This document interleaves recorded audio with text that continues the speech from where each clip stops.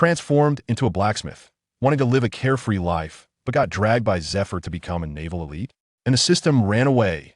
The blacksmith stood at the Navy recruitment office, dumbfounded. I came to register to open a blacksmith shop. The soldier stared wide-eyed. This is the elite training camp registration office. Well, I must have taken a wrong turn. Just as he was confused, a furious roar came from behind. What's all the noise?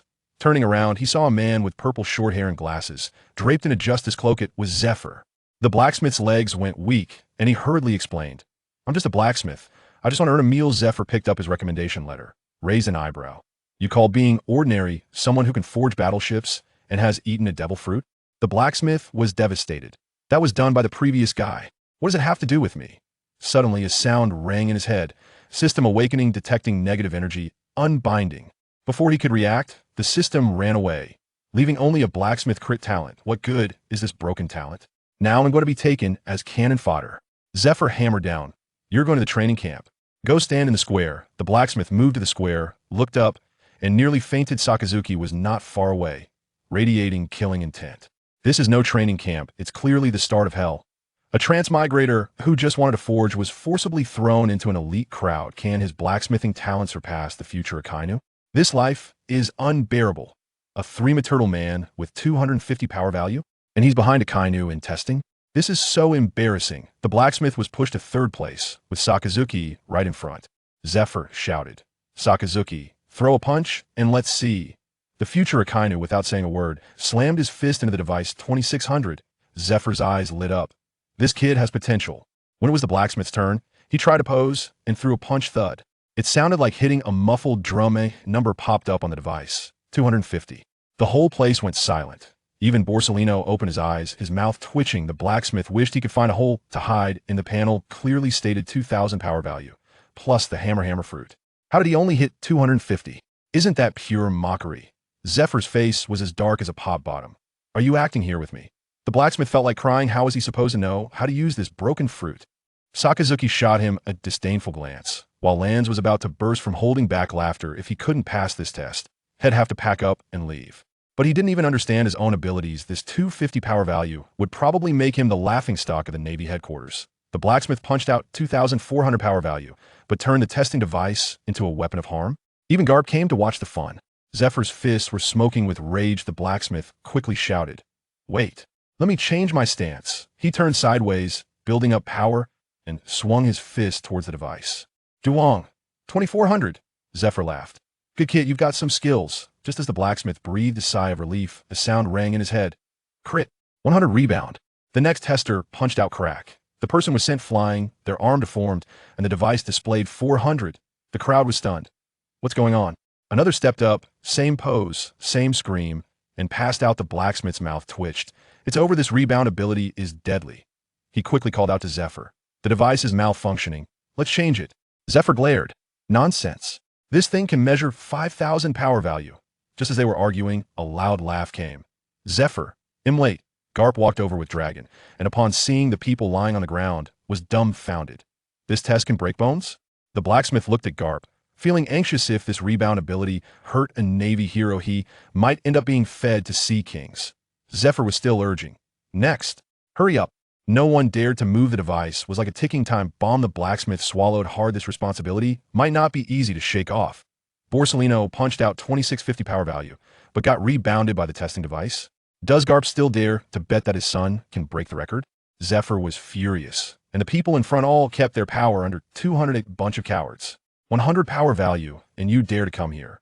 When it was Borsellino's turn, he was yawning. What a hassle. The moment his fist touched the device, crack. The person was sent flying, screams echoing through the square, with 2650 glaring on the device. The whole place fell silent. Zephyr's eyes nearly popped out. This is the future Kizaru. How could he be rebounded? Garp's mouth dropped open wide enough to fit a fist. Sakazuki's face was dark, and Dragon's eyes were wide in shock. Only the blacksmith kept his head down, feeling uneasy. This rebound ability is too fierce. Suddenly, Zephyr looked at Dragon. "Garp, let your son try." Garp slapped his thigh. "I bet. My son can break the record without a scratch. If he wins, the drinks are on you." Zephyr sneered. "If you lose, Dragon is mine to train as I please." Dragon turned pale. This isn't a bet. It's sending someone to their doom. The front Kizaru had already fallen now. He had to go up. The blacksmith watched with sweaty palms. This testing device is currently a killing machine. Garp must have lost his mind. Zephyr pointed at the device. Dragon, go! Dragon hesitated, his legs shaking as he moved forward. If he punched, would it be a record, or would he become victim number 5? It's uncertain. Zephyr punched out 4,000 power value, but the testing device shook his hand bones. All of this was the blacksmith's doing. Dragon was pushed up by Garp and punched 2610. Crack! He was sent flying, lying alongside Borsellino. Groaning Sakazuki couldn't bear it anymore, stepped up, and threw a punch. The same parabolic arc, the same scream, another addition to the groaning army. Zephyr and Garp were finally stunned, crowding around the device in shock. Zephyr threw a punch, and the fist shadow was barely visible. Whoa, 4,000 power value. But he himself was shaken back, his hand bones creaking. Blacksmith, you bastard. His roar nearly toppled Marineford in the marshal's office. The blacksmith was beaten black and blue. His clothes tattered. Lady Crane poked the testing device. If this rebound ability were used on a warship, Buddha tried half his strength. Wincing. 500 power value could shake my hand numb. Admiral Sengoku stared at the blacksmith. What exactly is your hammer fruit? The blacksmith, with a mournful face, replied, I don't know. It triggered a crit by itself. Garp laughed uncontrollably on the side. Zephyr, you finally have a day like this? Being tricked by a blacksmith. Zephyr's face was so dark it could drip ink, and his glare at the blacksmith could kill. If this rebound ability could be controlled, the Navy might become invincible. But now, Hammer just wants to know, will he be thrown to the sharks by Zephyr? The Navy's top brass collectively got tricked by the test instrument. Sengoku's 3,800 combat power value was knocked down to the ground, and Hammer was forced to forge iron. Marshal Kong slammed the table. Hammer, go to the logistics department and make 100 long swords. Hammer, who had just been beaten black and blue by Zephyr, was thrown directly into the armory. The workbench had only an anvil, a hammer, and a furnace, and the material was rough jade steel, even mold. Are you kidding me? On the other side, the marshal's office was locked. Marshal Kong took off his shirt. Kapu, can this thing really bounce back? Sengoku rolled up his sleeves and punched it. Ouch, damn. With a combat power value of 3,800, he directly squatted on the ground, hugging his arms. Kapu laughed so hard he was slapping the table. Not as good as Zephyr. Madame Crane's eyes lit up. If this ability is used on weapons, meanwhile, Hammer had already started the iron furnace. As a forging master in his past life, this kind of work was originally a piece of cake, but the hammer in his hand was as light as a toy, and the jade steel was rough and uncomfortable to hold. Standard long sword 60 to 75 centimeters, blade width 3 to 4 centimeters. He recalled the dimensions while pressing the heated steel blank against the anvil. Ding! Talent critical hit activated. A system prompt suddenly rang in his head. Hammer was taken aback. Could forging trigger a critical hit? Could it be that these 100 long swords would produce something unexpected? Zephyr outside was gnashing his teeth, while Marshal Kong was calculating weapon modifications. No one expected that this muscular man forced to forge iron would soon create a big commotion with the hammer in his hand. These 100 long swords were likely to become the Navy's most bizarre weapons. A blacksmith punching out long swords with sword energy? He even split the iron furnace in half. The Navy's top brass was collectively dumbfounded. Hammer's hammer broke, and he directly used his fist to forge iron duong. The system chimed. Critical hit. Hardness doubled. Bestowed with sword energy. He casually waved the sword, and a pale white sword light flew out clang. The iron furnace was directly split in half. Liskirk happened to witness this scene, his eyes widening. Are you a sword master? He turned and rushed to the office building, catching Sengoku and shouting. Zephyr is confused. Marshal Kong is confused. You let a sword master forge iron? Isn't that burying talent? Sengoku, Zephyr, and Madame Crane were all dumbfounded. A sword master? That blacksmith who got beaten black and blue. Zephyr's face turned green. If he's a sword master, I beat him so hard yesterday. Hammer was still lying on the ground, pretending to be dead, internally wailing. It's over. I split the iron furnace. Now I'm going to be thrown into the prison. He had no idea that he had already been crowned with the title of Sword Master. Liskirk was still excited. That sword energy is more powerful than many colonels. Sengoku stroked his chin. Could it be that this kid was hiding his talents? Zephyr's fists were cracking. If I find out you lied to me, was this sword imbued with sword energy an accident or real strength? Hammer wouldn't be able to clear his name even if he jumped into the sea. A long sword forged by a blacksmith that carries sword energy. Liskirk swung it and shattered stone blocks, making Sengoku's eyes widen. Sengoku rushed to the armory, pointing at Hammer and shouting, Are you a sword master? Hammer, holding the long sword, still half asleep, was completely confused. What? Sword master? Liskirk panicked. I saw you unleash a flying slash. Hammer quickly handed the long sword to Liskirk. You'll know if you try. Liskirk swung it blankly. A pale, white slash flew out, splitting every stone block in its path in half. Damn, what's going on? Sengoku instantly realized. It's your devil fruit ability.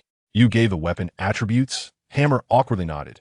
I bestowed it with the ability of sword energy, so swinging the sword creates sword energy. Liskirk's mouth dropped open, while Zephyr's face darkened like a pot bottom. This isn't a sword master. This is a divine blacksmith capable of creating automatic slashing swords. Sengoku and Madame Crane's eyes lit up, as if they had found treasure. Zephyr was about to explode with anger. So I beat him for nothing yesterday? This kid is a national treasure-level blacksmith. Hammer shrank his neck, feeling anxious. Now it's hard to just forge iron in peace if this long sword that carries sword energy is mass-produced. The Navy might need one slashing weapon per person. Hammer could no longer hide. The Navy's top brass fighting over a blacksmith? Akainu, Soru, and Dragon lying in the hospital still received his fruit basket. In the marshal's office, Zephyr slammed the table and shouted, "Hammer is from my training camp." Sengoku sneered. Letting him forge weapons can enhance the entire Navy's combat power. Marshal Kong waved that sword energy long sword, his eyes shining. I think Sengoku is right. In the end, it was Madame Crane who made the decision. Daytime for training, nighttime for forging, weapons belonged to the Navy, with rewards. Zephyr was so angry his teeth were grinding, but he didn't forget to add, make sure not to tell Kapu. That bastard will definitely come to steal him. On the other side, Hammer rushed into the hospital with a fruit basket. In the ward, Akainu, Borsellino, and Dragon were lying side by side, their right hands in casts. When they saw Hammer come in, their expressions instantly changed. Borsellino sarcastically said while munching on a banana, "Hammer-san, your ability is so exaggerated. Poor little arm dragon, on the other hand, was calm. It's fine, devil fruits are like this, you didn't mean to." Akainu stared at him and asked, "Can you control your ability? Or is it random?" Hammer scratched his head. "It's random. I don't know what attributes it will bestow." This answer made Akainu frown, and Borsellino almost choked, so they ended up in the hospital because of a random ability. Hammer put down the fruit basket, feeling anxious. These three will all be big shots in the future. I need to curry favor. No one expected that this blacksmith who could forge magical weapons had already become a hot commodity among the Navy's top brass, being tortured by Zephyr during the day, burying himself in forging iron at night, and having to appease the future three big shots. Hammer's life was even more thrilling than before crossing over. Kapu snatched a sword and split the hospital wall. The Navy's marshal and admirals chased him down. Kapu, covered in wounds, burst into the ward, still clutching a long sword. Dragon. Quick look. This sword can unleash slashes. With one swing clang, the hospital wall was directly split open, with debris flying everywhere. In the next second, Marshal Kong crashed through the window, pressing down on Kapu. "Bastard. Give me back my sword." Sengoku followed closely behind, and the two big shots started beating the Navy hero without caring about the four dumbfounded onlookers. Hammer's mouth twitched. "That sword was made by me." Borsellino's eyes widened. "Hammer-san, that sword was also made by you?" Hammer nodded. "Anyone can unleash slashes with it. No swordsmanship required." Akainu's eyes widened, and Dragon gasped. If this could be mass-produced, wouldn't the Navy become invincible? Unfortunately, Hammer poured cold water on them. It took a whole day to make one. What do you think the probability is? Akainu instantly wilted the next day at the training camp. Zephyr roared, "Run. Run until you can't move anymore." Surprisingly, the three who were still in the hospital yesterday, Sakasaki and the others, returned to the team. While running, Hammer suddenly felt darkness before his eyes, and when he woke up, he saw Dorag handing him a cup of water. He gulped it down. It was so salty that he grimaced. This wasn't water. It was salt water. Zephyr shouted from the high platform, "You collapsed after just this little distance? What kind of a lead are you?" They still had to run for another hour. Hammer looked at Sakasaki and the others as if nothing had happened and inwardly wailed. "This isn't a training camp. This is hell. Salt water, damn. They even put so much salt in it. It's too much." Zephyr heard his voice, and his fierce gaze immediately swept over Hammer, quickly fell silent, frightened. This scene made Dorag burst into laughter. Then Zephyr turned and left to prepare the mysterious props they would use in the afternoon. "Hammer, I suddenly have an idea." Borsellino suddenly moved his sore legs over to Hammer, looking all mysterious. "Borsellino, what's on your mind?" Two people instantly hit it off and started chatting. "Hammer, if you could give items special abilities. Would you like to try and see if you can give our shoes the ability to take off automatically?" Hammer, "Wow, I found out that you seem to be a genius among the old six." The Hammer let out a low roar. In the next second, the Hammer took off his two Navy boots and slammed his right fist down. Boom! With a sound, no critical hit was triggered. Again, boom! And so it went, one sound after another. Looking at the deformed boots, Borsalino's mouth twitched. The surrounding people also noticed the hammer's unusual behavior and turned to look. Only Sakazuki and Dracula Mihawk seemed to have thought of something, their attention intensely focused on the hammer. Boom! Ding! A critical hit was triggered, granting the Navy's standard boots the attribute of swift movement, increasing movement speed by 50% and reducing self-weight by 30%. The effect lasts for one day. It worked. The hammer shouted after who knows how many strikes, the joy in his heart making him laugh out loud. Although it was just a temporary item, it was enough to handle the current situation. Under the astonished gazes of everyone, the hammer put on the boots. Feeling the almost non-existent weight, the hammer felt very comfortable. Borsalino's eyes lit up, just about to ask, when he saw Admiral Zephyr returning with a huge box. Rested up? Then let's keep running. The cries of despair from the crowd rang out again. Under Zephyr's intimidation, they could only start moving their legs once more. Seeing the elite soldiers looking dispirited, Zephyr revealed a sinister smile. In the next second, he opened the box and took out a giant burger. The hammer stared in disbelief, almost dropping his jaw. That was a Gatling gun that shoots blue fire. Can't run, huh? Let me give you a little boost. Watch my Gatling gun with blue flames. Tot. Under Zephyr's wild laughter, the Gatling gun began to fire. Countless bullets flew towards the soldiers, enhanced by blue flames. Ouch! Damn it, rubber bullets hurt too. Oh, stop shooting. Stop shooting, Teacher Zephyr.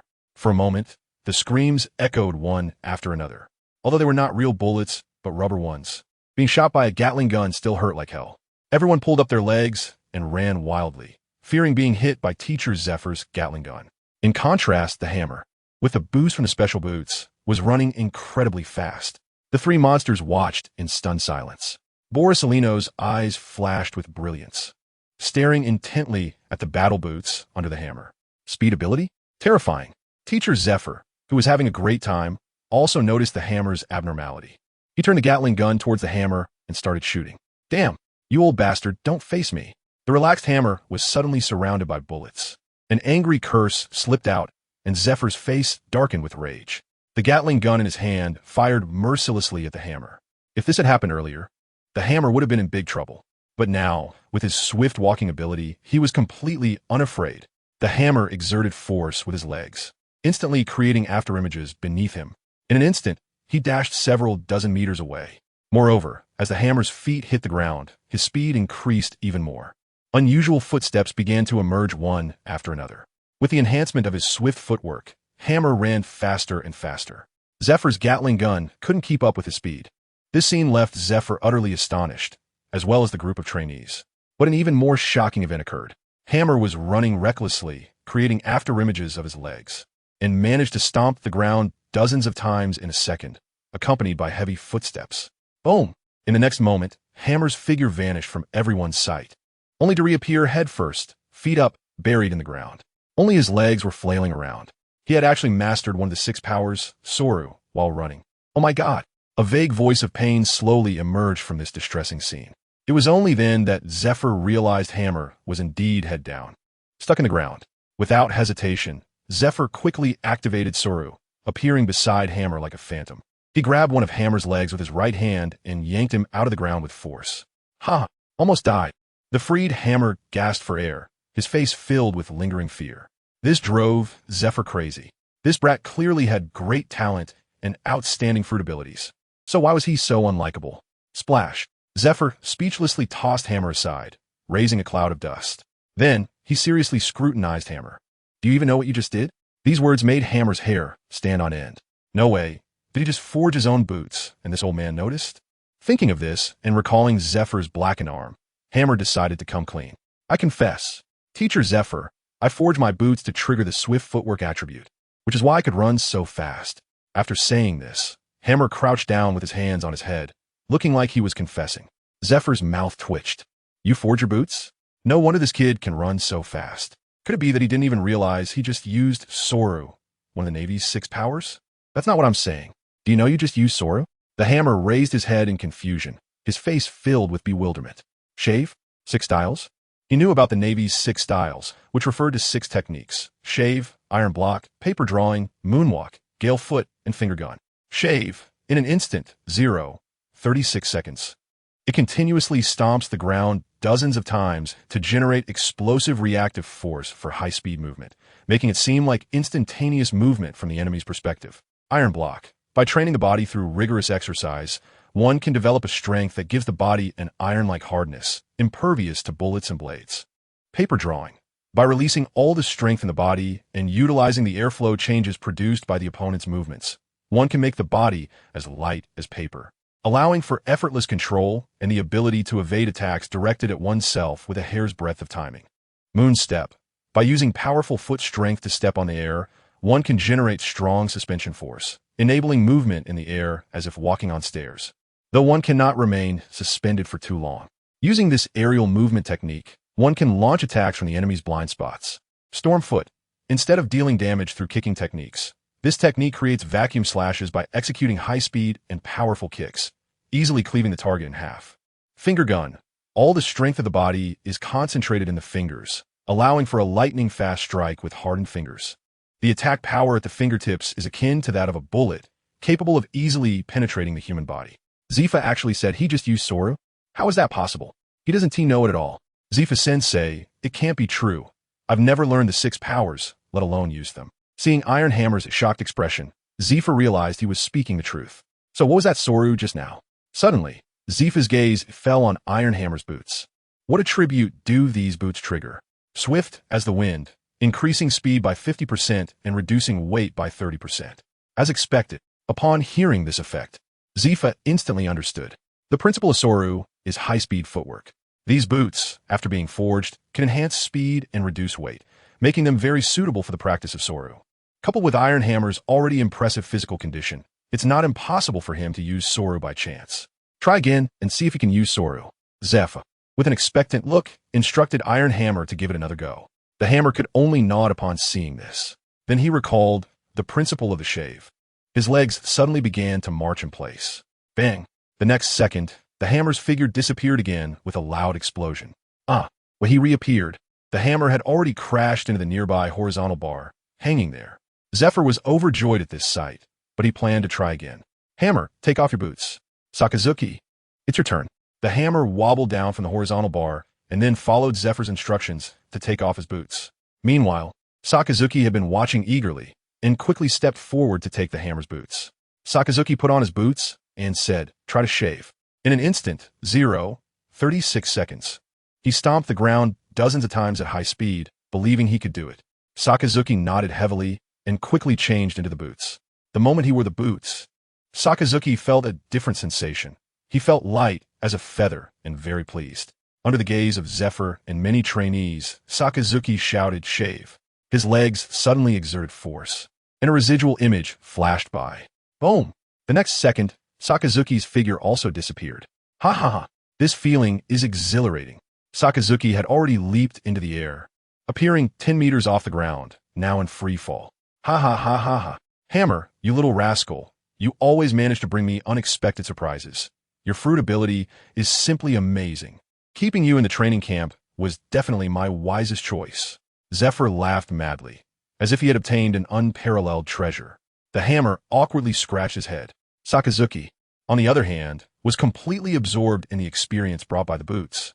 Dust instantly rose in the playground as Sakazuki was dashing around with his boots. Deep down, this idea was clearly mine. Hammer, you have to forge me a pair of boots like that too. Borsalino looked at the running Sakazuki with envy and quickly walked over to the hammer. Little did he know, Zephyr overheard this conversation. Right? Borsalino is right. Hammer, forge me a pair right now, just like Sakazuki's. The hammer felt frustrated. It was asking him to land a critical hit right on the spot. He had just spent nearly an hour hammering those shoes, and who knew how long it would take for these boots. I know, Teacher Zephyr, but I don't know how long it will take to finish. Please don't rush me. Don't worry, just focus on your hammering. Zephyr seemed very pleased and directly told the hammer to start immediately. As for the others, sorry, keep running. Just like that, as the sound of the hammering echoed. The running began again. At the same time, there were the familiar roaring of the Gatling gun and Zephyr's angry shouts. Thank you to all the readers for your support. Duong, rat-a-tat-tat-tat-tat. Duong, rat-a-tat-tat-tat-tat. On the training ground of the Navy Elite Training Camp, the rhythmic hammering and the clattering of the Gatling gun sounded quite pleasant. It was also accompanied by loud shouts of anger and the wails of many trainees. Sakazuki had rejoined the ranks, and the boots that could increase speed were now beside Zephyr. After an unknown amount of time, the hammer finally heard that familiar notification sound. Ding! Critical hit triggered, granting the Navy's standard long boots gravity attribute. Wearing them can increase weight by 1,000 pounds. Hammer. The confused hammer looked at the boots he had forged, feeling a bit dazed for a moment. Something was off. Why weren't they fast and agile? Instead, they seemed to have increased in weight.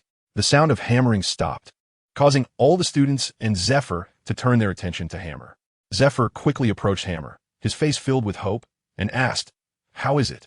"Hammer, is it forged well?" Hammer nodded blankly. "Teacher Zephyr, the forging is done, but poor Salino, you were the one jumping the most just now." "Cool me. Try on Hammer's freshly made boots." Before Hammer could finish speaking, Zephyr had already called poor Salino over to try on the boots. Poor Salino, grinning, picked up the boots and put them on his feet. However, the next second, his smile froze. He looked at Hammer with disbelief. The hammer could only respond with a bitter smile. "What are you doing? Run. Can't you move in such light boots? Or do you need me to give you a burst?" Salino's face was filled with bitterness. Just as he was about to explain, he saw Zephyr's Gatling gun already raised. "Still not running? Fine." Rat-a-tat-tat-tat-tat. Salino really went crazy this time, using all his strength to move his legs. He felt as if he was carrying 1,000 pounds with each step. Every movement was extremely heavy, but the bullets from a Gatling gun were closing in on him, and he could only grit his teeth and run. But it was just too heavy. Ouch. Stop. Teacher Zephyr, these boots have a problem. Ouch. In the end, Salino was caught by the bullets, and a series of rubber bullets instantly turned him into a jumping jack. Seeing this, Salino could only crouch down, trying to fend off the bullet attacks while taking off his shoes. After several seconds of struggle, he finally managed to take off the boots. In an instant, he leaped up like a bird freed from its cage, dodging the sweep of the Gatling gun. This scene left everyone stunned. Salino was gasping for breath, looking utterly disheveled. "What are you doing, Salino?" Zephyr shouted angrily, and the hammer immediately stepped in to explain. "Teacher Zephyr, it's not his fault. The boots I forged this time have the attribute of increasing weight by 1,000 pounds, not making him swift." "Zephyr, wait. You mean you can assign different attributes to the same type of item?" Zephyr seemed to have had his entire worldview shattered. The hammer nodded blankly, and then pointed at the boots that poor Salino had thrown aside. Although they were the same type of item, the attributes granted were random, and I couldn't guarantee what they would be. Zephyr was even angrier. The next moment, the Gatling gun spewing blue flames was aimed at the hammer and began firing. "What are you still doing here? Get out and start running," he shouted. "All of you start running." Zephyr turned his anger into bullets, and the Gatling gun mercilessly swept across. What was supposed to be a good running training had completely turned into an outlet for Zephyr's frustration. Later that evening, in the recruits' dormitory, "Hammer-san, you really got me into trouble," poor Salino said, his face bruised and battered. "You have no idea, after putting on those boots, I felt like I couldn't move at all." The two unfortunate kids were the focus of Zephyr's attention, with half of the Gatling gun's bullets aimed at them. Now, they were helping each other apply medicine. Meanwhile, Sakazuki was full of excitement.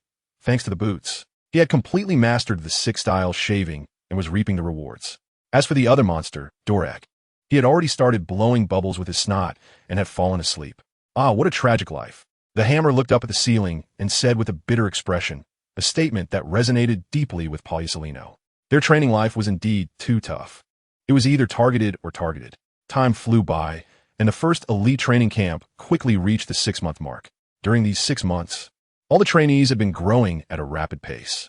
Among them, Sakazuki, Salino, and Dorag stood out the most. Their power levels had all jumped above 4,000, reaching the graduation standard. Meanwhile, our hammer, poor as he was, barely managed to reach 3,000 with his fruit abilities. This left Zephyr fuming. "Are you really planning to graduate early?" The hammer looked confused at the 3 people in front of him. Sakazuki nodded heavily. Borisolino and Drackle Myhawk shrugged helplessly. "I can understand that Sakazuki wants to go to the front lines to kill pirates. But why are you two graduating early?" Upon hearing this, Drackle Myhawk became even more helpless. "My old man is back, and he insists on taking me out to sea to hunt down the Roger pirates." Borisolino's lewd expression revealed a cunning smile. "As for me, it's because of this." As his words fell, a golden light shone from Borisolino's fingertips, blindingly bright, causing the 3 to quickly cover their eyes. The hammer saw this flash of golden light and exclaimed, the devil fruit, nature type, the glint fruit. Borsalino was completely surprised that the hammer recognized it so well. Yes, I found it by the cliff while I was sneaking out yesterday. I realized this fruit is perfect for me. With it, I can save so much time on my travels. The hammer's linen belt was secured. I didn't expect that the fruit of the yellow monkey would be consumed in such a scenario.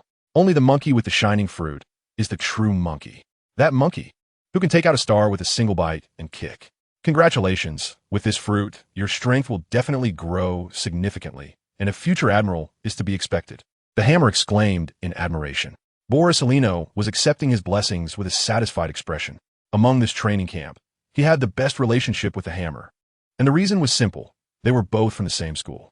With this fruit paired with your appearance, I can call you Yellow Ape, and you should be fine with it. Borsalino. Yellow Ape? It's settled then. If you become an admiral, you will be Admiral Yellow Ape. Yellow Monkey Borsalino. Ha ha ha ha ha. The words of the hammer made both Dorag and Sakazuki burst into laughter. Only Borsalino's face was filled with reluctance. Thank you to all the readers for your support. In the Admiral's office, Zephyr looked at his old partner Sengoku with a worried expression. Sengoku, do you really agree to let those 3 bastards graduate early? He initially disagreed with the early graduation applications submitted by Sakazuki, Dorag, and Borsalino. However, the next moment, he was called over by Sengoku. Zephyr, I know you think they are not ready yet, but you also know how short-handed we are right now. The strength of these 3 is more than enough to serve as commanders, especially Borsalino, who has eaten the light fruit. You could say he has already stepped into the ranks of admirals. Sengoku's words only made Zephyr angrier. Damn devil fruits, they're not as reliable as 2 fists. As an elder powerhouse, Zephyr, along with Garp and Steelbone, supported physical combat and looked down on devil fruits. Seeing Zephyr's disdainful expression, Sengoku sighed.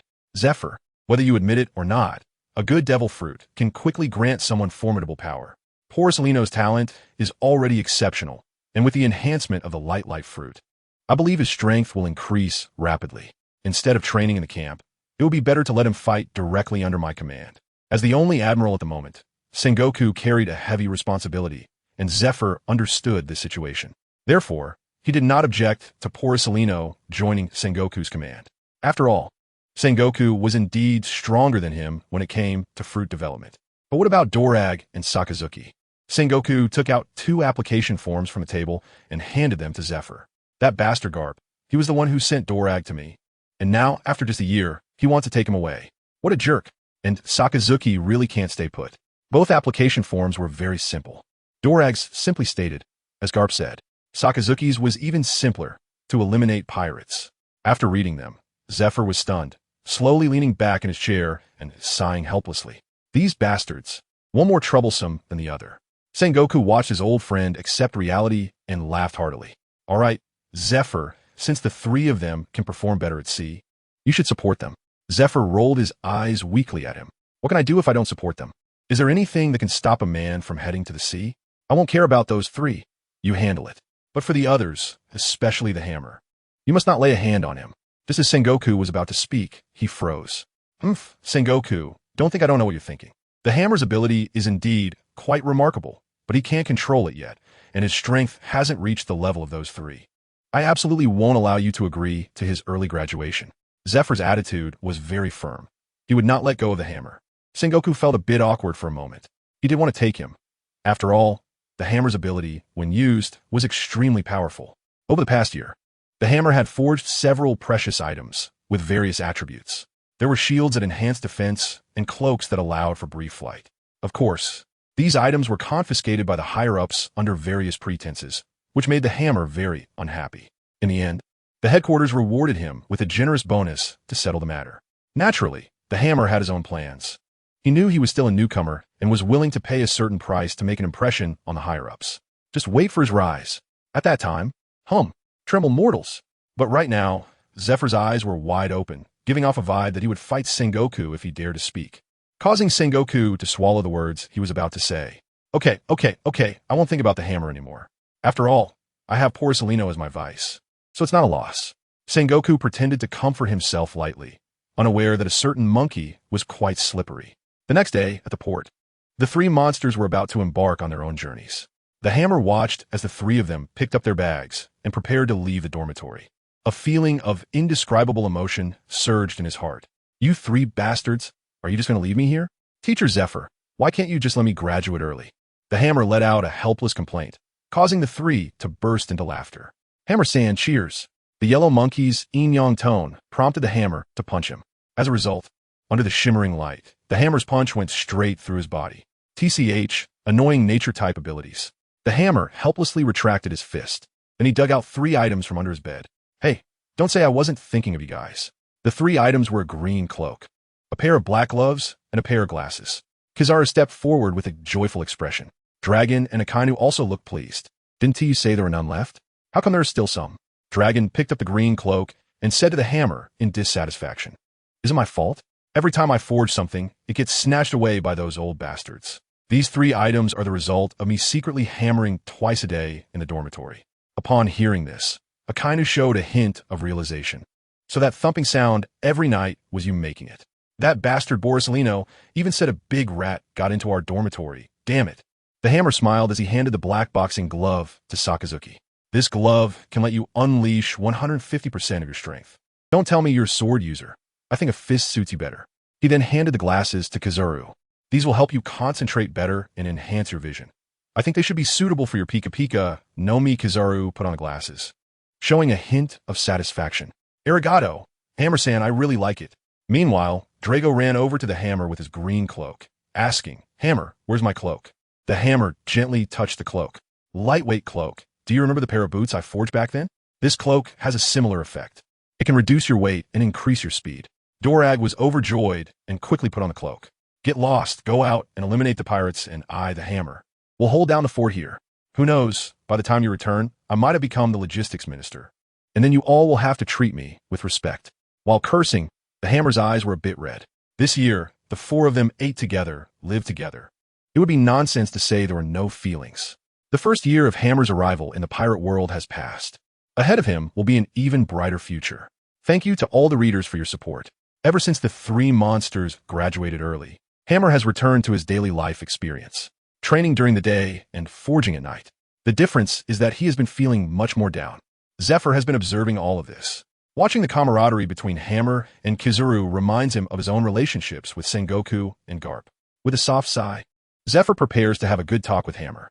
In the office, Zephyr sits in his chair smoking, looking at Hammer who stands tall in front of him, and a hint of affirmation appears in his eyes. Hammer, you're about to graduate.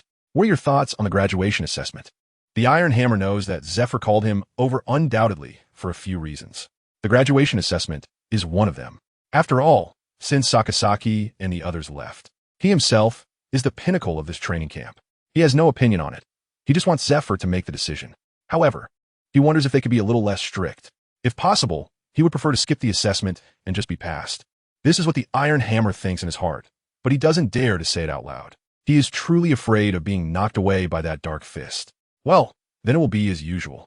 Capturing pirates with a total bounty of 50 million will be considered passing. The hammer nodded, feeling pleased. After all, 50 million was quite easy. Unfortunately, the next second, he realized he was mistaken. As for you, being a little monster, your target is set at 100 million bounty, and that is final. Snap! Zephyr satisfactorily closed the notebook. The hammer was stuck in place, and the next second, a righteous speech emerged. No, Teacher Zephyr, our Navy emphasizes equality for all. I can't have special treatment. As a model for our generation, although I'm not as good as Sakazuki and the others, my resolve is definitely not a problem. If this gets out, how will others view me? So I'll take 50 million too. The cigar in Zephyr's hand fell, and the corner of his mouth couldn't stop twitching. His right hand, holding the cigar, began to slowly turn black. The hammer made a decisive move, having already mastered all 6 ultimate techniques, and with a quick shave, he disappeared from his spot. Accompanied by the sound of crash, he broke through the window. Damn little brat, Zephyr cursed, but then he chuckled. It seemed his worries were unnecessary. The hammer was still the same hammer, infuriating yet unyielding. After running out of the office building, the hammer greeted the soldiers at the armory and headed to his workshop. This workshop was specially requested by Teacher Zephyr for him, where he could forge to his heart's content. Of course, only at night. Graduation assessments? What a pain. If possible, I really don't want to go to sea.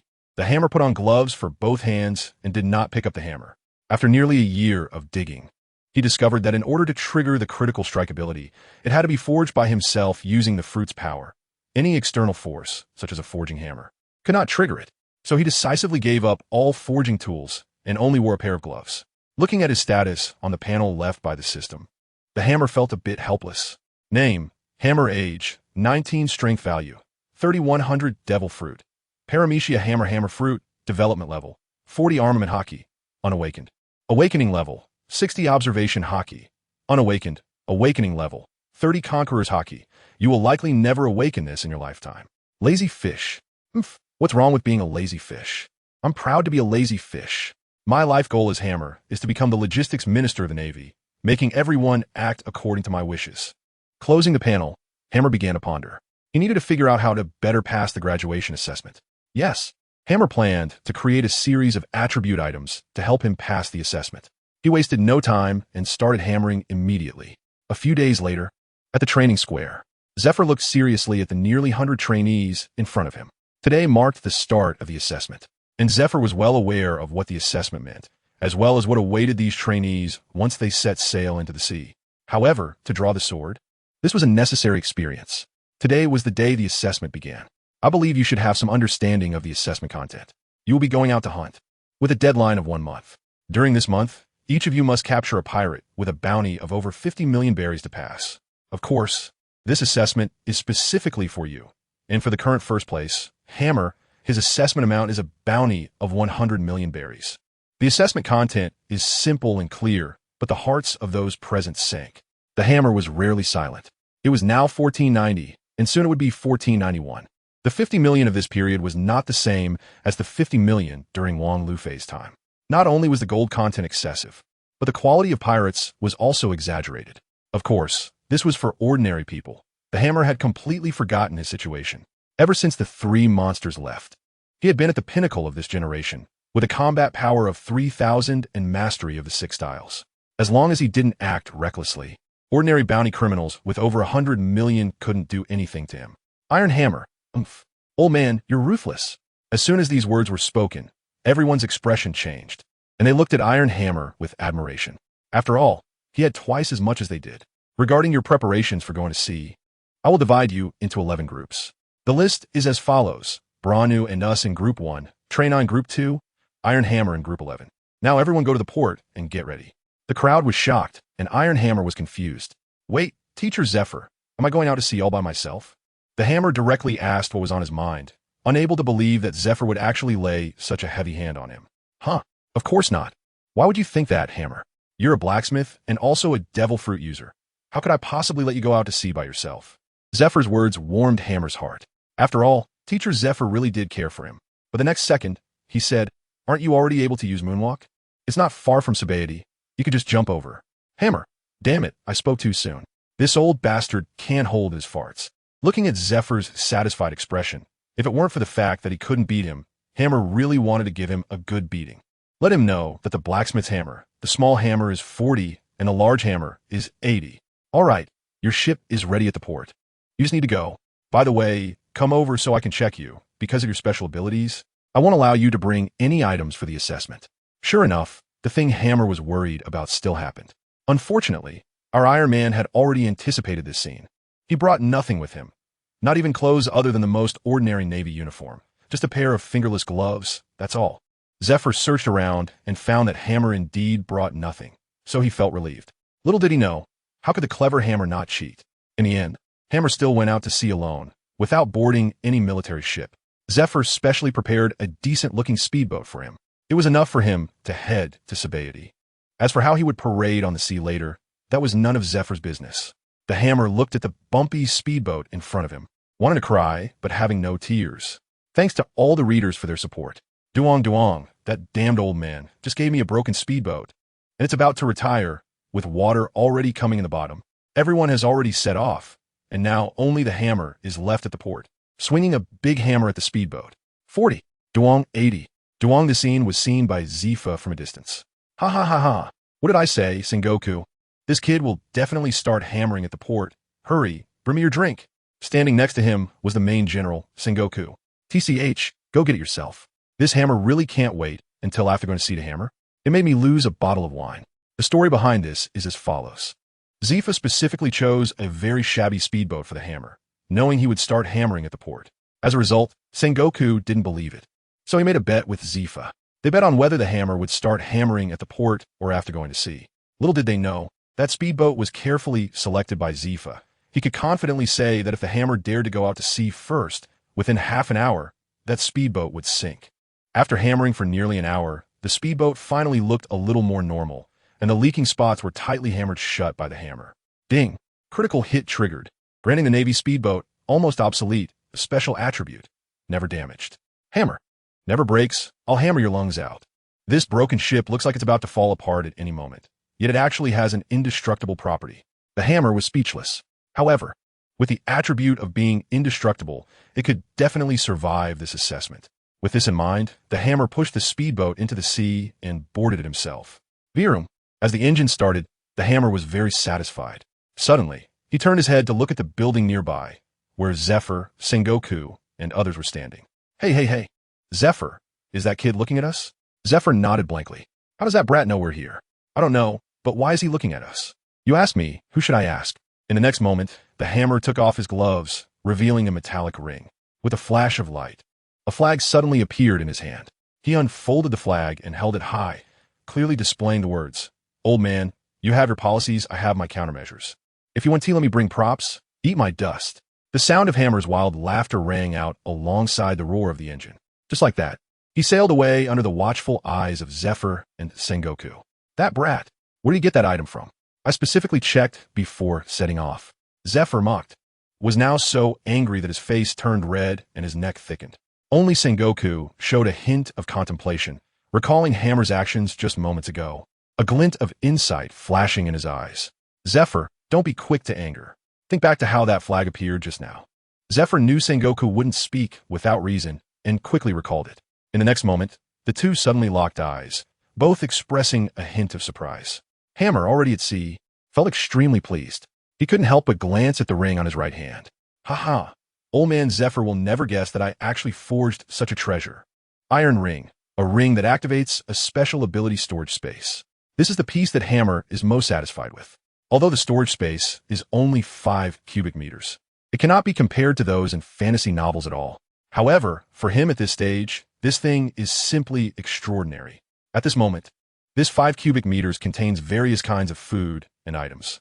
These items come in all shapes and sizes, and there is everything, all crafted by Hammer. The hammer can be said to have played a trick on Zephyr right under his nose, taking away all his belongings. This made him extremely happy. The destination of the hammer is Chambord. As a former Navy of Chambord, he is somewhat familiar with it. Moreover, Chambord is a necessary route for pirates to enter the New World. The hammer planned to wait for a hare by the tree stump. The Chambodi Islands are made up of many large trees, with the ground being the tree roots, which produce bubbles. The areas of the Chambodi Islands are clearly defined, based on the numbers on the trees. Numbers 1 to 29, mainly human trafficking shops, human auctions, and illegal zones. Numbers 30 to 39, mainly soap bubble parks, etc. Numbers 40 to 49, mainly tourist areas, specialty shops, etc. Numbers 50 to 59, mainly shipyards and coating craftsmen, etc. Numbers 60 to 69, mainly naval bases and government entrances, etc. Numbers 70 to 79, mainly hotel streets, etc. After half a day's journey, the hammer finally arrived at the naval base located at number 66. Damn you, Phil. I'm back. As soon as he entered the naval base, the hammer's gong-like voice began to shout. A group of sailors turned to look, and when they saw the familiar blacksmith, they all happily ran towards him. The hammer, you're back. Did the training at headquarters finish? How's your strength? A series of questions left the hammer dazed. At this moment, Base Commander Major General Phil Jackson also approached the hammer and gave him a big hug. General Phil, long time no see. Huh? Just as the hammer wanted to express his feelings, he was suddenly picked up by Major General Phil Jackson and thrown towards the sea. Damn, moonwalk. As he was about to fall into the water, the hammer quickly performed a moonwalk and floated in the air. Good boy, you're using the 6 styles quite well. General, what are you doing? I just came home. Aren't you going to welcome me? Major General Phil Jackson looked very satisfied, and seeing the hammer's displeased face, he smiled and scolded. Do you really think I don't know anything? Admiral Zephyr has already called and told me not to let you land on Chambodi. He asked me to tell you that if you want to wait for a hare, there's no way. Upon hearing this, the hammer's face darkened. Damn old bastard. He actually predicted my movements, hell. Can't I even come for a supply? Major General Phil Jackson shook his head and regretfully announced, "No, you are not allowed to set foot on the Shambodi Islands. Otherwise your assessment will be considered a failure." This is Admiral Zephyr's exact words. The Iron Hammer gritted his teeth in frustration and had no choice but to board his speedboat again. "Phil, I know your snail phone is still on. You old bastard. You're ruthless. The Iron Hammer, will remember this, hum." After dropping his harsh words, the Iron Hammer continued to sail away. Meanwhile, in the arms of Major General Phil Jackson, a ringing snail phone emitted a hearty laugh. "Major Phil, you did well. That bastard, I knew he wanted to slack off." Ha ha ha. Shambodi was indeed the endpoint for the first half of the pirates, where pirates gathered, and the Iron Hammer would definitely choose that as his hunting ground. Major General Phil Jackson helplessly took out the snail phone. "General, is it really okay to do this?" What's wrong with that?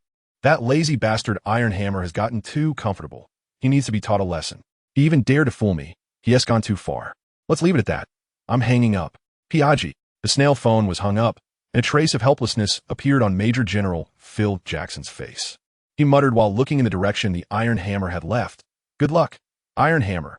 Despite being angry, the Iron Hammer felt quite helpless as he left Shambodi. His plan to wait for an opportunity had been disrupted, so he could only seek another place to take his assessment. Ultimately, he set his sights on the North Sea. Among the four seas, East, West, South, and North, the North Sea was the most chaotic. It lacked the peace of the East Sea, the wealth of the West Sea, and the stability of the South Sea. What it had was only the violent clashes among the mafia and the intertwined underground networks. There were wars raging between various kingdoms and the rampant activities of countless pirates. Although it was chaotic for the Iron Hammer, this was a good place to complete his assessment. Having chosen his destination, the Iron Hammer revved up his engine and sped towards the North Sea. After several days, he finally sailed from the Grand Line into the North Sea. This journey had exhausted him. The terrible weather of the Grand Line had taken a toll on him. This made the Iron Hammer resolve that he would never go to sea again. It was too torturous. Although he had plenty of food in his ring, the monotony of sailing was unbearable. All he did was sail. The hammer is about to rust. Finally arriving at the North Sea, he immediately found an island and went ashore. This island is called Puladai Island. It is a free island. The island is home to merchants, mafia, and pirates, all of whom can be found here. The moment the hammer came ashore, it was targeted by someone. The reason is simple. It was wearing a Navy sailor uniform. No wonder this is a chaotic country. It seems I arrived at a very inopportune time. Tai Chue smiled faintly as he looked at the group of pirates approaching him. Why were they pirates? Because they all had a skull emblem on their clothes. "Navy, this island doesn't welcome you." The leader of the pirates came up with harsh words, holding a large sword gleaming in his hand. The hammer remained calm, took out a cigarette from his pocket and lit it, then asked a question that left the pirates dumbfounded. "Do you have a bounty?" The pirate leader replied. "What? A bounty? If I kill you, I'll have one. You're just the first stepping stone for us to set sail." The pirate leader felt insulted and swung his knife fiercely at the hammer's head. Clang crack. The iron block was activated, and the pirate's sword was shattered into pieces, leaving only the hilt. The hammer helplessly brushed his hair. Sorry. I'm not interested in lowly fish without a bounty. And looking at you, you don't even have a flag, yet you call yourself a pirate?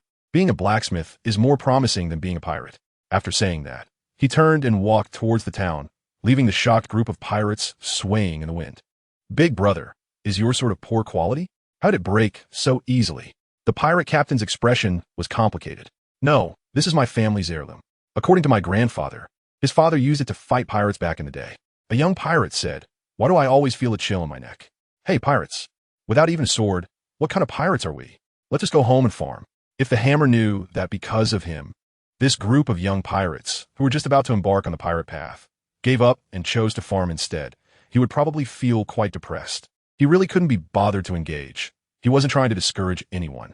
Passing by a clothing store, the hammer glanced at the Navy sailor uniform he was wearing and couldn't help but spit.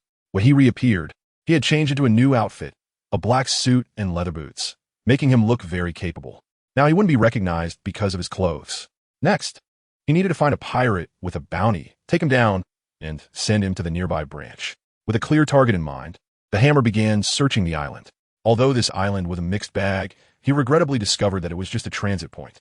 The pirates coming here were all looking for supplies, and the ones sent here were all small fry. There were no big fish at all. With no results from his search, the hammer could only leave again by boat, heading to the next small island. Just as he boarded the speedboat, A massive pirate ship docked at the port. A pirate flag, featuring a large knife surrounding a skull, caught the Hammer's attention. The Giant Blade Pirates? A group of pirates that had roamed the North Sea for many years, with a captain, Giant Blade Olido, having a bounty of 30 million berries, and a vice-captain, Tongue-Licking Monsi, with a bounty of 12 million berries. Oh, a big fish has appeared. The Hammer extinguished the engine and looked with interest at the Giant Blade pirate crew. Their pirate ship was covered in scars, looking as if it had endured a fierce attack, with one large hole after another on the deck, as if something had burned through it. Damn Navy mad dogs. They actually chased us all the way here. If it weren't for the storm, we would have been finished. Captain Giant Blade Olido was extremely angry, and the other pirates around him nodded, their faces showing a hint of fear, as if they had encountered something terrifying. Quickly replenish food and water, and the rest hurry to repair the hull. We need to move fast. If he catches up with us, we're done for. As an old pirate, Olido was still quite clever, but the next moment, a 3-meter-tall, muscular youth appeared at the bow of his ship. Sorry, pirates, but your pirate career is about to end.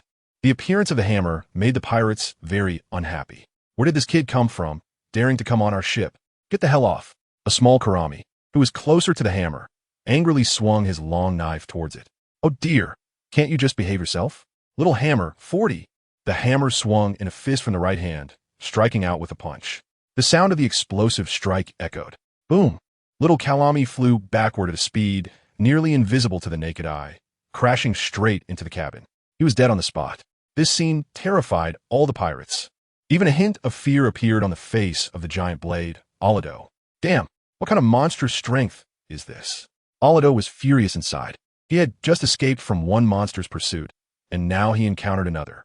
He never expected that the person before him was a devil fruit user, of course. Even if the Hammer didn't use his fruit ability, he was not someone Olido could deal with. Are you a bounty hunter? I have money on my ship. A full 50 million berries. I can give it all to you. How about letting us go? Olido was still making a last-ditch effort. Of course not. What is that? Just as the Hammer was about to cruelly refuse, a glimmer of red light suddenly appeared in the distance. What the hell?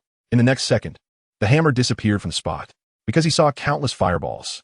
After the Hammer disappeared, Olijuo was just about to breathe a sigh of relief when he saw fireballs falling from the sky towards them. Damn! Before he could finish his sentence, the entire pirate ship was engulfed in fireballs. Which bastard? Stealing my assessment target. The Hammer was furious and looked towards the direction of the incoming fireball. To his surprise, he actually saw a familiar face. It was none other than Sakazuki, the future Red Dog, one of the 3 major monsters of the Navy who had graduated early. With the destruction of the Giant Blade Pirates, no pirate was left alive. The warship led by Sakazuki slowly sailed into the port. The Hammer stood at the port, watching Sakazuki at the bow of the ship. Damn Sakazuki, he's my prey. The Hammer shouted. 80. With a fierce roar, he charged forward, and in the next moment, the Hammer had raised his fists, appearing right in front of Sakazuki. In Sakazuki's smile, the Hammer twisted his body, and in an instant he was horizontal, both fists landing on Sakazuki's waist. Boom! A violent impact sound echoed, and Sakazuki's body instantly transformed into scattered molten lava. Oh no, it's so hot. Feeling the deadly temperature from his fists and seeing Sakazuki's state, the Hammer realized that Sakazuki had officially moved towards the direction of Red Dog. Thank you for your support. Dear readers, Sakazuki-san, I won't ignore you. The Hammer retracted its fists and looked at the scattered lava with a playful smile. The bow of the ship, which was perfectly fine, had now become pockmarked due to the Hammer's antics. As the lava reformed, Sakazuki showed a very helpless expression. Hammer, you really put on a grand show as soon as you arrived. Look at my warship. The Hammer doesn't care about this, shrugging its shoulders with a rogue-like demeanor. How can you still say that? It's because of you that I lost the evaluation target I had. Sakazaki was taken aback for a moment upon hearing this. Evaluation? Target? But the clever him quickly realized. Has the training camp already started the evaluations? It seems that your mission is to go out to sea and eliminate pirates.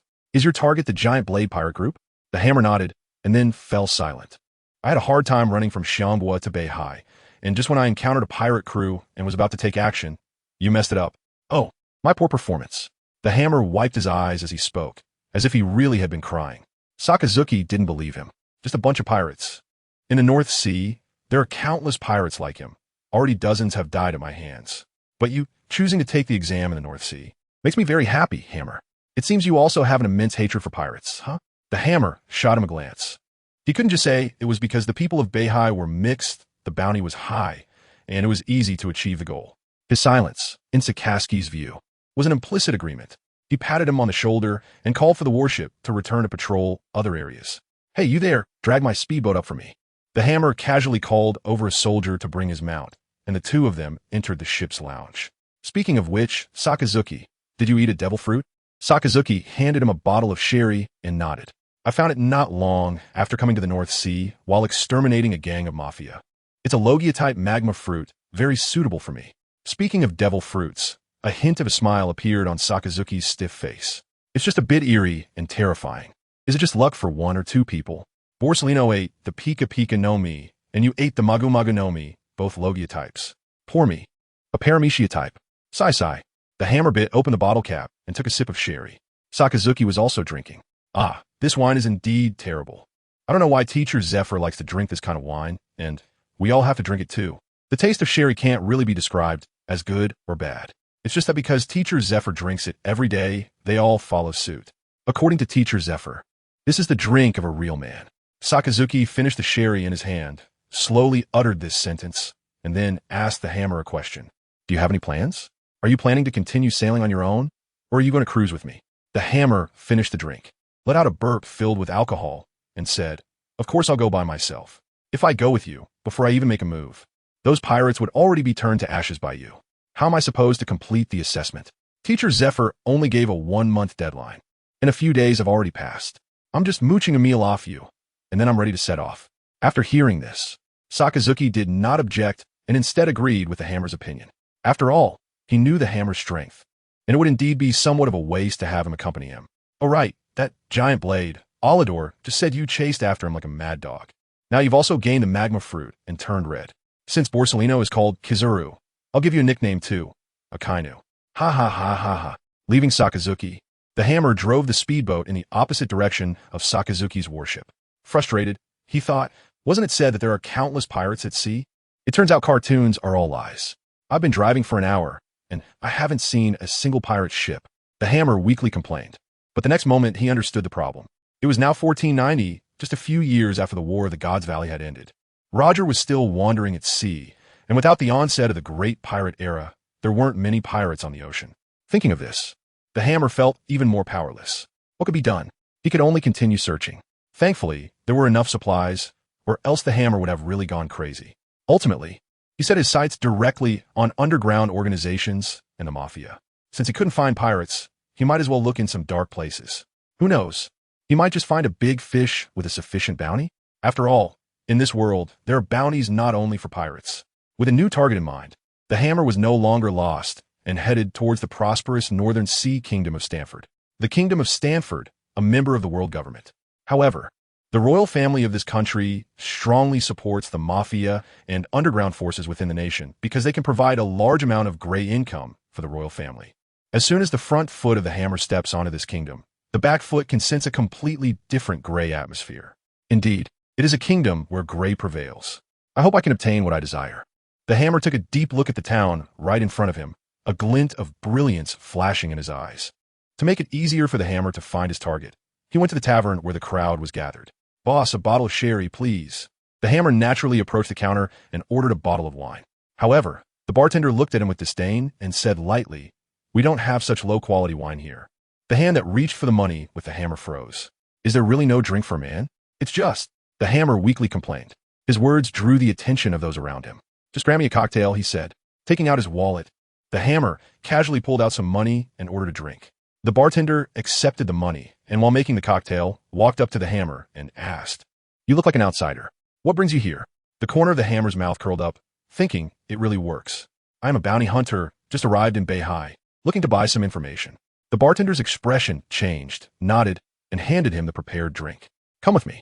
The hammer picked up a cocktail, took a faint sip, and then followed the bartender to the back room. Unlike the lively front room, the back room was very dim. A middle-aged man dressed in black was looking at the hammer. "What kind of information do you want?" "A bounty criminal with a higher reward." "How high is considered high?" "Well, starting at 50 million. The middle-aged man nodded, then turned and left. When he returned, he had a stack of papers in hand.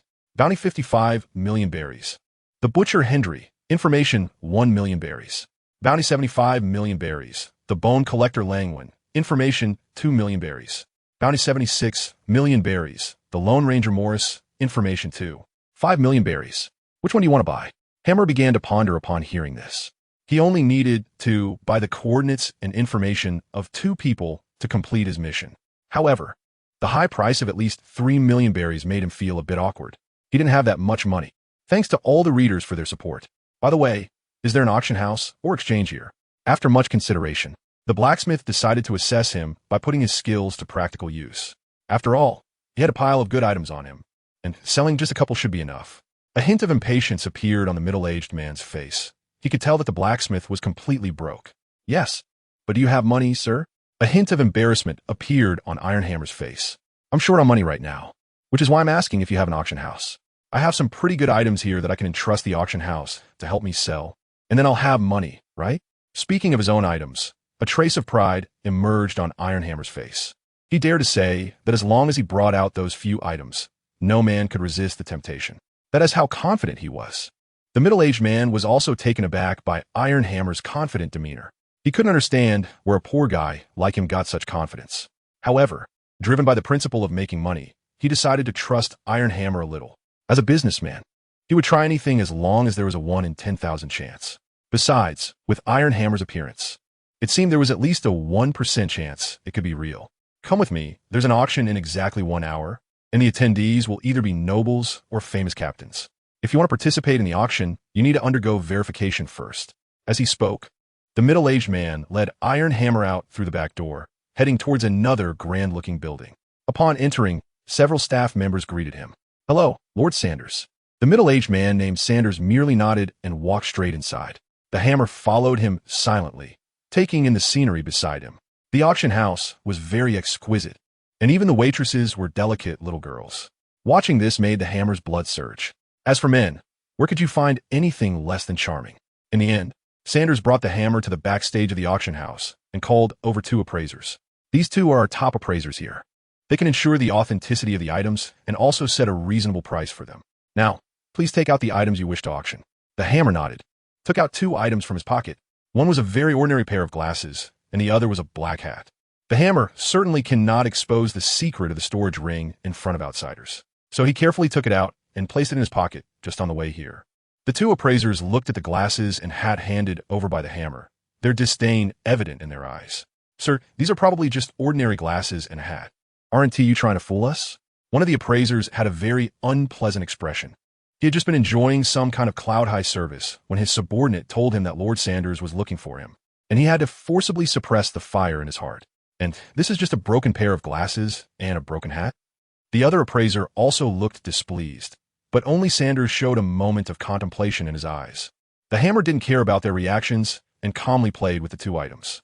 TSK, lacking insight, this is personally crafted by me, and the effects are something people like you can't truly understand. This pair of glasses is called X-ray glasses. I don't need to explain what X-ray means, do I? X-ray glasses? Upon hearing this name, the 2 appraisers exchanged glances and then looked at Sanders. They could see disbelief in each other's eyes. Don't believe it, huh? This is easy to solve. The X-ray function of these glasses can be used a total of 10 times. You can definitely use one for an experiment. If these glasses can't see through, I'll crawl out. The hammer's words struck directly at Sanders' heart. He pondered how this thing needed to be tested. He then signaled to one of the appraisers. Appraiser A nodded, took the glasses, and put them on. No change, huh? Kid, you really dare to talk nonsense? The hammer pointed to the right side of the glasses and said, reach out your right hand and touch the frame on the right side. There is a button on it. Press it to activate. Don't say I didn't remind you. Once the X-ray vision is turned on, it can only last for 5 minutes. You have 10 chances, a total of 50 minutes. Hearing this, appraiser A reached out and indeed found a button. Click. The button made a crisp sound when pressed, followed by a gasp. Oh wow, this scene, oh my. Appraiser A instantly became mesmerized, quickly scanning the various beautiful waitresses nearby. The enticing images made his heart race. Hey, what do you see? Is it really X-ray vision? Sanders, seeing his expression, was furious and quickly grabbed his shoulder to ask. Appraiser A, pulled like this, glanced directly at Sanders. Wow, Master Sanders, your tattoo looks great. I've never seen one like it, and you're actually wearing red underwear. Ha ha ha. Sanders' face turned dark, unconsciously applying more force with his hand. Oh no, I was wrong, Master Sanders. Appraiser A immediately knelt on the ground, begging for mercy and pain. If you dare to say anything about me, I guarantee you will end up in the couple's pavilion tomorrow. A cold voice without a hint of anger came from Sanders. Appraiser A was so frightened that he nodded repeatedly, promising not to say a word. Then Sanders snatched the glasses and put them on himself. Treasure, this is definitely a treasure. X-ray vision, this is something that countless men dream of. Sanders also fell into the trap, not just because the glasses were exquisite, but mainly because the X-ray ability was so effective. Sir, what do you go by? Anvil. Mr. Anvil, I guarantee I can sell these glasses for a reasonable price. Starting bid is 10.01 million Bailey. What does that sound? We only take 10% of the final transaction price. The hammer immediately nodded in agreement. What magical effect does that hat have? With the previous experience of the X-ray glasses, Sanders was certain that this other hat must also have extremely different abilities. The invisibility hat also has a switch. When pressed, it can enter an invisible state for 5 minutes, but it can only be used 5 times. Invisibility. This ability is definitely as attractive as the X-ray vision. Sanders was overjoyed and his hands trembled slightly as he took the hat. He was already thinking about participating in the upcoming auction. All right, Mr. Anvil, please move to the VIP box. You can observe the upcoming auction from there, and after the auction ends, we will deliver your money to the box. Also, regardless of how much these 2 items sell for, the information you all will be provided to you for free by the Hydra Club to gain your friendship. Thank you to all the readers for your support. Hydra Club? The hammer was speechless, truly fitting for his identity as a traveler. He casually found an auction house and even called it by that name. Would he have to say Hail Hydra next time he comes? Forget it, he was tired. Let it be destroyed. Led by a servant, the hammer walked into a VIP box facing the auction hall. The box was surrounded by a giant glass screen, which could block all lines of sight, ensuring the privacy of every distinguished guest. The high-end decor, various snacks and fruits, as well as famous cigarettes and wines were all prepared. The hammer couldn't help but exclaim, "The evil money society." But in the next second, he was captivated. Lying on a comfortable sofa, the hammer unconsciously let out a moan. It had been a year since he traveled, and this was the most comfortable sofa he had ever sat on, bar none.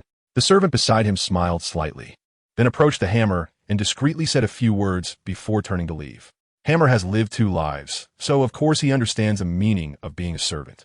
It's just that if he needs it, some entertainment options can be provided here for him. Does he really think Hammer hasn't seen the world? Well, if he doesn't drool, it's still quite convincing. Soon, the auction began as scheduled. The large venue was filled with guests, including nobles and big merchants. And Hammer even saw members of the Stanford royal family. They entered the VIP box just like Hammer. It seems that the Stanford kingdom truly deserves to be one of the top kingdoms in the North Sea. Hammer looked at the auction with great satisfaction, having absolute confidence in the 2 items he presented. Today, he was going to become a wealthy man. With this thought, Hammer couldn't help but burst into laughter. Just as he was laughing, the auction began. A middle-aged man in a white tailcoat slowly ascended the stage. He picked up a microphone, revealed a welcoming smile, and politely bowed slightly to the enthusiastic guests below, saying, "Welcome everyone to the auction held by the Hydra Club. I, on behalf of the Hydra Club, extend my warmest welcome to you all. Those who can attend this auction are either powerful figures or noble lords." As the auctioneer finished speaking, urging voices came from below. "Stop with the pleasantries. Let's start the auction." Many supported this call. "Exactly. Don't you know my time is precious? Hurry up. That's right. Faster." In the face of the guests' urging, the auctioneer remained calm, still wearing a very polite smile. "Since everyone is eager, let's begin this auction. Please welcome the first item up for bid." As the auctioneer waved his hand, several staff members in black lifted a box onto the stage. At the same time, the lights in the auction house were turned off, plunging the room into darkness. The next moment, spotlights from different angles focused on the stage. Under the spotlight, the box opened, revealing a beautifully crafted suit of armor. The first item of this auction is a full-body armor crafted by a renowned blacksmith from the Grand Line. This armor incorporates gold, making it not only beautiful but also incredibly defensive. Definitely the top choice for showcasing status and reputation when going out. Named Full Golden Armor. The gold inlay, golden edges, and brilliant sheen give this armor an extraordinary nobility. Imagine wearing this golden armor. You would be the brightest star on the whole street, and all the fame and beauty would be at your fingertips. What could be more attractive than gold? The auctioneer's voice soared, making it seem like missing out on this golden armor would be a great regret in life. The starting price is, as he raised both hands with a somewhat exaggerated motion, 5 million berries. As soon as he finished speaking, someone in the audience reacted immediately. A relatively strong-looking nobleman stood up. His exquisite suit fully reflected his extraordinary status. At this moment, his eyes were fixed on the golden armor, and he shouted his bid, 7 million berries. Oh, the eldest son of the Lunbai family? Unfortunately, this golden armor is not something a young man like you can touch. A deep, somewhat disdainful voice rang out. It was a burly middle-aged man with short hair, exuding a fierce aura. 10 million berries. This man was none other than the Knight Commander of the Stanford Kingdom, known as the Beast, Durin. Seeing his bid for the armor being challenged, the eldest son of the Lunbai family couldn't help but feel a surge of anger. However, gentlemanly etiquette forced him to suppress his anger as he raised his bidding paddle again. 12 million berries. 15 million berries. 20 million berries. The auction started off with a lot of tension. In the end, the armor was taken by Knight Commander Durin. Holding the armor, Durin provocatively glanced at the noble young man, intensifying the tension between them. It is well known that in general auctions, the earlier items tend to be of relatively lower value, while the later, headlining items are worth much more.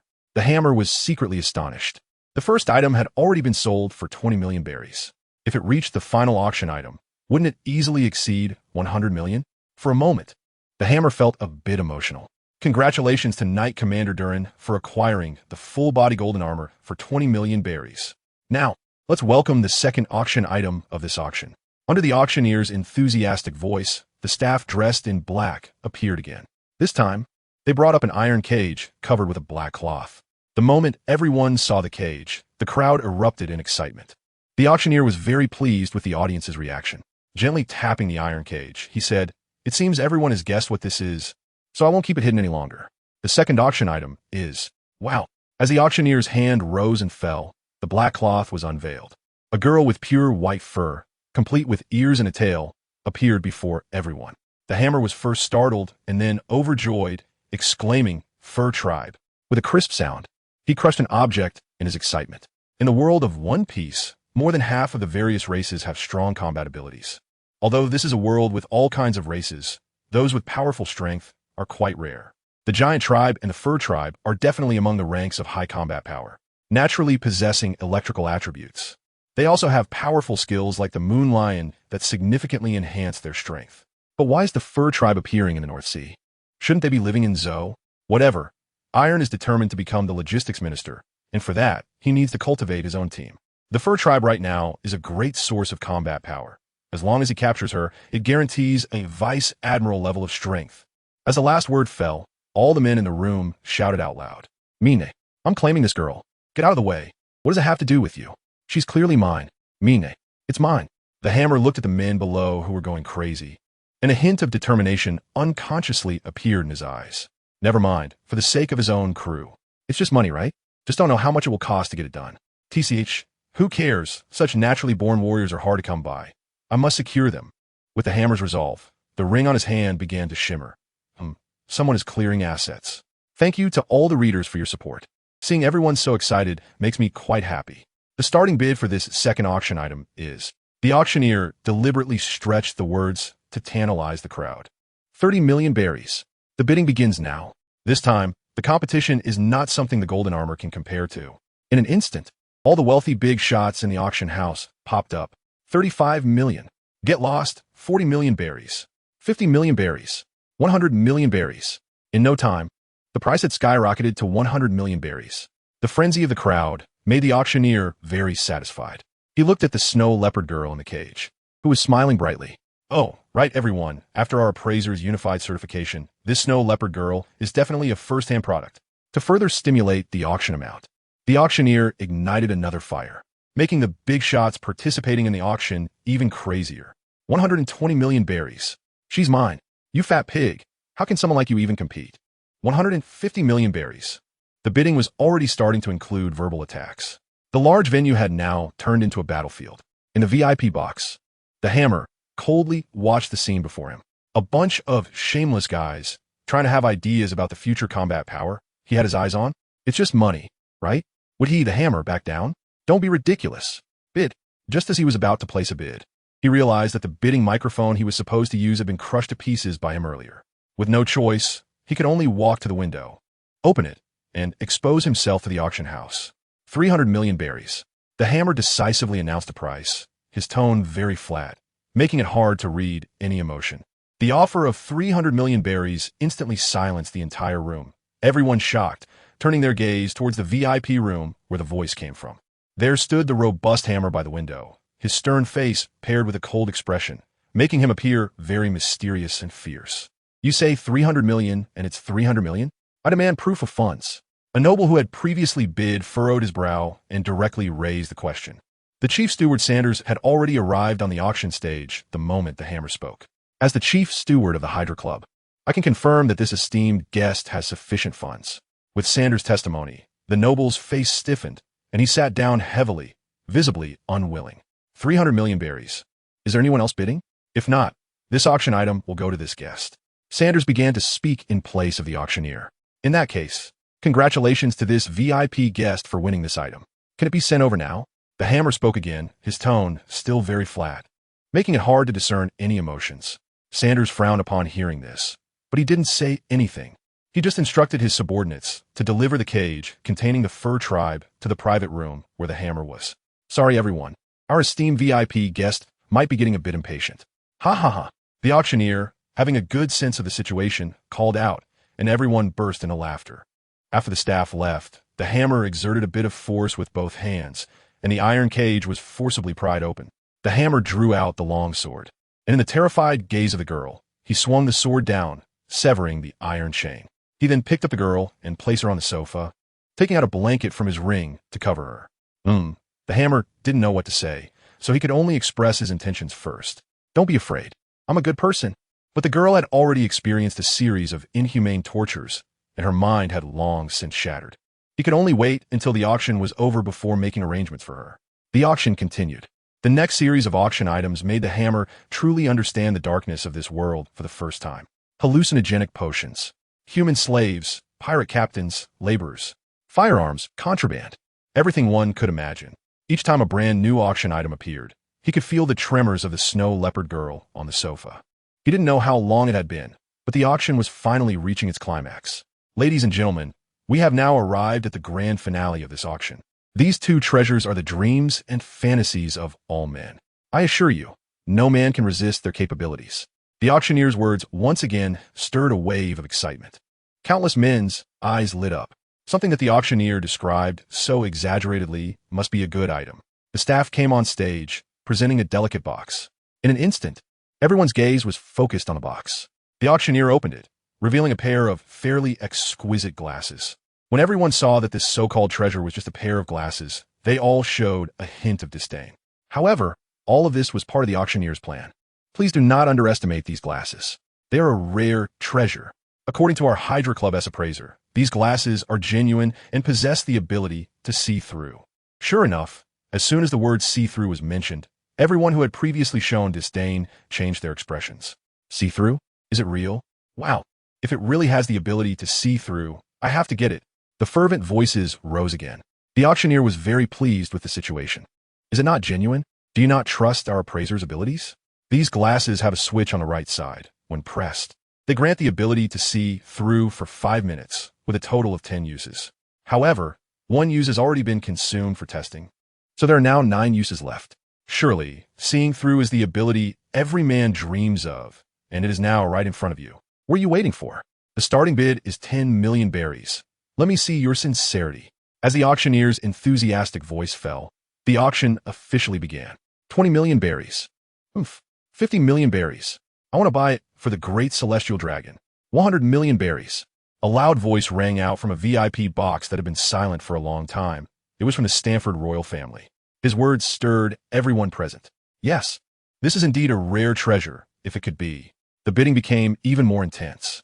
350 million berries. The royal member who had mentioned the celestial dragons felt a bit regretful at this moment. If he hadn't spoken out, there wouldn't have been so many issues. As the bid of 350 million was shouted, the room fell silent. A noble who had been bidding earlier trembled uncontrollably, gritting his teeth to make the final bid. 400 million berries. After shouting his price, he felt completely drained. 420 million. The member of the Stanford royal family didn't take it seriously and continued to raise the price. Everyone else gave up. Seeing this, the auctioneer began to count down. 420 million once, 420 million twice, 420 million 3 times. Sold. The royal member sighed in relief, very pleased. The hammer was also quite happy. To think that a pair of glasses made out of boredom could sell for 400 million, it made him feel a bit giddy. Thank you for your support, dear readers. This unprecedented high price revealed a hint of madness on the auctioneer's face. Finally, it was time for the last auction item of this event. If seeing through could allow someone to experience a novel life, then what about invisibility? The entire room fell silent in an instant. Only the auctioneer's passionate voice continued. Yes, invisibility, what a powerful word. How many men have fantasized about eating the transparent fruit and gaining the ability to become invisible? But that one and only devil fruit is out of reach, and now there's a more practical option for you to choose from.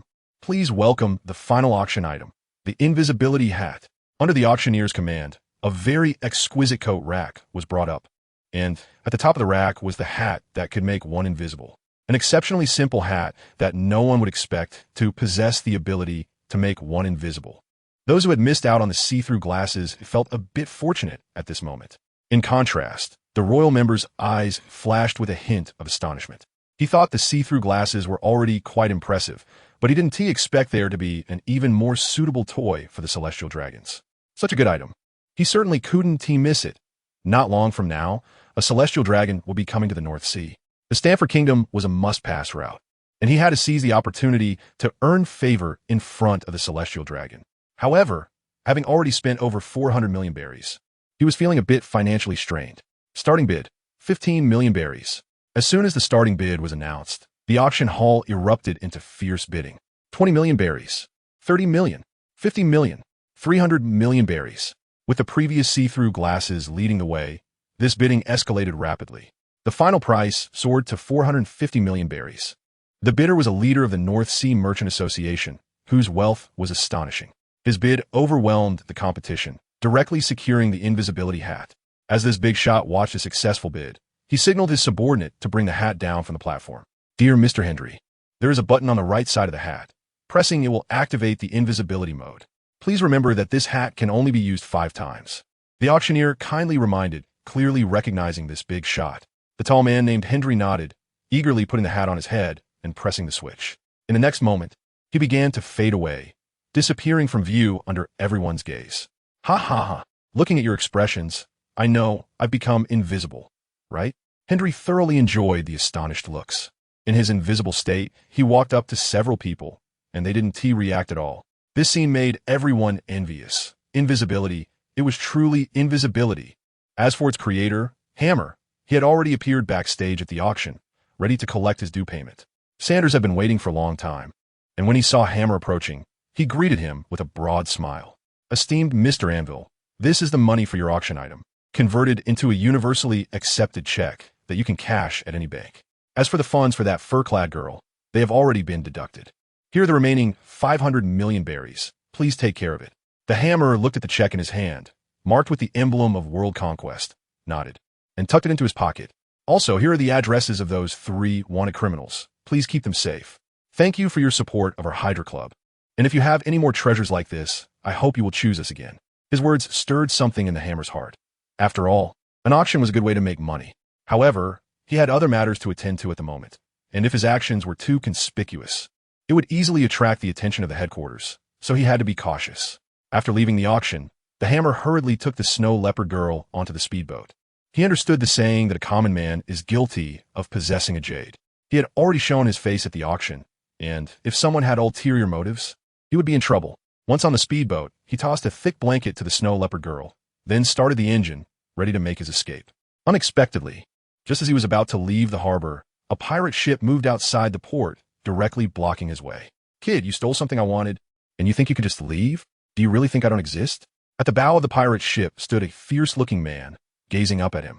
His appearance made the snow leopard girl tremble again. What? From the looks of you, are you planning to rob us? The Hammer showed no fear, stopping the engine, a hint of brutality appearing in his eyes. He was already quite displeased with the slave situation arising from the auction. He was prepared to flee, but was still intercepted, which completely extinguished the patience of this time traveler named Hammer. Now, all he wanted was to vent his anger.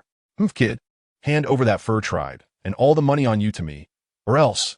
Ha ha.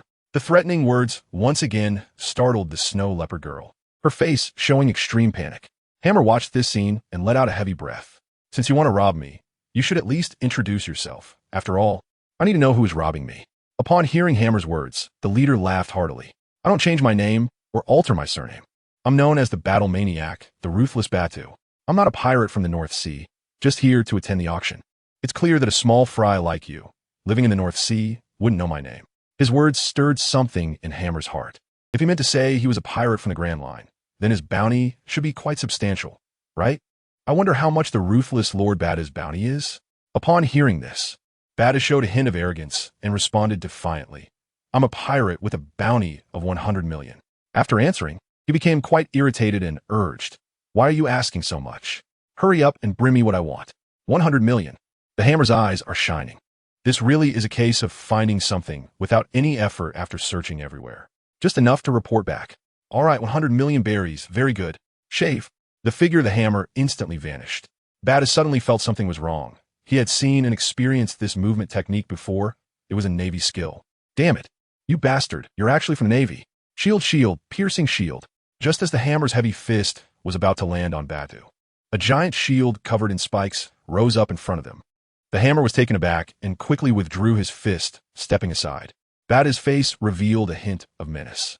You little brat, I've eaten the shield fruit. As a shield man, I can create various shields out of thin air. You dare to lay a hand on me, a little Navy brat? Just watch as I shatter every bone in your body.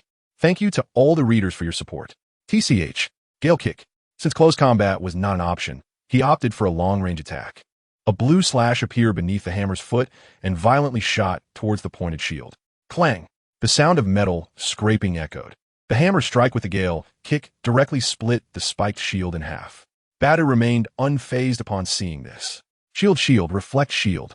A circular shield formed from a halo instantly appeared in front of him. The slashing attack from the Gale Kick landed on it, and, in the next second, it was absorbed by the round shield, which then countered the attack back. The Hammer was shocked, but his movements were not slow. He launched another Gale Kick. The two slashes collided in the air and then vanished. I didn't expect this little Navy brat to know the 6 styles. I'll take you down, and my bounty will go up. Bata looked at the Hammer with a cruel expression, waving his right hand backwards. Countless pirates surrounded them. Oomph. A mere pirate thinks he could defeat the Navy. The Hammer was frustrated after being blocked twice, and a fierce momentum began to emanate from his body. Batu felt a chill in his heart upon seeing this, but then he remembered they were on their pirate ship, their home turf. So what was there to fear? Shields. Shields, thousand-face shields. Grab your shields and take him down. Dozens of shields suddenly appeared, and each of the pirate crew members had one, charging fiercely towards the Hammer. Bang! D. The sound of gunfire mixed with shouts echoed across the entire deck. Iron block. Faced with the sudden gunfire, the Hammer quickly activated the iron block to enter a defensive stance. Bang! The defense of the iron block is still quite astonishing. It remains unharmed against gunfire. However, he does not dare to slack off, as the pirates have already charged in front of him. The gleaming big knife is coming straight for his face. D. Finger gun. A finger gun shot out, knocking down a small Karami that had approached him.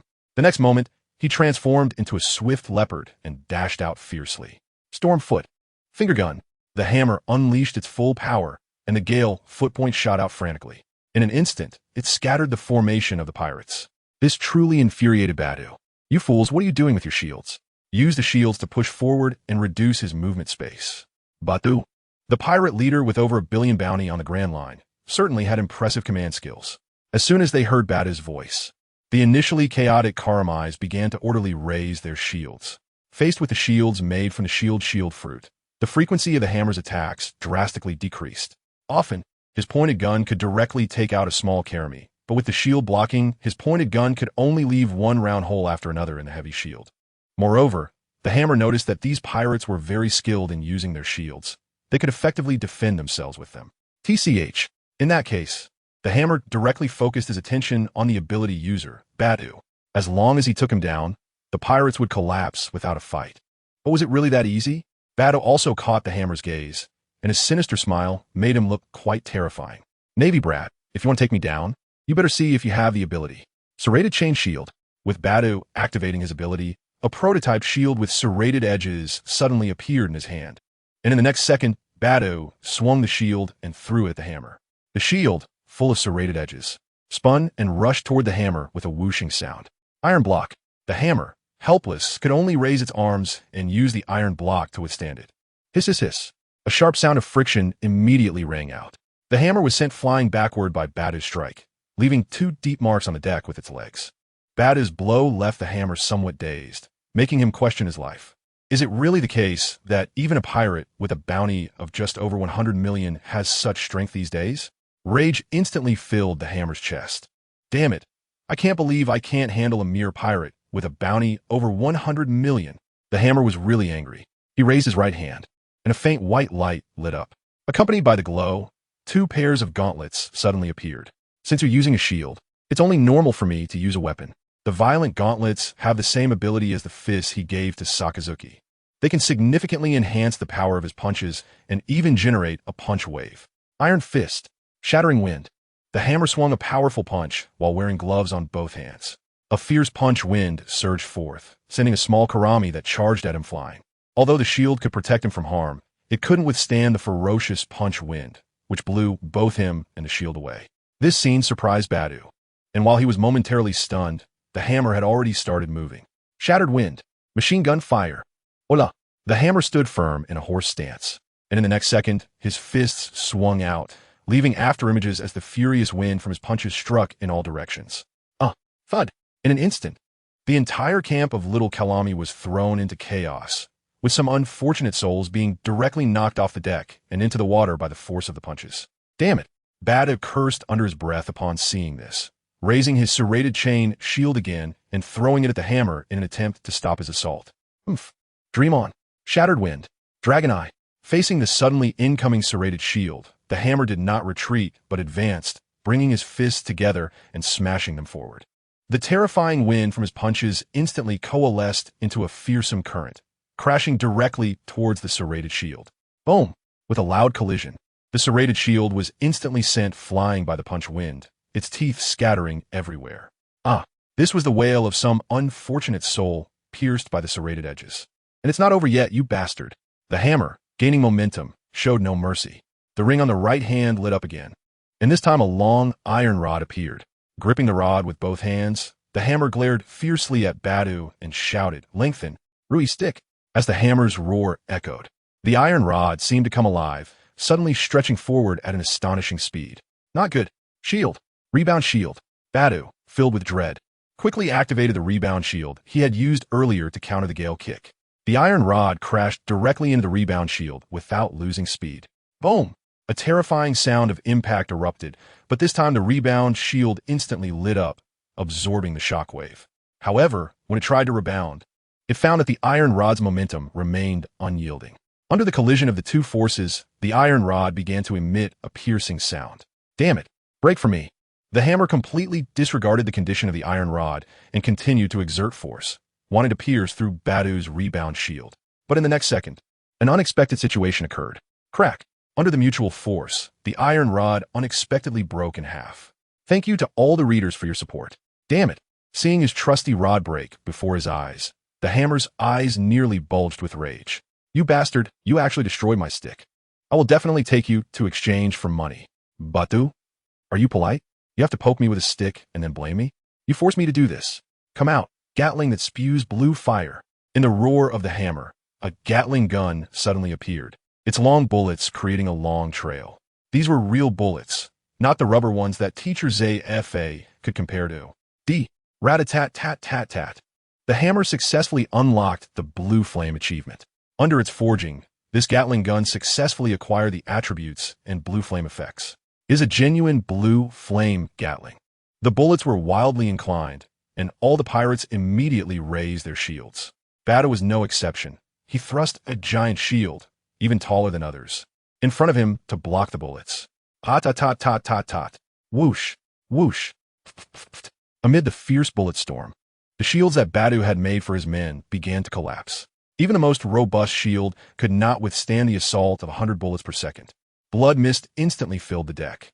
The Karami whose shields were shattered turned into pieces of flesh and blood before they could even scream. Seeing this scene, the hammer was somewhat dazed. Just a second ago, They were living beings, and the next second, they turned into fragments. Even though he had prepared well over the past year, when he truly witnessed it, he still felt a twinge of compassion.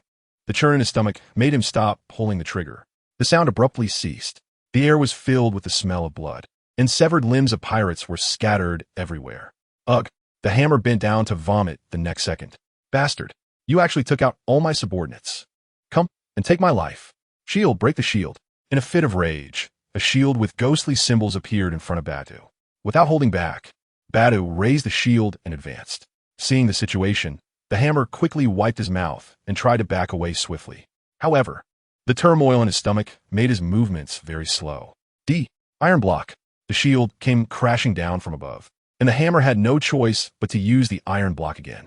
But the next second, he understood what the iron block law meant. Boom! The shield struck the hammer's head, and a loud explosion echoed instantly. The sky was filled with flames that quickly enveloped the hammer. Puff! In the explosion, the hammer was blown high into the air, with black smoke billowing from his mouth, and his clothes were torn to shreds. A large bump appeared on his head. But after all, he had used the iron block, so he wasn't injured. Navy brat, my destruction shield can explode. Come and take your life.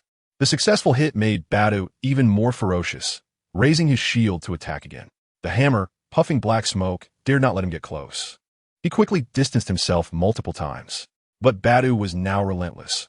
No matter where the hammer dodged, he would appear the next second. Are you a dog? Why are you biting so tightly? Moonwalk. The hammer, annoyed at being chased, cursed, and his feet changed instantly, stepping out several times, and he soared into the air. Seeing the hammer escape into the sky, Badu's face was full of unwillingness. Come down if you dare. Come up if you dare. You come down. You come up. The two instantly turned into street ruffians, neither able to do anything to the other. But the hammer knew in his heart that under the current circumstances, he had to take Badu down. After all, he was worth 100 million, perfectly meeting the assessment requirements. But that shield fruit was really annoying. There were spikes up close, saw blades at a distance, and now even explosions. How did this guy develop his fruit ability so well? When he thought of this, the hammer suddenly realized that he was also a fruit user. A strategy immediately formed in his mind. Shave. Still in midair, the hammer instantly vanished and reappeared above Badu. Seeing this, Badu was overjoyed and immediately swung the destruction shield upwards. The hammer didn't hold back, his right fist clenched tightly, and he swung down with a punch. However, he was clearly a distance away from Badu, and all that could be heard was the hammer's roar. Hammer strike. Airstrike. His right fist slammed heavily into the air, creating an invisible wave that rushed towards Badu at lightning speed. This caught Badu completely off guard. He thought to himself, "You bastard, you're not playing by the rules." The fierce wave directly sent Badu flying. He crashed heavily onto the deck. Crack! The wooden planks couldn't withstand the violent impact and were smashed open, creating a large hole. Badu was forcefully driven into the ship's cabin. Cough, cough, cough, damn it! That blow made Badu spit blood. In contrast, the hammer was quite satisfied with his masterpiece. This air hammer strike was something he had been working on for a year, and he didn't expect the initial attempt to yield such great results. Not bad, not bad. Badu, surrender. Badu couldn't listen to this. He let out a furious roar and charged onto the deck to fight the hammer again. Serrated chain shield. The spinning serrated shield came flying through the air. I'll hammer again. The air hammer strike appeared once more. Although the serrated shield had incredible lethality, its material was inferior to other shields, and it shattered into countless pieces upon facing the hammer strike. Badu was completely enraged, and countless shields appeared around him. Shield, shield, array of 10,000 shields. Hit, D. In Badu's rage, countless shields soared into the air, heading straight for the hammer. I don't care how many shields you have. I'll break them all with force. Great hammer. 80. Destructive strike. The hammer's right arm bulged with veins as he swung a powerful punch. Invisible waves began to spread in all directions. Wherever they went, shields and decks shattered into pieces. In the midst of the fierce battle, the hammer had no idea that the value indicating the development of his devil fruit ability on his panel had suddenly increased from 40 to 50. Under the hammer's full force, Badu had no ability to resist. He was struck by the waves, coughed up blood, and fell to the ground, unconscious. Ha! Little brat, you lost. The hammer panted and mocked as he looked at the unconscious Badu. His tone was very cheerful, not for any other reason, but because he had completed his assessment. He took out a chain from his ring, locked Badu up, and tossed him onto the speedboat. This chain was also a masterpiece of the hammer. He had mixed sea prism stone into the front of the chain to effectively suppress the abilities of devil fruit users.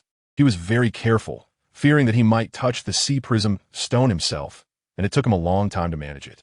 Under the shocked gaze of the snow leopard girl, the hammer started the speedboat and sped towards the Navy headquarters. Little did he know that everything that had just happened was witnessed by a seagull carrying a backpack. Thank you to all the readers for your support.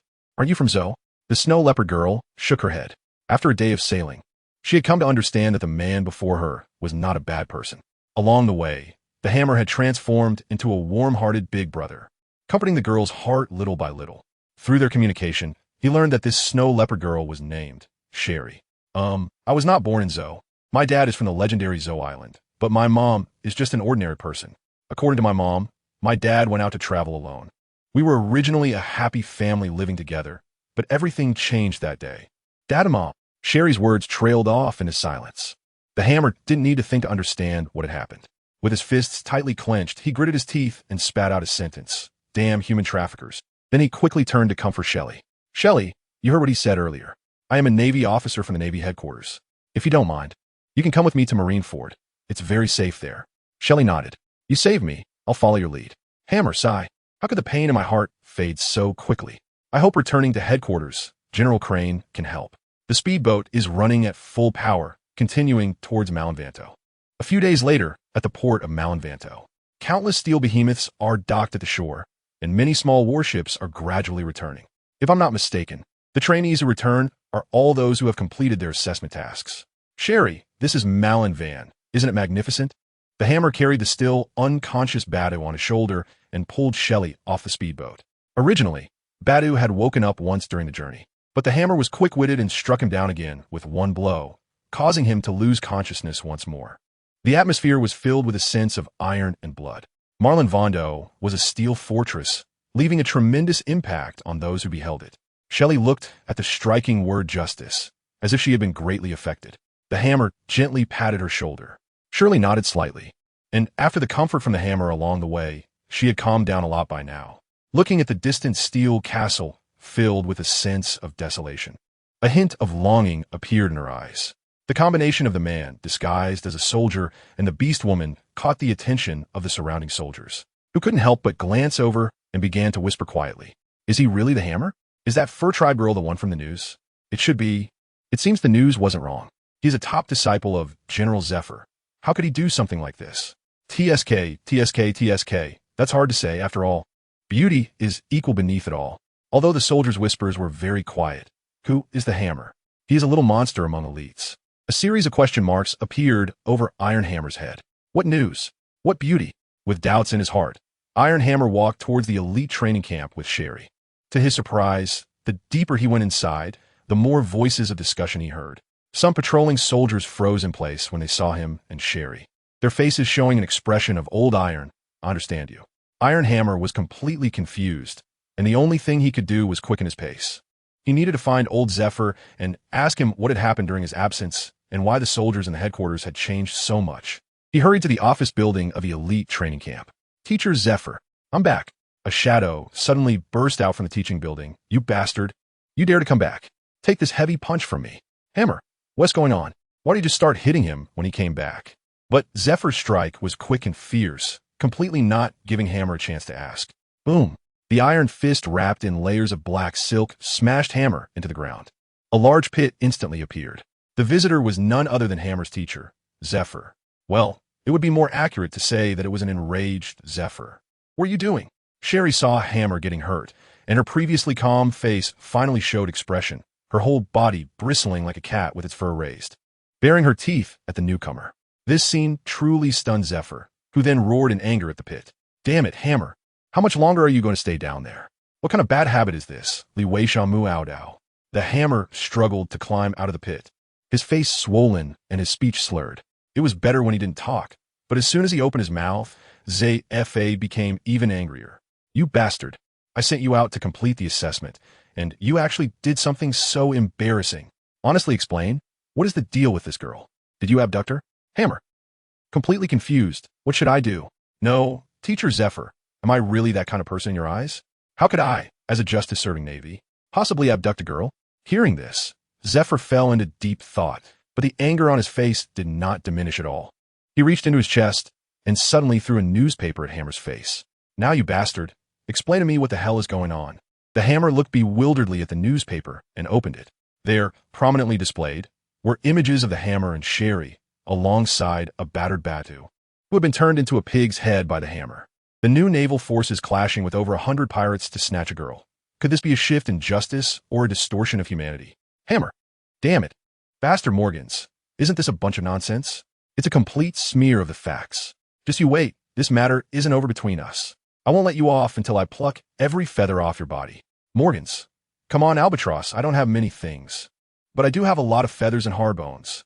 Seeing Hammer's furious outburst, Zephyr also realized that this matter seemed to be something Morgans had concocted out of thin air.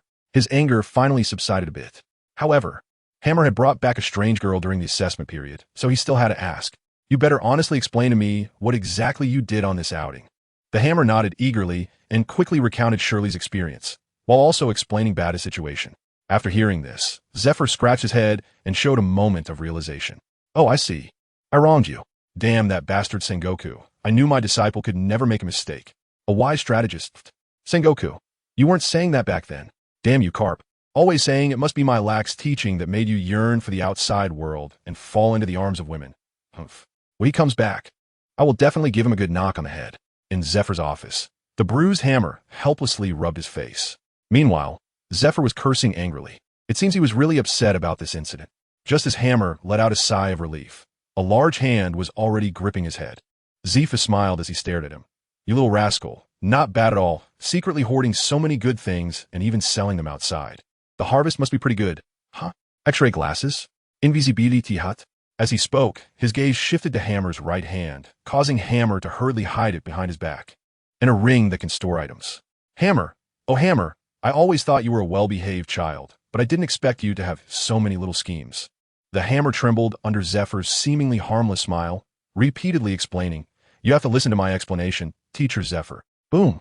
"What are you explaining? Go explain it to my fist." Bang. "Although everything was forged by you, you know the value of these things and the considerations of the headquarters. So I hope you can sell a certain quantity of items to the headquarters. This is good for you and good for the headquarters as well." Faced with Zephyr's earnest persuasion, the Hammer directly agreed, since he was in the headquarters forge, using the headquarters materials to create these items. Moreover, Vice Admiral Crane had told him before that the headquarters would pay for the purchases. Most importantly, the groundwork laid earlier was all for better revenge later. This Hammer never suffers losses. In the end, the Hammer submitted 5 items to the headquarters for 200 million berries. Zephyr was very pleased with this and directly stated that he would cover Shirley's identification and some daily expenses. He casually picked up a transponder snail to help Shirley resolve her identity issue. If anyone at the Navy headquarters could solve problems best, it would definitely be the Navy's think tank, the Chief of Staff, Ms. Crane. After Zephyr hung up the phone, Hammer directly brought Sherry to General Crane. Pushing open the door to General Crane's office, they saw her dealing with a mountain of documents in front of her. "Excuse me, General Crane." Without raising her head, she responded, "It's Hammer, right? Zephyr has already told me about that fur tribe girl. With your personal guarantee, her identity is not a problem. The current issue is regarding her future prospects. Should she be directly assigned to a civilian position under my command? Or should she join the second training camp and be assigned after graduation?" Hammers felt a surge of joy upon hearing the 2 choices, thinking that the beating he received was not in vain, and silently gave a thumbs up to Teacher Zephyr in his heart. "Surely, you should join the training camp too. Then you can become very strong. After all, Teacher Zephyr's teaching is quite effective. Well, he's only slightly worse than the famous Teacher Kaido." Shirley timidly glanced at Hammers, then shifted her gaze to Ms. Crane, who was deeply engrossed in her work. At that moment, Ms. Crane was only in her 40s, but years of work and the pressure from the sea had already turned her hair gray. However, instinctively, Shirley felt that the woman in front of her was a good person. "Hammer, is it really that easy? I want to ask you, if I join the training camp, will I be able to see Hammer every day?" The soft and delicate tone evoked a sense of pity. Ms. Crane instinctively looked up at Shirley. That glance shocked her. With snow-white hair, a height of about 1.67 meters, and exquisite features, she was definitely a beauty. What a pretty girl. Joining the Navy will definitely not disappoint you. If it were up to me, you shouldn't go to the training camp. Just come under my command directly. If you want to go out to sea, I can arrange that too. Miss Crane's gentle tone made Shirley smile slightly. But Shirley still wanted to be with Hammer. I want to follow him. He saved me. Miss Crane frowned slightly, casting an annoyed glance at Hammer. Oomph. You little brat. You're the one who saved her. So since she wants to follow you, let her go to the training camp with you. Wow. The difference in attitude is too big. The Hammer felt embarrassed. After that, the Hammer received Sherry's identification from Ms. Crane and respectfully took his leave, bringing Sherry back to the recruit training camp. Teacher Zephyr, we are back. Did you get done? Yes, Sherry will participate in the next training camp. That's good. The talent of the Fur Clan is quite impressive. With training, they can definitely possess strong combat power. Combat power, let's forget about that. By the way, Teacher Zephyr, is everyone back? The Hammer suddenly remembered that the participants in the graduation assessment had not all returned yet. Hearing the sound, he saw that Zephy's face looked a bit unpleasant. The heart of Hammer also sank. Without light, I know that several people have been killed. Is it really like this? However, including you, more than 40 people have already returned. The fastest among them came back in about 10 days. Some completed their assessments, while others were sent back due to injuries. Sigh. Zephyr's tone became increasingly heavy, which darkened Hammer's expression as well. On the contrary, you managed to capture a pirate with a bounty of over 100 million, which is quite impressive. This Bar-2, who possesses the shield fruit, has sunk many Navy warships in the Grand Line thanks to his strong defensive abilities, and he did well. If it were any other time, Hammer would be overjoyed to receive a compliment from Teacher Zephyr. But right now, with half of their lives still uncertain, how could Hammer feel happy? Teacher, I want to stay in Marineford. Why? Zephyr sensed Hammer's gloom and was a bit curious. My forging ability can create many items with special powers. This time at sea, I witnessed the darkness of the ocean. In terms of combat ability, I am not as good as Sakazuki and the others. But I also have my advantages, which is forging. I want to shine in Marineford, fully demonstrating my forging abilities, and try my best to help the leaders improve their combat power. A hint of appreciation flashed in Zephyr's eyes, but he still recognized Hammer's strength. Letting him stay in Marineford would feel like a waste of his talent. You don't need to belittle yourself. Your strength and talent are top-notch. You just need some tempering in your character. Your forging ability is indeed impressive. Just that sword alone has successfully led Old Man Kong down the wrong path. Speaking of Old Man Kong, Zephyr shook his head helplessly. Now, Old Man Kong runs to the training ground whenever he has free time to practice swordsmanship with others. He doesn't understand swordsmanship at all. He is just blindly swinging that long sword. Yet that thing can unleash sword energy like slashes, allowing him to win repeatedly. And he is just thrilled. Actually, Teacher Zephyr, I'm just too lazy to go to sea. I'm also directionally challenged. If it weren't for Shirley's help, I wouldn't have been able to come back. Get lost. No, Teacher Zephyr, please think about it. Get lost or not. A streak of darkness began to spread. All right, I'm leaving now. Thank you, dear readers, for your support. Half a month later, in the square of the new recruit training camp, the high-ranking officials and management of the Navy gathered together. On the high platform stood Fleet Admiral Kong, Admiral Sengoku, Chief Instructor Zephyr, Chief of Staff Crane, and Vice Admiral Garp, among others. Below in the square were the trainees of the first training camp. The three monsters were not included, apart from Dorak, who followed Garp back to Marineford. The other two were out on their respective missions. As the time arrived, the graduation ceremony began as scheduled. Groups of trainees stepped onto the high platform and were awarded their ranks by Kong. However, Hammer in the lineup looked extremely gloomy. Out of the original elite team of 100, only 77 returned, and among them, 7 had not completed their missions. This means that in this assessment, 20 people were directly killed. Hammer, you have completed the assessment objective by single-handedly killing a pirate with a bounty of 100 million berries. In the name of Fleet Admiral, I hereby promote you to the rank of Colonel. The Hammer hurried forward upon hearing this. He found that Marshal Kong was very happy at the moment, with the long sword he had forged hanging at his waist. However, the Hammer showed no signs of joy, and Marshal Kong could tell that he was troubled. Hammer, you must understand that this sea is cruel, and the justice we represent is heavy. Those colleagues who have passed away sacrificed themselves for justice. All we can do is carry the burden forward and not let their sacrifices be in vain. Then, Marshal Kong personally draped the cloak of justice over the Hammer, which represented the naval cloak of the academy level, and he was the only colonel in this assessment. Although it was an elite training camp, most graduates generally held the rank of lieutenant, with only a few reaching the rank of major. After all, they were all gathered from all corners of the world, and ranks would be uniformly allocated at the headquarters. Once, the Hammer envied this cloak and wanted it. But when he actually wore it, he realized that it was not an honor at all. It felt more like a warning, reminding him how hard-won this cloak was. After doing all this, Marshal Kong patted the Hammer on the shoulder and said solemnly, "Wearing the cloak of justice, do not fall from grace." At this moment, the Hammer seemed to truly understand the meaning of justice and nodded firmly. "Yes, Marshal Kong." After saying that, the Hammer was about to step down from the high platform, but was stopped by Marshal Kong beside him. Marshal Kong then faced all the graduating students and said, "Next, let us invite our most outstanding graduate of this session to give a speech." The Hammer looked at Marshal Kong with a confused expression. What was going on? No one had told him about this beforehand. He then turned his gaze to Zephyr, who was grinning at him. It dawned on him that they had intentionally kept this from him. "Hammer, what are you hesitating for? Hurry up and speak." Great. It felt like being forced into a situation. He could only face the challenge head-on. The Hammer immediately stood in the place where Marshal Kong had just stood, adjusted the angle of the microphone, first saluted, and only after everyone returned the gesture did he speak. "Good morning, colleagues and officers. I apologize for taking up your time to talk about some truths that you may already know." A simple opening statement elicited light laughter from the audience. As this was the typical situation in most speeches, speakers always rehashing well-known truths, making listeners weary.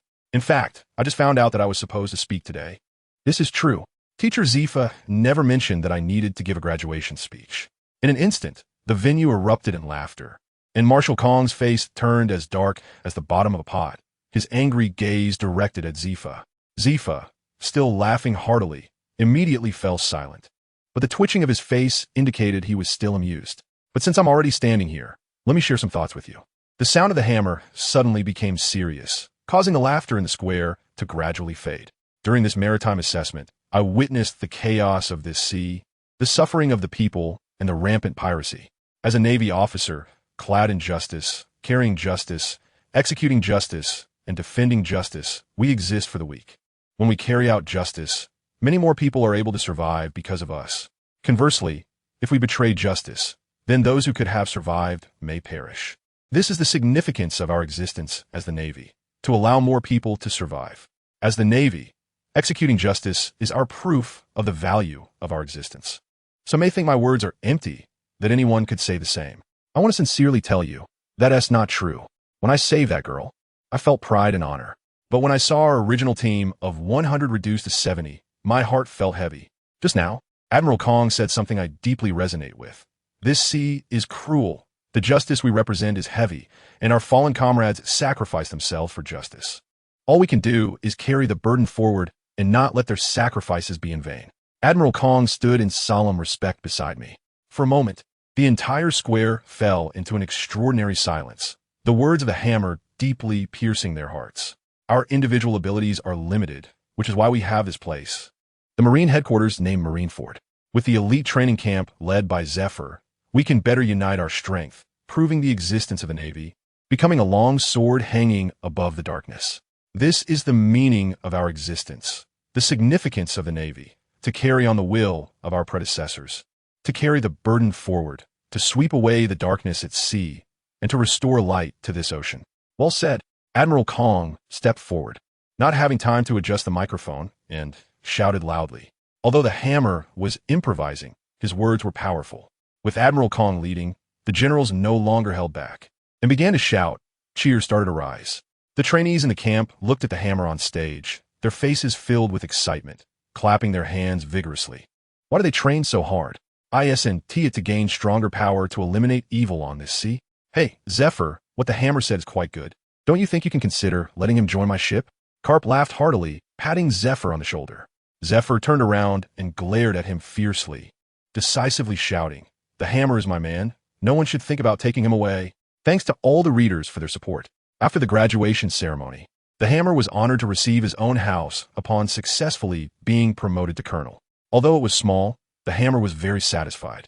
This also meant he had a place he could call home on this sea. Not long after, he and Shirley were busy cleaning up. Don't ask why Shirley lived with the Hammer. Asking would be futile, as Shirley would throw a tantrum and wouldn't listen to anyone. But before the cleaning began, the Hammer was visited by an old acquaintance. "Dragon, why are you here instead of following Vice Admiral Carp to chase the Roger pirates?" The hammer looked helplessly at Dorag, who was holding a green cloak. Come on, don't be like that, my friend. My cloak was damaged by that bastard Jabba with an axe in the previous battle. Can you help me fix it? As the saying goes, no visit is made without a reason. Dorag interpreted this saying to perfection. Tsh, I knew you had no other business with me. Taking the cloak, the hammer shot him an annoyed glance. Your speech yesterday was really good. Teacher Zephyr was very pleased, and even the old man wanted to take you away, but got beaten up by him. At that moment, he was standing right behind Carp, watching as his old man and teacher, Zephyr, grappled with each other, neither willing to back down. Hammer shrugged helplessly upon hearing this. He was just a small colonel now, so he would accept whatever the headquarters arranged for him. What else could he do? The cloak is with me. You can come pick it up tomorrow. Hearing this, Dorag happily left, but not long after, he returned with a lot of food and drinks in hand. Here, my friend, this is a belated congratulations. Let's have a feast. That's fine. Seeing Dorag come back loaded, Hammer no longer refused. He called Shelly to help bring the food inside, and they began preparing to cook. Oh, Dorag, what are you doing here? Hammer, come out and help carry things. Just as the three of them were getting ready to cook, two figures suddenly appeared. It was Zephyr and Crane. At that moment, Zephyr was holding a large pile of items, including plenty of food and drink. Teacher Zephyr, General Crane, what are you doing here? Zephyr shot him a glance. Isn't it obvious? I heard you, this bastard, got a new house. I was worried you'd starve, so I specially brought you some food and supplies. Looks like someone thinks I'm unnecessary. Then I'll take my leave. The hammer quickly stepped forward to take the items from Zephyr's arms and repeatedly said, No way, Teacher Zephyr, please come in. Meanwhile, Admiral Crane had already walked over to Shirley and was gently stroking her head. Shirley, why do you insist on living with him? You'd be better off coming with me. Shirley chuckled. Brother Hammer is a good person. I feel safe being around him. This remark made Hammer's face turn red. He had specifically talked to Shirley about this. She was only 14 years old, still a pure minor. He also felt it wasn't good for her to follow him. But ever since he rescued her, she only trusted him. This left Hammer with no choice. Seeing Shirley's firm attitude, Admiral Crane stopped insisting but shot him another fierce glare. Thus, the dining group expanded from 3 to 5 people. Zephyr and Lady Crane certainly couldn't cook, and Dolag couldn't cook either. The heavy responsibility of cooking fell solely on Hammer. Fortunately, Hammer had lived alone in his previous life and had specifically learned to cook, or they would have really been at a loss. Once the meal was ready, as the room had not been cleaned up yet, they directly moved the table to the yard to prepare for eating. Now let us talk about the house Hammer was assigned. It was a standalone small villa. This was specifically approved by Lady Crane to ensure Shirley lived comfortably. Hammer was very touched when he learned about this. I have to say, Hammer, your cooking skills are pretty good. If you became a chef, you would definitely be popular, Zephyr said, biting into a piece of meat with a hint of surprise on his face. Lady Crane also looked at Hammer with newfound respect. Who would have thought that someone who forges iron could also cook so well? Just then, someone else arrived. Hammer, are you eating? The robust figure with a white beard was none other than Admiral Steel Bone Kong of the Navy, holding a broken long sword in one hand and a fast-asleep Carp in the other. Behind him followed an angry Sengoku. Oh, Zephyr, little Crane, what are you two doing here? Admiral Kong looked at the group, eating and drinking, looking puzzled. Old man Kong, since you're here, sit down and eat something. Hammer, go stir-fry a couple more dishes. Sengoku added, and you, don't just stand there, find a chair to sit down. Zephyr appeared to take on the role of a landlord, directly instructing Hammer. Hammer, teacher, this seems to be my home, but I can't argue against someone with a big fist. Whoever has the big fist is right. The Hammer could only helplessly get up and continue cooking. Hey, it's that bastard Carp who broke my sword. I'm just looking for the Hammer to help me fix it. As for Sengoku, we both went to beat up Carp together. Dorag looked at his snoring old man with a speechless expression. No wonder he disappeared early in the morning. It turns out he went to cause trouble again. Wow, the Hammer's cooking skills are pretty good. Is it true that every blacksmith has hidden talents? Marshal Kong set up a dish, and the next moment there was a gasp. Even Sengoku was surprised because he thought the Hammer's cooking was quite good. Very good. Zephyr, let the Hammer come to my ship. Suddenly, a shadow flashed by, and a piece of meat disappeared. Carp, who had been sleeping, woke up, still chewing on a large chunk of meat. Zephyr's face darkened at the sight, and even his fists turned dark. Get lost, Carp. The Hammer must stay in the training camp. It won't do for anyone to take him. Don't say that, Zephyr. Can you bear to see a good seedling be buried like this? I can bear it. No wonder Carp is a troublemaker. He just finished provoking the Marshal and the Admiral and turned around to provoke Zephyr again. But this time there was a twist. Zephyr, since Carp won't do, why not let the hammer come to me? I guarantee he will succeed. Sengoku's eyes sparkled as he looked at the hammer cooking. Zephyr was furious upon hearing this. Good. You two are all eyeing my person, right?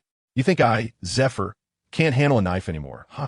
After saying that, Zephyr directly took action, grabbing Sengoku's beard with one hand and pinching Carp's head with the other. Carp and Sengoku were not easy opponents either and immediately fought back. The three of them quickly got tangled up in a brawl. When the hammer returned with the dishes, he was dumbfounded by the scene before him.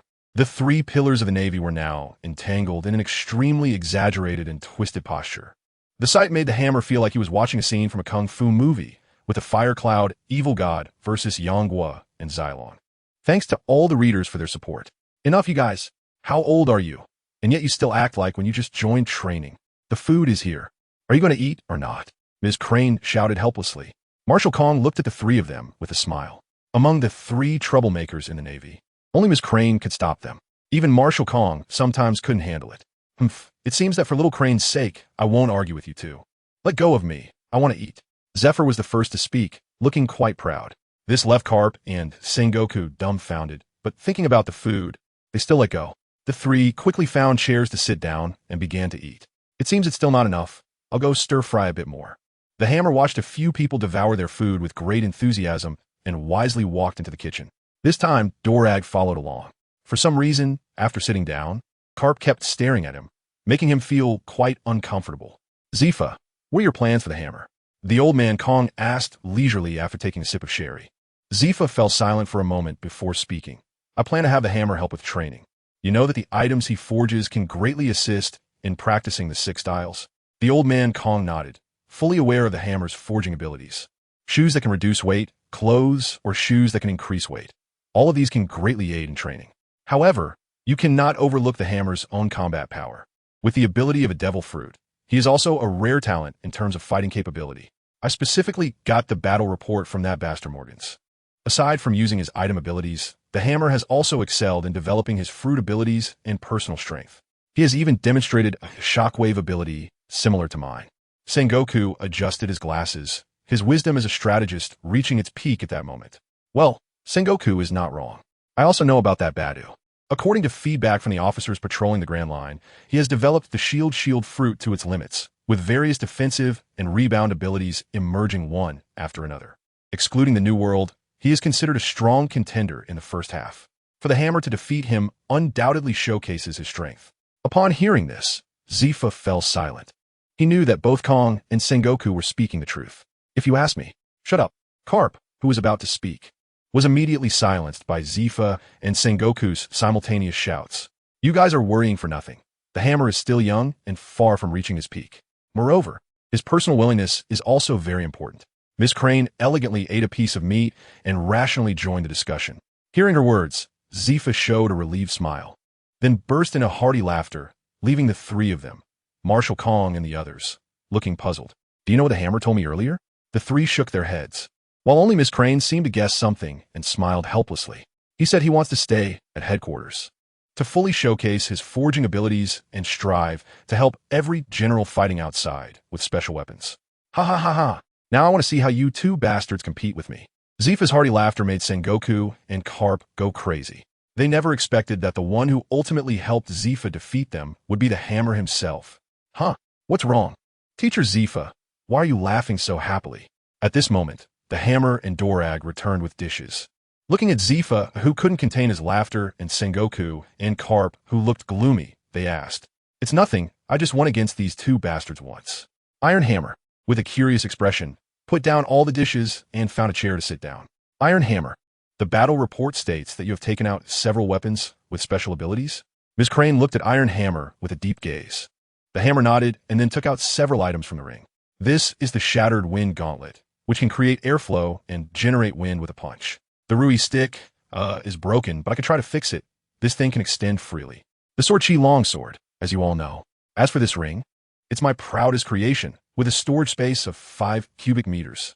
The hammer, with an arrogant expression, stretched out his right hand, revealing a simple yet exquisite ring on it.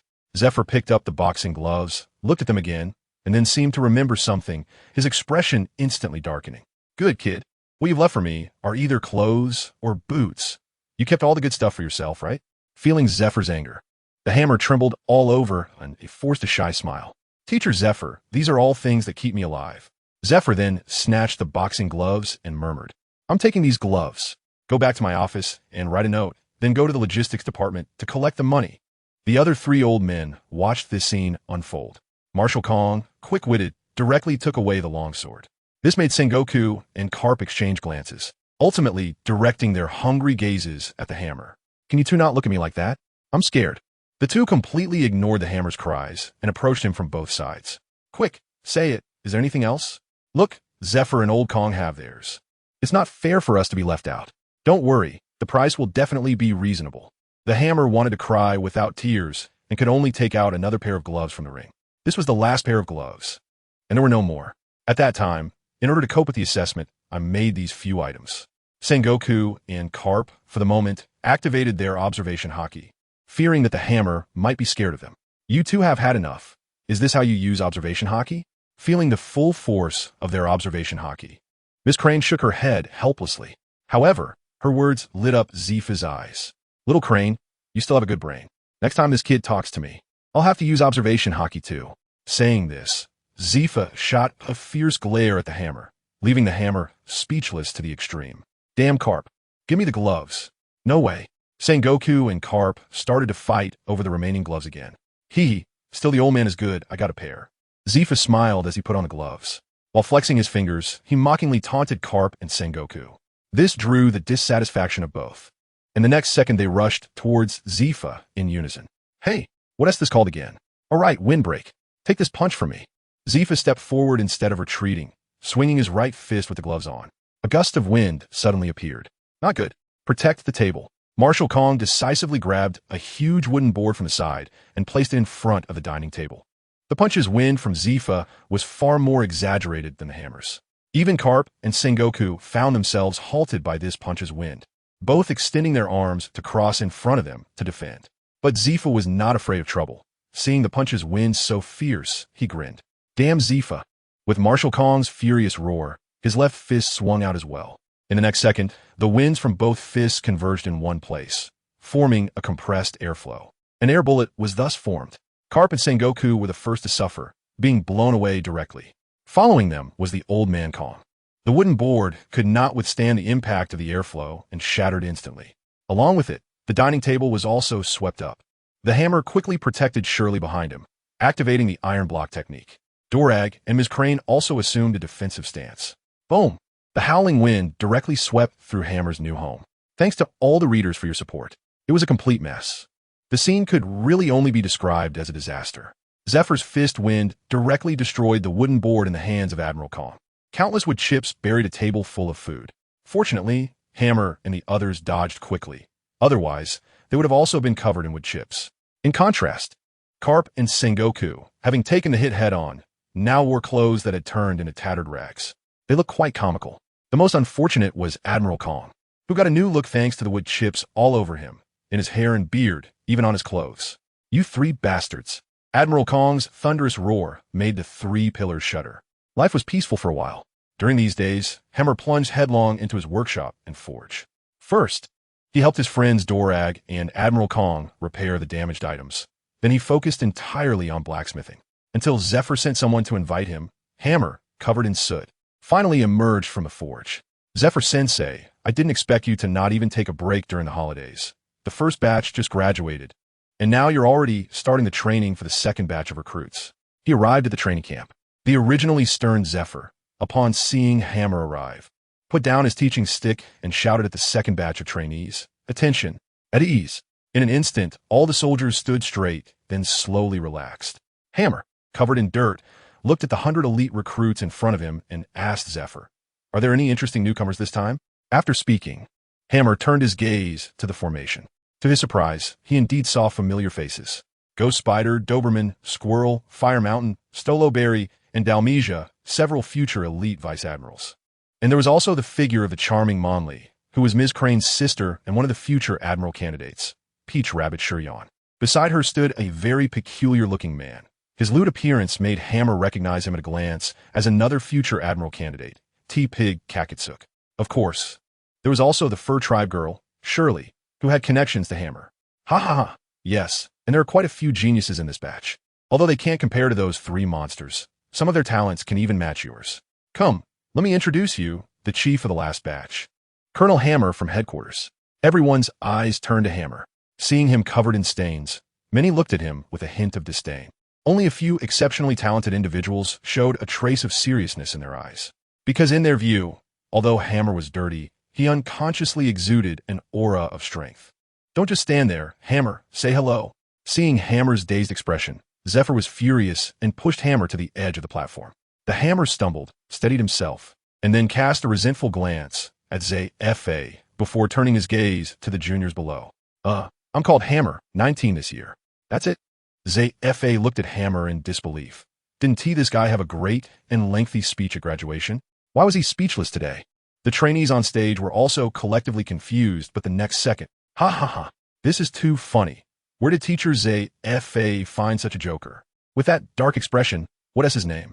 Hammer? Ha ha ha. The sound of wild laughter instantly filled the entire training square. Even Ji Yuan and the others couldn't help but burst into laughter. At this point, Zephyr's face darkened even more, glaring at Hammer with anger. Damn it, Hammer. Look at what you've done. Get them in line, or you know the consequences. Hearing teacher Zephyr's familiar threat, Hammer scratched his head and then jumped off the high platform. He revealed a somewhat sinister smile to the still laughing crowd. Ji Yuan was the first to sense something was off. She saw the 3-meter-tall Hammer with a flash of light in his right hand. A long-handled weapon resembling a fork appeared in his grasp. Watch out! Ji Yuan's cry rang out. However, the people in front of the group were still laughing, completely unaware that a crisis was quietly approaching. The Hammer wielded the trident in his hand, a weapon crafted in the likeness of Poseidon's trident. The ability granted by the critical hit was chain lightning. The trident thrust forward, and a dazzling white light appeared out of thin air, striking the first person in the team directly. Crack! A crisp sound of lightning echoed, accompanied by a scream. The student instantly spewed black smoke. His whole body turned pitch black as he collapsed, transforming directly into a charred mummy. The laughter in the arena was instantly silenced by that scream. A sinister look appeared on the Hammer's face. In the next second, his figure vanished from everyone's sight. At this moment, a chill unconsciously rose in the hearts of everyone, including Guillaume. Laughing just now. Weren't they having a great time? I stabbed. The sound and silhouette of the Hammer reappeared, and a trident appeared before a student accompanied by an afterimage. Crack! The sound of thunder and screams echoed again. Another blackened mummy appeared. Six style shave. The eyes of Mongoose and the others suddenly became serious. The speed of the Hammer made him realize at a glance that it was the Navy's 6 styles. However, they had not yet learned this skill. Zephyr looked at the scene before him with satisfaction and jokingly scolded, Hammer, I give you 5 minutes to take them all down. Otherwise, I want half of what you forged during this time. Hammers was completely speechless upon hearing this. He was originally brought in to serve as a sharpening stone for this year's students, and now they were eyeing his treasures. That hateful old man. What a pity. Teacher Zephyr, you won't be able to take my things this time. As soon as he finished speaking, a serious expression appeared on Hammer's face, and he swung the trident even more quickly, raising clouds of dust. Everyone be careful. That is Brother Hammer's latest weapon, the trident, which can discharge electricity, just like the Fur tribe's innate ability. Moreover, he himself is a user of the Hammer fruit, and his combat power is not at all inferior to the 3 monsters from the first session. Sherry, who knows Hammer's the best, instantly revealed Hammer's background. Sherry, that's too much. Exposing my secrets like that. The Hammer shook his head helplessly, and in the next moment, he directly bypassed the crowd and came in front of Sherry. The trident swept out. Sherry, unhurried, crouched down to avoid the sweep, and then moved like a rabbit, suddenly charging forward to stand before the Hammer, swinging her fist towards his face. Seeing Sherry's attacking stance, both the Hammer and Zephyr nodded in approval. Sherry had been following General Crane for these past few days, and Crane used her superhuman ability, the Wash fruit, to wash away all the painful emotions in Sherry's heart, allowing her to be reborn. Moreover, under General Crane's training, she began to gradually comprehend the abilities and skills of the Fur tribe. In just over 10 days, she had raised her own strength by several levels and could already utilize the Fur tribe's innate electric discharge talent. It was truly not an exaggeration to describe her as a genius. Thanks to all the readers for their support. So naive. Sherry, just lie down honestly. Although the Hammer was very satisfied with Sherry's growth, he couldn't hold back now. After all, those treasures were all forged by him, and he couldn't let the old man Zephyr take advantage of it. The hammer faced Sherry's claw attack without fear, and his fruit ability was instantly activated. A muffled sound erupting from his chest. Stone Crusher. Amid the muffled sound, an invisible shockwave spread out from the hammer's chest. This was a new ability the hammer invented, triggering a hammering effect using himself as a medium, turning the hammer strike into a circular shockwave. Caught off guard, Sherry was directly blasted away by this shockwave. After landing, she felt her blood surge and, struggling to suppress her trembling body, collapsed to the ground, losing her combat ability. The surrounding students were also knocked back several meters by this shockwave. For a moment, the area around the hammer became a no-man's land. Dogtooth thrust. At that moment, a figure suddenly charged forward, hands gleaming with cold light. In full force, it created a flurry of afterimages. The newcomer was Dalmatia. At this time, his upper body muscles bulged and ripped his shirt apart. His bronze skin was covered in spotted patterns of fur, and his 10 fingers had grown into extremely sharp claws. His legs had transformed into the powerful hind legs of a canine. He was in the animal form of the dog fruit, spotted dog. Good timing. Iron block. Facing the myriad of afterimages, the hammer shouted loudly and braced himself with his body. Under full power, Dalmatia's attack met the hammer's full power defense. This time, the hammer was even harder. Dalmatia's attack completely failed to breach the defense. The hammer only paid the price of a piece of clothing and took his full strike without injury. You shall also receive my blow, hitting the cow across the mountain. The hammer is not a lamb to be slaughtered at will. As the iron block was released, he clenched his right fist tightly and threw a punch into the air while turning to the side. Boom! A delightful sound of the strike echoed immediately. In the next second, a fierce shockwave surged straight towards Dalmatia. Not good. Dalmatia's animal instincts told him that he couldn't take this hit head-on. However, when he tried to dodge, he realized that the coverage of the hammer's strike was extremely wide, and there was simply no way to avoid it. With no other choice, he could only raise his arms to brace for the impact. But the hammer's attack power was beyond his understanding. The shockwave ruthlessly sent him flying. Although the Zoan-type fruit granted him a strong physical constitution, he had no way to counter the shockwave that could directly strike his internal organs. Dalmatia spat blood and fell into unconsciousness. Seeing this, the others dared not hold back any longer, launching their fists, feet, knives, and swords towards the hammer. Watch me unleash my might. Everyone fall down. The hammer exuded an air of grandeur as the trident in hand struck out with lightning speed. Each blow was accompanied by a thunderous sound, and a blackened mummy would appear in the arena. With the continuous sound of thunder, the hammer completely entered a realm of unparalleled prowess. In an instant, the number of people in the arena was reduced to below 10. The remaining few were all future pillars of the Navy that the hammer could name. Jin, Kaji, Weasel, Ghost Spider, Doberman, Stalaberry, and Fire Mountain. A total of 7 people. It seems that the few with good talent mentioned by Teacher Zephyr are you. Oh wait, Shirley and that dogman are not bad either. Unfortunately, you have encountered me. The faint sound of the hammer echoed with endless arrogance. What are you being arrogant about? One sword style, Evening Glow. Shizuyuan took the initiative, wielding the long sword known as the Canberra from the Great Knife 21. With Shizuyuan's full power unleashed, Canberra emitted several beams of sword light, enveloping the hammer. What a fierce young lady, but it's a pity. The hammer muttered to himself. The moment the hammer saw Shigeyama, he was stunned. Nearly 2 meters tall, with a slender figure and youthful appearance. The hammer had fallen in love. Clang! The sound of weapons clashing echoed as the trident collided with the Canberra in midair. Shigeyama suddenly felt a tremendous force transmitted through the Canberra to her hands, momentarily numbing her grip. What kind of brute strength is this? Are you still watching the show? Get in here! Shigeyama roared angrily. The others began to take action. Kaki took the lead. As Shigeyama's loyal supporter, Kaki had always been by her side. Seeing his goddess facing setbacks, Kaki was furious. No matter if you're a hammer or a copper hammer, dare to provoke Shigeyama, and I'll make you pay. Kaki charged towards the hammer at lightning speed. His arm muscles bulged, and he instantly shed his sleazy demeanor, displaying a fierce aura. Unfortunately, his opponent was the hammer. As an experienced blacksmith, the hammer knew one principle well. That is, good iron must be forged through countless blows. Little hammer 40. Bang. Facing Kaki's charge, the hammer squatted down into a horse stance, gathering all his strength. The trident seemed to transform into a war hammer at that moment, and with the hammer's swing, The trident struck Kaki's abdomen at an incredibly tricky angle, accompanied by a sharp sound of slicing through the air. The terrifying blow made Kaki's vision go white in an instant, and before he could even make a sound, he was sent flying out faster than he had charged in, falling into unconsciousness. The sight sent chills down the spines of the others, and they no longer dared to hold back, including Shigeyama. 6 people launched attacks against the hammer one after another. It was somewhat amusing that, aside from Kaki and Dalmesia, the rest were all using swords. The hammer raised the trident to counter the sword moves of several people. Looking at the sword marks on the trident, he sighed. No wonder they're elites. They have already touched the threshold of cutting iron.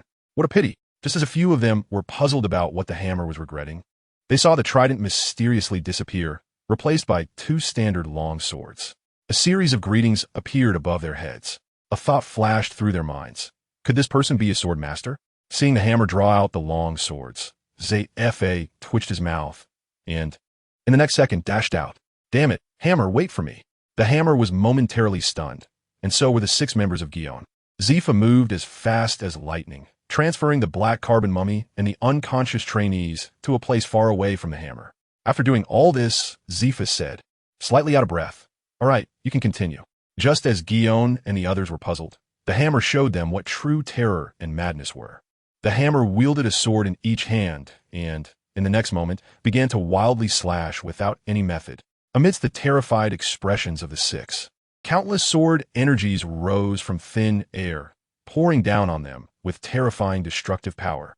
Thank you to all the readers for your support. As the dust settled, the once passionate and vibrant training ground had turned unrecognizable. Everywhere were sword marks and craters. The culprit behind all this was smiling as he looked at the 6 naval elites, who were now covered in wounds. Heavy gasps were escaping their mouths. Pain and shock had somewhat numbed their nerves, and their eyes were filled with confusion as they looked at the hammer. That was not a slash. It was the so-called sword energy I learned about from Sister Crane. As someone who had always lived in the headquarters, Gion had some knowledge. She had heard of the hammer's great name more than once from Vice Admiral Crane. Sword energy. So terrifying. The face of the ghost spider looked very grim, and losing without any resistance was something he found hard to accept for a moment. Clap, clap, clap. Zephyr walked over to the hammer, applauding. Well done, hammer. Can you also fix this place up for me? The hammer's original smile instantly faded upon hearing this. Teacher Zephyr, I was still in the process of creating something new when you pulled me over to do hard labor. Now you want me to help fix the square? The hammer is really speechless. TCH, I just asked you to take them down. Who told you to mess up my playground like this? And you still have the nerve to argue? Oof. Are you going to fix it or not? Zephyr, clearly displeased, revealed the black hockey coiling around his fist. This is Zephyr's trump card, and it always works well against the hammer. But unexpected surprises always lurk around the corner. The hammer snorted disdainfully, raising his right fist tightly, as an invisible force began to spread. A faint dark purple hue started to wrap around the hammer's right fist. Zephyr's eyes widened instantly. Armament hockey. The eyes of everyone present who had not fainted were also wide open. Zephyr, not believing in evil, covered his armament-colored fist and tapped it against the hammer's right fist. A crisp sound of duong rang out, marking the collision of the 2 hockey. Damn, when did you master armament hockey, you bastard hammer? Zephyr looked at the hammer with excitement. Just these past few days, huh? Oomph. Zephyr-sensei, you won't be able to scare me with armament hockey anymore. Because now I have it too. The hammer suddenly felt his back straighten. However, arrogance often comes with more painful failures. As expected, the moment his words left his mouth, Zephyr's expression instantly darkened. Kid, don't think that just because you've mastered hockey, you can act arrogantly in front of me. Do you think the tidal black arm came from nowhere? With a hand covered in hockey, Zephyr grabbed the hammer's fist. Ouch. Although he also had hockey covering him, the hammer's hockey seemed weak and fragile in front of Zephyr, and he was directly crushed by Zephyr. I was wrong. Teacher Zephyr. The hammer instantly begged for mercy. Having lived 2 lives, he deeply understood the road to survival. He originally knew that his armed color had just awakened, and he definitely wasn't a match for Teacher Zephyr. However, he still wanted to show off a bit, just to suddenly demonstrate his abilities. This way, Teacher Zephyr wouldn't keep calling him over for no reason. He was quite busy, okay? Seeing the hammer back down, Zephyr happily let him go. Good kid, you've unknowingly awakened your armed color. I was planning to wait for you to come find me. It seems your talent can indeed bear great responsibilities. What did you awaken it? The hammer looked at the joy in Zephyr's eyes and felt a wave of happiness in his heart as well. He rubbed his wrist to ease the soreness. While forging yesterday, I was highly focused and suddenly felt something break inside my body. Then armed haki appeared on my hand. Although it was very weak, I can use it now. I then extended my right hand, and a dark purple armed haki covered my palm again. Zephyr nodded in satisfaction. As someone who made a name for himself in the world relying on armed haki, he was very happy to see his disciple awaken armed haki, especially since the hammer was only 19 years old. With mastery of the 6 powers and armed haki, he could definitely take on the role of a commodore. Very good. Your combat power is comparable to some commodores in the headquarters. But don't get too happy. Awakening armed haki only puts you on the path of a strong person. And this path is full of hardships. TCH, my goal isn't to go out to sea and hunt pirates. My goal is to be the logistics manager of the headquarters. By then, Zephyr-sensei, you'll have to bow your head to me. You brat. I see you're itching for a fight.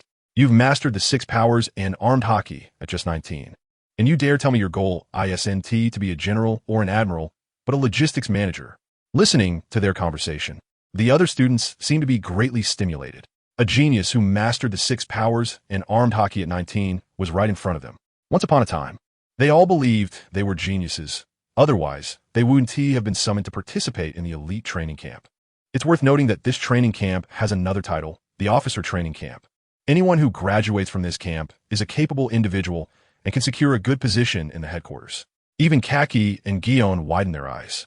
They had always lived in the headquarters considering themselves geniuses, but now a real genius, no, a monster, was right in front of them. The impact of this gap was simply too great. Old man, don't go too far. If you slap me again, I'll fight back. You little brat.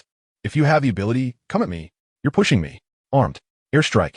In the moment when everyone was stunned, Hammer was very angry because Zephyr kept slapping his head and face. So he officially declared war on Zephyr-sensei. The hammer fruit activated, and a shockwave wrapped in armed haki instantly blasted out from Hammer's right fist. Seeing the formidable shockwave, Zephyr's eyes lit up, and instead of retreating, he advanced. Good one. Today, let me teach you a lesson. With his deep black-wrapped fist, he shattered the shockwave with a single punch. The hammer, seeing the situation, exerted his legs with all his might, creating 2 large pits in the ground. In the next second, the hammer charged towards Zephyr like a cannonball.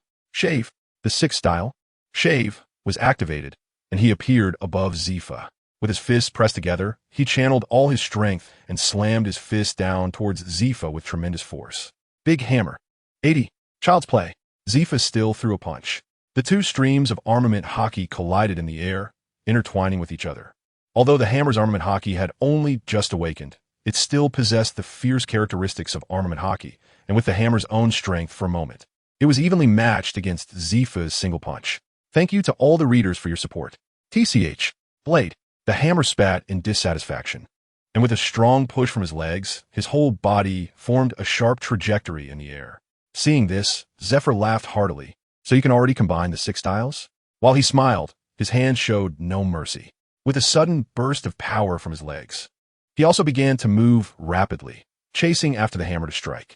That's too much, old man. Stormfoot. Hammer. The hammer looked at the approaching Zephyr with a shudder in his heart.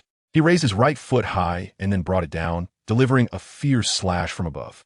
This hurricane kick directly transformed the original slash into a grand hammer strike through the fusion of the hammer fruit, fully combining the surging nature of the slash with the strength of the hammer. Very good. Very good. Keep going. Hammer, let me see where your limits are. Zephyr was increasingly satisfied, and his attacks became more ferocious. The 2 clashed mid-air several times, and the explosive airflow directly sent the collapsed Gion and others flying. Monster. A deep shock flashed in the weasel's eyes, and he unconsciously uttered a word. His statement resonated deeply with the others. Giant Spider, Doberman, you 2 are under Rear Admiral Sakazuki. What do you think is stronger now, Hammer or Sakazuki? Fire Mountain asked Giant Spider with a serious expression. Giant Spider and Doberman were from the North Sea Navy, currently under Sakazuki's command, and this training at headquarters was also recommended by Sakazuki. Considering the current situation, it seemed that Rear Admiral Sakazuki was still a bit stronger. After all, the power of the Logia-type fruit needs no explanation. Although he has mastered haki, Giant Spider's words were quite reasonable. Sakazuki's strength was extraordinary in his eyes, and that kind of destructive fruit ability was terrifying. Sakazuki has mastered haki? Gion next to them expressed a different opinion. Everyone was taken aback and then looked at Giant Spider, waiting for his response. Giant Spider shook his head. No. Sai, still a monster. Old man, you're pushing me. I'm going to use my full power. The hammer, who had been suppressed by Zephyr, gradually ignited his true fire, anger flashing in his eyes. Watch my latest masterpiece. Gravity gun. The hammer flew back, and a flash of light appeared on the ring, revealing a very bizarre weapon in his hand. It looked like a large trumpet, quite peculiar. As the hammer pressed the trigger, a streak of purple light suddenly emerged from the trumpet's mouth. The next second, a wave of purple energy enveloped Zephyr. Zephyr immediately felt his body sink heavily toward the ground. This thing is good. Is it 10 times gravity? Zephyr moved his body a bit and felt his weight increase tenfold. But it wasn't a big problem for him. With his strong physique, veins bulging, Zephyr revealed a sinister smile. Is there more? Hammer? Seeing Zephyr's smile, the hammer felt a sudden tremor in his heart. What the hell? Is this not enough? Then I can only use my ultimate move. Upon hearing the words ultimate move, everyone, including Zephyr, felt a stir in their hearts, and several gazes fell on the hammer, eager to witness his ultimate technique. Who would have thought that in the next second, everyone's mouths dropped in shock. Teacher, I give up. Please go easy on me. The hammer admitted defeat without hesitation, then squatted down with his hands on his head, waiting for Zephyr to strike him. Zephyr was instantly enraged, disregarding the tenfold gravity acting on him, and stepped over to the hammer, leaving footprints with each step. With a hand covered in armament hockey, he swung it towards the hammer without holding back. After a scream, the hammer was knocked to the ground, followed by a flurry of punches. The next day, you bunch of weaklings. Can't handle 10 times the gravity? Look at that bastard, the hammer. 10 times the gravity is like a light drizzle for him. Why are you all so pathetic?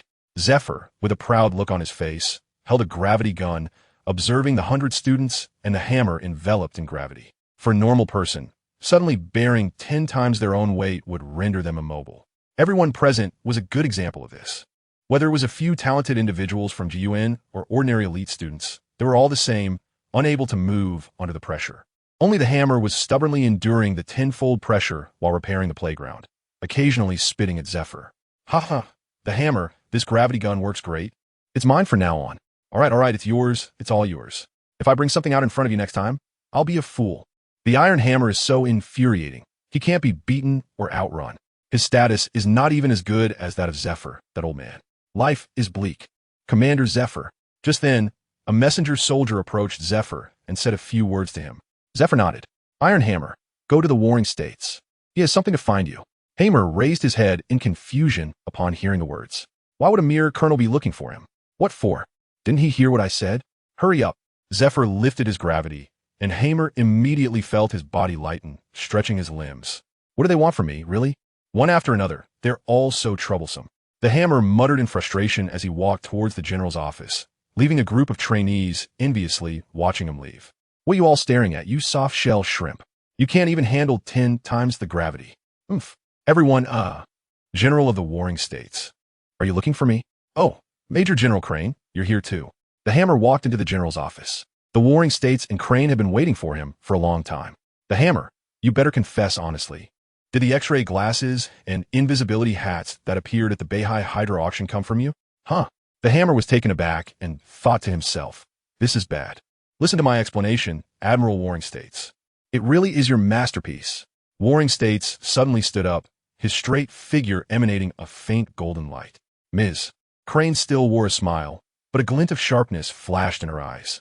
It wasn't me. That was to complete the assessment. Warring States interrupted him. I didn't call you here to scold you. Here's the thing. After you left, the invisible hat caused a series of disputes. It originally was just a struggle within the Stanford Kingdom, but it unexpectedly attracted the attention of outlaws outside the kingdom. According to Sakazuki's report, the entire Stanford Kingdom suffered a severe blow. Among them, a certain team caught his attention. That is Germa 66. The invisible hat was also seized by the current controller of Germa 66, Vinsmoke Judge.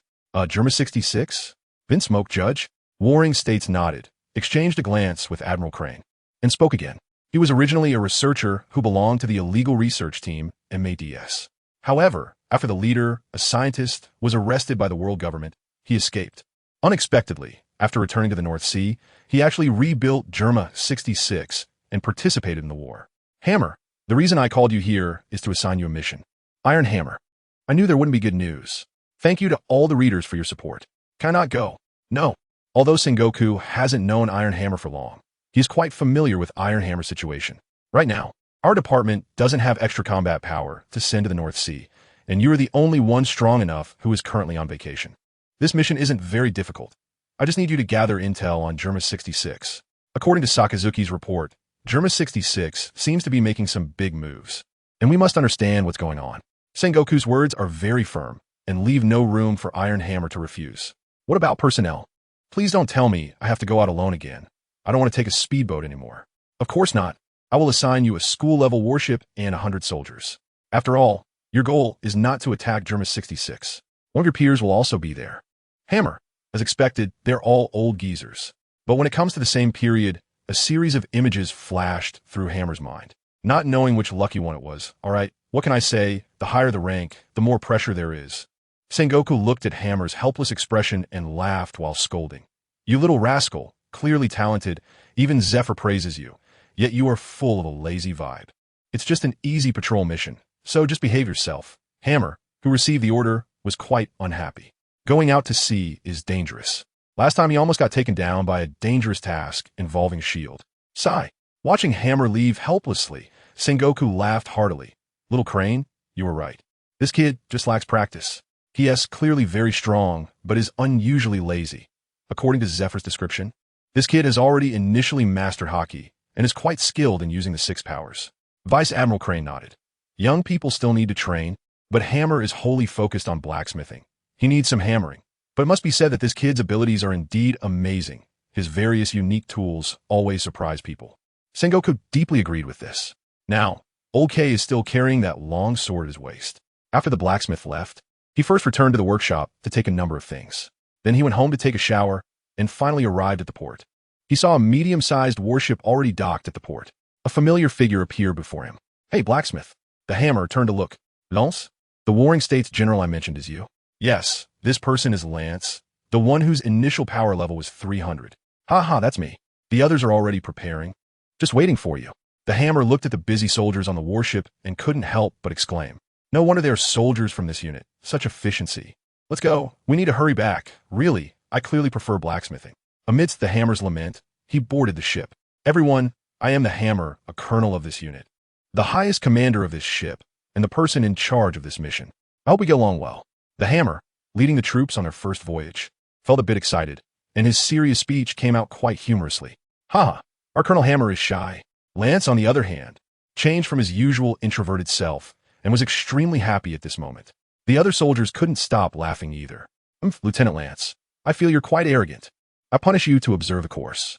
The Hammer angrily scolded Lance, then walked towards the lounge. On the way, he looked at the flintlock guns carried by the soldiers and had an idea. Upon arriving at the lounge, he took out the tools for forging from the ring. He then went to the weapons storage area and took a flintlock gun. This world is truly amazing. In an era where the average technology is that of flintlock guns and sailing ships, submarines, trains, and even the future clone soldiers of Germa 66 can appear. Moreover, the technological levels of each island vary greatly, with some resembling primitive people and others being incomparably advanced.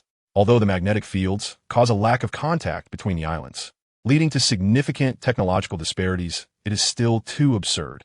The blacksmith played with the flintlock pistol in his hand, preparing to modify the gun using his abilities. After all, the old-fashioned flintlock pistol had limited power, and the issues with gunpowder were numerous. It couldn't be used in water and was quite troublesome. Duel. The familiar sound of hammering echoed as the blacksmith wielded his hammer with his right hand, striking again and again. After this period of forging, he discovered that the attributes assigned to each item were actually fixed. For example, standard boots had only 2 attributes. One was swift movement, and the other was increased gravity. So as long as he grasped the attributes, he could mass-produce them. However, the prerequisite for this was that he could quickly trigger critical hits. The rhythmic sound of hammering brought a profound calm to the blacksmith's heart, entering a special state. This state was referred to by him as the sage moment. With unparalleled focus, the force and angle of each strike were perfectly executed. Ding! Critical hit triggered, granting the flintlock pistol an expanded magazine and rapid-fire capability. Done!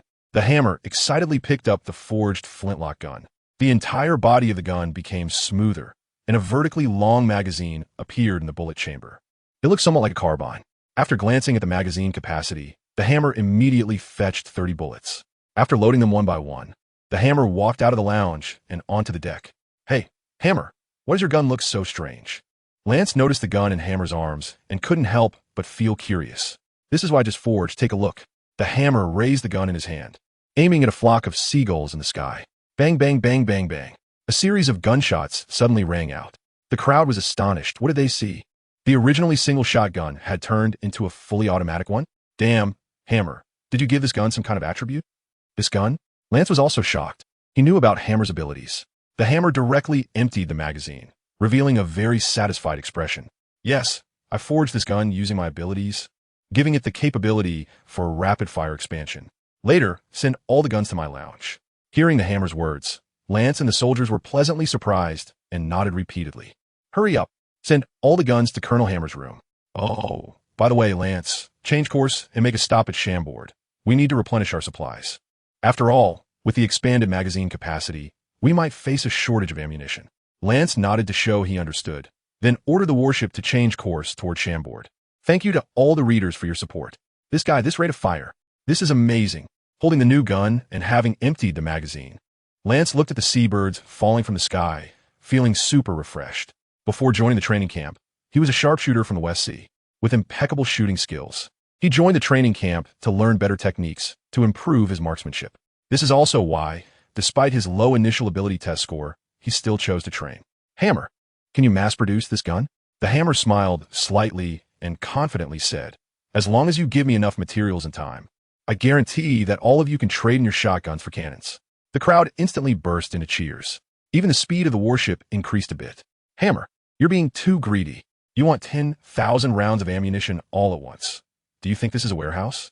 Major General Phil Jackson of Sabaody looked at the smiling hammer with a face full of disbelief. After half a day's journey, Hammer's warship finally arrived at the No. 66 Navy base. He quickly found his old superior and immediately asked for 10,000 rounds of rifle ammunition. This made Phil Jackson extremely angry. Although the Sabaody Navy branch base is relatively well off, being an important town that has always been heavily guarded, the manpower and military force are comparatively sufficient. But that doesn't justify Hammer demanding ammunition right off the bat. Hey, Major General, you're being short-sighted. This time I come on the orders of the Warring States General to patrol the North Sea. You know the North Sea is fraught with various forces, including the Mafia, underground organizations, and pirates. Without enough ammunition, how can I patrol?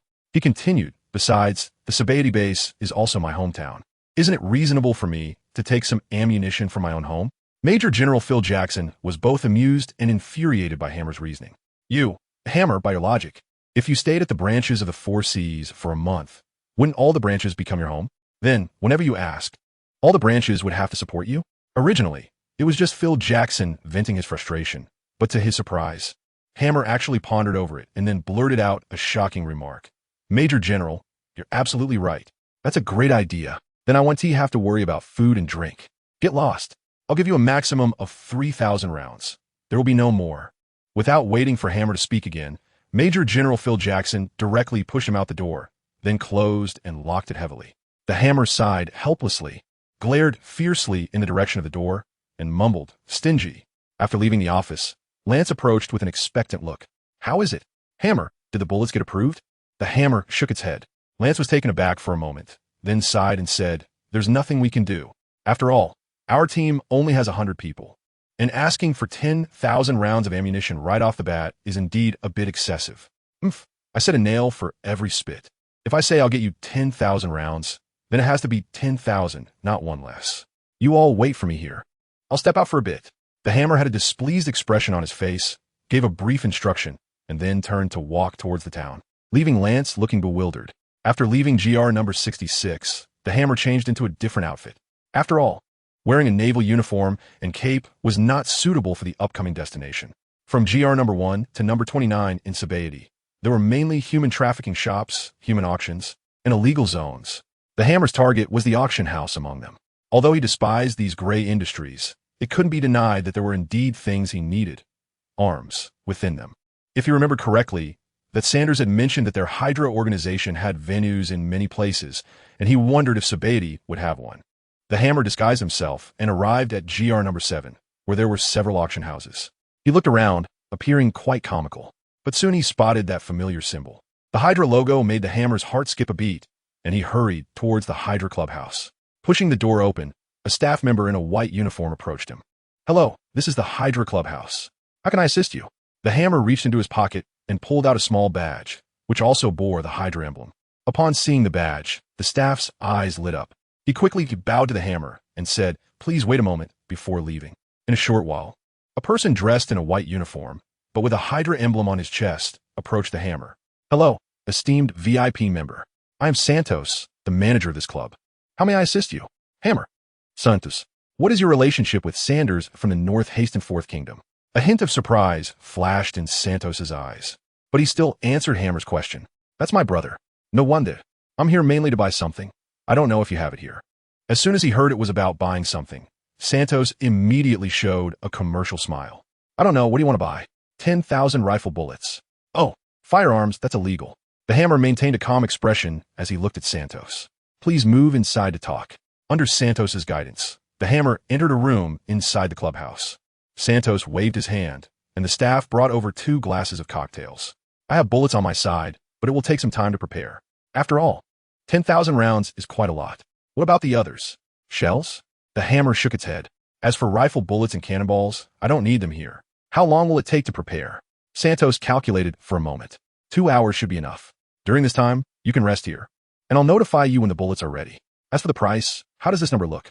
Santos slowly extended a finger. The hammer hesitantly said, 100 million? Santos nodded without changing his expression.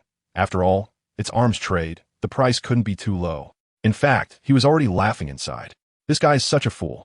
A bullet is only 1,000 Bailey, and 10,000 bullets cost 10 million Bailey. This is a pure cash cow. Who cares if he's a VIP? Let's just take it down first. As for the deposit, let's waive it. After all, you are a VIP member, so you have that privilege. Upon hearing this, the hammer smiled. It's always best to save trouble whenever possible. 2 hours quickly passed. The hammer looked at the 5 large boxes of bullets in front of him, a glimmer of satisfaction flashing in his eyes. "Pleasure doing business. Shall I help you find someone to deliver them?"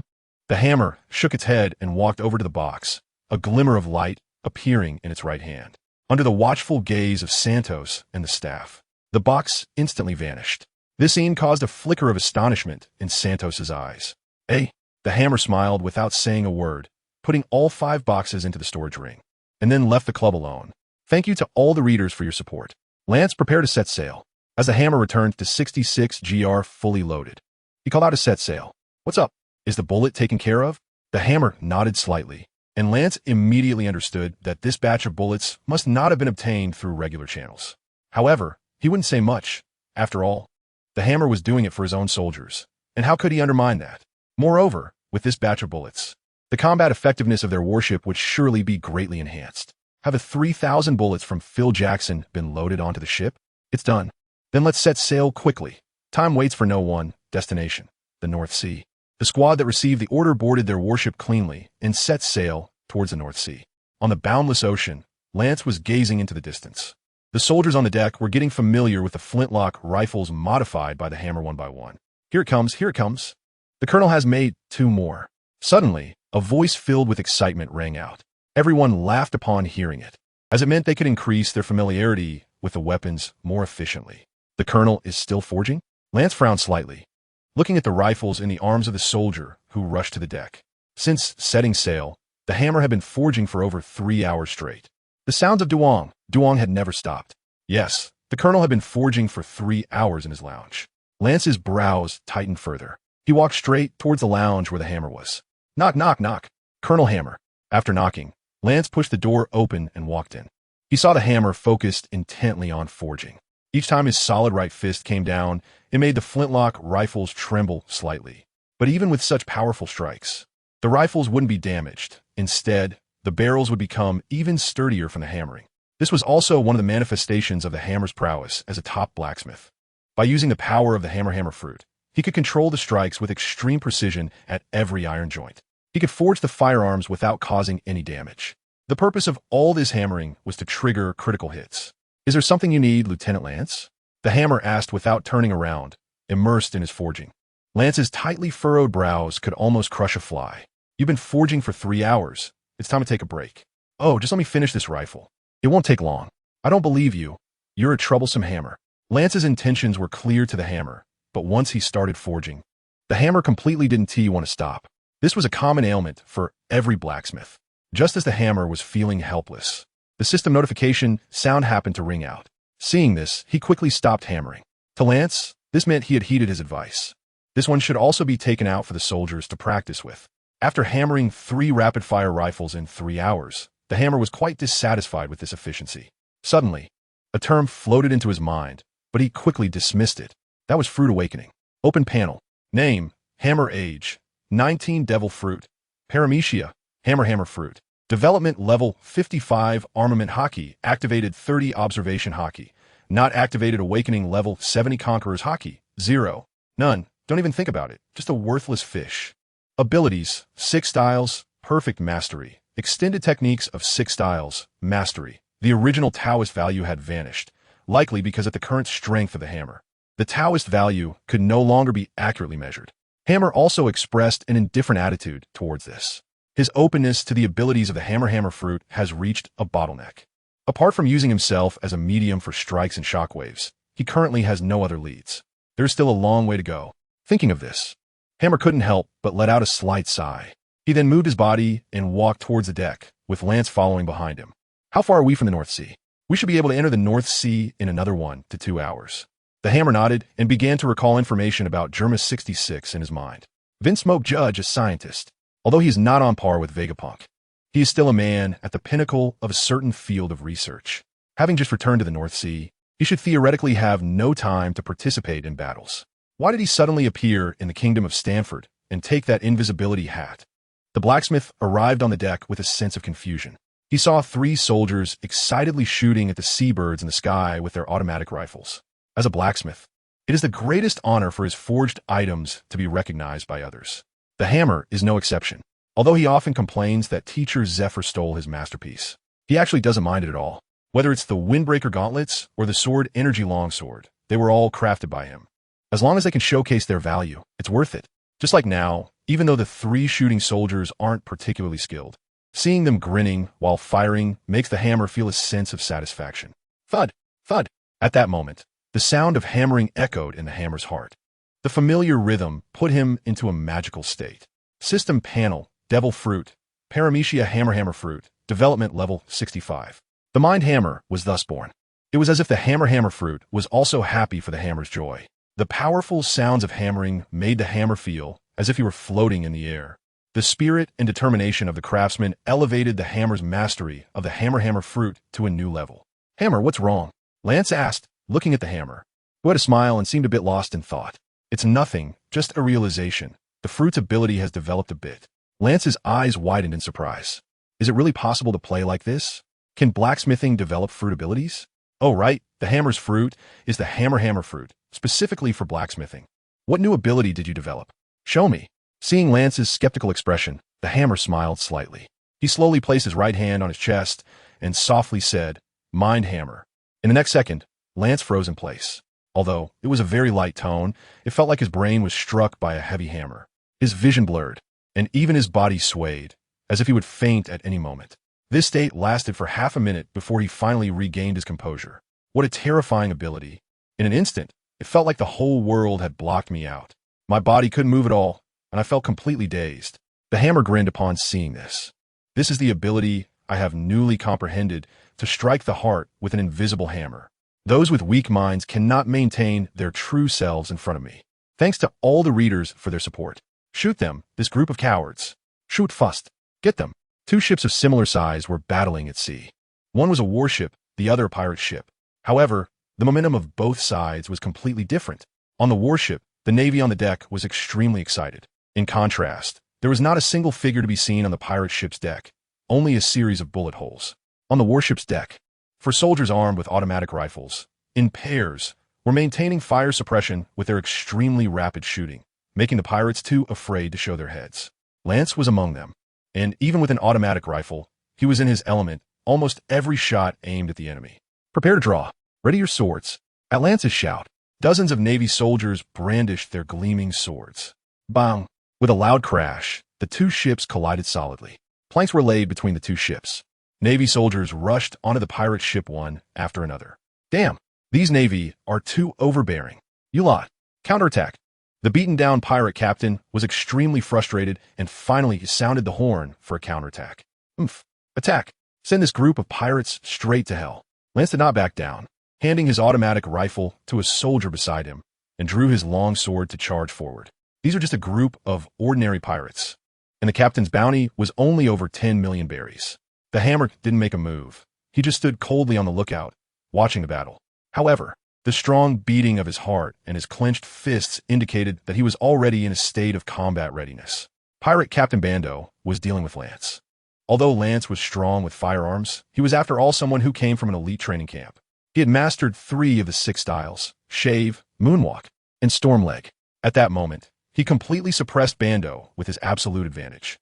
The other pirates seemed very passive in the face of the suppressive fire and the assault of the Navy soldiers, unable to stir up even a ripple. In just 10 minutes, the battle was over.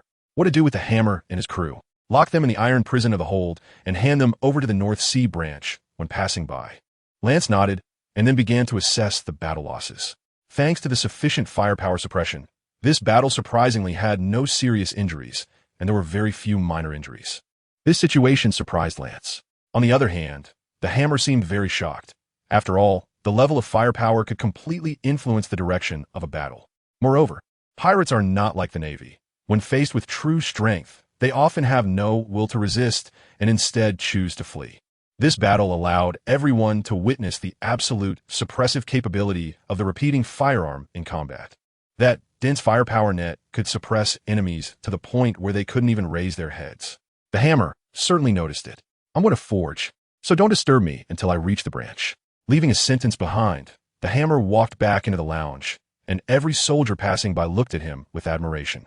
The familiar sound of hammering echoed again, making all the soldiers on the warship stand in respect. The warship sailed quickly and soon arrived at North Sea Branch 217, located near the Kingdom of Stanford. Colonel Onlong, I'm Lieutenant Lance from headquarters, here specifically for the matter of Germa 66. Here are the pirates we defeated on the way. Please take them. North Sea Branch 217 is one of the larger branches in the North Sea. Otherwise, it wouldn't be stationed near the prosperous Kingdom of Stanford. Colonel Onlong didn't look very strong, standing about 5 meters tall, wearing a casual navy short-sleeve shirt under his justice cloak, with scars all over his bare arms, clearly a tough guy who has been in battle with blades for years. Welcome to the North Sea. Someone, take the Bondo pirates and lock them up. His voice was a bit hoarse, but carried a lot of authority. The situation regarding Germa was currently causing a stir, and the Kingdom of Stanford was on high alert. King Nagel had issued orders prohibiting anyone of unknown identity from entering the kingdom. The entire kingdom was on edge. Hearing Onlong's account, Lance frowned. Is Germa 60's influence really that significant? Onlong shrugged helplessly. After all, they're the legendary evil warriors. By the way, did the headquarters send you alone this time? No offense, but Lance understood what he meant. It was just a bit of disdain for him being just a lieutenant. You can rest assured. I am not the commander of this operation. This operation is commanded by Colonel Hammer from headquarters. He is still resting on the ship. Onlong then showed a hint of understanding. Although he was also a colonel, he was completely different from the branch's colonel. Generally, when Navy personnel from the 4 Seas branches arrived at headquarters, their ranks would drop several levels accordingly. Please hurry up with the handover so we can quickly search for Germa 66. Onlong nodded and signaled his men to speed up.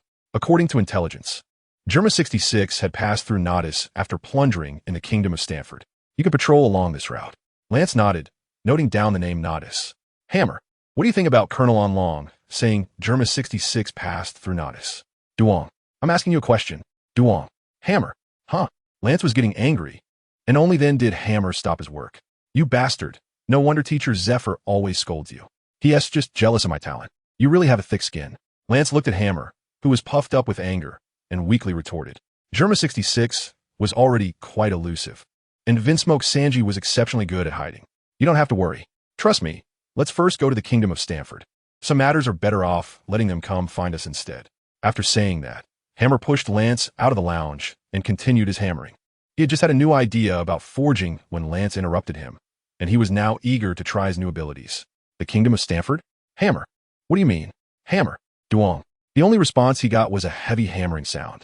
Lance was even more speechless and could only instruct the soldiers to change course. Change course. Target the kingdom of Stanford. After saying that, he angrily left the entrance of Hammer's lounge. He promised himself that after this mission, he would never go to sea with Hammer again. It was just too frustrating. Thank you to all the readers for your support. In the kingdom of Stanford, Hydra Club. In a large auction hall, there was only one person present. Damn Germa, 66. If it weren't for them, I wouldn't be in such a miserable state. Sanders drank and smoked, with a floor covered in cigarette ash and empty bottles. Oh, why is Manager Sanders so angry? A 3-meter-tall figure slowly walked into the hall and approached Sanders. With a familiar voice and figure, Sanders immediately recognized the visitor. It turns out to be the esteemed Lord Anvil. I apologize for making you wait. Indeed, the visitor was Hammer. The closure of the Kingdom of Stanford was no obstacle for Hammer, who directly used Moonwalk and Shave to enter the city from midair. It seemed Germa 66 had caused quite a bit of trouble for the Hydra Club. Otherwise, Manager Sanders wouldn't be drowning his sorrows in drink. Sanders gave a bitter smile and took another swig of alcohol. It's not just trouble, Sai. What brings Lord Anvil here this time? Are you looking for trouble with Germa 66? Sanders shook the bottle in his hand and quickly stood up, a fierce expression appearing on his red face. Really? Absolutely. But why? Just because I find them displeasing. If everything I sell gets stolen, how am I supposed to do business? Don't you think so, Manager Sanders? Sanders stared intently into Hammer's eyes, trying to discern something. Unfortunately, he found nothing at all. Helpless, he lowered his head, looking at the bottle in his hand, lost in thought. Germa 66 was so elusive that it was impossible to find them. That's why I need the Hydra Club's help. Help spread a message through the underground world. Just say that the maker of the invisibility hat has appeared in Nodis. Upon hearing this, Sanders suddenly raised his head, as if he understood. Since Germa 66 would steal the invisibility hat, they must be curious about its secrets. If there was news of the maker, aren't you afraid that bastard Germa will kill you? The Hammer chuckled confidently, his voice echoing throughout the venue. If he had that capability, he then turned and left, leaving Sanders in shock. His mind was momentarily shaken by that one sentence, which was the very power of the mental strike that the Hammer had just comprehended. However, the Hammer controlled the intensity of the strike. Otherwise, given Sanders' half-drunken state, a single mental strike could have sent him straight to play chess with the King of Dreams. Germa 66. Are you inviting me to a trap? Sanders suddenly smashed the wine bottle, a glimmer of hatred flashing in his eyes. That day, a piece of news spread through the underground world. The creator of the invisibility hat had appeared in Nodis. Hammer, what did you do in the Stanford Kingdom? Nothing much. Just revisited an old place. I really believed in nonsense. Lance saw that the Hammer said nothing more and did not pursue the matter further. Under Lance's command, the warship sailed towards Nodis. As for why they're going to Nodis, Lance thought it was to track down Germa 66. Back in the lounge, the Hammer officially began testing his new ability while continuing to forge. Mineral Strike. Everything has a breath, even iron does, otherwise. How could there be the realm of cutting iron? The Hammer had a serious expression, as this was a realization he had just come to. All along, his actions had been limited. He believed that forging iron could only be done by striking it one blow at a time. While this wasn't entirely wrong, as every blacksmith did so, he discovered otherwise after obtaining the Hammer fruit and comprehending the Mind Hammer technique. Since striking could directly impact the heart, why couldn't he use this method for forging?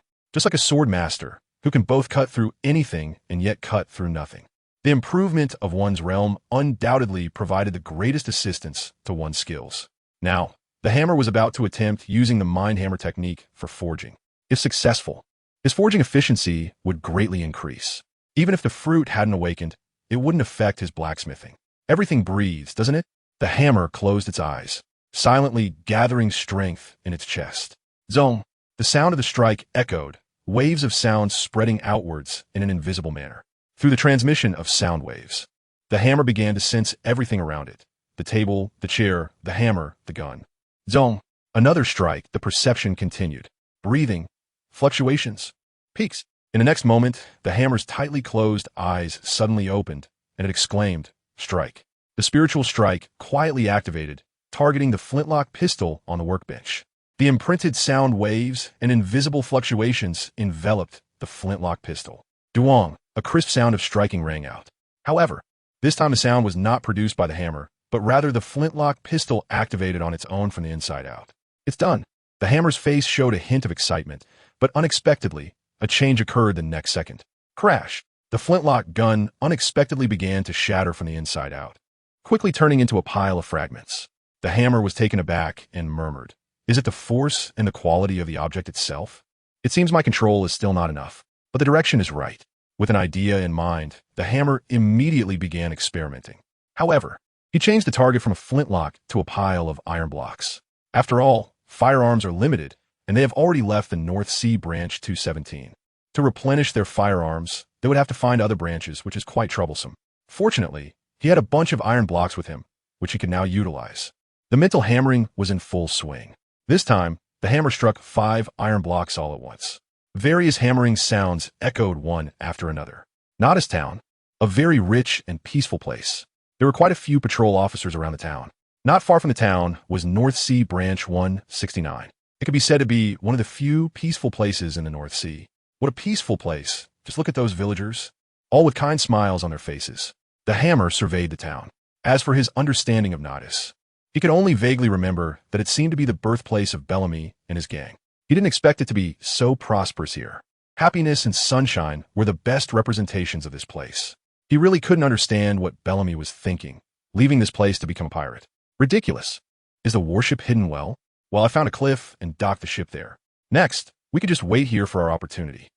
Lance looked at the hammer with a puzzled expression, not knowing what he was up to. The hammer appeared confident, which prompted Lance to keep questioning him. Thank you to all the readers for your support. This invisibility effect is truly remarkable. Damn, how did this designer manage to do it? Vinsmoke Judge fiddled with the invisibility hat in front of him, his wise eyes flashing with a hint of irritation. Your Majesty, we just received news that the creator of the invisibility hat is in Nodis town. Is the news reliable? It comes from the underworld and has been confirmed by several trading companies. A flicker of surprise crossed Vinsmoke Judge's eyes, but was soon replaced by a burning determination. Order the helmsman to change course to Nodis. I want to capture that creator and uncover the secrets of this hat. As the king of Germa 66, Vinsmoke Judge harbored extraordinary ambitions. He aimed to lead Germa 66 back to its peak and once again become the king of the North Sea. No, the North Sea was only his first step in conquering the world. Becoming the king of the world was where his true ambition lay. With Vinsmoke Judge's command, the entire giant ship began to move. It was a massive floating island powered by a group of giant snails, with countless flags bearing the emblem of Germa 66 fluttering in the wind. On the floating island, there were countless soldiers with identical faces. These were the clone soldiers created by Vinsmoke Judge's scientific prowess. He had relied on this power to wage war in the kingdom of Stanford, thereby seizing the invisibility hat. Oh, this town is truly comfortable. Don't you think so, Lance? The hammer rarely forges iron. Instead, it has set up a sunshade on the beach, and he himself is lying on the sand in beach shorts. Hammer, is it really okay for you to relax like this? If what you said is true, then Germa 66 is already on their way here. Unlike Hammer's relaxation, Lance is filled with worry. After relentless efforts, he finally obtained all the information he wanted from Hammer. This includes Hammer's plan to spread news through the Hydra Guild to attract Germa 66 to the Stanford Kingdom. However, he thinks this is too risky. In the past few days, he has learned from the people around him about the evil army.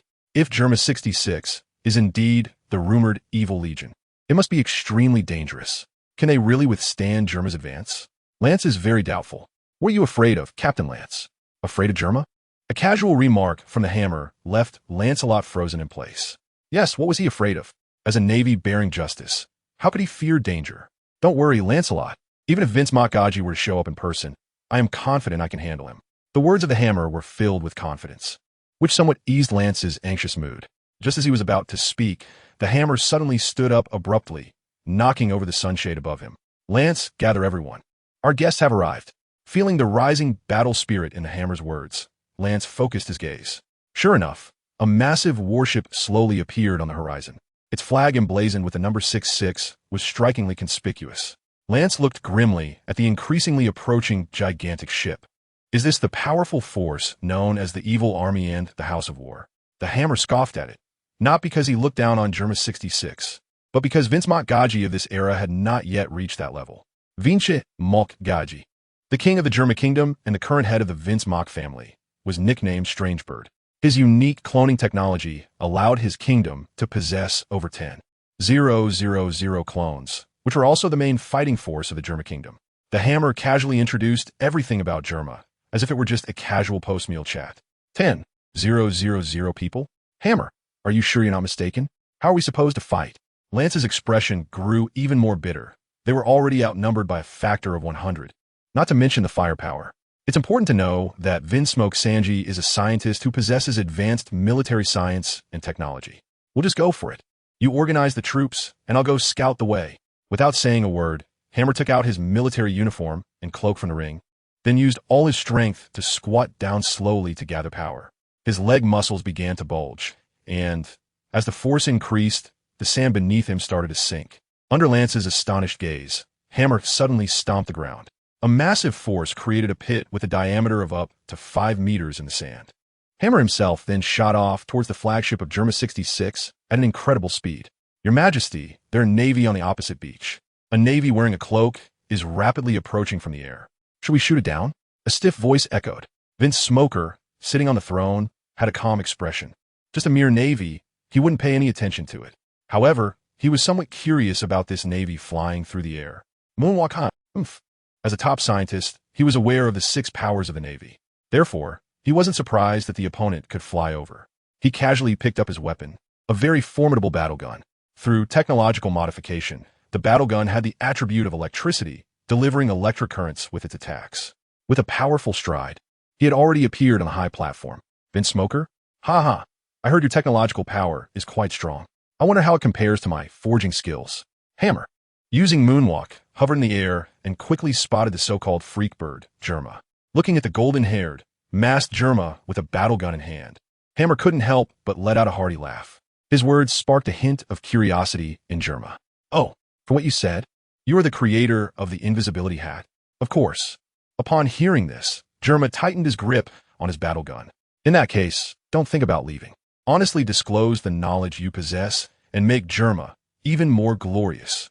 As soon as he finished speaking, Germa's feet erupted with a wave of energy, and the next second, he soared into the air, flying towards Hammer at an incredible speed. It was the jet propulsion technique. Hammer's eyes gleamed. I didn't expect you to have developed corresponding combat abilities.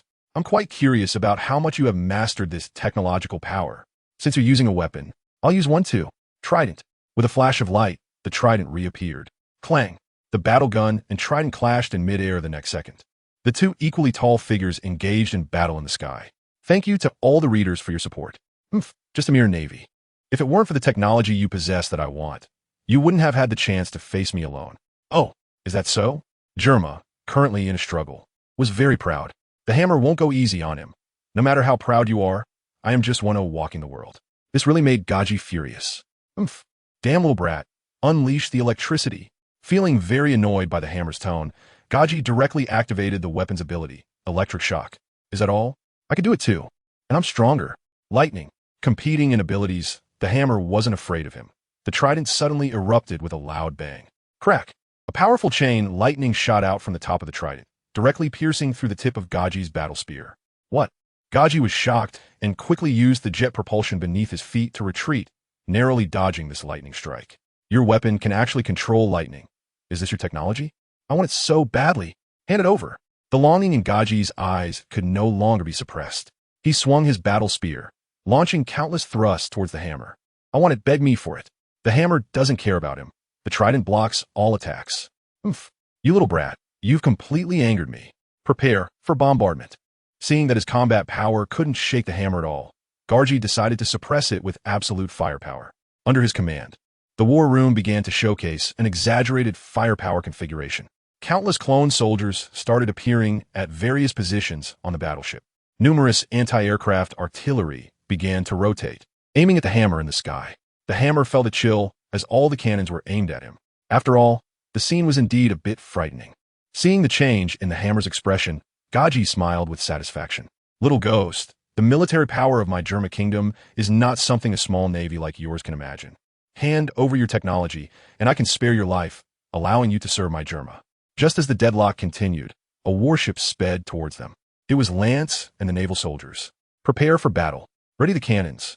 Even when faced with the overwhelming firepower of the Germa kingdom, which far exceeded their own, Lance and the soldiers did not back down, but instead were filled with fighting spirit. Ha! Are these your soldiers? Just a mantis trying to stop a car. Gaji sneered disdainfully. However, a trace of emotion appeared in the hammer's heart. Look, these are his soldiers. No matter who the enemy is, they dare to draw their swords. This is the righteous army. Lance, fall back. Don't move forward. I have my own way. The loud shout stunned Lance momentarily. Looking at the confident hammer in the air, Lance felt conflicted, but he still obeyed the hammer's command. Drop anchor.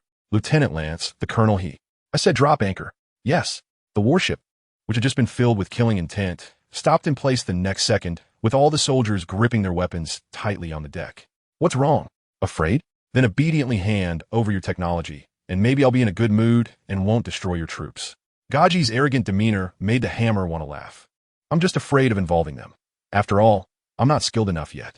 The words of the hammer made Gaji feel a bit uneasy, but his arrogance prevented him from taking it to heart. Little did he know that in the next second he would regret it deeply. Sometimes, real people are much more reliable than clones. Today I'll give you a lesson, Gaji. What makes a person is their beliefs. Mind hammering. Full power. The hammer revealed its white teeth. The trident in its hand disappeared, and both hands were raised high above its head. Boom! A loud sound exploded near Gaji's ear. Boom! The sound of hammering echoed one after another. Gaji, the first to bear the brunt, screamed while covering his head, as the relentless sound of the hammer seemed to shatter his soul. The mental blows left him momentarily engulfed in darkness. Countless clone soldiers were similarly affected, lacking any belief. They were utterly unable to withstand the hammer's assault from the depths of their hearts. With each blow, hundreds, even thousands of clones would faint. Boom! With the last sound of the hammer falling, there was not a single conscious clone left aboard the massive warship. Even Gaji lost his ability to fight, kneeling with his head in his hands, unable to rise for a long time. The hammer-eyed figure saw that the situation was settled, withdrew the moon step, and slowly descended in front of Gaji. Are you still proud now? The cold words echoed in Gaji's ears. However, Gaji showed no signs of fear. Instead, there was only a deeper curiosity. What exactly is your ability? Have you ever heard of the hammer fruit? No, I haven't. The hammer is extremely speechless. You've already lost. What else is there to say? Losing is losing. Anyway, I am the king of the member state. You can't do anything to me. What am I afraid of? Damn, this guy is so shameless. The hammer was speechless. He originally thought that Vinsmoke Judge was a formidable figure, but he didn't expect him to be such a shameless person. You can create those peculiar things. Is that also a result of your abilities? Besides the invisibility hat and that trident, what else can you create? Vinsmoke Judge showed no frustration over his failures. Instead, he was intensely curious about the hammer. This left the hammer confused, doubting whether he was approaching things the wrong way. But in the next moment, he sensed something was off, because in Judge's eyes, he saw nothing but a passion for technology, with no other thoughts at all. Do you still remember your name? Vinsmoke Judge. What is your purpose here? To learn about new scientific powers. You don't plan on reviving Germa? What is that? Damn, the hammer was completely stunned. Under the mental hammering, Vinsmoke Judge lost his memory. What should be done? Don't just stay silent. You need to tell me how you forged so many incredible items. Can I learn? The hammer looked at the odd Kaji, momentarily stunned. Kaji, this is my personal ability, something you can't learn. But you're also a great scientist. Just like the bloodline factor. The words bloodline factor echoed in Kaji's mind like a heavy hammer. A flash of memory suddenly appeared. Kaji instantly fell into pain, clutching his head with both hands. This made the hammer even more anxious. What to do? What to do? This guy is the king of a member country. If he really gets hurt, he's doomed. Even if the Navy spares him, the world conquest won't. Does mental hammering have such an effect? It's too frightening. Thanks to all the readers for their support. No, I can't just sit and wait. Don't you want to defeat Vegapunk? Don't you want to restore the glory of the Germa kingdom? Cheer up, my dear friend Vinsmoke Kaji. To avoid taking the blame, the hammer is now fully powered. Images kept flashing in Kaji's mind as he screamed and held his head, but one image never appeared. The image of the hammer defeating him. Damn Vegapunk. I will surpass him and become the greatest scientist. I will perfect the bloodline factor. The mighty army of my Germa kingdom will sweep across the nations again. The North Sea is just my first step. The recovering Vinsmoke Kaji revealed a hint of ferocity on his face. But when he saw the hammer, his head throbbed again. Who are you, Hammer? Did you really forget him? That's just great. Don't you remember me? I'm Colonel Hammer from the Navy headquarters. Your dear friend and an outstanding blacksmith. Saying that, Hammer took out a trident. This act of summoning something out of thin air made Judge's eyes light up. Spatial storage ability? That's a rare technique. How did you do it? Huh. That's not all. My Trine can unleash lightning, just like your battle gun. Didn't you come to me to spar with these techniques and enhance your power? My dear friend, looking at the object in Hammer's hand, Judge nodded naturally. Indeed, just the fact that Hammer brought out these magical items was enough to fascinate him. Vinsmoke Judge was after all a scientist, with an irresistible attraction to all things novel. Hammer, let's go to the lab and talk someone, calling for his subordinates. Judge suddenly realized that no one responded to him. Looking around, he found that his clone warriors were all unconscious on the ground. He couldn't help but feel puzzled and shot a questioning look at Hammer. Don't look at me like that. We were just demonstrating the power of the treasure. And these soldiers were affected by the aura. You know about Conqueror's Haki, right? It's similar to that. Conqueror's Haki? Hammer, you have that kind of qualification?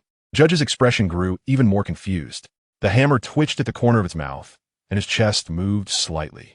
A soft thud echoed again, and Gargi suddenly seemed to be facing a great enemy, his whole being filled with shock. Yes, this is the power, Gargi. I'm not saying this to criticize you, but these clone soldiers, while they can serve as combat power and firepower, really can't measure up when facing some strong opponents. In response to the hammer's mockery, Gargi did not get angry as expected. Instead, he began to ponder. So what do you think should be done? These clones were created using shallow-level bloodline factor technology. After all, they are artificially made, and some deficiencies are unavoidable. The hammer certainly knows the meaning of GZH. Why don't you try to delve deeper into the lineage factor technology? For example, gene warriors? The words of the hammer struck Garci like a bolt of enlightenment. Indeed, if mere lineage creation cannot satisfy the demand for power, why not conduct deeper genetic modifications? If a certain ability can be directly refined from a genetic perspective, perhaps we could create even stronger soldiers. Also, I see your battlesuit is quite impressive. Whether it's amplification, defense, or flying capabilities, it's all excellent. However, there is a significant issue. The enhancement of strength is still insufficient. Garci nodded heavily. The hammer's words instantly gave him a direction for research. He felt very happy in his heart. You truly are my dear friend, Hammer. Let's go. We should celebrate with some drinks. Garci, having shed his earlier arrogance, pulled the hammer towards the castle where he kept his fine wines, eager to drink with him. Wait a moment, Garci. Let me notify my subordinate first. All right, you go ahead. I'll wait for you. That's how things are. The hammer returned to the warship and revealed everything. Lancelot and the group of naval soldiers were all dumbfounded in place. Hammer, are you kidding? You made Vincemont Gaji lose his memory, and he still considers you a close friend? The hammer helplessly nodded. He originally wanted to rely on his ability to mentally hammer back Gargi, but he never expected things to turn out this way. However, there was no other way at the moment, and besides, the military power of Germa 66 was indeed formidable. If possible, he wouldn't mind having it for himself. You all go back to Nadas first. I'm fine here. Even if something unexpected happens, I can burst out of the war room with my abilities. Lance was quite aware of the hammer's strength and nodded in agreement with his choice. Once back in the war room, Gargi could hardly wait. He grabbed the hammer's arm, and the two tall men walked towards the castle. The hammer, come. Let's drink and chat. This is the rare 1388 vintage wine from the Germa kingdom. I dare say there are only a few bottles in the whole world. Gargi enthusiastically opened a bottle of precious wine and poured a glass for the hammer, then filled his own glass as well. The hammer, you don't know. The analysis of genetic factors is extremely difficult. Come. When it came to scientific research, Gargi seemed like a madman. Just a second ago, he was toasting with the hammer, and the next second, he was dragging the hammer to a research lab. Iris verification passed. Bloodline verification passed. Welcome back, sir. After completing a series of authentication measures in front of a flashing metal door, Gargi led the hammer inside. As the door slowly opened, countless precious experimental instruments came into view. Huge petri dishes stood inside, the very instruments for creating clones. As they walked further in, Gargi arrived at an operating table. On the left side, some mechanical arms were working on a piece of clothing. It was Germa's proud battlesuit. On the right side was a pile of weapons, including firearms and cold weapons. But the most critical was the operating table in front of them, where several test tubes stood, glowing with different colors. The hammer, look, this is my laboratory. Whether it's clone soldiers, battle suits, or weapons, they're all created here. But those are not the key. This is my scientific achievement. Gargi's gaze turned to the test tubes flashing with strange colors, his eyes filled with fervor. Thanks to all the readers for your support. These are the superpowers I have refined. A steel body, superhuman physique. I was still thinking about how to use these abilities to create even stronger soldiers. But my dear friend, your words made me realize what bloodline could be stronger than my own. These superpowers, combined with my bloodline, can definitely create the strongest warriors. And if, according to your viewpoint, certain abilities are combined with battle suits, making the battle suits possess special attributes as well, then along with the super soldier body, it could absolutely elevate combat power to the peak. Gargi's madness made the hammer nod repeatedly. Inside, however, he couldn't help but smile wryly. Are all these scientists like this? If you remember correctly, Caesar Corong was also like this when he went mad. Even Vegapunk wasn't a normal person. Sure enough, there isn't a normal person in scientific research. My dear friend, you're right. As for special abilities, poison, flames, lightning, strength, invisibility. How about it? This is the power that the legendary evil army should possess. To avoid provoking Gargi, the hammer could only play along. Yes, exactly. These powers, I will definitely create even stronger super soldiers. Ha ha ha, the hammer. Is it okay to let him leave like this? Looking at the distant war room, Lance still felt a bit uneasy. On the contrary, the hammer looked completely uninterested. Hurry up and let him leave. God knows what kind of impact he suffered during this time. He was dragged by Gargi to chat for a long time, and it only ended because the clone soldiers woke up. With a new direction, Gargi prepared to go back and immerse himself in scientific research for a while. The hammer was quite content as long as it didn't cause any trouble. It could do whatever it wanted, and it couldn't be bothered. In the end, Vinsmoke Sanji gave the hammer a telephone snail to contact him, and then left with his Germa kingdom. This mission could be considered initially completed. All right, I also brought back quite a few firearms. Saying this, the hammer took out a pile of firearms from a storage ring and placed them on the deck. Everyone stared wide-eyed at the firearms in front of them, looking at the hammer in disbelief. Did you go there just to stock up? Lance silently picked up a strangely shaped firearm and started to play with it. If he wasn't mistaken, this should be a flamethrower. Hey, I couldn't return empty-handed. And these were personally given to me by Sanji. Look, the one in your hand is a flamethrower. It's said to emit flames at about 300 degrees, with an attack range of 10 meters, and can continuously spray for 10 minutes. Once the fuel is exhausted, it needs to be reloaded. As for the fuel, well, it's in this canister. What's inside is ordinary power fuel. Upon hearing about its power, Lance was a bit tempted. But just as he was about to try it out, he was stopped by the hammer. Are you trying to get us killed? Testing it on the ship? What if it burns the ship down? How are we supposed to swim back to Marineford? Only then did Lance sheepishly put down the flamethrower. Among the other guns, there was a rapid-fire heavy machine gun produced by Germa. It was quite good, but the ammunition was limited. After all, I couldn't bring too much. But there is no need to rush. I can go to the Stanford Kingdom or Sabaody Archipelago later, and there will be plenty of bullets. Heavy machine guns do exist in this world, but ordinary pirate crews can't afford them. Only some kingdoms use them. Therefore, the circulation of bullets is not high, and they can only be purchased in the underground world. That cylindrical thing is a portable rocket launcher, but it has even fewer shells. I'll see if I can forge a couple myself later. Hammer brought back a total of 30 guns. Among them are 5 flamethrowers, 2 heavy machine guns, 15 submachine guns, 3 rocket launchers, and 5 high-precision sniper rifles. This is more than enough to arm his squad. The only issue is the ammunition, but it's not a big problem. Hammer, why don't you chase after them and bring back some more? Looking at the powerful firearms in front of him, Lance is really happy, especially the sniper rifles. For him, as a sharpshooter, it's like adding wings to a tiger. He just checked, and with the scope made by Germa, he can clearly aim at enemies 1,500 meters away. Combined with his marksmanship, he can become a ghost and a killer on the battlefield. Oomph. Do you really think Gaji is a good person? It's just that he has amnesia now and forgot that I hammered him. Otherwise, we wouldn't see a single gun right now. The hammer spoke to him with annoyance, then turned around to prepare to go to the forge. He planned to replicate Germa's firearms and see if he could surpass them. Moreover, his attempt at mental hammering was still unfinished right now. He didn't want to do anything other than forge. I was just saying, prepare to set sail. Destination, Shambordi. Hurry up. Stop lingering around those guns. You'll have a chance to try them on the way. Grand Commander Lance set out, and the warship slowly sailed out of Natis towards Shambordi. The Warring States General completed the mission. The Germa Kingdom's movements had been clarified, and there was no indication of an impending war. Good job, Hammer. After all, Germa is a member state. As long as he doesn't initiate a war first, I don't need to worry about him.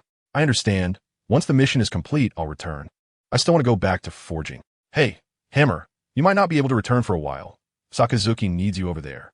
He has something to discuss with you. Why does Sakazuki need me? He originally wanted the headquarters to dispatch troops. But you're conveniently in the North Sea right now. So, Colonel Hammer, this mission falls to you.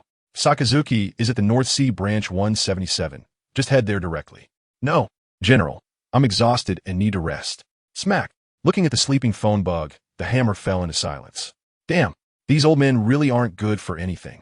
The next moment, the Hammer erupted in anger, his right fist smashing down on the table. Crack. A regular wooden table couldn't withstand the Hammer's blow, shattering into pieces that scattered everywhere. Lance. Throw this broken table into the sea, and turn around, destination.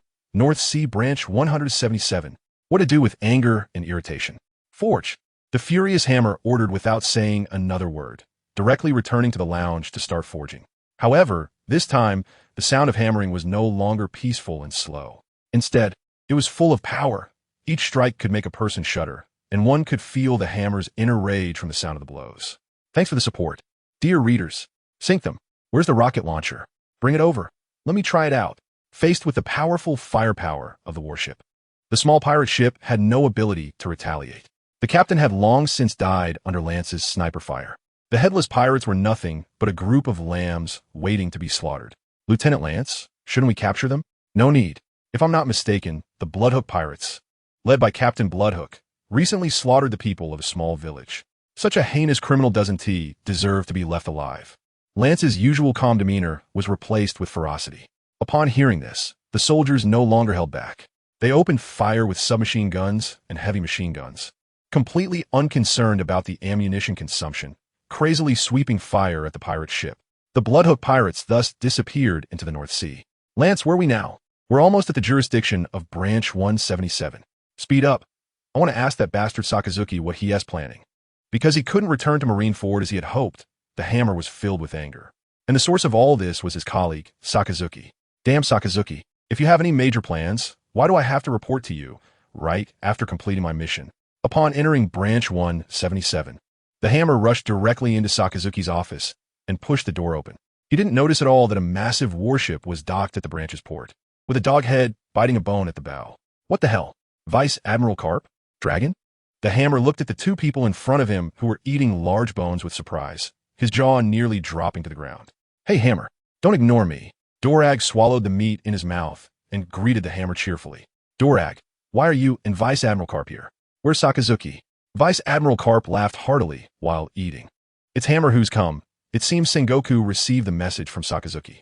As for Sakazuki, he's not even at the branch. He's out at sea dealing with pirates. TCH, that damn brat, saying he can't stand my way of doing things and doesn't want to work with me. Such a naive kid. Oh, so that's how it is? Is that why Sakazuki asked headquarters to send someone to help? Carp-san, why are you in the North Sea? Carp scratched his nose and replied helplessly. Isn't it because of that bastard Roger? He keeps being unpredictable, clearly still being chased by me on the Grand Line. And who knew he would suddenly end up in the North Sea? So, to catch him, I've come here too. But we had a skirmish earlier, and the warship got a bit damaged, so I can only rest here for now, before continuing to chase Roger. The Hammer was speechless. Is it really like this? For Carp, nothing is more important than Roger. If there is, it is capturing Roger. So, what does Vice Admiral Carp need my help with? Carp looked at the Hammer and suddenly revealed a very strange smile. You old bastard. You actually want me to help repair the warship. Really? The Hammer, swinging his hammer to strike the bottom of the ship, became even angrier. Although he is a blacksmith, he is not a shipwright. How could he be asked to help repair a warship? Well, Hammer, that's just how my old man is. Just bear with it. My own son is also working part-time as a shipwright. Dorag, who was also swinging a hammer beside the Hammer, laughed heartily, looking very calm. After all, no one knows his old man better than he does. I'm really fed up. By the way, Dorag, what happened to the injuries on your body? The Hammer looked at Dorag, whose chest was wrapped in bandages, and couldn't help but ask. Dorag glanced down at his injury with indifference. It's from that bastard Jabba. Otherwise, with my Gale ability, who could hurt me? Seeing the swirling wind gathered in Dorag's hand, the Hammer understood that the wheels of fate were always turning. Just like Palyasolino eating the Pika Pika no Mi and Sakazuki eating the Magu Magu no Mi. After going to see, Dorag also ate his own devil fruit. The nature type hurricane fruit. You three are all nature types. It would be impossible not to feel envious. After all, Nature types are the pinnacle of devil fruits. Ha ha, Hammer, your ability is quite strong too, Dorag said while touching the green cloak on his body. It's thanks to this cloak you gave me that I was able to survive Jabba's attack. I was only slashed on the chest, otherwise. That axe was coming from my head. The Hammer couldn't help but chuckle, and jokingly said, You'd better take good care of it. If it breaks, don't come looking for me to fix it. Amid the laughter, the group quickly repaired Karp's vehicle. Speaking of which, Hammer, I see your team's weapons are quite impressive. Where did you get them? Dorag asked while swinging his hammer and glancing at the smaller warship nearby. That was indeed Hammer's warship. Those firearms? I got them from Germa. I ran into them before I came here. I have to say, Germa's 60 SAXS military technology is really quite good. Just that submachine gun. It outclassed our flintlocks by quite a bit. The relationship between Hammer and Gargi definitely cannot be revealed, and even if it were, probably no one would believe it. After all, how could a king of a member state and a legendary leader of an evil army possibly have a connection with a regular naval colonel? TSK, TSK, TSK. Impressive firearms craftsmanship. I'm feeling a bit envious. The Hammer shot him a cold glance. Want to? Dream on. Go find the old man from the Warring States yourself. It would be a miracle if he could give you a pass. Dolag was speechless. Just then, a communication soldier suddenly ran over. Brigadier Dolag, the Roger pirates have appeared. Where? Near Jilung Island. Go notify Vice Admiral Karp. The rest of you, hurry up and repair the warship. The target has appeared. The news of the Roger pirates' appearance quickly spread throughout the entire 177th branch. The repair work on the warship was also speeding up.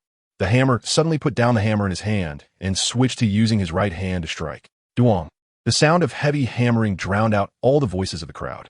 Everyone instinctively turned to look in the direction of the hammer, including Dorag. Let me show you the spirit of a craftsman. Sage mode. Knowing the urgency of the task, the Hammer decisively entered a state of high concentration. This person worked with both hands simultaneously, striking repeatedly on the battleship, helping to repair the damaged vessel. Thanks to all the readers for your support. What is the spirit of a craftsman? It is a professional spirit, continuously refining one's products, constantly improving one's craftsmanship, and enjoying the process of product sublimation in one's hands. Even though the Hammer is just a blacksmith, craftsmen communicate with each other. As long as they hold a hammer, they dare to try any craft. The Hammer is useless, but the Hammer even used the 6 styles, skillfully executing the techniques. His superhuman observation ability allowed him to memorize all the damaged areas in his line of sight. And with each flash, his figure would appear at a damaged spot on the battleship. With the bonus of Sage Mode, the Hammer seemed to have become a legendary shipwright. Vice Admiral Karp's dog-headed battleship was being repaired at an astonishing speed with the Hammer's help. My goodness, what terrifying work efficiency. I was so scared that I forgot to eat my donut. At some point, Karp appeared in the repair yard, watching the Hammer work frantically. Dorag, seeing his father, jumped up onto the platform with great force. Dad, are we getting ready to set sail? Once the battleship is repaired, we'll set off. By the way, isn't the Hammer a blacksmith? Can he also repair ships? Dorag shook his head. He had never seen the Hammer repair a ship before and was witnessing this skill for the first time. Indeed, heroes emerge from youth. Sigh. Why isn't my son a versatile talent? It's a hassle for us to go to the branch to repair ships. Dorag was filled with black lines upon hearing this. I want to be a soldier who becomes a general, not a soldier who becomes a renowned craftsman. Sigh, you can't repair ships, can't forge. I'm a natural ability user. You can't repair ships.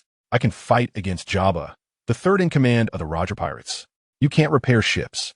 Can we stop talking about repairing ships? You can't forge. I am one. Karp and Dorag's divine-like conversation made the soldiers laugh heartily. However, the Hammer was completely unaffected and continued to work quickly. Duong. Hammering is done. With the last sound of the heavy hammer, the Hammer happily clapped his hands and stepped aside. The once heavily damaged, dog-headed battleship was now fully repaired. But when everyone turned their gaze over, they were momentarily dumbfounded. They saw that all the originally broken holes were covered with steel plates, one after another. The broken sections were all reinforced and welded with steel plates. Various steel plates seemed to be like a series of band-aids, covering all the wounds on the battleship. The appearance was like a ragged garment that kept getting patched up and torn again. However, the Hammer was very satisfied with his masterpiece. When he saw Vice Admiral Karp on the platform completely dumbfounded, he immediately shaved his way to his front. Vice Admiral Karp, your battleship has been repaired. Snap! A crisp sound rang out as a soldier stationed at the branch couldn't help but take out a camera from his pocket. He captured the majestic battleship before him. Hammer, you must be joking. This is my battleship? Karp couldn't believe that the ship in front of him was his vehicle. If it weren't for the familiar dog head at the bow, he wouldn't want to look at the battleship at all. The hammer, however, regarded his expression as inconsequential and continued to look quite satisfied at the patched-up warship in front of him. Yes, Vice Admiral Carp, I see your warship is severely damaged. So I specifically repaired it with high-strength steel plates, ensuring that every damaged area has been patched up. As for the strength of these steel plates, you can rest assured. After my hammering, these plates are definitely thicker than ordinary steel plates and will not have any issues. Carp was somewhat speechless at the hammer's words. Is that what he meant? Is it about the steel plates? My God, the hammer. Don't you think that after your repairs, this warship looks less like a warship? Dorag, unable to hold back, interjected with a complaint. Sure enough, the hammer frowned upon hearing this and looked seriously at the warship. Originally, Dorag thought he understood, but his next sentence completely dashed Dorag's hopes. How is this not a warship? No, Dorag. You can't overlook its performance just because it looks a bit ugly. I'm telling you, just by placing these steel plates on it, ordinary pirates wouldn't dare to come near. Do you believe it? I believe. With it looking like this, who would come over to cause trouble? Robbery? Rob what? The steel plates? Dorag was utterly speechless. Vice Admiral Carp, don't hesitate any longer. Since the Roger pirates have appeared, you must understand that time waits for no one. Set sail quickly. Before Carp could say anything, the hammer was already impatiently urging him. Oh, all right, set sail. Dorag, hurry and set sail. Chasing Roger is a priority. Even if Carp was reluctant at this moment, he had no choice but to accept it. After all, with the warship damaged, chasing Roger was impossible. Sigh, it just looks too embarrassing. He even forgot to ask the hammer for help in chasing Roger. At the port of the 177th Division, Vice Admiral Carp, I wish you great success in battle. With the hammer's sincere blessing, Carp and Dorag boarded the patch and set off towards Gelung Island. The numerous soldiers nearby, seeing the hammer there, couldn't help but stifle their laughter at the patched-up warship. After all, the hammer's expression was indeed very serious at that moment. Once the patch disappeared from everyone's sight, a loud, unrestrained laugh echoed at the port. All the soldiers were taken aback, just about to see who was the first to laugh out loud. But when they found the source of the laughter, they were stunned. For the one laughing was none other than the hammer, the creator of the patch. The hammer, did you deliberately make Vice Admiral Carp's flagship look like that? Seeing him laugh, the most familiar with him, Lieutenant Lance, immediately realized. Yes. Don't you think it's quite amusing for a naval hero to sail a warship full of patches? Ha ha ha. Amid the astonished gazes of many soldiers, the hammer continued to laugh heartily. Looking at Lance, who seemed to want to say something more, the hammer patted his shoulder. Rest assured, although it looks very ugly, it has indeed been repaired. I've taken care of the damages from the earlier battle. Moreover, some of those steel plates have been endowed with certain attributes. Just don't know if they will trigger. Speaking of attributes, a glint flashed in the hammer's eyes. Even he hadn't expected that an ordinary steel plate would actually trigger such attributes. TSK, TSK, TSK. It really opened his eyes. All right, since Vice Admiral Carp has set off, we don't need to stay here any longer. Otherwise, when he comes back to his senses, we will have to face the terrifying Roger pirates. Lance, you seem to be right. Set sail. Thank you for your support, dear readers. 2 hours later, in the waters near Gelung Island in the North Sea, fistbone meteor shower. Countless shells formed a dense firepower net in the air, heading towards the Roger pirates' flagship, Oro. Jackson, an incredibly terrifying speed. Boom! Waves of water shot up around the pirate ship. Roger, don't run. This time I will definitely take you down. On the bow of the patched-up warship, Carp, with a determined face, rolled up his sleeves, roaring angrily, and frantically threw out shells with both hands swinging like windmills. Ha ha ha. Carp, are those patches on your warship from an old lady? A mocking laugh rang out from the Oro. Jackson, surrounded by the firepower net. It was none other than GOLD. Roger. The word patch pierced Carp's chest like a sharp sword. Bastard. Roger, if it weren't for you, would my warship have turned out like this? Don't run. You bastard. Fistbone. Meteorite. Enraged, Carp threw another shell with all his might. Amid Roger's loud laughter, he drew his famous sword, Ace, and cut the shell in half. Then don't chase after me, or else how would your warship get damaged? Damn it. Bogart, get all the shells on board. I want to sink it. Carp was so furious that smoke was coming out of his 7 orifices. Hearing Carp's command, the Navy soldiers on the deck became extremely busy, moving the shells nonstop. Now, they had to speed up even more. Rows of black shells were placed on the conveyor belt, sent to Carp. Carp threw the shells even more vigorously. A pirate ship and a warship thus began a chase battle. Hurricane, tornado. Similarly, Dorag on the ship was also unwilling to be outdone. conjuring one hurricane after another and throwing them towards Oro. If the hammer were here, he would definitely exclaim, "Wow." Eastern Staff, Whirlwind Fist. Unfortunately, the hammer was not present. "Humph, kid, this battlefield is still too early for you." An elegantly dressed man wielding double axes suddenly appeared, crossing his axes to shatter Dorag as tornado. He was Jabba, the third in command of the Roger Pirates. "Humph, Jabba." A cold gleam flashed in Dorag's eyes, and the tornado reappeared. "The hammer. We are about to sail out of the North Sea and enter the Grand Line. Yes, let us hurry and leave this place. I have a bad feeling." The blacksmith rarely missed the chance to hammer in the break room. Instead, he stood on the deck, gazing into the distance. At that moment, dark clouds suddenly appeared in the sky, and the sound of thunder filled the air, creating a sense of oppression. "What's wrong, blacksmith? Do you feel something is off?" The hammer did not respond to him, his eyes fixed straight on the dark clouds. He turned to avoid that thundercloud. "Huh." The words of Hammer surprised Lance. During this voyage, he had never seen Hammer like this.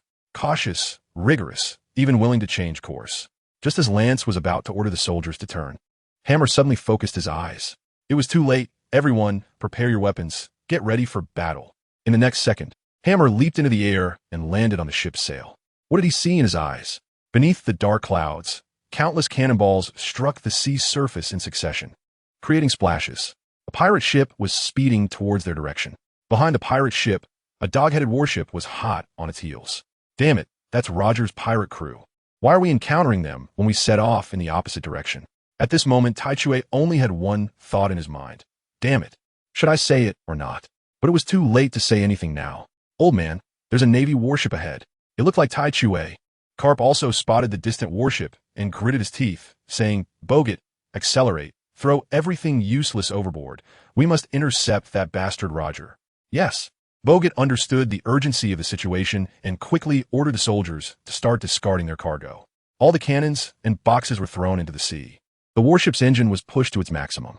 The already fierce Navy warship transformed into a monstrous beast of the tide, significantly increasing its speed. "Damn it. Has Carp gone mad?" "Roger, there's a warship ahead. What do you think?" Rayleigh glanced at Roger helplessly. The warship ahead meant that Carp intended to ram them directly to force them to stop and avoid further casualties. TCH. Damn Carp, using tricks. Duel. Before Roger could complain, Rayleigh couldn't hold back any longer and gave Roger a punch. "Bastard Roger, Carp plans to ram us." "Huh, no way. Forget it, you're doomed." "Jabba, accelerate and charge out." Helmsman Jabba nodded, raised the sails, and prepared to speed up. TCH, is it too late? Carp gritted his teeth, watching the Oro Jackson also speed up. "Damn it, everyone. Move all weapons to the front of the ship. Hurry." The hammer looked at the two speeding ships and felt a sense of unease, quickly commanding the soldiers. Although the soldiers did not understand what he was about to do, the hammer was after all the head of the warship and a colonel. They chose to trust him. In a short while, the heavy machine guns were set up. The rocket launchers and submachine guns were ready. The 100-man team was now armed to the teeth. "Brothers, ahead is the Roger Pirates. Are you afraid?" "Not afraid." "Good. Since Vice Admiral Carp is chasing Roger, and we are blocking their way, there is no reason to retreat. A narrow road favors the brave. Prepare to attack." The hammer is also going all out, planning to directly intercept Roger. Dark clouds cover the sea, and 3 ships of varying sizes are rapidly approaching each other. The appearance of the hammer battleship has caused Carp to stop the cannon fire.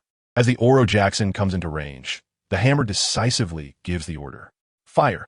Don't save a single bullet. Fire at will. Lieutenant. Where the hell is the Italian cannon?" "Blast him." Although Lance has no idea what an Italian cannon is, he clearly hears the command to fire. Boom. Hot, hot, hot, hot. Bang. Whoosh. Da-da-da-da. Cannons, heavy machine guns, rocket launchers, and submachine guns all open fire simultaneously, creating a dense web of firepower in an instant. The crew of Roger's pirate ship is stunned. They can't understand why this small battleship has such fierce artillery. Carp, Dragon, and Bogart are equally shocked. They are also taken aback by the firepower of the hammer. Thank you to all the readers for your support. What the hell? Rayleigh, didn't you say it was just an ordinary battleship? Does this firepower belong to an ordinary battleship? Roger swings ace, and with a powerful slash, deflects all the bullets coming at them. However, the shock in his eyes does not diminish at all. You ask me, who should I ask? If all else fails, you can ask that bastard Carp. Rayleigh is feeling a surge of frustration. It's clearly just an ordinary battleship. Not even a battleship-class ship. How can it have such terrifying firepower? Shells? Missiles? Even heavy machine guns are included. Sambel, don't just stand there. Do something. Rayleigh is using all his intellect, and his gaze falls on the struggling fisherman warrior Sambel, who is desperately trying to withstand the hail of bullets. And a spark of inspiration hits him. Sambel is momentarily stunned. Then, seeing the fiery gaze of his first mate Rayleigh, he understands. Now is the time for him to showcase the strength of fishmen. He pounds his chest with force and says, "Leave it to me." With that, he leaps into the sea. Roger looks dumbfounded at Sambel jumping into the water, then at Rayleigh, who is equally confused, and asks the soul-searching question. "Rayleigh, what did Sambel just do?" "I don't know. I just told him to do something, and then he jumped into the sea." "Oh, that's fine.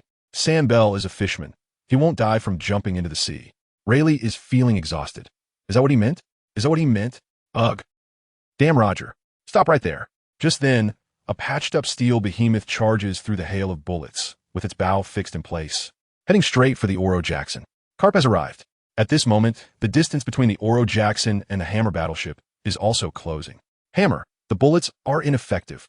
I damn well know that. What can we do about it?" "Rush in for hand-to-hand combat." Let us just keep shooting." Lance nervously glances at the Roger Pirates flag. Wouldn't he have enough lives to go hand-to-hand with such a fierce group of pirates?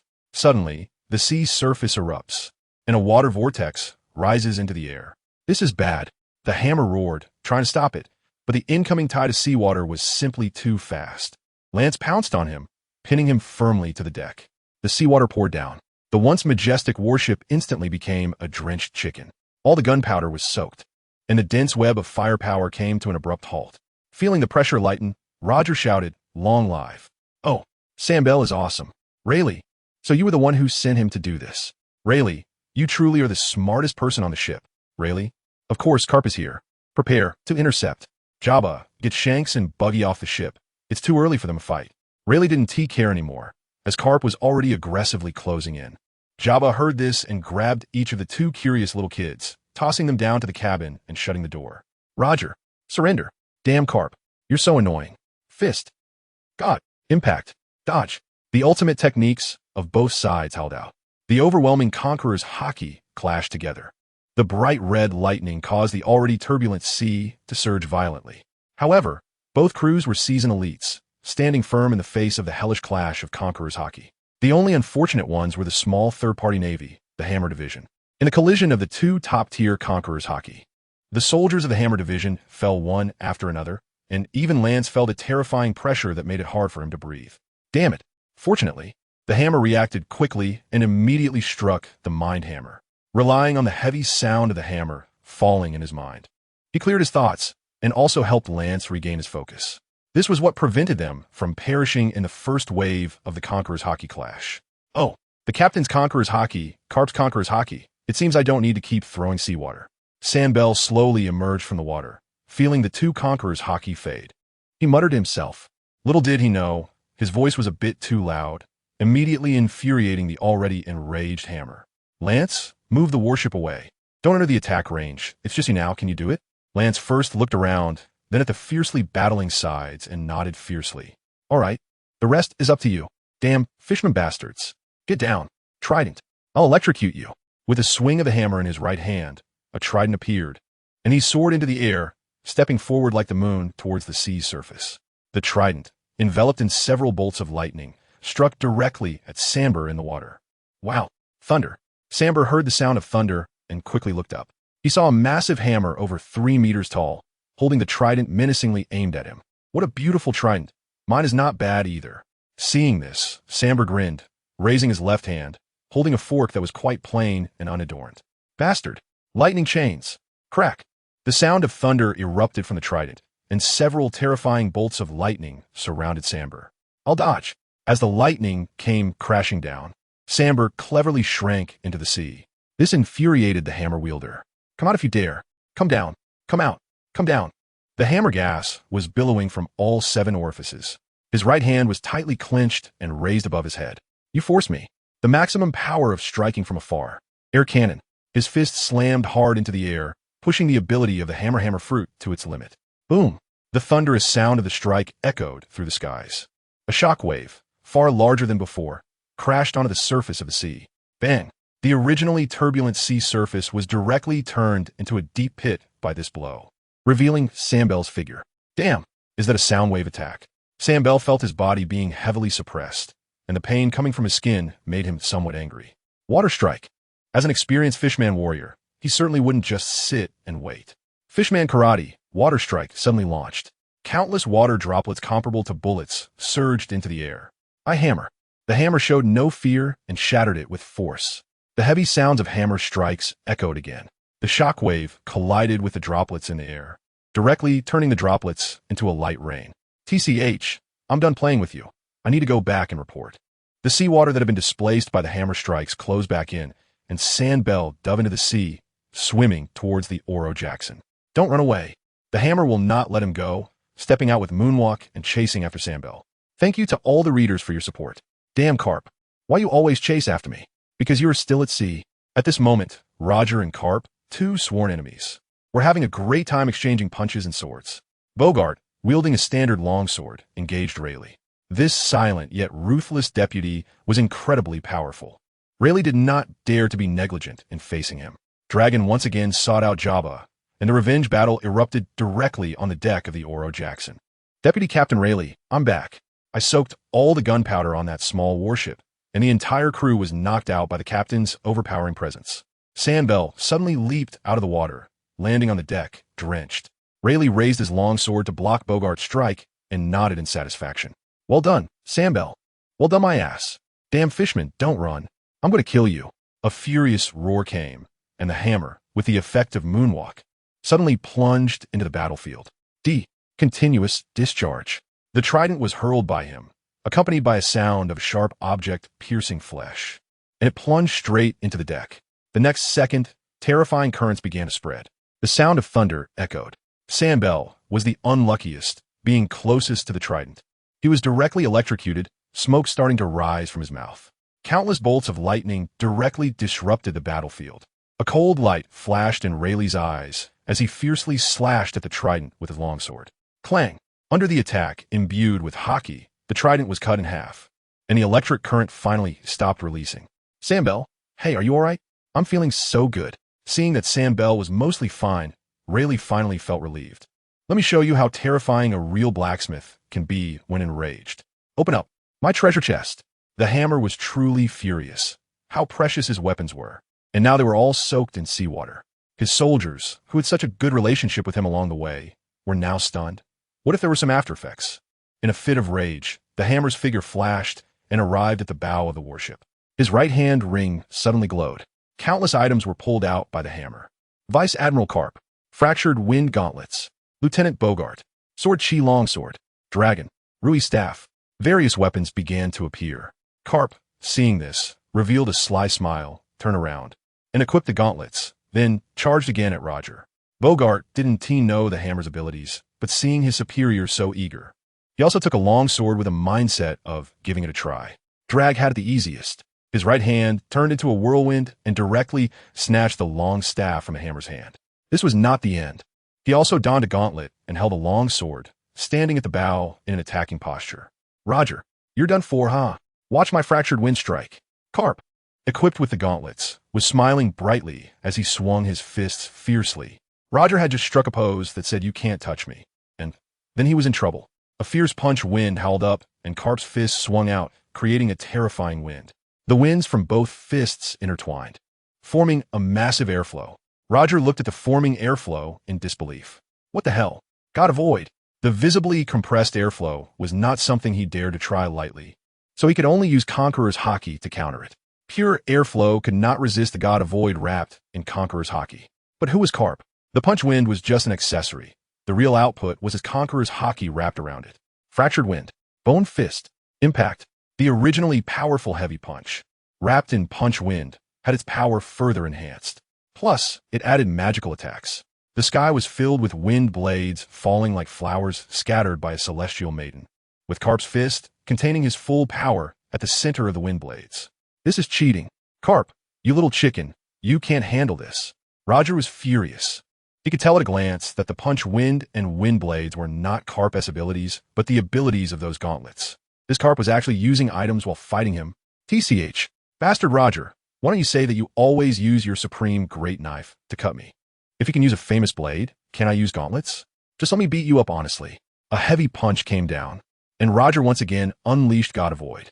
As a result, the bone fist caught it, but the wind blades did not. Although he had armament hockey for protection, Roger was momentarily in a dire situation. The same scene was happening with Rayleigh and Jabba.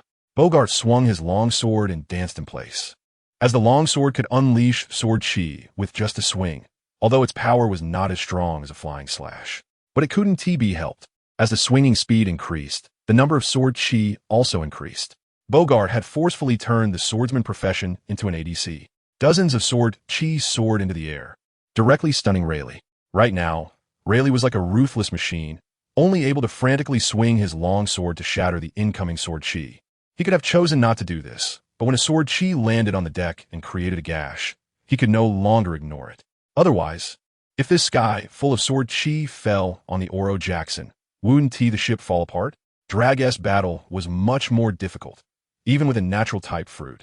He struggled to contend with Jabba, who had yet to mature, even though the Rui staff in his hand helped him pull off ambush after ambush.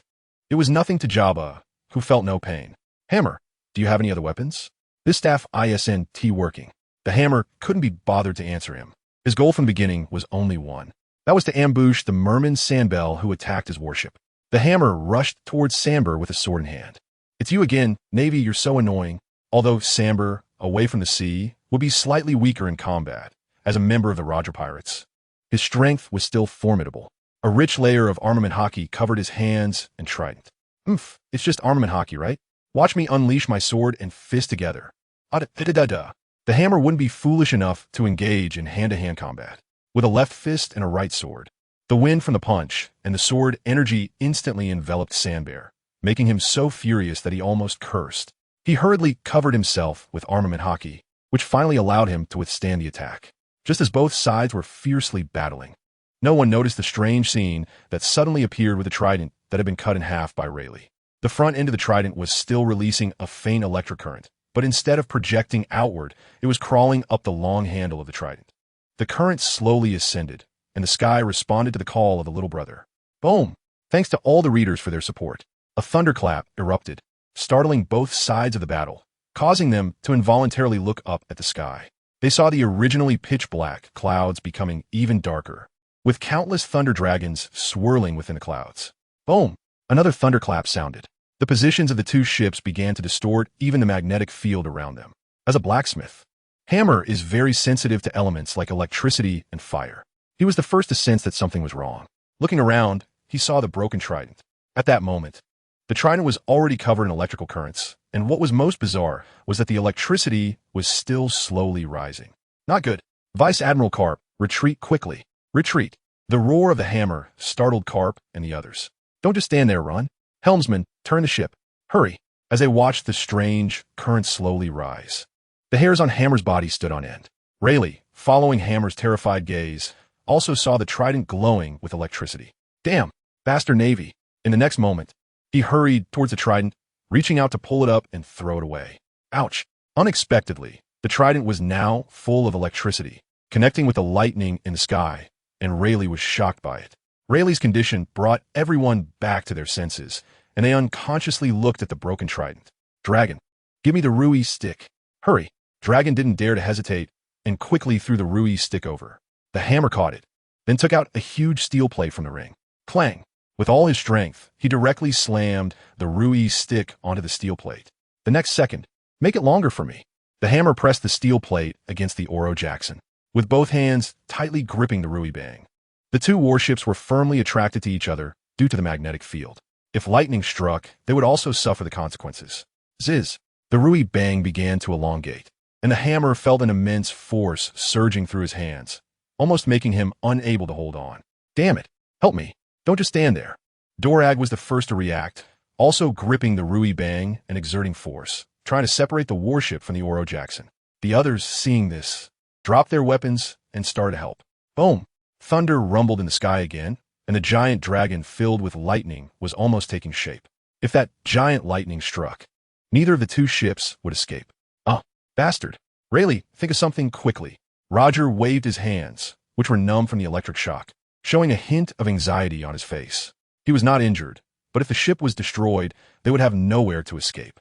At this moment, Rayleigh was also racking his brain, but he couldn't think of a good solution in time. After all, in this world, the power of natural disasters is the strongest. Get up for me.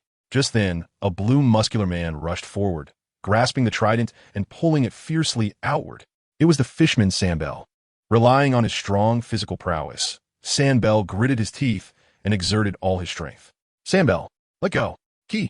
The electric currents surged wildly within Sandbell's body, and his hand were already starting to turn black. That wasn't his hockey, but he was being electrocuted. Get up for me. Under Sandbell's brute force, the trident, which was firmly stuck to the ship by the lightning, was slowly pulled out. Boom! Jabba, prepare to run. Hearing this, Jabba quickly entered the cabin. Both sides were struggling against a terrifying natural disaster.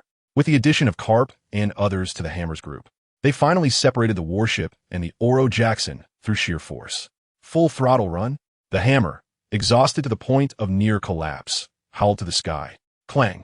On the Oro Jackson, Sandbell finally pulled out the trident just before losing consciousness. However, due to inertia, the trident was thrust high into the air. Boom! The flying trident became the trigger for everything. The lightning in the sky was guided and was about to strike down. Jabba, hurry! Who says standing under the thunder is just a mortal? Divine avoidance. Focusing all of Roger's hockey, he swung towards the sky. At the same time, the thunder crashed down under the guidance of the trident. The descent of myriad thunders was nothing less. Roger truly was a top-tier powerhouse on the sea. The divine avoidance, infused with all his strength, forcibly prevented the lightning from striking down for several seconds. It was these few seconds that gave the Oro Jackson a chance. Jet propulsion, activate. Amid Jabba's roar, an overwhelming airflow erupted from the stern of the Oro Jackson, and the next second, the air propulsion blasted forth.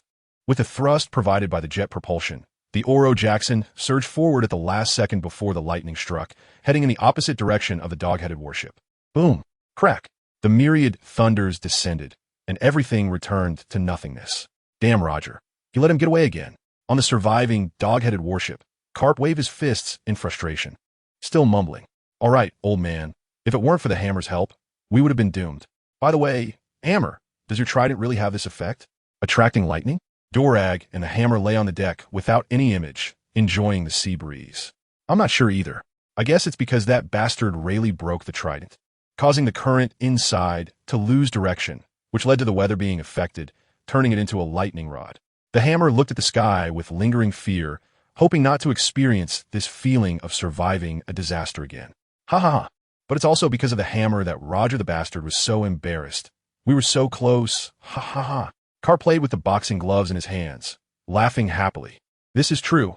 This is the worst we've pushed, Roger. Hammer, your weapons are really impressive. I'll take this long sword. Bogart nodded in agreement, then tossed aside the standard long sword and sheathed the sword made by the Hammer.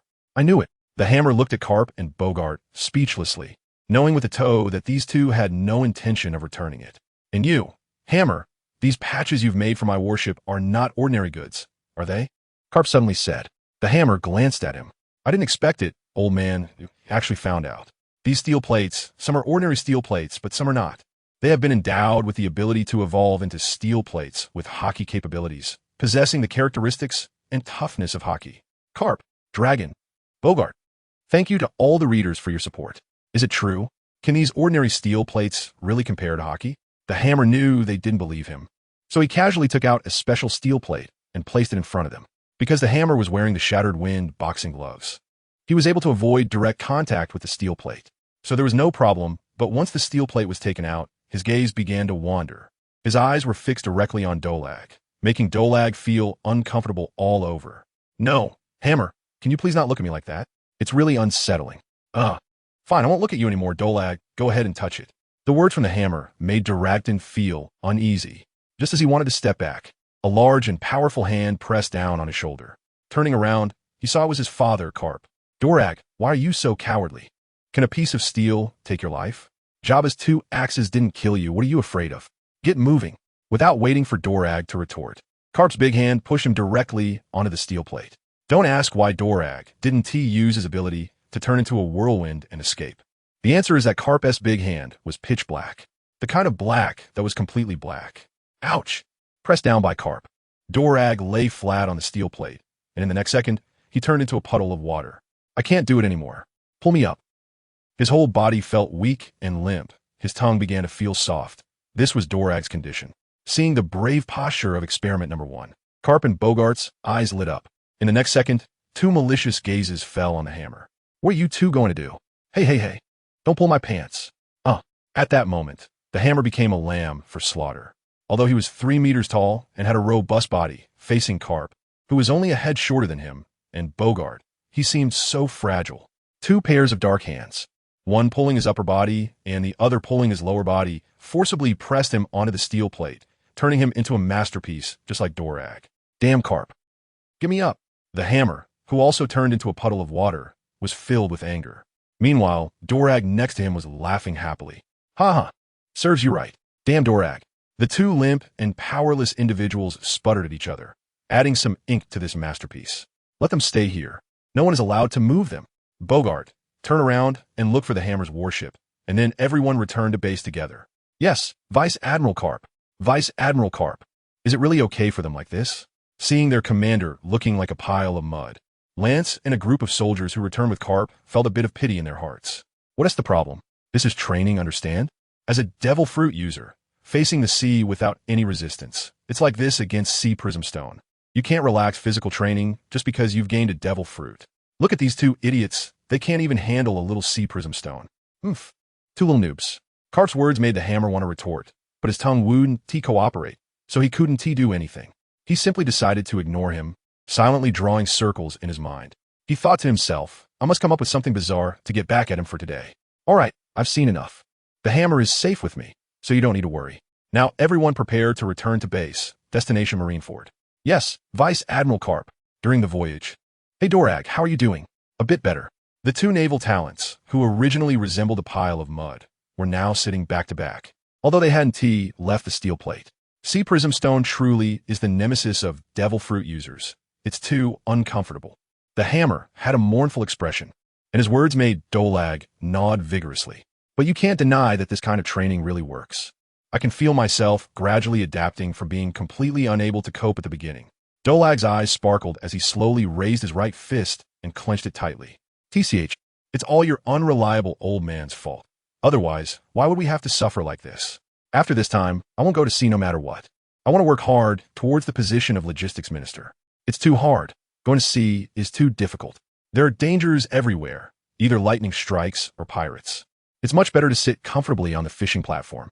I just don't understand what's so good about being the logistics minister. Every day, it's either managing this or managing that. How can it be as interesting as the sea? With your blacksmith life, can you even figure out how much a bullet costs? The hammer gave him a glance and replied cheerfully, sure, 1 bullet costs 10,000 berries. And 100,000 bullets cost 1 billion berries. Does he think Iron, have never bought bullets before? The head of a certain trading company happily counted the money and sneezed. Dulwich? What's going on? What bullets cost 10,000 berries each? Iron, have you been brain damaged by sea prism stone? If it's really bad, I can have a ship's doctor take a look at you. The brain is the most important thing. It absolutely can't be broken. The hammer was furious. Get lost, Dalarch. I bought bullets at Shambody before, and they cost 10,000 berries each. Where did you get yours? Can't you just go to the division to replenish the ammo? That jerk Phil Jackson wouldn't give me any, so I went to the black market to buy it. How much did you buy? 10,000 pieces, 100 million berries. Isn't it 10,000 berries each? Are you really that stupid, or just pretending? You've been fooled. Hammer. Dorage quickly stated the cost of the bullets. Generally, the cost of a regular bullet doesn't exceed 500 Bailey, and if purchased, it would usually be around 1,000 Bailey. Even in the black market, it wouldn't be much more than that. What do you mean by 10,000 Bailey for a single bullet? Are you being scammed or what? Hammer. Santos. You bastard. How dare you trick me? My money. My hard-earned money. At this moment, Hammer felt like his whole world had turned gray. He had believed so much in the Hydra Club. After all, that name represented the #1 enemy in his past life. Who would have thought that he, Hammer, a shrewd person all his life, would actually stumble in a business deal? Ha ha ha ha. Hammer, you fool. You're killing me with laughter. Shut up, Dolag. This matter must not be spoken of, or even if you are the wind, I will hammer you into a bellows. Thank you to all the readers for your support. Duong. Duong. On the deck of the Doghead battleship, Hammer had already gotten up from the steel plate. The originally orderly deck had now become Hammer's forge. A portable smelting furnace was set up on the deck, and on it lay a pile of glowing red steel plates. At this moment, his face was filled with rage, and with his gloved right hand, he hammered down repeatedly on a piece of glowing red steel plate. Under Hammer's relentless assault, that steel plate quickly transformed, changing shape towards that of A. The goal of the hammer is to forge a Miao knife. The Miao knife, also known as the long knife, is a traditional Chinese weapon, 5 feet long, with a blade length of 3 feet and 8 inches and a handle length of 1 foot and 2 inches. Named for its elongated blade. Even now, in the world of One Piece, the hammer cannot forget its roots. Wow, Hammer, are you planning to forge all these steel plates into weapons? Oof. Bastard. How dare you trick me? Hammer, I'm talking to you. What is wrong? Can't you read for yourself? Dorag has long since left the steel plates and is now watching Hammer forge with great interest. In his view, if these steel plates are reforged into weapons, they would definitely be divine weapons. After all, these steel plates possess the hardness and capabilities of sea prism stone, making them absolutely lethal. Although these steel plates have the strength and hardness of sea prism stone, they are essentially still steel plates. With my fruit ability combined with my forging skills, I can forcibly give them malleability, something that sea prism stone cannot compare to. After all, processing sea prism stone is a huge problem in itself.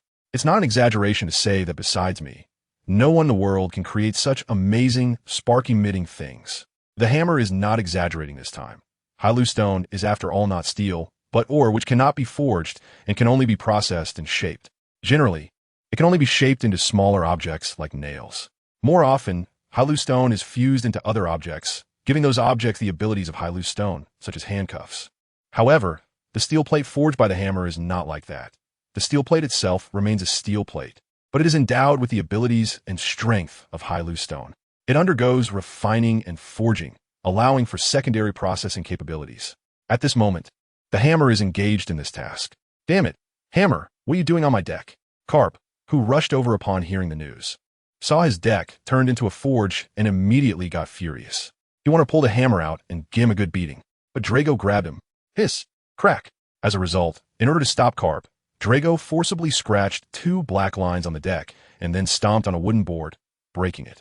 Damn it, Drago. Look at the mess you've made. Great, now Drago has to take the blame. Old man, wait, the hammer is forging that steel plate. If successful, it will definitely be a powerful weapon. Although Carp came from a rough village and relied on brute force all his life, he still understood the importance of significant matters. Hearing that the steel plate infused with Hylu stone's abilities could still be forged, he felt a glimmer of hope in his heart. Thus on the sea, a large warship and a small warship sailed one after the other. Duong. The sound of Duong seemed to resonate endlessly. After an unknown amount of time, a shout was heard. Done. Quenching. Shoo. Accompanied by the hammer, placing the machete he was holding into a nearby water bucket. Water quenching, not oil quenching. It's important to know that when ordinary blacksmiths quench, they choose the appropriate quenching method based on the material. Most would choose oil quenching, which, although has a relatively slow cooling speed, helps avoid deformation and cracking during the quenching process. Water quenching, while having a better cooling effect and being able to rapidly cool metals to increase their strength and hardness, carries a much higher risk, if not careful. It can easily lead to deformation or cracking. The hammer was completely unbothered, allowing the machete to quench rapidly in the cold water barrel. As a top blacksmith in his past life, he had absolute confidence in his skills. Hiss. Amidst the hissing sound, the steel blank, once glowing red, gradually stabilized. A silver sheen appeared before everyone.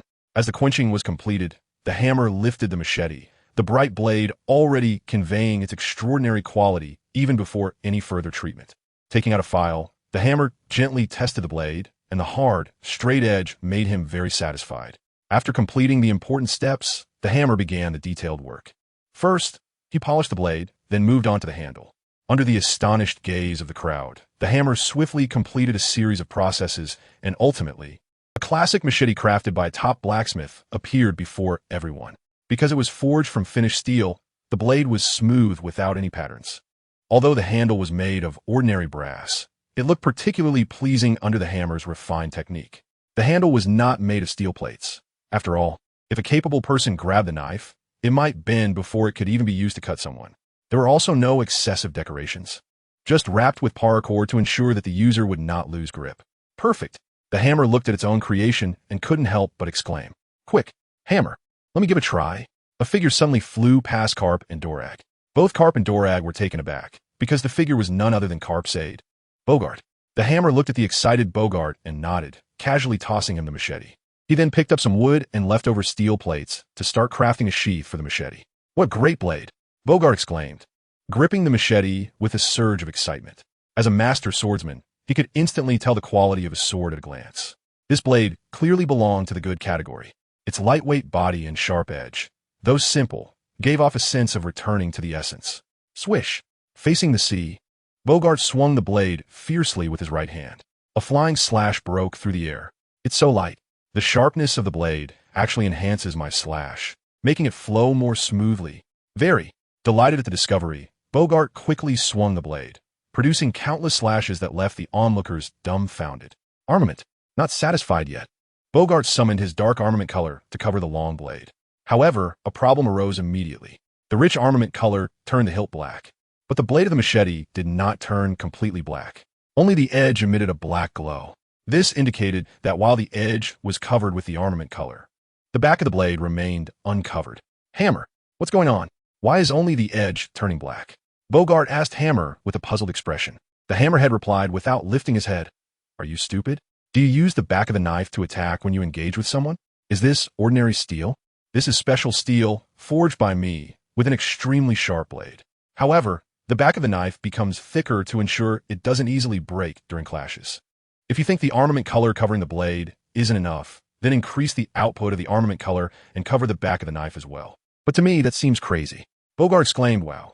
He really wanted to refute the hammer, but he felt that the hammer had a point. Who goes into battle without using the blade and insists on using the back of the knife? Thanks to all the readers for your support. What a sharp knife. Hammer. What is this knife called? Bogart asked, excitedly gesturing. Meow knife. Meow knife? Good name. Does it have any special meaning? No, that's just what we call it back home. Your hometown? Isn't that Zyangbaty? Do they have this kind of knife there? The name Meow knife made Bogart and the others feel quite good. Oomph. It's just a knife from my hometown. Use it if you want, but return it to me. At this moment, the hammer was still furious. He had been cheated out of 90 million berries. 90 million. How many of them could that buy? He was fuming and planned to go to Zyangbaty later to teach that bastard Santos a lesson. He would let him know how serious the consequences are for deceiving someone like him. This knife, when held with both hands, had even greater power. No wonder the handle was so long. As Captain Carp's deputy and a top swordsman, Bogart completely understood the structure of the Meow knife. He held the knife with both hands and suddenly slashed down. The blade, covered in armament color, unleashed a powerful and robust strike. Even a sea was cut open under this attack. Indeed. Did you just realize that? You're supposed to be a sword master, but you're nothing. The hammer grumbled with annoyance, directly burning out Bogart's CPU. Ha ha ha, Bogart. I've realized that the hammer seems to be your nemesis. You've died so miserably under his tongue. Ha ha ha. Carp laughed until tears streamed down his face. He knew his aide well. He had always maintained a stern and selfless image, but on this day, he had been broken down by the hammer multiple times. It was hilarious. Bogart. The speed of the warship was still quite fast, especially the large warship used by the Vice Admiral, a war beast that had been modified by the great inventor Vegapunk, with sea stone embedded in the hull, allowing it to ignore the interference of sea kings and pass directly through the comm belt. Of course, small warships like the one the hammer was on had not yet popularized this technology. That's why the hammer needed to make a trip around the Grand Line every time. With the Doghead warship leading the way, the two warships quickly returned to Marineford. Finally back, I want to cry so much. Looking at the familiar Marineford, the hammer's eyes couldn't help but turn red. This trip had been incredibly tough for him. Getting scammed, fighting against Gaji, battling fishmen, and escaping from natural disasters. Iron Someone is feeling bitter. Iron Hammer, don't cry yet. Just now the messenger came with news that you and Vice Admiral Carp need to report to the Air Marshal. You can cry after the report. Hammer. Me. Marshal Carp is sitting on the sofa beside, casually drinking tea and eating senbei. Damn, Carp, that's my senbei. Put it down. Waha, don't be so stingy, Sengoku, let me have some. Next to him is the only admiral of the headquarters, Admiral Sengoku. On the other side of the sofa sits Chief of Staff, Ms. Soru. Marshal Kong sits in the main seat, and only our poor Hammer stands aside. Carp, you better behave. Hammer, tell us about the situation with Germa. Hammer pondered for a moment and carefully organized his words. He arranged what could be said and concealed what could not. Germa's 60 SIXS appearance in the North Sea this time was because it was originally one of the member states of the North Sea. I spread the news through the Stanford Chamber of Commerce to lure him to notice. As you know, I am the creator of the invisibility hat, and Vince Smoke's attempt to seize that hat was to understand its structure. Upon hearing this, Marshal Kong and others nodded. Hammer's forging ability is indeed quite rare, having never appeared across the entire sea. After that, I waited in Nadas for Vince Smoke and Katakuri to arrive. When both parties met, there was no major conflict. I had a scientific exchange with Katakuri. It can be considered a mutual admiration. He is a scientist, and I am a blacksmith. We competed regarding weapons and established a preliminary friendship. Some of the munitions on my warship were also gifted by Germa. After that, Germa withdrew to pursue the research he mentioned, and it is estimated that he won't appear for a while. The hammer-faced man reported the situation after the modifications without showing any signs of anger or breathlessness. The expressions of the crowd were quite strange. What the hell is friendly communication? What kind of friendship do scientists have? They all know what kind of people the Vince Smoke family is, right? How could that bastard judge, who is so full of himself, be so kind as to give you something? Whatever. As long as Germa 66 doesn't come out and cause trouble in the North Sea, it's fine. Hammer, don't take us old men as muscle idiots. We know very well what Germa is like. However, Germa is indeed a member nation of the world conquest. So as long as they don't come out to harm people, that is good enough.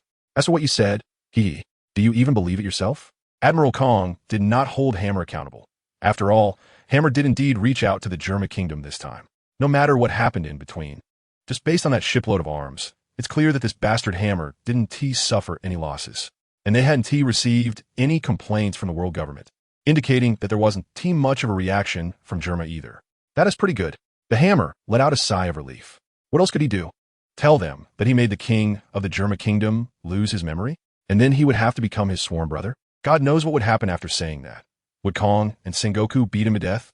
Oh right, the rest also this. Hammer, how did I hear that you scammed 90 million berries? Come on, tell us about it. Suddenly, Miss Crane smiled and exposed Hammer's scar. Ha ha, waha. In an instant, the office was filled with laughter, with everyone, including Marshal Kong, doubled over. Only Hammer's face turned as red as an apple, awkwardly standing there. Hammer, oh Hammer, what were you thinking? Clearly, you needed bullets for the new firearms you were making, so why didn't you report it? Would the headquarters have disagreed?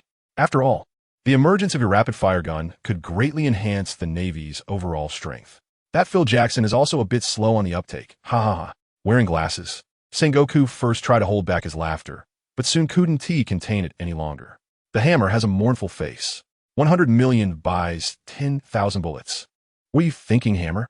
If you have extra money, you can totally contribute to the department. Ha ha ha. The Hammer has become completely numb. There's only one thought left in his mind. Santos, you're finished.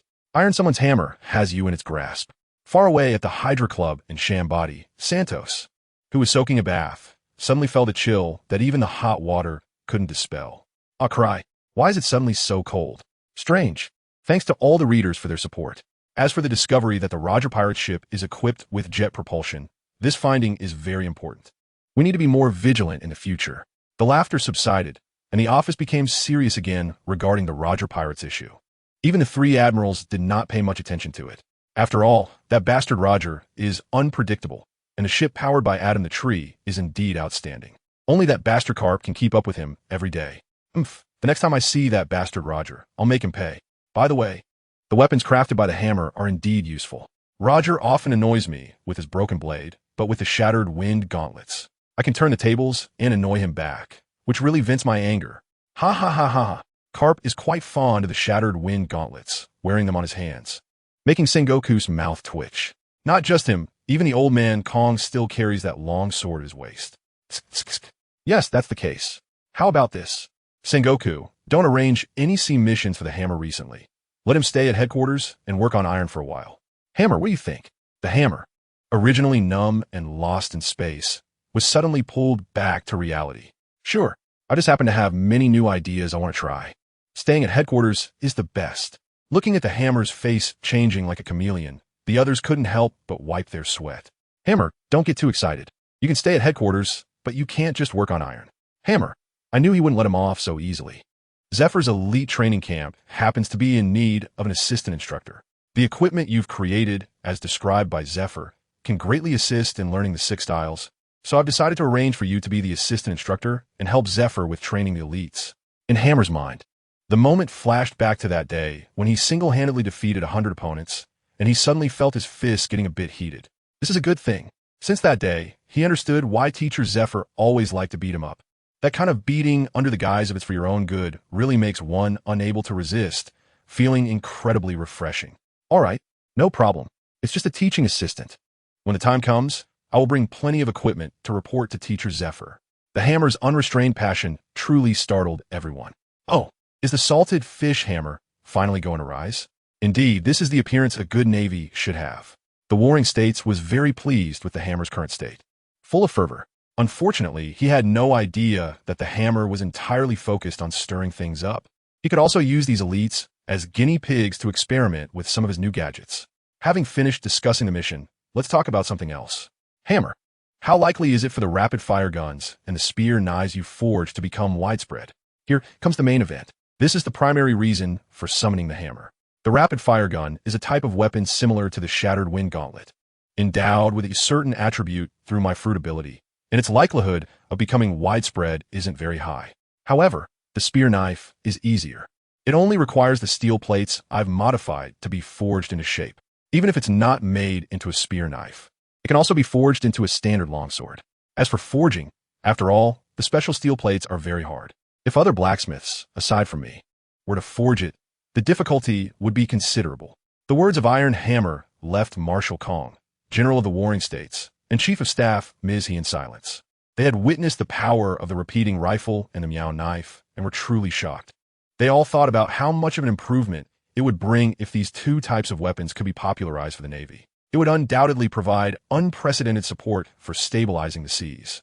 However, after Iron Hammer's remarks, they realized just how high the difficulty was. Hey, my old friends, don't worry too much.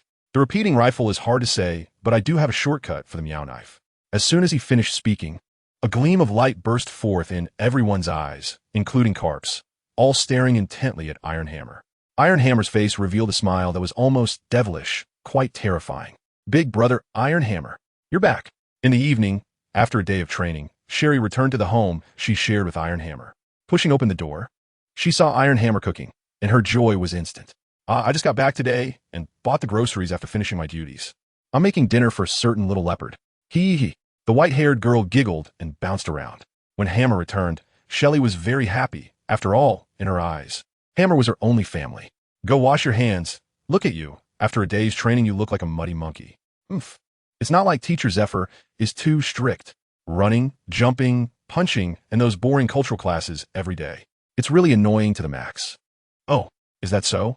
Little Shelley, I didn't expect you to have such a big opinion of me. Just as Shelley was complaining about the training camp, a deep voice rang out from outside the door, startling both Shelley and Hammer, making them shiver. The spoon in the hammer's hand almost fell out from being scared. Old man, can you not suddenly shout loudly and scare someone to death? My braised beef almost got ruined. The hammer glanced at Zephyr, who walked in with an annoyed look, quickly steadying the beef in the pot. Ha!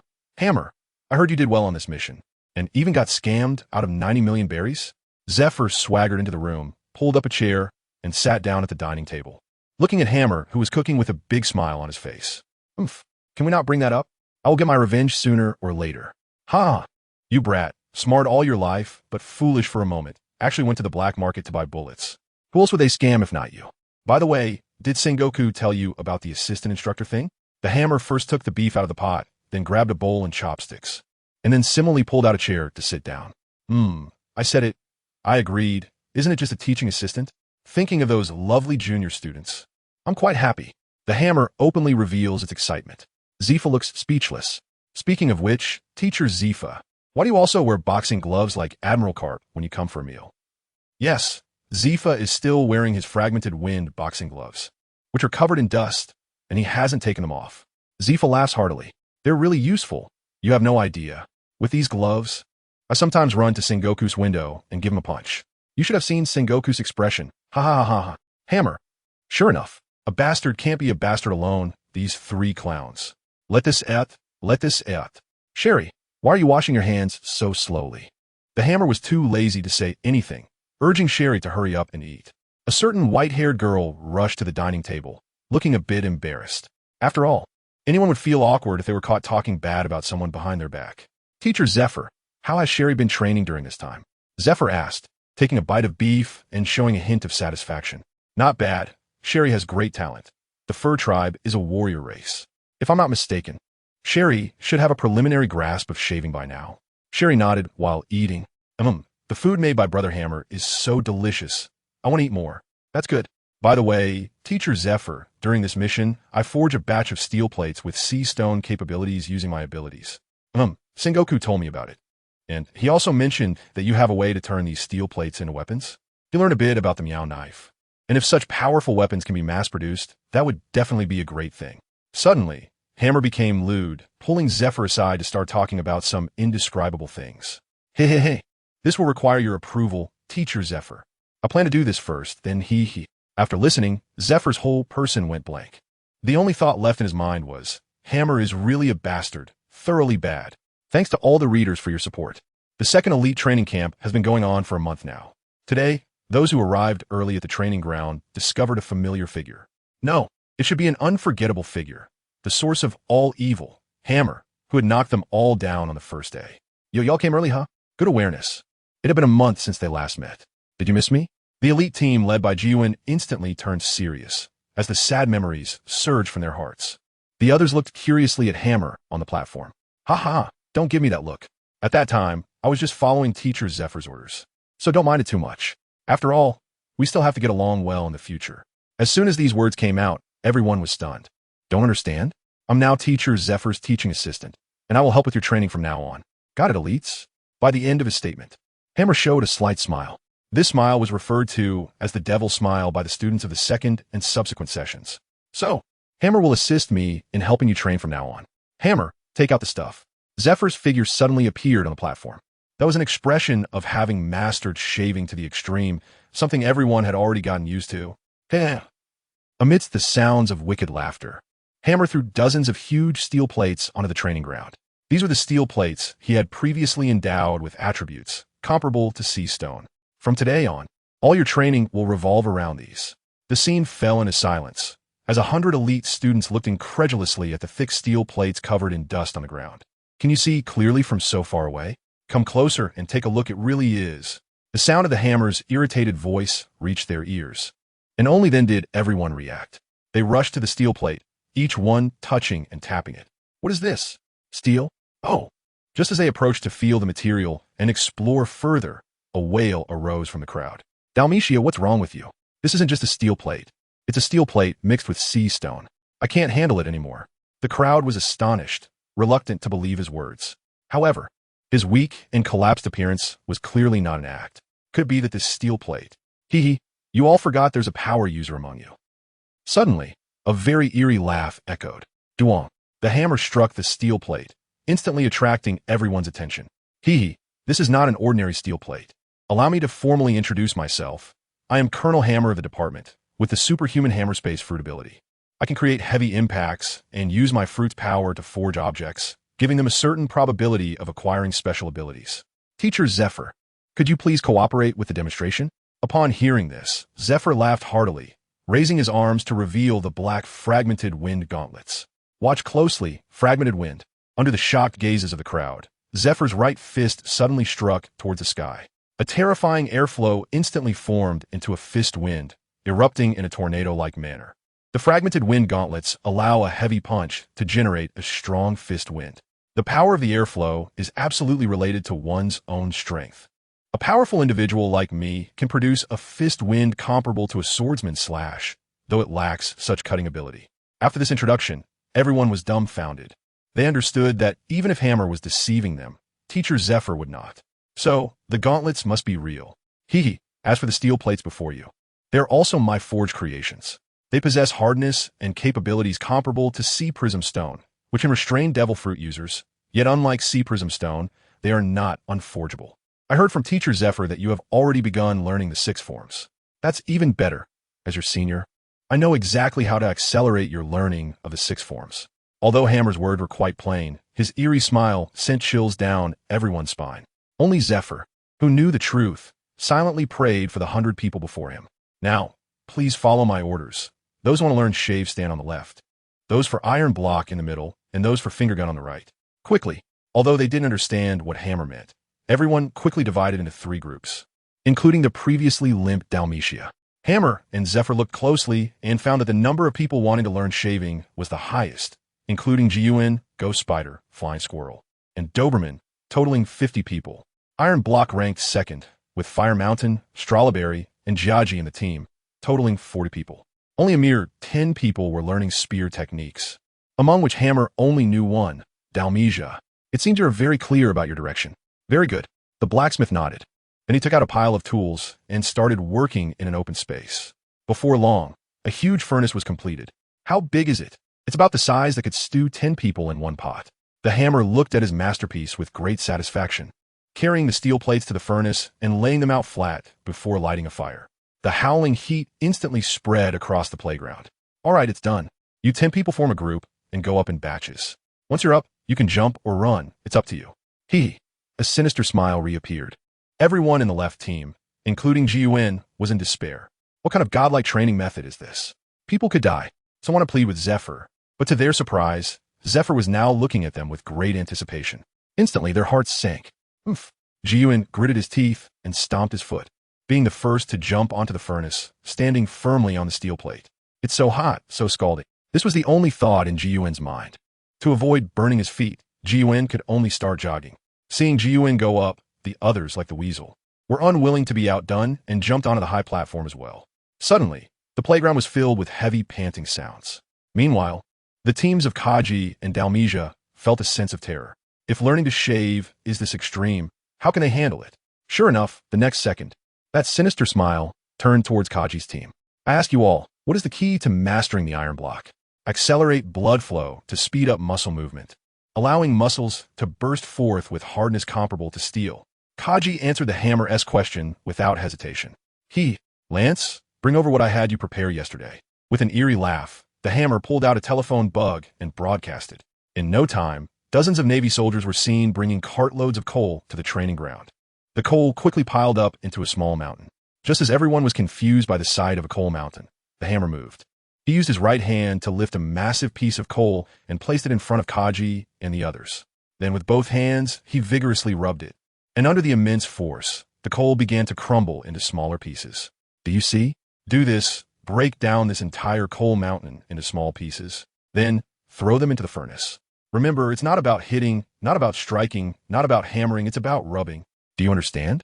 In an instant, Kaji, Hiwashishin, Strawberry, and others turned pale. That coal, although its hardness isn't very high, it depends on what you're comparing it to. No tools allowed.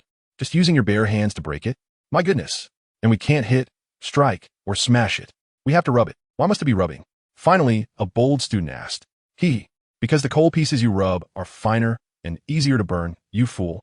Of course. If you don't want to rub, you can use a collision. If you can smash the coal pieces, that works too.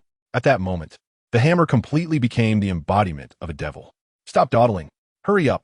He brandished a fist larger than a cooking pot, shrouded in a layer of black. The crowd swallowed hard, only able to start working according to the hammer's orders. Ouch, damn it, so hard. In an instant, the cries of anguish drowned out those on the steel plates above the furnace. The hammer applied force with both feet, approached the furnace, and looked at the already glowing red iron plate and the bustling crowd, first feeling amused. With incredible speed, he replaced the red-hot iron plate with a new one. The speed was astonishing. Once again, the hammer appeared in front of the group of trainees and Dalmatia who wanted to learn the spear technique. He took out several anvils from his ring and placed them on the ground. Then, in front of everyone's eyes, he pulled out a type of knife. This was something he had fought hard to snatch back from Bogart, and he had to return it after using it. Damn it, it was clearly forged by him with great effort. Sizzle. With a pleasant cutting sound, the steel plate was divided into 3 pieces. To clarify, the steel plate was 3 meters by 1 meter in size, and with the hammer's cut, it immediately became 3 1-meter square blocks. The spear technique condenses all the power into the fingers for an attack. You all can't achieve that level of concentration yet, so condense all your strength into your hands. These heated steel blanks are your training. Put on these heat-resistant gloves and hammer away. I don't care if you hit, knock, or pound. Just do it however you want. Do you know what a standard longsword is? Just hammer in that direction. Let's get started. Don't worry about the hammer. These gloves are heat-resistant and 1T burn you. Dalmesia took a pair of gloves and swallowed hard. By the way, you'd better hammer quickly. If the steel blanks cool down, you'll have to start over. If you can't find the piece you hammered before, you know what I mean? Thus, all three groups began their special training. The hammer then retreated to Zephyr's side with a red-hot steel plate. He also took out an iron anvil and started his forging. Duel. The huge hammering sound drowned out all other noises. However, the suffering crowd wasn't paying attention to him at all because they were in too much pain. Hammer, is this really okay? Although Zephyr agreed with the hammer's approach, he felt it was somewhat unreliable now that he was watching. Duel. Teacher, just watch. It'll show results in 3 to 5 days. And I can also speed up the forging process. Although they can't shape the steel blanks like I do, it will be much easier for me after infusing power. Alright, teacher, if anyone faints or slacks off, I'll leave it to you. Oh, and remember to replace those red-hot steel plates. Both sides need to be changed. Zephyr nodded, no longer speaking, just quietly watching the trainees receiving training. Time flew by, and 3 hours quickly passed. Damn, it's too hot. Jiun was now completely soaked, and her long boots had burned holes in them. But the steel plate beneath her feet was still unbearably hot. Others were in a similar situation as Jiun, all enduring with their stamina. This isn't a solution. Jiun gritted her teeth and began to think about the principle of the cut. Was it stepping out dozens of times in 36 seconds? She endured the scorching heat and began to try. Step, step, boom. A loud sound suddenly erupted. Jiun's figure had vanished. Zephyr's eyes flashed, and he also disappeared. Whoosh. A sturdy body suddenly appeared in the air and then fell down. He was holding the already unconscious Jiun in his hands. Oh, it seems the talent is still sufficient. Didn't she just learn it? The hammer laughed while hammering. His words startled everyone who felt like they were on a hot stove. Zephyr also laughed heartily, saying, Hammer, your method of roasting ants on a hot stove is quite effective. It's not weaker than flying swiftly. TSK indeed. A person's potential is always forced out. With Zephyr's affirmation, a glimmer of light appeared in the exhausted eyes of everyone. They all began to imitate. On the coal mountain side, Ghost Spider was the first to react. He felt that using his hands to rub the coal was simply too ineffective. Doberman, come here. You hold a piece and then crash into me. Rubbing is just too slow. Doberman and Ghost Spider were old acquaintances, both working under Sakazuki. Their rapport was quite high, and he immediately understood Ghost Spider's meaning. But be careful. Ghost Spider nodded, then flexed his muscles, preparing to receive the impact of the coal block. Doberman showed no mercy, picking up a coal block as large as a giant stone and using all his strength to crash into Ghost Spider. A very impressive scene of a black person colliding with a coal ball was thus created. However, the person was black, and the ball was a coal ball. Thanks to all the readers for their support. Boom! A muffled sound echoed, and Ghost Spider felt his bones creaking all over, his muscles aching terribly. But as a true man, he stood firm, gritting his teeth. Come again. Doberman was unrelenting, once again hugging the giant coal stone and crashing into him. Boom! Ghost Spider was completely blackened by the coal, but he still did not retreat, feeling the blood surge and fill his muscles. Come again. Boom! Come again. Boom! Duong. Finally, a deafening and different sound of impact rang out. The coal block surprisingly cracked, turning into scattered fragments on the ground. Ghost Spider, have you mastered it? Doberman looked at Ghost Spider, who was now blacker than ever, in shock, unable to help but ask. However, no one could answer his question anymore. After repeated impacts, Ghost Spider had long been lost in a dream. He fainted. That was his last stubbornness. But it must be said that this indeed allowed him to momentarily unleash his iron strength. Otherwise, he wouldn't have been able to rely on his own hardness to shatter the giant coal block. Another one has fallen, although he has fainted too. Hammer, your method is good, but the side effects are a bit severe, aren't they? Zephyr picked up Ghost Spider and placed him on a high platform, instructing the medics to take him to rest. TCH, that is still much better than how you trained us back in the day, right? Just the Gatling gun that spat blue flames wasn't even used, and they were already very happy. The hammer retorted angrily. Back when they practiced with iron block and shave, it was a continuous barrage from the blue flame Gatling. If you were even a little slower or softer, you'd be hit by rubber bullets and unable to get up. How could this be compared? Unlike the training of shave and iron block, the spear training in Dalmesia was progressing slowly. Even the red-hot steel ingots had the hardness of sea tower stones. Dalmesia put all his strength into a punch, and the steel ingots stood firm, not changing shape at all. If he couldn't do it, it would be even harder for others. Beast human form. Unconvinced, Dalmatio once again transformed into his beast human form. The animal type, dog fruit, spotted dog, appeared again. Canine 2 spike, the shining claws full of power, stabbed towards the steel ingot. Ouch, my hand. The next moment, there was a 90-degree twist. His finger broke directly. The others watching shivered all over. Oof. Can't even learn to walk, yet thinking about running, medic. Zephyr cursed in disbelief. The blacksmith cheerfully hammered the iron. Soon, a Tang broadsword took shape in his hands. The most commonly used practical sword among Tang swords is the broadsword, which generally measures about 70 to 80 centimeters in total length. With a blade length of 50 to 60 centimeters, a thickness of about 6 to 8 millimeters, and a width typically between 3 to 4 centimeters. After quenching, the blade becomes incredibly hard, smooth, and devoid of any patterns. This particular broadsword, forged by the blacksmith, has a blade length of 80 centimeters, a thickness of 1 centimeter, and a width of 4 centimeters, making it a long version of the broadsword. Both the handle and the guard are made of iron, and the guard has an elliptical shape, giving it a very simple appearance. Oh, is this the sword made from that special steel plate? It looks quite different from that Meow knife, doesn't it? Zephyr watched as the blacksmith gradually completed the Tang broadsword, picking it up to admire it. That is a Meow knife, and this is a broadsword. Of course they are different. The Meow knife excels in close combat, but its blade is relatively thin, which could lead to damage if used for extended periods. In contrast, the broadsword has a slightly longer and thicker blade, making it more suitable for prolonged combat and providing a greater attack range. With a hammer in hand, Tai Chue retrieved the Tang Hung Dao and cherished it as he stroked the blades back. Just wait. I will make sure that China's famous swords are passed down through the ages on this continent. At that time, all those supreme great knives and big knives will have to make way for me. Can I get a try? At that moment, a voice floated in. It was the first person to break through during the hot pot training, Ji Yuan. She had already awakened from her coma and was excitedly examining the Tang Hung Dao. As a swordsman, she was absolutely drawn to famous swords. She herself had a big knife for the 21 crafts. However, when she saw the Tang Huang Dao in Tai Chue's hand, she was unconsciously captivated by this very simple knife. Here, take it and give it a try. If you can't chop anything, then chop some coal. Facing the request of a swordsman, Tai Chue naturally wouldn't refuse. After all, this knife was made for people to use. Ji Yuan took the Tang Hung Dao, very happy, and quickly found a giant piece of coal to test the knife. It was a bit heavier than the gold-plated blade, but this blade, one cut flow, blooming youth.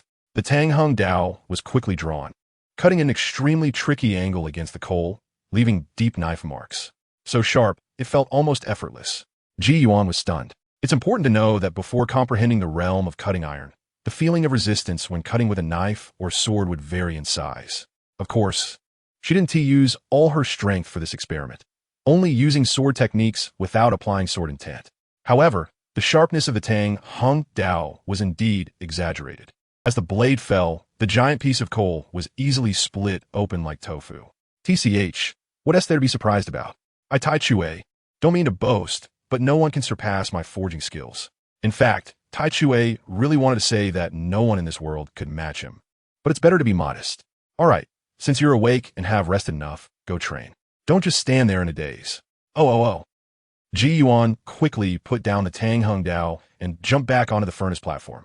However, inspired by her previous shaving, this time her steps were much lighter, and her success rate in shaving began to rise. Others stopped dawdling. Didn't you see that they've already shown you the correct training method? Why not give it a try? Do you really want to turn into a roasted whole lamb? Black hole? Training.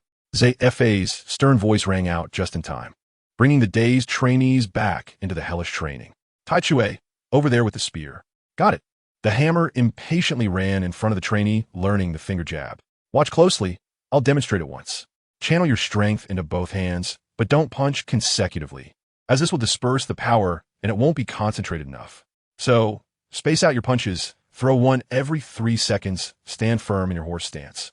Gather your strength in your right fist first, and let your left fist follow suit. Remember, all your power must be concentrated in that one punch. With a loud bang, a dent appeared on the steel ingot from Hammer's punch. Did you see that? Just like that, as long as they're SA mark. It's a victory in the first stage. The fingers of Dalmatio, which had been corrected, returned to the group, and upon seeing the Hammer's punching technique, a spark flashed in his eyes. A certain barrier in his mind was instantly broken. It seemed he had an epiphany. Thanks to all the readers for your support. Hoo-hoo. I jump. I slash. I jump again. Ouch, ouch. Iron block. Ouch, be gentle. Huh. Ihomid. Epoke. I finger jab. With the examples of GUN, Ghost Spider, and the hammer, everyone finally found the right training method in this massive forging workshop. Zephyr was very satisfied, while the hammer was quite casual. A month passed just like that. More and more people began to learn the 6 styles. Ghost Spider, Doberman, Dalmesia, Stalaberry, and Squirrel were among those who had completely mastered the single 6 styles and began rotating through the workshops. No, the training apparatus for the next stage of training. Hammer, Sengoku is looking for you. Looking for me again? It must be something bad. I'm not going. Hurry up. This time it's not just you. Those 3 bastards are back too. It should be something important. Then I definitely won't go. Calling those people back means something big is happening. Maybe we're heading to the front lines again. Are you going or not? Not going.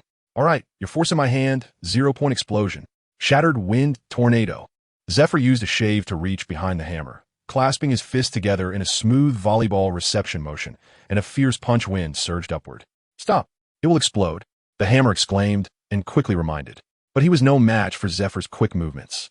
Under the invasion of the furious punch's external force, the furnace began to become unstable. The next second, boom, the entire furnace exploded. The hammer was the first to bear the brunt, quickly coating itself in armed color to protect its body, but still got caught in the blast.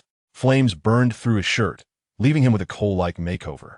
Zephyr reacted swiftly, throwing a punch into the explosion, using the wind from the shattered air to block all the waves generated by the blast. However, this also caused trouble for the hammer. Originally suffering from one direction, he suddenly found himself attacked from both fronts. The clothes and skin on his back were instantly ruined. You old bastard. Look at the mess you've made. Hammer.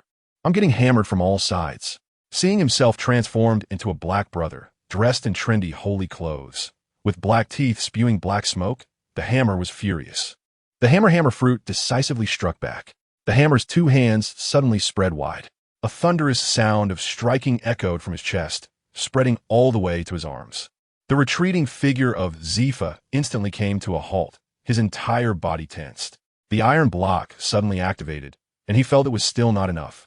So he quickly covered his entire body with armed hockey. In the next moment, an invisible force wrapped around Zephyr.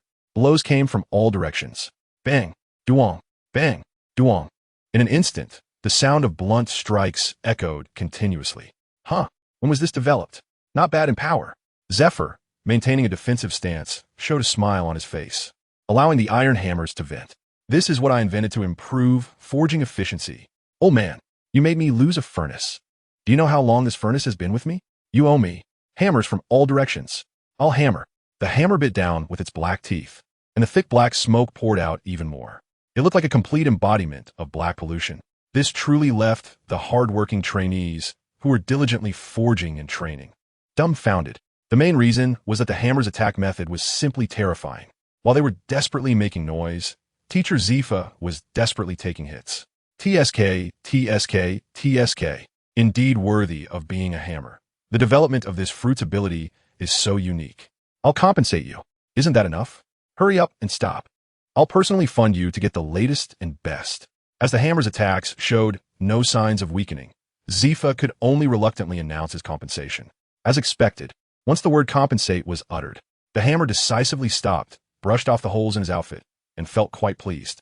If he had said so earlier, it would have been fine. I'm not skilled at this ability yet. It's exhausting. Zephyr, little brat, go see Sengoku. I'll compensate you when the furnace returns.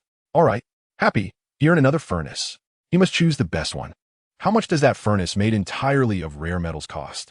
The cheerful hammer flew towards the office building, hovering half a meter off the ground.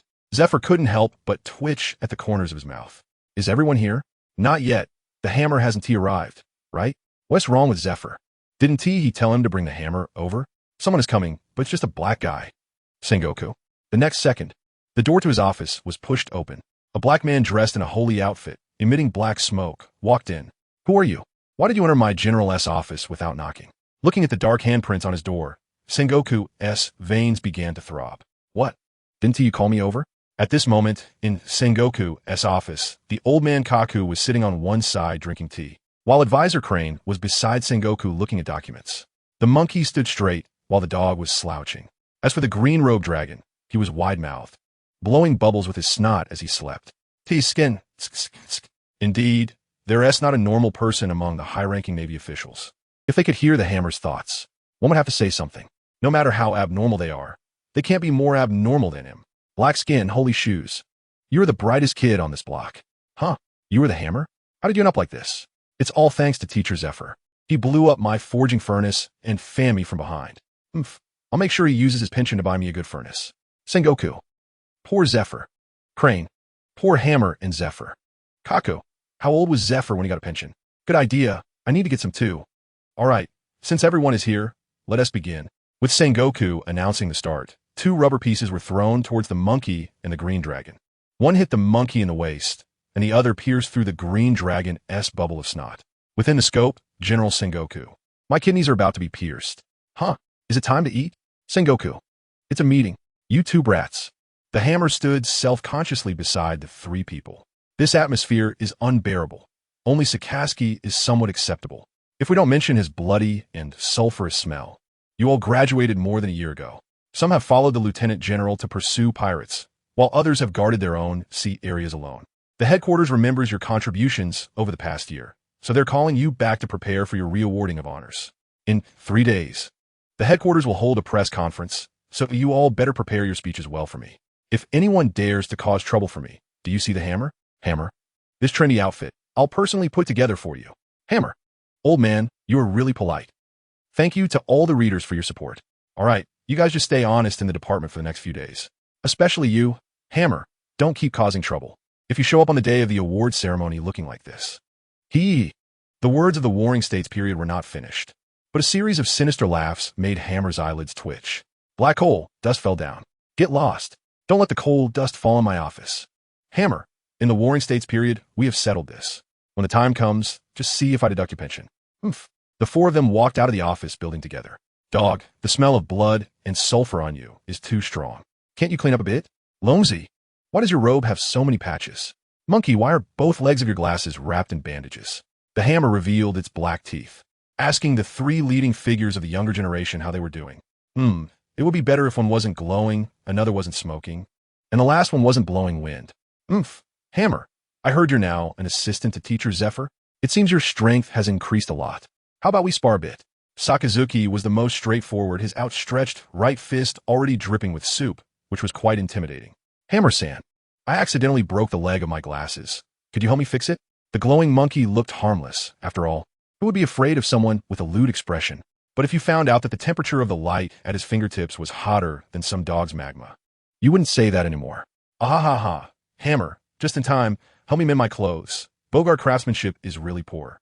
Dorag had the warmest attitude, but amidst his roaring laughter was the howling wind, making it hard for Hammer to feel that he didn't want to punch him. The hammer suddenly took a step back, leaving a dark mark where it had stood. Let's talk it out. If we can talk, there's no need to fight. I'm good at fixing things, but fighting is not my forte. Do you think I'm like you? You're monsters, dogs, monkeys, dragon children. Well, I'm just a blacksmith. Sakazuki. I'm a dog. Orsolino. I'm a monkey. Drago. I'm a dragon. Just as the anger of the 3 was reaching a boiling point. Smash. I hammer. The hammer strikes first, and the hammer fruit is used to its fullest extent. A deafening sound of hammering erupts from his chest. An invisible shockwave immediately envelopes the 3 monsters. The surging shockwave causes the 3 to instinctively enter a defensive state, and the hammer waits for this moment. It's not over yet. Mind hammer. I hammer. The hammer knew that the 3 were all users of natural-type devil fruits, and ordinary attacks were completely ineffective. The chest-crushing strike was merely a feint. The real focus was the psychic hammer strike. The invisible hammering rang out. The sound, filled with shockwaves, directly reached the depths of the 3's hearts. The hammering, akin to rolling ocean waves, left the 3 momentarily dazed. Natural type? Good. Magma? Duong. Flash? Duong. Hurricane? Duong.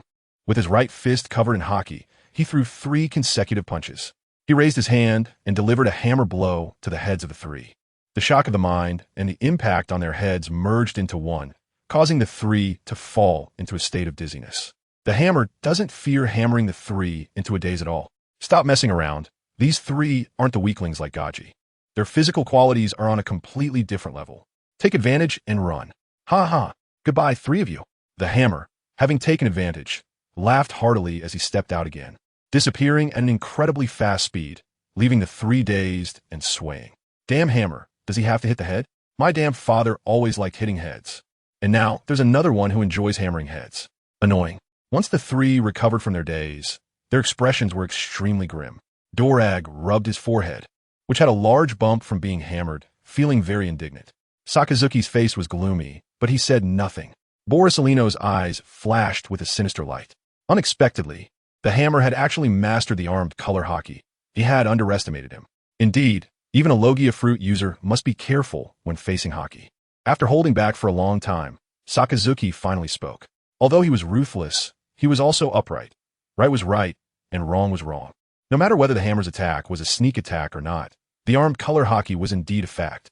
Otherwise, even if the hammer succeeded in a sneak attack, he wouldn't have been able to inflict any damage.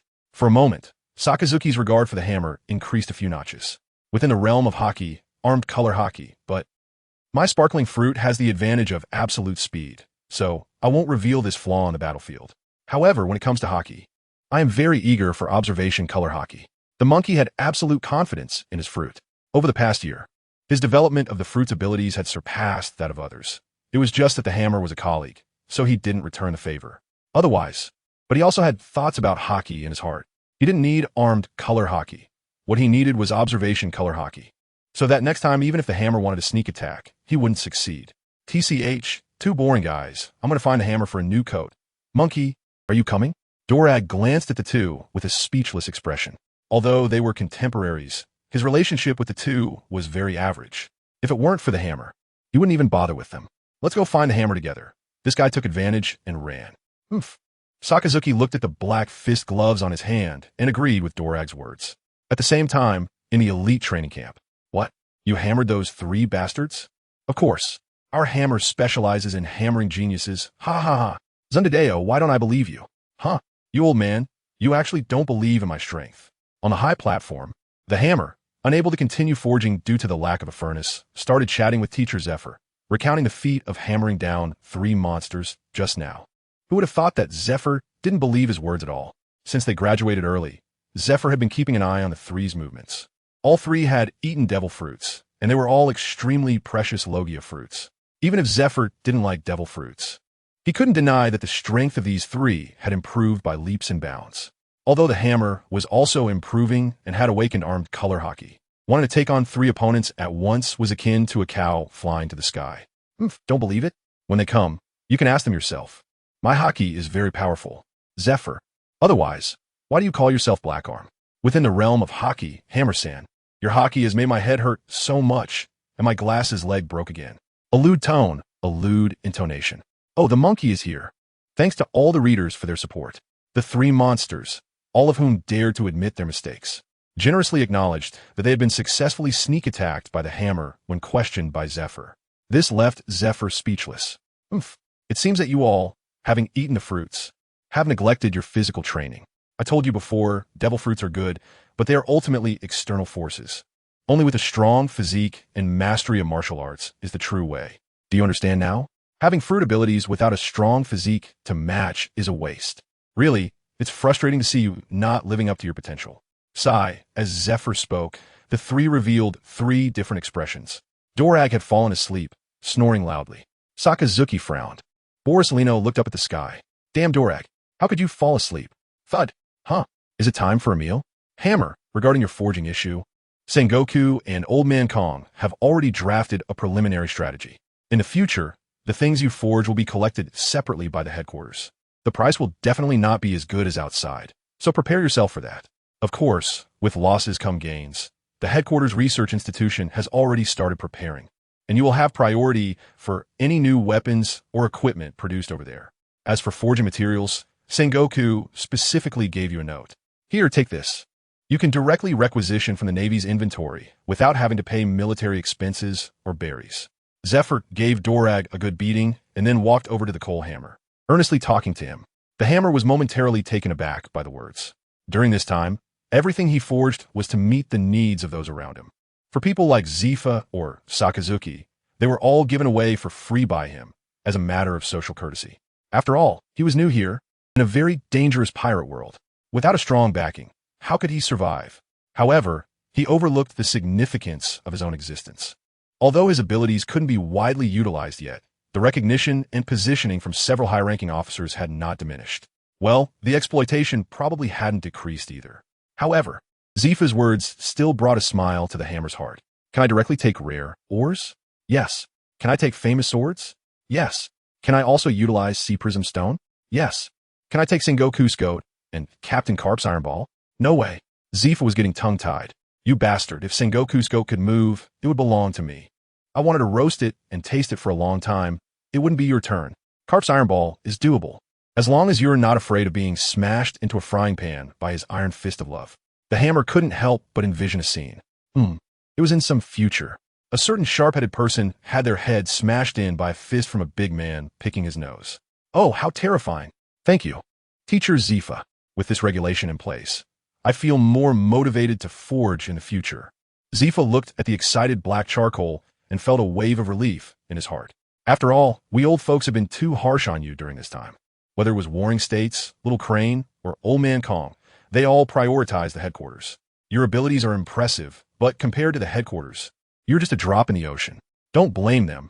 If you must blame someone, then blame me, this fool. The Hammer was once again stunned. At this moment, Zephyr was in his middle age, at the peak of his life. However, the loss of his family cast a shadow over this iron-blooded man, and even his passionate spirit had dissipated. How could the Hammer blame him? Moreover, when he first arrived in Marineford, he was unfamiliar with the place and was just a small fry who had crossed over. Without Zephyr's protection, he would have probably been taken by that old bastard Sengoku to do hard labor, given his abilities. It's clear to me how much effort Teacher Zephyr has put in. Sengoku. So, I'm the sinner here? Teacher Zephyr, don't say that. How could I blame you guys? Well, I should thank you for not throwing me out of the arms factory to be a 24-hour laborer. Now Marineford is my home, and you are my elder. In my hometown, once a teacher, always a father, so technically you are my dad. Dad, please accept a bow from this Hammer. Seeing the black coal in front of him bowing at a 90-degree angle, Zephyr showed a hint of a relieved smile. I have to say, the Hammer's words struck a chord with this strong man. Even Dragon and the others felt the Hammer radiating brilliance at this moment. Within the confines of the ship, the Hammer bowing to Teacher Zephyr felt so off. The monkey, holding his glasses, stared unblinkingly at the Hammer. His intuition told him that the Hammer's actions were definitely not normal, but he was indeed overthinking it. The Hammer bowed sincerely, with no other intention. Damn monkey. I'm being serious. Eat my big treasure. The Hammer was furious at being interrupted. He took out a cylindrical object. It was a rocket launcher. The monkey's face stiffened, and it started to glow immediately. Monkey, don't even think about running. Eat my big burst. Bang. The next second, the rocket launcher spewed out thick black smoke, completely enveloping the monkey, who hadn't fully transformed into light yet. And even Dolag and Sakaski weren't spared. Isn't this a rocket launcher? Why is it emitting black smoke? Zephyr also regained his senses and stared blankly at the large area of black smoke in front of him. Oh, it's my new creation, but also a failed one. I originally planned to modify the rocket launcher, but I didn't expect it to trigger a property. However, the effect is not great. So, this rocket launcher's activated property is black smoke, and the original shells can no longer be used. What gets launched is just a sky full of black smoke. This black smoke can completely block vision and can also blacken people, but it's pretty useless. The Hammer was explaining to Zephyr while smoking. Zephyr, so what's the point of making something like this? Is it just to attract hatred? Cough, cough, cough, tornado. Amidst a series of coughs, a fierce tornado rose up, sucking all the black smoke into the sky. Damn, Green Dragon, you're polluting the air. Bastard, cough, cough, Hammer. Within the area, Sakazuki, Dragon, you've turned into black people. Sakazuki, Dragon, Hammer die. Great fire. Sakazuki could no longer hold back. Looking at himself covered in black stains, he exploded. Jill, the four brothers in black. Monkey, 8-foot outline Jade.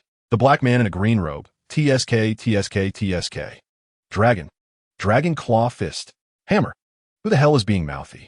Next to him, the jumping and bouncing Kaji quickly covered his mouth. Thanks to all the readers for your support. You three bastards, it was clearly Kaji, that coward, who said it. Why are you all hitting me? Oh, so you really want to slap me, huh? The training ground was a complete mess, with magma everywhere. Burn marks and cracks visible all around.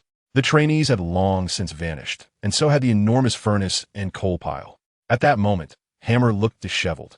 His dark face swollen high. A punch from Dogbrother had landed on him.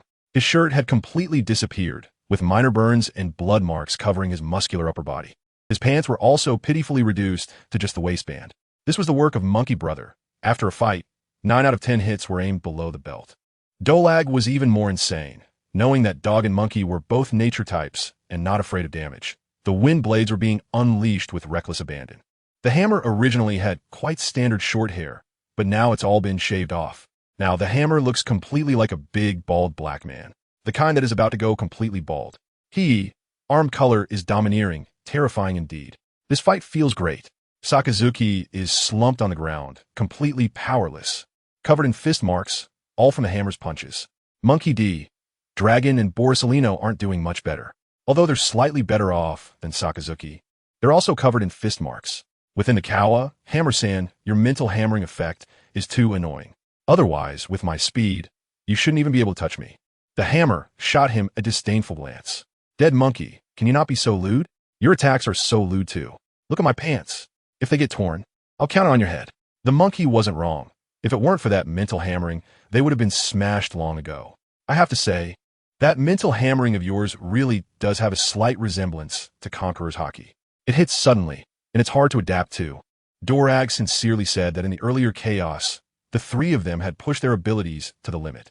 However, the Hammer was completely relying on his mental hammering to contend with them. Give me a break just this once.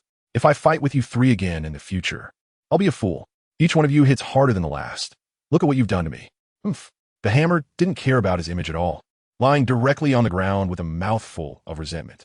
Are we done? Teacher Zephyr reappeared in the dazzling training ground, a hint of emotion on his face. You three are indeed monsters. In just a year, your strength has improved tremendously. The power of the natural fruit is also extraordinary. Upon hearing this, the Dog, Monkey, and Dragon all showed a hint of pride on their faces. But always remember, what you encounter around the corner might not be love. It could also be an enraged gorilla. Duong, magma, Duong, flash, Duong, hurricane. 3 violent punches fell, and this scene felt so familiar. Dog, Dragon, Monkey, what is going on? Why is it happening again? The 3 instantly curled up and rolled, with the yellow ape being the most exaggerated, looking like a shrimp bending down, which made the Hammer cheer loudly. As expected of our role model, this posture, this acting, it's amazing. One by one, did they think that just because they ate the natural devil fruit, they could soar to the sky? It's still that saying, without a good physique, even if you get a king fruit, you won't be able to show any effect. I've said a few times, don't rely too much on devil fruits. Don't rely too much on devil fruits. Do you understand now? Even a weak Hammer who has just mastered armed color hockey can give you all a punch. Isn't that embarrassing? Hammer, it seems I've been insulted, feeling a bit unhappy. You 4, you turned my training ground into this. Fix it. Fix it immediately. The first to express was Hammer, as he was quite clear about Teacher Zephyr's harsh methods. With Hammer leading, the other 3 remained silent, but also agreed to the repairs. Hammer, how did you awaken your armament hockey? Hammering, how did you develop your mental hammering? Hammering, your physique has improved. How did you achieve that? Hammering, how come I never noticed that all 3 of you like to dig deep? Don't ask. Asking means hammering. Hammering makes me happy. Hammering makes me stronger. The Dog, Monkey, and Dragon remained silent. Bastards. Repairing the training ground is quite a troublesome task. But with the help of 3 monsters, it became much easier. The ground is damaged? No problem. How about repairing it with lava? Too hot? Let's use a strong wind to cool it down. Too many rocks? Whoosh, they're gone. As for Hammer, just hammer here and there, and it's done. Once the training ground was sorted out, the 4 went back to their own affairs. 3 days passed in a flash. The commendation ceremony took place as scheduled. This ceremony was very simple, prepared specifically for the 4 monsters. It was quite a big event, and many reporters showed up. After all, these 4 are currently among the most outstanding in the Navy's emerging forces. According to Marshal Kong's intention, he wanted to showcase the Navy's new powers in a very strong manner, thereby expanding the Navy's influence. On the high platform, Marshal Steelbone Kong, Admiral Sengoku, and Chief of Staff Ms. Crane took the stage one after another. Below them was the monster quartet, led by Sakazuki. From left to right, they were Dog, Monkey, Dragon, Hammer, red, yellow, green, black, very eye-catching. Today's commendation ceremony was quite simple.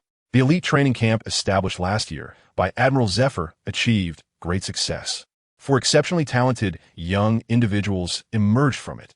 Over the past year, these four proved their worth with remarkable results. After a high-level meeting in the Navy, it was decided to grant them higher positions. Marshal Kong, with a long sword at his waist, looked very happy, though the sword seemed a bit short. It didn't seem to match his height of over 3 meters. Sakazuki, here, in the name of the Navy Marshal, I appoint Sakazuki as a Rear Admiral. Marshal Kong looked quite satisfied as he gazed at the iron-blooded Sakazuki. Borsellino, Joe, in the name of the Navy Marshal, I appoint Borsellino as a Rear Admiral. Damn monkey. Stay calm. Health is important. Drake, whoosh. Huh, here, creaking, in the name of the Navy Marshal, I appoint Drake as a Rear Admiral. Marshal Kong's expression changed as he gritted his teeth to suppress his anger. Hammer, here, in the name of the Navy Marshal, I appoint Hammer as a Rear Admiral and promote him to Deputy Director of the Logistics Armory. Marshal Kong still recognized Hammer quite well. Good news. Tremendous good news. Iron has been promoted. Thanks to all the readers for their support. He's made a fortune. He's made a fortune. Iron has made a fortune. He's been promoted. He's been promoted. Iron has been promoted. At this moment, Iron is completely immersed in the joy of his promotion. Previously, he had the golden bars given by the old man from the Warring States, which he could take whenever he wanted. Now he has the position of Deputy Factory Director of the Arms Factory, given by the empty old man, which he can't just take or request. The most important thing is, he doesn't have to go to sea anymore. He can just stay in the arms factory every day and forge iron. That's fine. The sea is so dangerous. Let the 3 dogs go play there. Iron, iron, iron. From a whisper to a loud call. The empty old man on the stage was about to lose his composure. Iron, they're calling you. Next to him, Dorag nudged Iron, urging him to wake up from his sweet dream. The Hammer finally realized that the old man Kong was calling him. At this moment, although Marshal Kong still had a smile on his face, the veins on his neck and forehead were bulging. That smile was as creepy as it could be. Hey, Marshal Kong, come up and give a speech. Oh, the Hammer was afraid of being held accountable later, so it immediately stood on the stage and prepared to speak. But then it realized, wait a minute, why is it him again? Stunned, it thought, say something. There are still 3 others waiting behind. Now the Hammer felt relieved. It wasn't the only one speaking. Ahem, colleagues, hello everyone. I am a Hammer, a blacksmith. My biggest dream is to firmly hold the position of logistics minister while managing the armory, ensuring that all my naval colleagues have good weapons, sail good ships, woo good ladies, and raise the next generation of sailors. That's it. After saying that, it left without any hesitation, leaving a group of utterly confused people behind, including the Air Marshal, the General of the Warring States, and Chief of Staff Crane. After the Hammer finished speaking, the next was Sakasaki, who consciously walked up to the podium and took the microphone. The sea is rampant, and the only way to stop killing is to kill. No merci, no hesitation. As long as they are pirates, it's just one word, kill. After finishing, he left. The crowd, originally confused, was stunned into silence by this speech filled with murderous intent. Hello everyone within the square. Today, I got promoted. I am very happy. Let's continue to work hard. Thank you, bye-bye. In a flash of golden light, the monkey appeared. The golden light flashed again, and the monkey exited. Ha ha ha. Pirates, wait for me. When I come wearing a green robe and bringing a whirlwind to send you back home. Oh. Drago was full of energy, but somehow this sounded so strange. For people, for speeches. The bewildered crowd went from confusion to daze, then to shock, and finally to foolishness. Good job, you 4. You're all great. Whoever it is, please ask the reporters to leave first. Hammer. The bad feeling is coming. Can't poop alone. Must poop together. The Hammer quickly looked at the dog, the dragon, and the monkey beside him. He saw excitement shining in the eyes of the first 2. Only the monkey's gaze met the Hammer's. In an instant, a moment of eye contact akin to electric current occurred. Hammer, angry. Flash or not? Monkey, same. Quick flash. Can you? Hammer, can. Now or not? Monkey-o. Flash. Just as the reporter was about to leave, a roar erupted. Bastards. For little devils. Warring States. Make a move. The sound of golden light and hammering appeared instantly. The Hammer and the yellow ape, having reached a consensus, were ready to flee at the first moment. 8-foot realm. The mirror reflecting golden light gathered, and the yellow ape's body merged into the light, preparing to escape. The Hammer utilizes the full power of the fruit beneath its feet, using the shockwaves generated by the strikes, combined with the 6-style shave. The Duel enhancement allows it to take off directly from the ground. The old man in the sky and Sengoku became even angrier. They ignored the bewildered Sakazuki and dragon. One chased the monkey, while the other chased the hammer, each taking action. In front of me, you dare to play with light. Take my strike. Buddha's light shines 10,000 feet. The furious Sengoku also activated his fruit ability. The human fruit, mythical Zoan, great Buddha form. Instantly, an Oscar statuette-shaped Sengoku appeared, radiating golden light, looking very valuable. With his hands clasped together, the golden light began to press towards the light transformed by Kizaru, within the area of influence. It's also light, Sengoku, I won't lose to you. Speed is the key. As long as the speed is enough, no one can stop me. I evade. For the first time in front of everyone, Kizaru showcased his monstrous talent by pushing the use of the light fruit to its limits. Under the flickering golden light, he managed to escape by stepping on the edge of the Buddha's light. Sayonara, Sengoku. Before the monkey could rejoice, a heavy punch came straight for his face. Bang! Uncle! Haha! Where did this mischievous monkey come from? Actually crashing into my arms. A large black hand suddenly appeared in front of Kizaru. It was none other than the late-arriving Garp. Kizaru was also unlucky. His escape route coincided with Garp's. Sure enough, the golden light directly drilled into Garp's arms, getting him punched away. Well done, Garp, just hold him down, I'm coming. Monkey. Oh no, not good. The next second, he was pressed to the ground by the black glowing Buddha's palm. At that moment, Sengoku's large hand made him feel as if he was facing a mountain. Damn hammer, you're done for. What nonsense are you spouting? In the sky, the furious old man in the sky was rapidly stepping a moonwalk while chasing the hammer. What I said is what I really think. I want to be the logistics minister. Old man in the sky, I tell you, be careful or I'll deduct your pension. The sky was furious. You little brat, as long as I'm the admiral for a day, you can't be the logistics minister. Humph, I'm still young, I can wait. Sky, listen, is what they say true? Take my sword. The furious old man in the sky drew his sword. He was merciless. The sword energy broke through the air. Old man, that's too much. The hammer quickly dodged. Wow. Was it really necessary to overreact just because I said a few casual words? Come here, and I'll tell you. I won't. Modified jet fighter. The old man in the air was really furious, standing with his feet apart and stepping forward at the same time. The 6 styles modification was instantly activated. In an instant, he was right in front of the hammer. Are you still trying to run? The hammer was startled and quickly dodged. I shave. I'll shave again. After a few evasive moves, the hammer was already dozens of meters away. However, the old man in the air remained unfazed, still standing with one foot in front and the other behind. In the next second, he suddenly appeared in front of the hammer. Damn, I thought shaving was invincible. But I didn't expect there was an upgraded version of it. Ouch, don't hit my head. Bang. The 6 styles modified iron block falling phoenix hammer. The old man in the air raised his fists high, and in the next second he slammed down with both fists, sending the hammer crashing down from midair like a mountain pressing down. Boom! A large human-shaped pit appeared on the ground. Hammer. Facing the furious upright ape, I couldn't escape. What should I do? I'm waiting online. It's quite urgent. Thanks to all the readers for your support. You 4, tell me. What do you want to do? A good award ceremony. An excellent opportunity to showcase the new strength of our Navy. And what happened? One is spouting nonsense. One is full of murderous intent. One is, yo, here I come. And one is a silly, overly excited one. You really are bringing shame to the Navy. Steelbone Kong has now completely transformed into the village ante, and a series of shellings have left the 4 of them unable to hold their heads up. Among them, Hammer and Yellow Ape are the worst off. The former is covered in fist marks, while the latter has his head wrapped in bandages. It's worth mentioning that the monkey with the bandages and his crooked glasses really has a unique flavor. Isn't the Navy meant to kill pirates and uphold justice? I say, anyone who dares to obstruct my execution of justice should be killed. No wonder Dog is so amazing. He's truly a genius. Now, the firepower has shifted. Get lost. Go and patrol the Grand Line. Don't let me see you at headquarters for a year and a half. After taking a heart-saving pill, Kong panted and pointed at the door, nearly screaming his lungs out. What a wish. Dog turned around and left, leaving behind a very imposing figure. Hammer and the monkey watched with their eyes wide open, almost jumping out of their sockets. Amazing, Marshal Kong, don't worry, Hammer will definitely not be like him. I will honestly remain at the arsenal and not let you see me.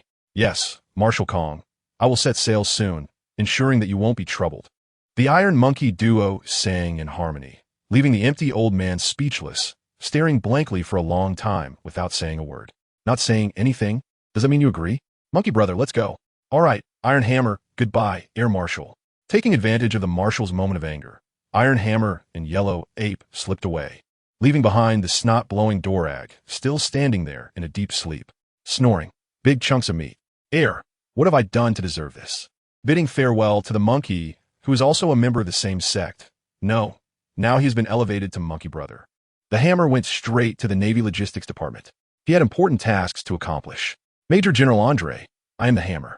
I would like to enter the treasure vault to get some forging materials and withdraw some funds. Major General Andre, a very composed officer, was also in charge of the Navy Logistics Department. Do not underestimate this Major General. He was a tough man who participated in the Valley of the Gods. It was because he was injured at that time, which prevented him from further advancing, that he stepped back to a secondary position, a figure adorned with military honors. Oh, Major Hammer, do you have a pass? Yes. It's a special privilege order issued by the General of the Warring States. How much funding do you need? Well, let's start with 200 million berry. Andre took a glance at the order, nodded, accepted it, and took out a work notebook to record it carefully. Hammer, I've heard that your goal is to become the logistics minister. Are you joking or serious? Major Andre's expression suddenly became extremely serious as he awaited the Hammer's response. Seriously, this is the direction I want to go. How could it be fake? Hey, Hammer, with your outstanding talent, why are you so fixated on the position of logistics minister? You should be heading towards the sea. The sea is a man's true destination. The tone of this seemingly 40-year-old military man sounded quite old-fashioned.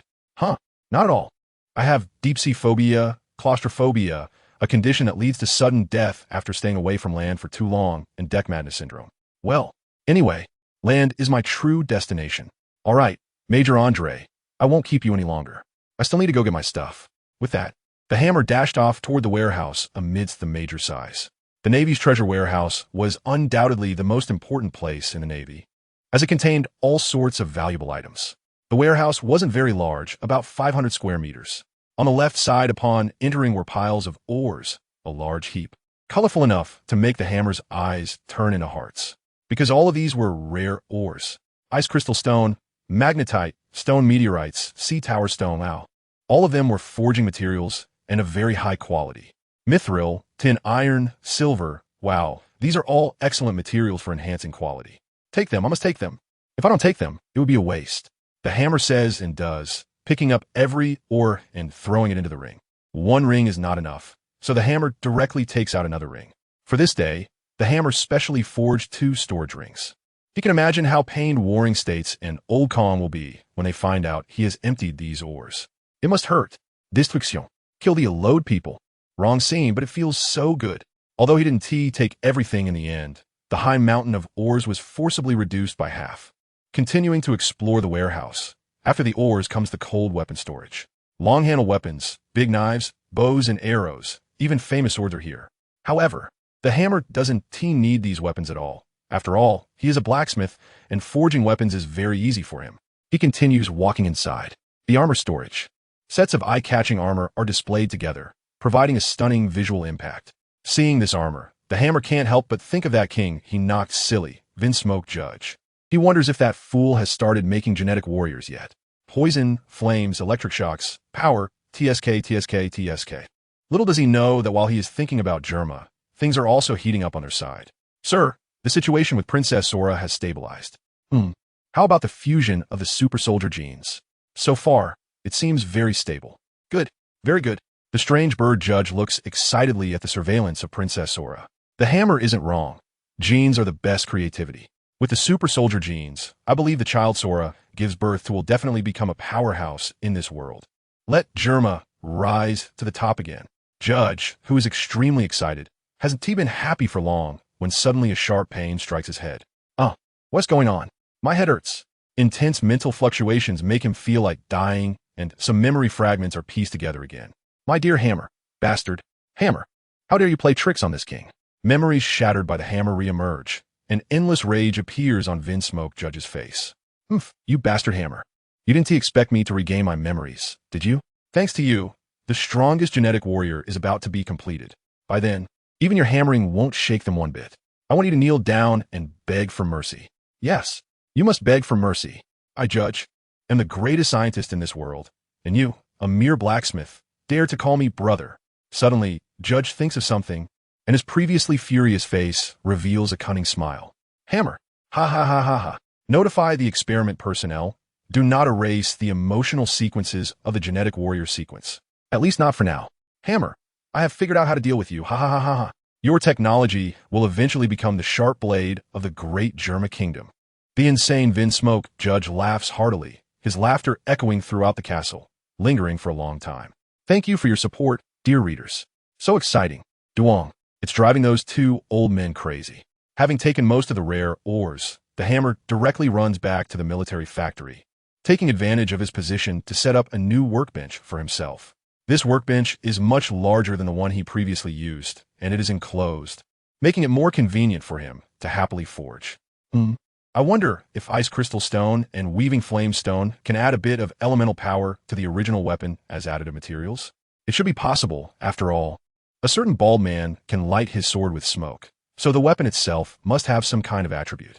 If the hammer is extremely resistant to going out to sea, once he enters the forging room, he returns to paradise. His mind is active, and he is full of motivation. He gets to work right away. First, he finds Major Lisk and asks him to bring meals to him on a schedule. Then, he hangs up a sign saying no entry for idle people. Finally, he starts forging. The sound of hammering rings out, and the hammer has completely detached from the earthly world, wholeheartedly focusing on forging. Your 10-month training has been completed. In 3 days, you will face the graduation assessment. As for the assessment content, it is very simple. Just like the last session, go out to sea alone and hunt pirates. A bounty of 100 million berries is the passing mark, and it can be cumulative with a time limit of 1 month. Any questions? On the playground of the elite training camp, Zephyr stands on a high platform, calmly watching the 100 people below. After a year of training in the furnace, these 100 people have become noticeably darker. Even white girls like Ji Yuan and Sherry have tan layer. But where there is cause, there is effect. They look much more refined now, and the glint of sharpness in their eyes makes Zephyr very satisfied. No, X100 very good. Dismissed. These 2 days are your rest and preparation. Boom. Zephyr's words are interrupted by a loud explosion that reverberates throughout Marineford, and a pillar of fire rises into the sky behind the Marineford headquarters building. The ground begins to shake. Not good, that direction. Zephyr curses and, before he can finish his words, he disappears. Sherry, in the team, also changes color. Brother. With a shout, Sherry pushes off hard and rushes toward the explosion. Ji Yuan has developed a good relationship with Sherry over the past year. They have become close friends who share everything. Seeing Sherry's expression, she instantly understands that the explosion must be related to that bastard hammer. She quickly follows Sherry, and once Ji Yuan leaves, Jai follows too. Once Jai leaves, the others look at each other and decide to follow to investigate. In an instant, all 100 students of the second session rush toward the place where the fire ignites. At the same time, the high-ranking members of the Navy are also in action. Old Kong directly breaks the window and flies out. Warring States and Crane quickly run over. Cough, cough, cough. Damn legs, I knew this broken furnace wouldn't hold up. Luckily, it didn't blow me through. From now on, if anyone tells me that iron blocks are metaphysics, I will spit in their face. Thank goodness it's my rest time, and I'm the only one in the military factory where it would be a hassle. Amidst the flames, a person covered in black, even his teeth blackened, slowly crawls out. It is the forging master, the hammer, caught off guard by the sudden incident. He didn't have time to fully defend himself, and could only shout iron blocks are invincible, without even gathering his armed color hockey. He survived purely on his strong physical fitness and the iron block. But he is covered in injuries, with burns, bruises, and explosion wounds all over. He has completely become a tragic representation. To save his life, the hammer uses all his armed color hockey, turning himself from a black person into a glowing black person. Even so, he still holds something that resembles a large horn in his hand. Cough, cough, cough. I didn't expect that embedding ice crystal stone and weaving flame stone into sea prism stone and then hammering it would have such a low melting point. Just as the hammer is reflecting on this. Whoosh. Dozens of figures have appeared around the outskirts of the armory. Hammer, where are you, my good son? The one in the lead, with purple hair, looked anxious and started shouting as soon as he took his position.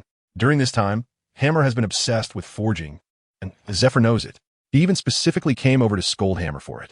However, Hammer's attitude is resolute, which makes Zephyr quite unhappy. But when Hammer is in trouble, he is more anxious than anyone else. The image of that 3-meter-tall kid, bowing and calling him dad, suddenly appears in his mind. In an instant, worry makes this strong man's eyes turn red. The flames are still surging, and the sounds of explosions are continuous. Those are the sounds of other forges being blown up. Cough, cough, cough, I'm here. Boom. The explosion and the sound of flames burning completely drown out Hammer's voice. He is so angry that he almost curses the cow. Damn it, Hammer. Seeing that no one is responding to him, Zephyr, in a moment of desperation, tears off his clothes and is about to rush into the sea of fire. Two figures immediately block him.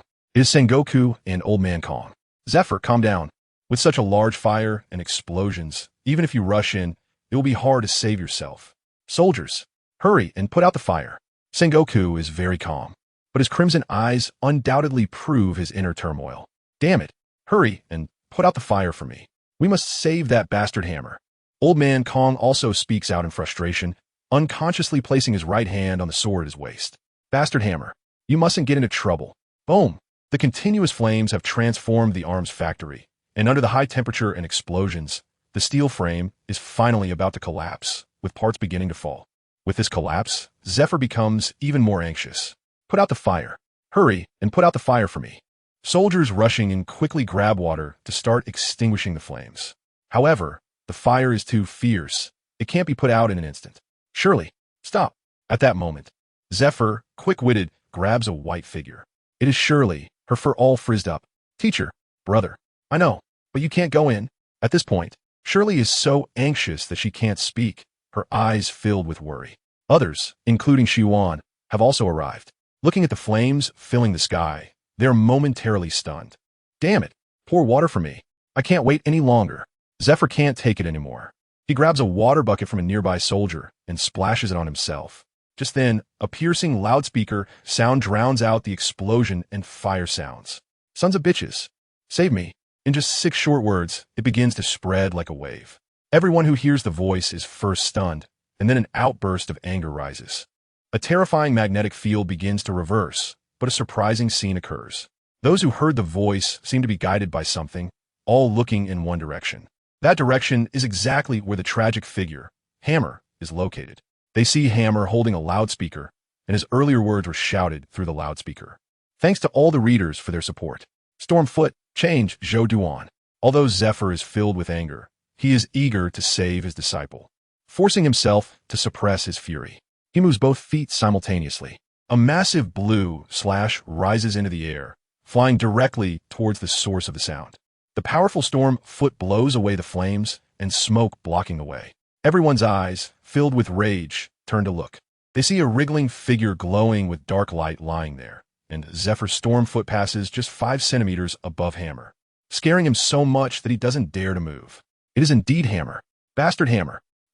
Oh, no. Hurry and save him. Old Man Kong, furious, almost draws his sword to stab, but ultimately, with his deep strength, he quickly changes his words. Though Sengoku is also very angry, as a user of the human fruit, mythical beast type, great Buddha form, his senses are exceptionally strong, including his mental strength. He realizes instantly that everyone's reaction must be due to that piercing sound earlier. Suppress your anger, hurry and save him. He then charges forward, golden light shining, the great Buddha appearing. He raises his hand and unleashes a shock wave filled with Buddha light. Oh no, fire. Disperse. His words don't match his actions. Sengoku says disperse, but his attack is fierce. The power of that shock wave directly overshadows Zephyr Stormfoot. What the hell? Are you trying to murder me? The Hammer panicked and quickly stored the trumpet in the ring. He stopped crouching and hugged his legs with both hands, turning himself into a black hole ball. The arm color was released recklessly, fearing being blown up in the arms factory. Sure enough, as the trumpet disappeared, the source of anger among the crowd instantly dissipated. It really was that trumpet. Sengoku felt the brutality in his heart fade away, instantly affirming his view. But there was no time for him to prove his point now. Save people. Hurry and save people. Zephyr shouted and rushed into the fire scene, because Sengoku's earlier strike had already left the arms factory on the verge of collapse. Shave jet. Maximum power. Zephyr was also capable of the same modified 6 styles, and under the jet propulsion, he shot into the sea of fire like a cannonball. Seeing his old partner enter the flames, Sengoku didn't dare to hesitate. 10,000 Buddhas to the ancestor, lift for me. Sengoku waved his hands to create shockwaves to support. Under his control, the shockwaves changed direction and exploded from below, forcefully blasting open the steel frame that was about to fall. buying time for Zephyr. Whoosh. In an instant, Zephyr's figure reappeared, still emitting black smoke. The fire inside was too intense. Even with lightning speed, he was still burned by the flames. Hammer, are you still alive? Placing the hammer on the ground, Zephyr ignored the burning pain coming from his body and directly slapped him repeatedly. Ouch! Stop it! I'm not dead. Pia! Stop! The hammer was hit several times and quickly shouted out. This old bastard is really ruthless. That a hand covered with armed color hockey. It hurts to death. Still alive? Still alive. Medic. At the Navy headquarters hospital building, in the critically ill care ward, a mummy wrapped in bandages was lying on the hospital bed. It was none other than the rescued Major General Hammer. On the other side was the former Admiral Zephyr, bare-chested, allowing medical staff to tend to his wounds. You bastard. Blowing up the munitions factory is one thing, but you blew yourself up half to death too. What are you thinking? Can you blow up while forging iron?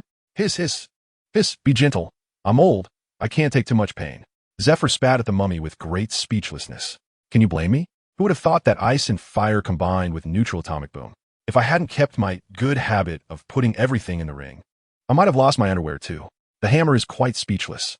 He just wanted to innovate a bit, but who would have thought he almost got himself in trouble? The lingering fear, the lingering fear. Still has the nerve to say, doesn't he know Nazuo Nodi? Well, how to deal with the losses of the arms factory now? Old Kong is worried about it.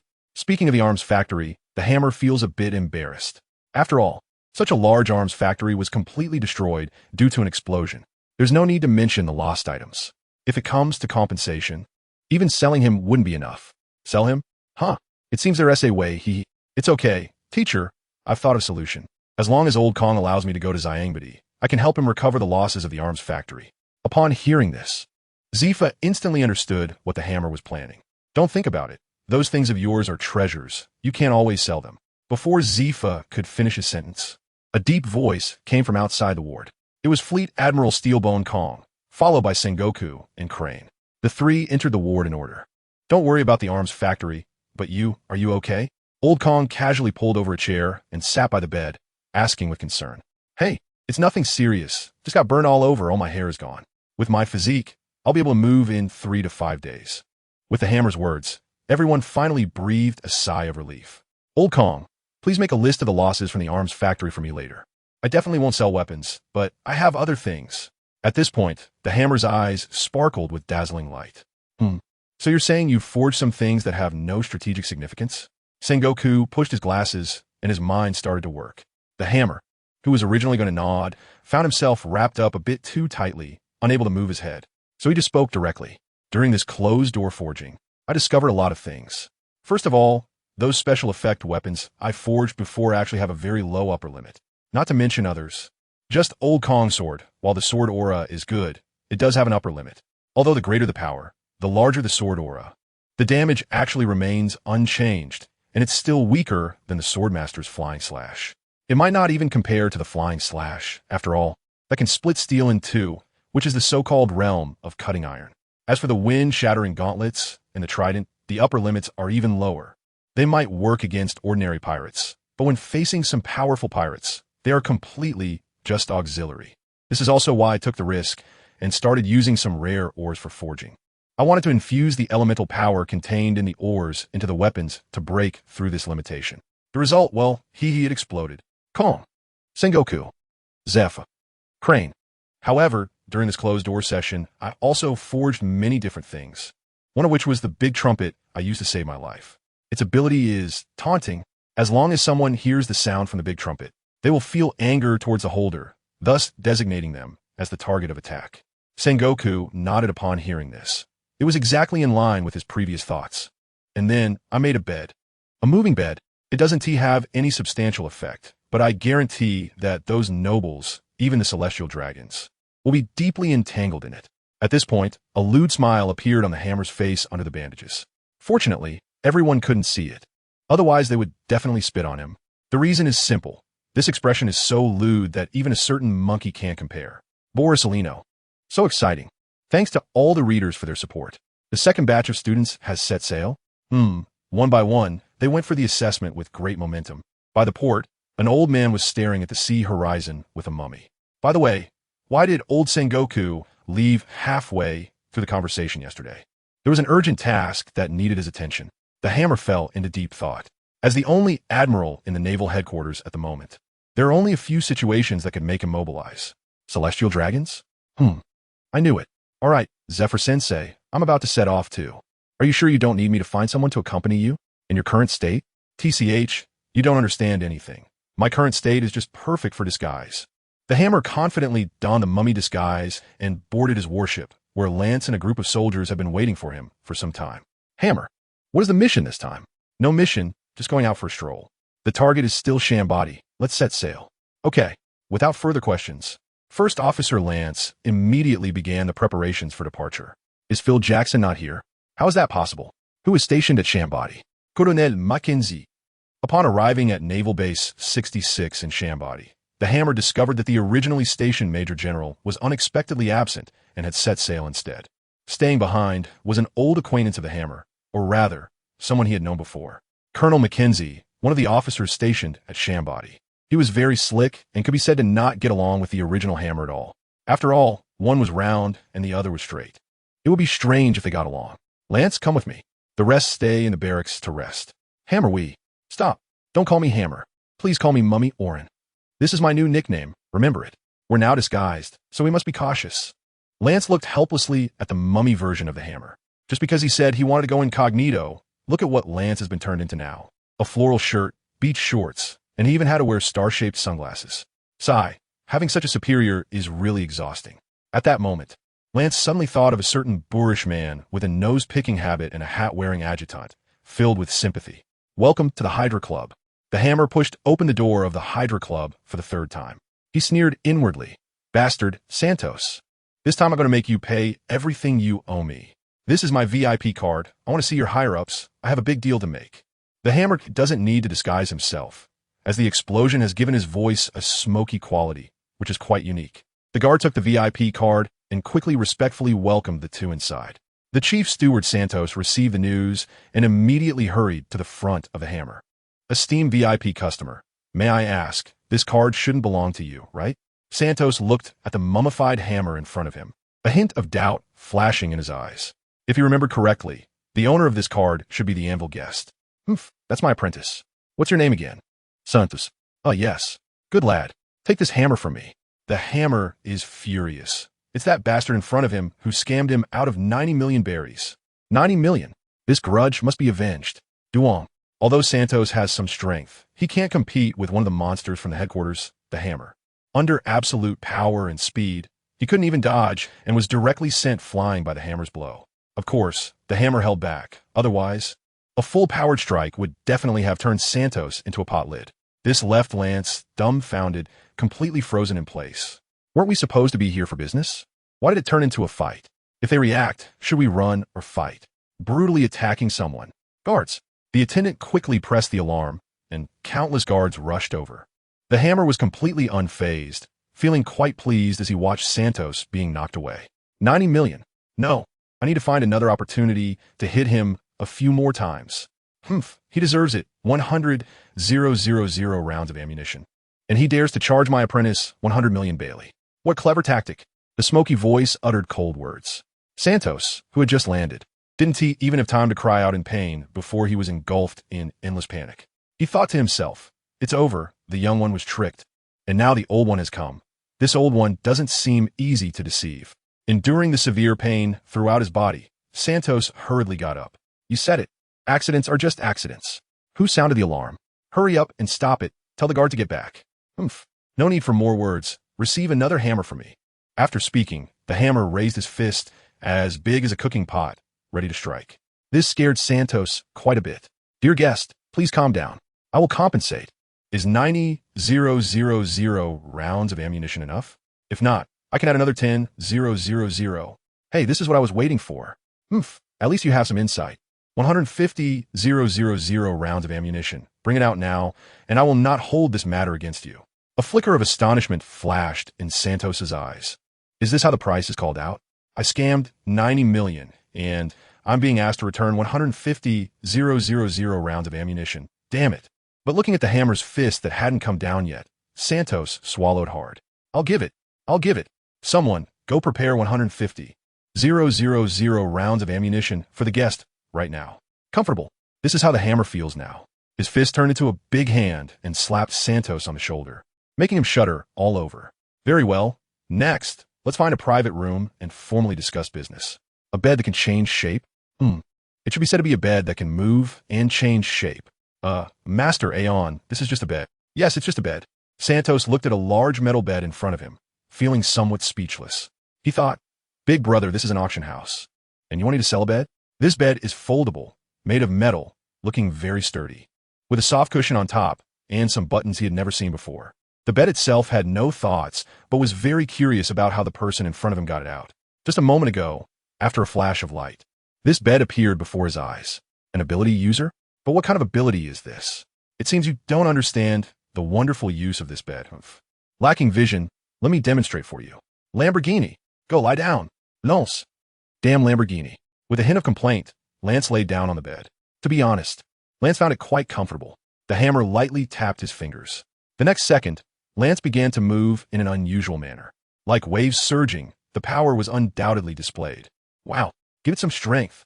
Wow, unbelievably explosive fun. The two exclaimed in awe. The hammer smiled with satisfaction, truly not deceiving me. Stephen Chow's creative thinking is the most powerful. Thanks to everyone for the likes and comments. It would be even more perfect if you could write a good review. Hammer, are you really going to trust that club with your stuff? What else can I do? After the lesson, just now, I guarantee that bastard Santos won't dare to act up again. As the hammer walked out of the Hydra Club, a hint of satisfaction appeared on his face. The self-moving iron bed had already been arranged by Santos for tonight's auction. The hammer believes that this bed can definitely be sold for a reasonable price. In that bed is just one of the items. He has also entrusted Santos to help auction off the iron bed, X-ray glasses, and invisibility hat. No, are you really going to run directly to Shambody to sell things? Aren't you afraid that the higher-ups will come looking for trouble? Hammers glanced at Lance with disdain. Do you even need to say that? The arms factory has been blown up by me. If I don't come out to sell something, how can I make up for it? Lance? I was careless. I forgot that Hammers just put on a fireworks show in Marineford. After this auction, I think Master Orn's name will quickly gain a lot of fame. The hammer was very confident. After all, there was the precedent of the Beihai auction. These works had an immense allure for those noble lords. That evening, the auction at the Hydra Club was bustling. Since the appearance of the X-ray glasses and invisibility hats at Beihai, their fame had spread within the noble circles. Their reappearance caused a sensation. Countless nobles flocked to attend. However, the hammer did not go to the auction venue. At that moment, he was at the base of Jard in number 66, forging iron. Although he was injured, he was recovering quickly due to his extraordinary physical condition. Moreover, how can mere pain stop someone like him from forging? Ice crystal stone. Being iron. Be careful, it should be fine. A rhythmic sound of hammering began. Having experienced the explosion last time, the hammer was very cautious this time in his forging, primarily using special steel plates, adding a small amount of ice crystal stone and Bing iron. The ice crystal stone possessed ice elements, while Bing iron could meld well with steel, and the combination of the two could suppress the runaway ice elements. The hammer was carefully striking, afraid of triggering another explosion. After 333 blows, the ice crystal and fine iron perfectly combined with the steel plate. He finally breathed a sigh of relief. The most difficult step had been completed. What remained was shaping. But he couldn't be careless. The strikes transformed from heavy to light. Using the impact triggered by the fruit, he cautiously shaped the steel ingot under the hammer's vigilant watch. The form of a very long sword gradually took shape. Suddenly, a series of urgent roars came from outside the door, startling the hammer and almost causing him to lose control of his strength. Who is it? I said not to disturb me. Are you blind or deaf? If there's another explosion, the Zyangabadi branch will be gone. Be careful, or I'll turn you into a pot lid. At the door stood Lance, looking awkwardly at the furious hammer. The hammer stared fiercely at Lance, waiting for him to provide a reasonable explanation. I was wrong. Hammer, I just got too excited and forgot. The Santos from the club sent someone over with a check for 1 billion Bailey. 1 billion? And then what? Is this your reason for interrupting me while I'm forging? Lance was a bit taken aback. This was different from what he had imagined. No, Hammer, that's 1 billion. How can you not be excited at all? The hammer was too lazy to deal with him and turned around to adjust his state, continuing to forge. Look at that naive expression of yours. You're excited over just 1 billion? I'm speechless. Can't you set a small goal for yourself, like aiming for 10 billion Bailey first? Billion. Lance was completely stunned. Isn't 1 billion a lot? It's quite a lot, okay. Duong. The crisp sound of hammering rang out again, and the hammer spoke once more. Lance, you need to broaden your horizons. As my aide, don't let money blind you. Wealth is merely external possessions. All right, go on. Calm down, and then call the headquarters to tell Old Kong that the promised compensation for the armory has been settled. Look at that, what it means to have vision, what it means to have temperament. This is how impressive the hammer is. Lance nodded, just about to turn and leave when he suddenly remembered something. Right, hammer. There's one more thing Santos asked me to tell you. Duong. This sentence caused the hammer to strike a bit harder, and that murderous gaze fell on Lance once more. I'll leave after I finish. Santos said that at this auction, a celestial dragon came, and all 3 of your items were bid on by him. What is his name? Mules? What? Saint? Is it the Rodsword Saint that the hammer knows? I didn't expect a regular auction would actually attract the attention of a celestial dragon. I'm leaving. You continue. Lance hurriedly ran away, and the hammer resumed forging.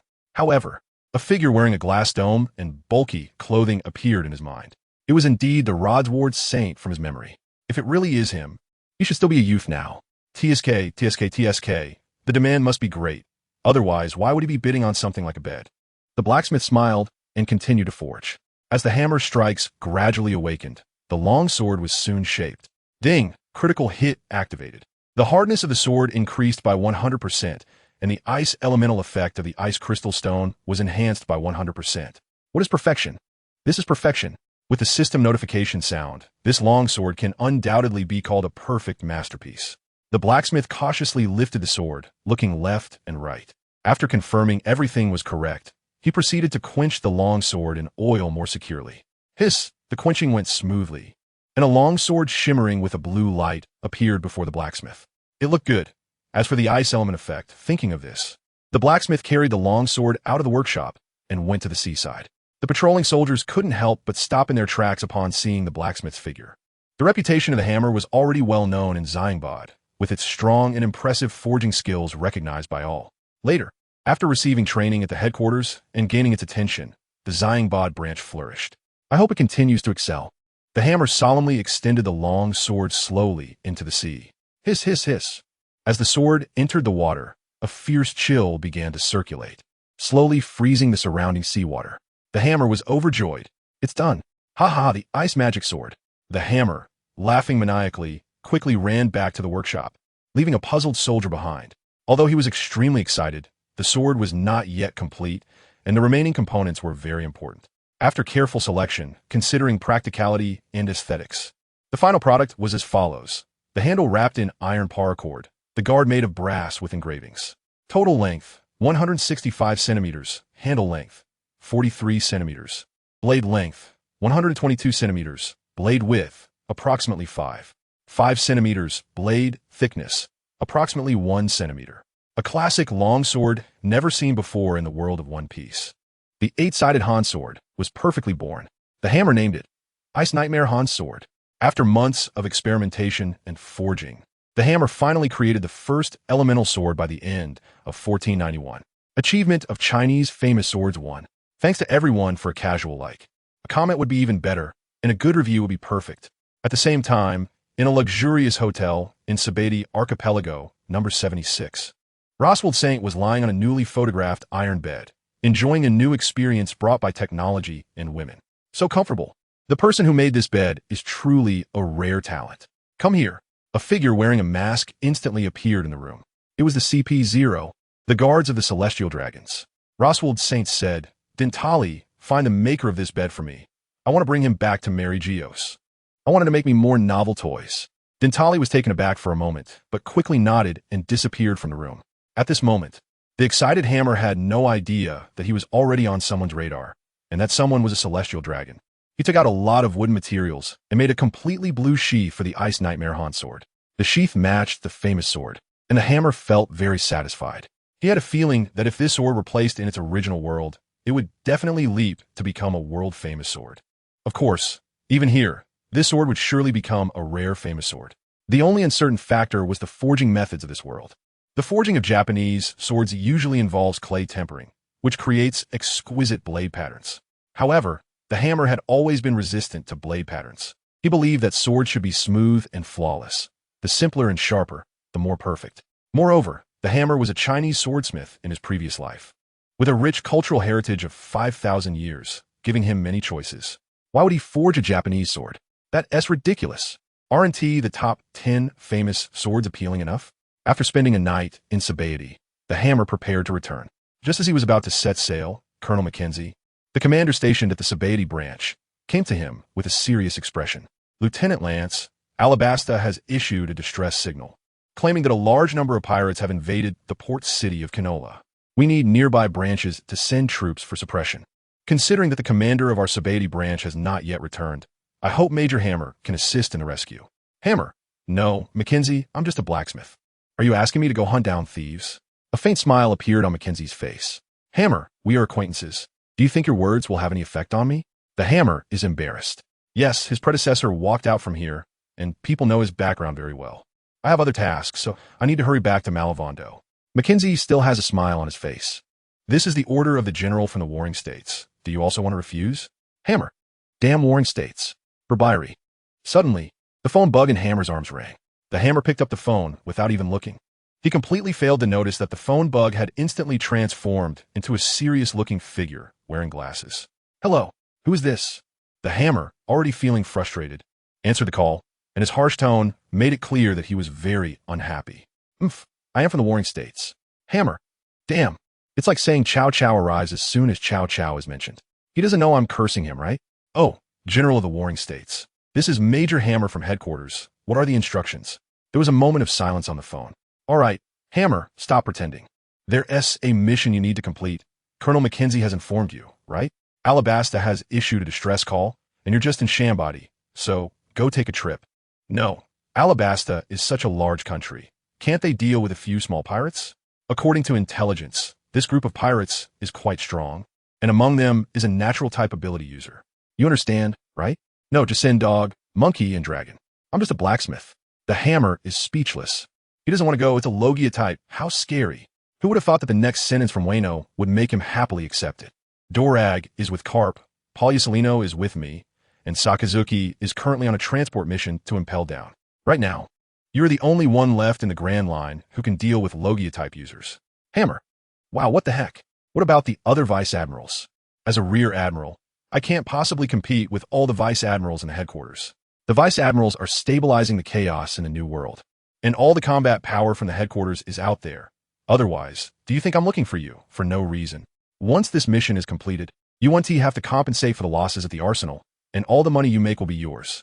Upon hearing this, Hammer instantly became energized. Really? Really? One word, one promise. All right, I'm setting off right now. Please take care. Smack. Without giving Sengoku a chance to retort, Hammer excitedly hung up the phone. 1 billion berries saved. Oh yeah, earning money makes him happy.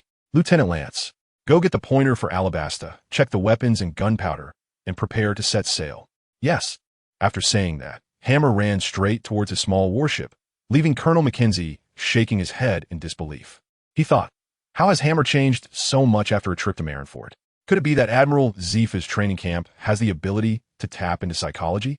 Hammer, do you understand Alabasta? On the deck of the warship, Hammer, unusually, wasn't forging iron, but instead gazing at the endless sea horizon. I understand. A place I really long for. A vast country with a large area, rich in resources, where I can stay away from the ocean and not fear drowning. Lance looked at the very serious Hammer and couldn't find the words to say. Is this what he wanted to know? Is it? Ha, calm down, Lance, just joking. Alabasta, a superpower in the Grand Line, is ruled by a royal family named Nefertari, the nobility among nobility. One of the 20 royal families that established the world government 800 years ago. The words of the Hammer left Lance momentarily stunned. 20 kings? Doesn't that mean the celestial dragons? No, Nefertari did not enter Mariejois. Instead, she stayed in Alabasta. They are not as despicable as the celestial dragons. The Hammer did not reveal everything he knew. After all, it was a very concealed matter. Nefertari, Nefit, the wicked world. Forget about him. Completing the mission and being a carefree fish is the way to go. Alabasta, the port city of Kanola. Prince Cobra, the rescue signal has been sent out, and the Navy is estimated to have received it. Cobra, whose full name is Nefertari Cobra, is currently 18 years old. With a heroic face and a strong presence, he was, however, filled with tension at this moment. All right, Order the guards to quickly evacuate the civilians and wait for the Navy's rescue. Just hundreds of meters ahead of Cobra, there was a pirate flag emblazoned with a flaming skull. Thank you all for your likes and comments. A good review would be even more perfect. You guys, hurry up. This is Alabasta, a superpower in the Grand Line. Yahahaha. This is going to be a lucrative deal. Below the flaming skull, a stout middle-aged man with red hair, red clothing, and a red cape was rallying his subordinates for battle. A group of small Karami pirates raised their weapons, eager to fight. This scene made Cobra's heart tighten. Prepare for battle. As a superpower, Alabasta also had its own troops. A formation of 2,000 soldiers stood ready. At Cobra's command, everyone tightened their grip on their polearms, and a chilling aura began to spread. Oh, it seems that the superpower Alabasta does not welcome us, the flame pirate crew. What should we do in the face of such a welcoming ceremony? Kill them. Slaughter. The red-haired man sneered. You're right.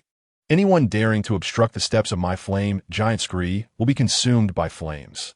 I am a great pirate who has eaten the natural type devil fruit. The flame fruit. Burn flames. Scree roared, and then transformed into a mass of intense flames, charging towards Cobra's army. His crew followed suit, shouting as they kept pace with Scree. Although the pirates numbered only 1,000, half of the army, under the overwhelming flames, their momentum was even greater. Damn it. The ability user. Get water. Prepare to extinguish the fire. As a prince, Cobra had always been very wise. He knew the terror of natural-type devil fruits well. In order to hold out until the Navy arrived, he ordered the soldiers to collect a lot of seawater in barrels, hoping to use it against the ability user. But could it really be that easy as he thought? Fire. As the enemy approached, the soldiers erupted with strong fighting spirit. Alabasta's warriors were divided into two groups, one armed with polearms in the front, and the other with flintlock guns in the back. At Cobra's command, the gunners began firing. Yahahaha. Think you can shoot my subordinates? Have you asked my flames? Fire vortex. Scree grinned viciously, and flames spiraled from his hands.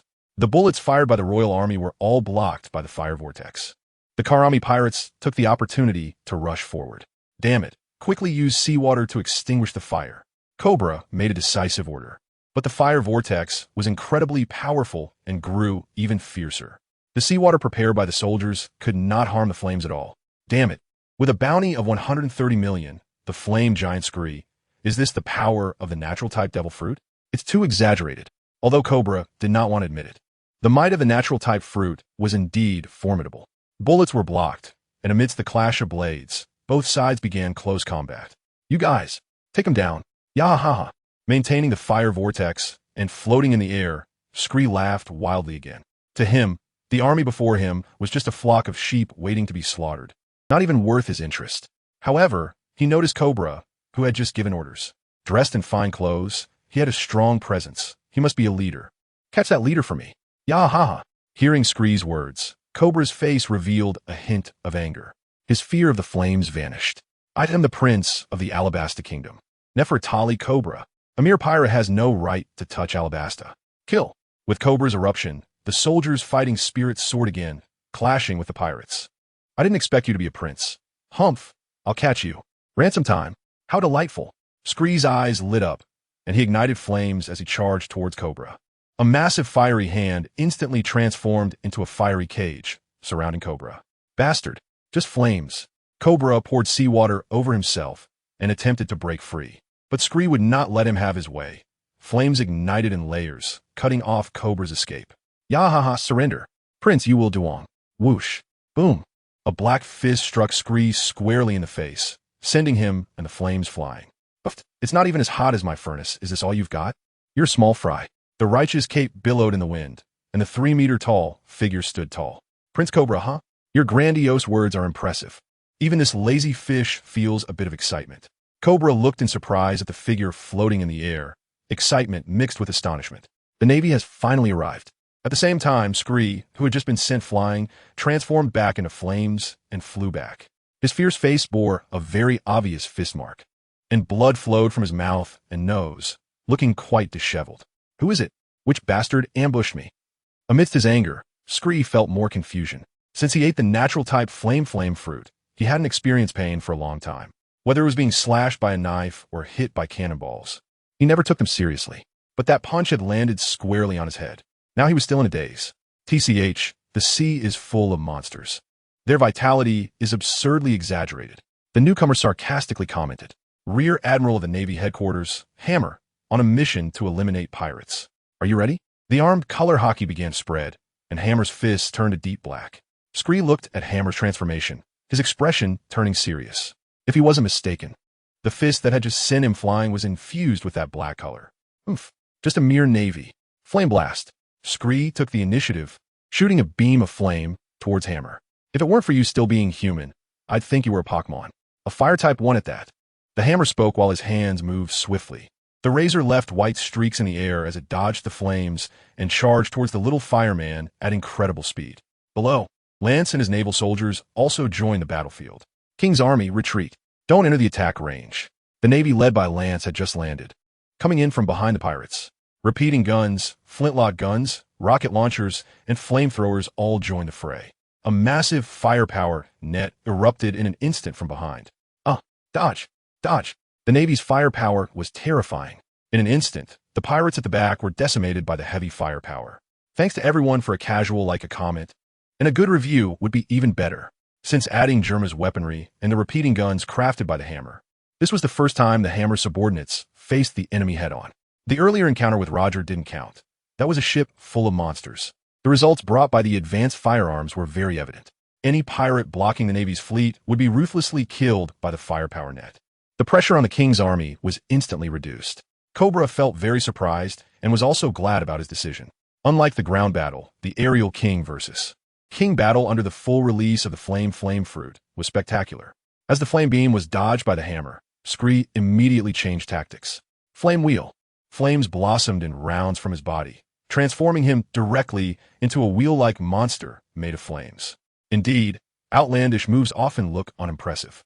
The Hammer shows its presence again, mercilessly mocking. Skrill's current appearance is truly terrible.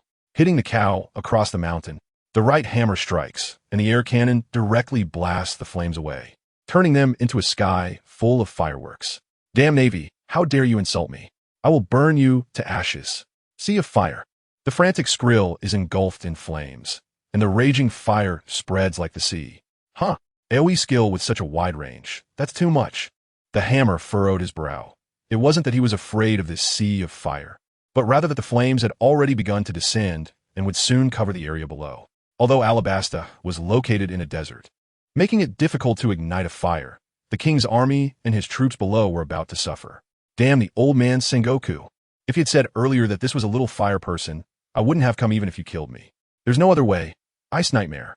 In order to protect his subordinates from harm, the Hammer fiercely drew the sword hanging at his waist. The Ice Nightmare was unleashed, and terrifying frost energy surged forth. Since you are fire, let's see how my ice fares against you. I swing. The 8-sided sword, infused with strong ice elemental power, slashed violently towards Skry.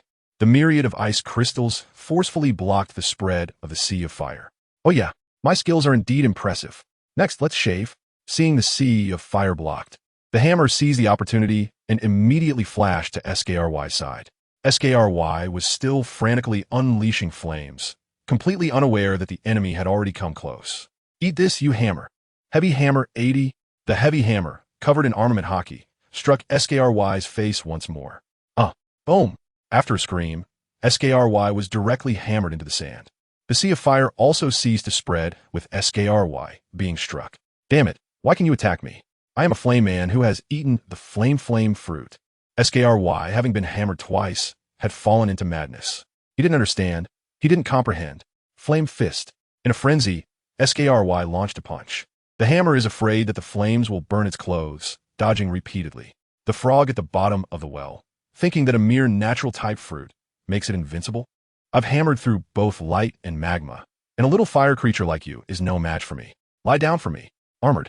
Hammer from all directions. The Hammer was really annoying, swinging in a cross pattern with both hands, armed with color hockey. The air strikes erupted simultaneously. The Hammer blows from all directions directly enveloped Scree. Duong, zong, duong, zong. In an instant, terrifying hammer strikes echoed one after another, leaving Scree dazed. During the hammering process, Scree had already lost consciousness.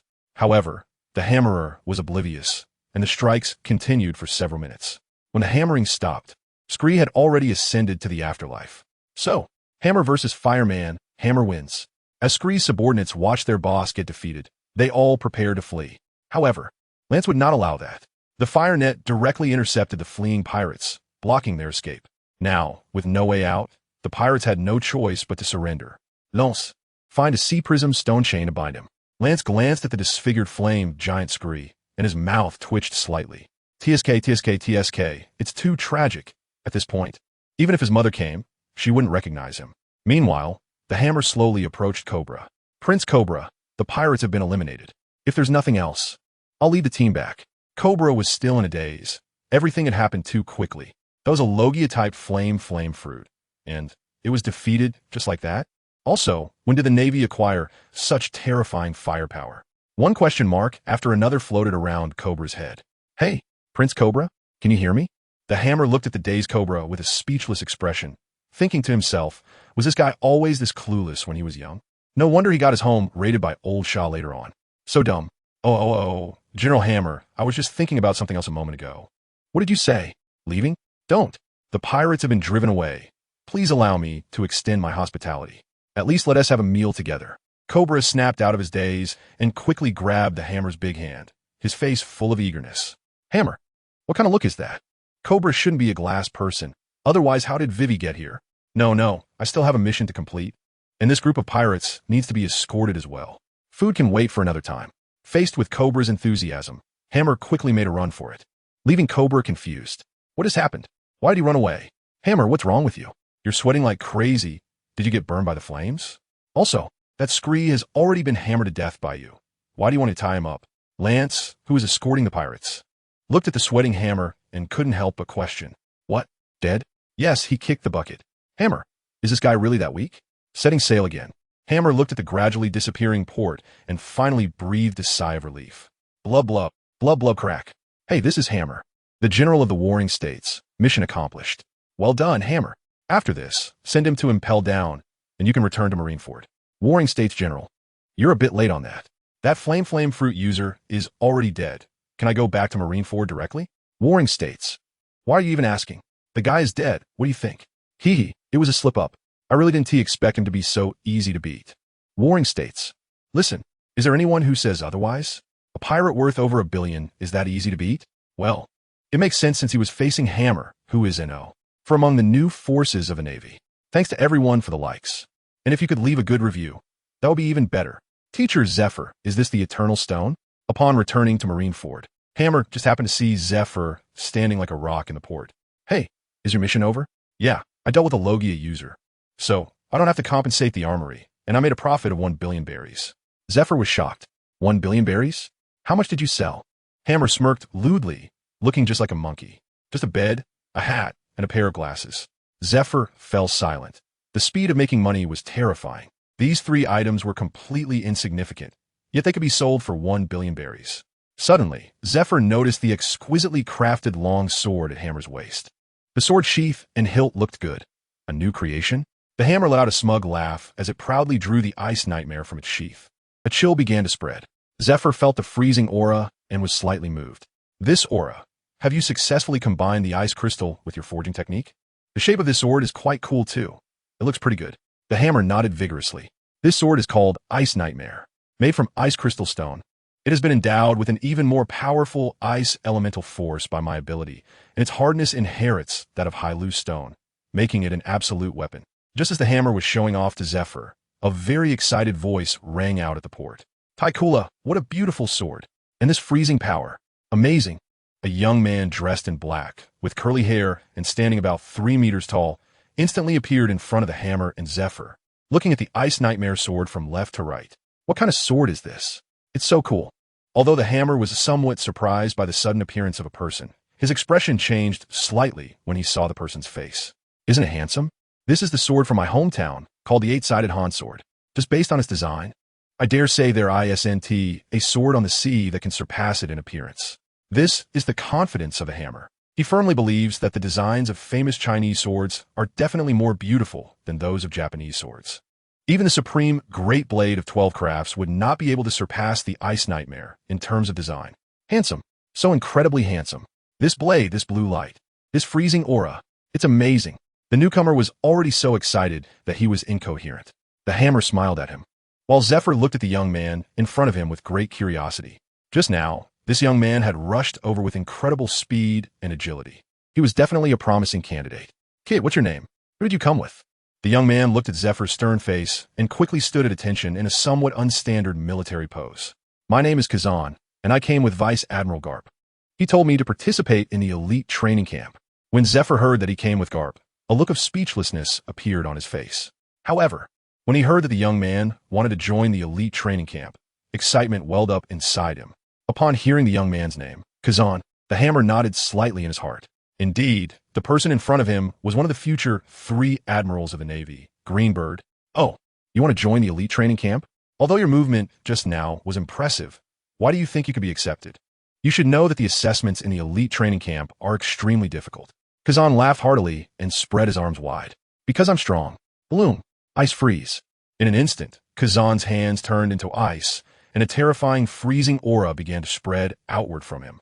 Ice flowers began to crystallize in the air. He possessed the natural type devil fruit, the ice fruit. The hammer muttered to itself. At the same time, it compared the freezing effects of the ice nightmare with Kazan's fruit abilities in its mind. Although both have freezing capabilities, the ice nightmare's freezing is far inferior to the ice fruit. After all, devil fruits are truly unreasonable. Good. Indeed, it is a good seed, a natural type, and the ice fruit is still very powerful. But kid, you must remember, even if the fruit's ability is strong, if your physique isn't strong enough, you won't be able to fully utilize the fruit's powers. The hammer was speechless. Why does Zephyr always say, cool, you are Admiral Zephyr. I will definitely become the strongest student. At that time, justice will be defended by me. Every time he sees a fruit user, Kazan looked at Zephyr with shining eyes. And a sentence that couldn't make Zephyr any more satisfied slipped out. Good kid. That bastard Carp finally did something good. Come, follow me to the training camp. Although the recruitment for the 3rd batch of students hasn't started yet, I believe you will definitely become the chief of the 3rd batch. The word chief resonated in Kazan's mind, causing him to explode with excitement. Chief, huh? This is great. I believe I will definitely become the chief. By the way, Zephyr, who were the chiefs of the 1st and 2nd batches? Can I spar with them? Looking at Kazan's eager face, Zephyr slowly turned his gaze to the hammer beside him. Zephyr-sensei, don't mess around. I'm not the chief. I'm just the 4th one. No matter if it's a dog, dragon, or monkey, they're all stronger than me. Taichue knows Zephyr very well. Just by that tilted head, he can tell what Zephyr is thinking. Taichue, don't underestimate yourself. Just based on your speed in mastering armament hockey, you're not inferior to those 3. Kazan, his name is Taichue, a 1st-generation student. And now he is a rear admiral in the headquarters. If you want to spar, he's the one. Let's go to the training ground. Hammer. Kazan, I really can't fight. Don't listen to Teacher Zephyr's nonsense. The hammer stared speechlessly at Kazan, who was full of enthusiasm. Suddenly, he remembered the words that countless sea fans had sent to Kazan. The gentlest person swallowed the coldest fruit. Hammer, no need to say more. Come on, let me see the strength of the rear admiral. Kazan completely didn't believe the hammer's words. In his eyes, as a top disciple of Admiral Zephyr, the hammer must be very strong. Damn hammer, can't you just set a good example? Fight well. Zephyr spat repeatedly from the sidelines. But who is the hammer? That as someone who has prioritized toughening his skin to the utmost level, he wouldn't care about such spit attacks. No, Kazan, I really can't do it. Come on, be serious. The hammer still wanted to persuade Kazan, but unexpectedly, an ice spear shot towards him rapidly. A paper drawing flashed by. Oh, is this the Navy's 6th style? Not bad at all, but I'm not inferior. Ice ball. Ice spear barrage. The hammer looked at the ice spears appearing in the sky and sighed helplessly. It seemed there was no way to dodge them. Sigh, since you're the Iceman, I will also use the power of ice. You want to hold it against me, right? Ice Nightmare. Draw thanks to everyone for the likes, and if you can leave a good review. That would be even more perfect. Oh, a sword with the power of ice. So cool, but I am the Iceman. Go. My ice spear. Seeing the Ice Nightmare sword revealing its might, Kazan was not surprised, but rather pleased, and he crossed his hands and swung them fiercely. Countless ice spears shot towards the hammer. Hi! The hammer smiled broadly, and the Ice Nightmare in his hand began to swing. Although the hammer couldn't use a sword, he had a very powerful swordsmanship. It was something he practiced in his previous life, called blind halberd slash. With the strength of the Ice Nightmare, the hammer's sweeping strikes shattered countless ice spears, returning them to their original state. It's not over yet. Ice ball. Ice soul bow. Kazan condensed an ice bow in front of his chest, and countless ice arrows flew out. This series of attacks left both the hammer and Zephyr in silence. Kazan, don't you think your method of attack is a bit? While wielding the sword to break the ice, the hammer couldn't hold back any longer. Were some things. Isn't it very cool? Ha ha ha, I knew it. My attack is both fierce and splendid. Zephyr. Hammer. It's a bit useless. Zephyr couldn't hold back anymore and let out a furious shout from the sidelines, directly shocking Kazan. Useless? How could it be? It's definitely useless. You idiot hammer. Teach him a lesson. The hammer nodded slightly. He thought the same. A perfectly good fruit, and yet to turn out like this, it's really too disappointing. Kazan, remember, attacking is not dancing. No one cares about your flashy moves. They only care about the power of your attack. Razor. Continuous slash. The hammer exploded underfoot, and the person rushed towards Kazan at high speed. Wherever they went, ice blocks shattered. Immediately after, several swords struck Kazan. The next second, Kazan found himself turned into a pile of broken ice. An attack emphasizes speed, accuracy, and brutality. The goal is to knock down the opponent, not to be flashy. Slash. The hammer preached while acting, shattering the ice that was about to regain its human form once again. Zephyr watched this scene with great satisfaction. Don't underestimate me. Even in elemental form, I can still attack. Frozen time capsule. Countless ice shards turned into ice spikes, shooting towards the hammer. This move has some style, but unfortunately, it's not enough. Ice coffin. The same icy power erupted, and the ice nightmare, under the hammer swing, directly formed 4 ice walls using freezing air, wrapping the hammer completely. The ice hammer crashed against the ice walls, and both shattered completely. Hammer, you are indeed strong. Come again. Ice soul bow. Seizing the opportunity to transform back into human form, Kazan once again condensed a long bow. Under the hammer's expression of utter disbelief, he continued to attack. Forget it. Your attacks are too boring. Let me tell you something. I, a certain Iron Man, am good at hammering, not swordplay. Kazan showed a hint of confusion upon hearing this. But the next second, he understood what the hammer meant. Crushing stone with a chest. Duong. A heavy hammering sound echoed from the hammer's chest. Visible sound waves began to spread, causing all ice blocks in their path to vanish completely. What? Kazan was shocked.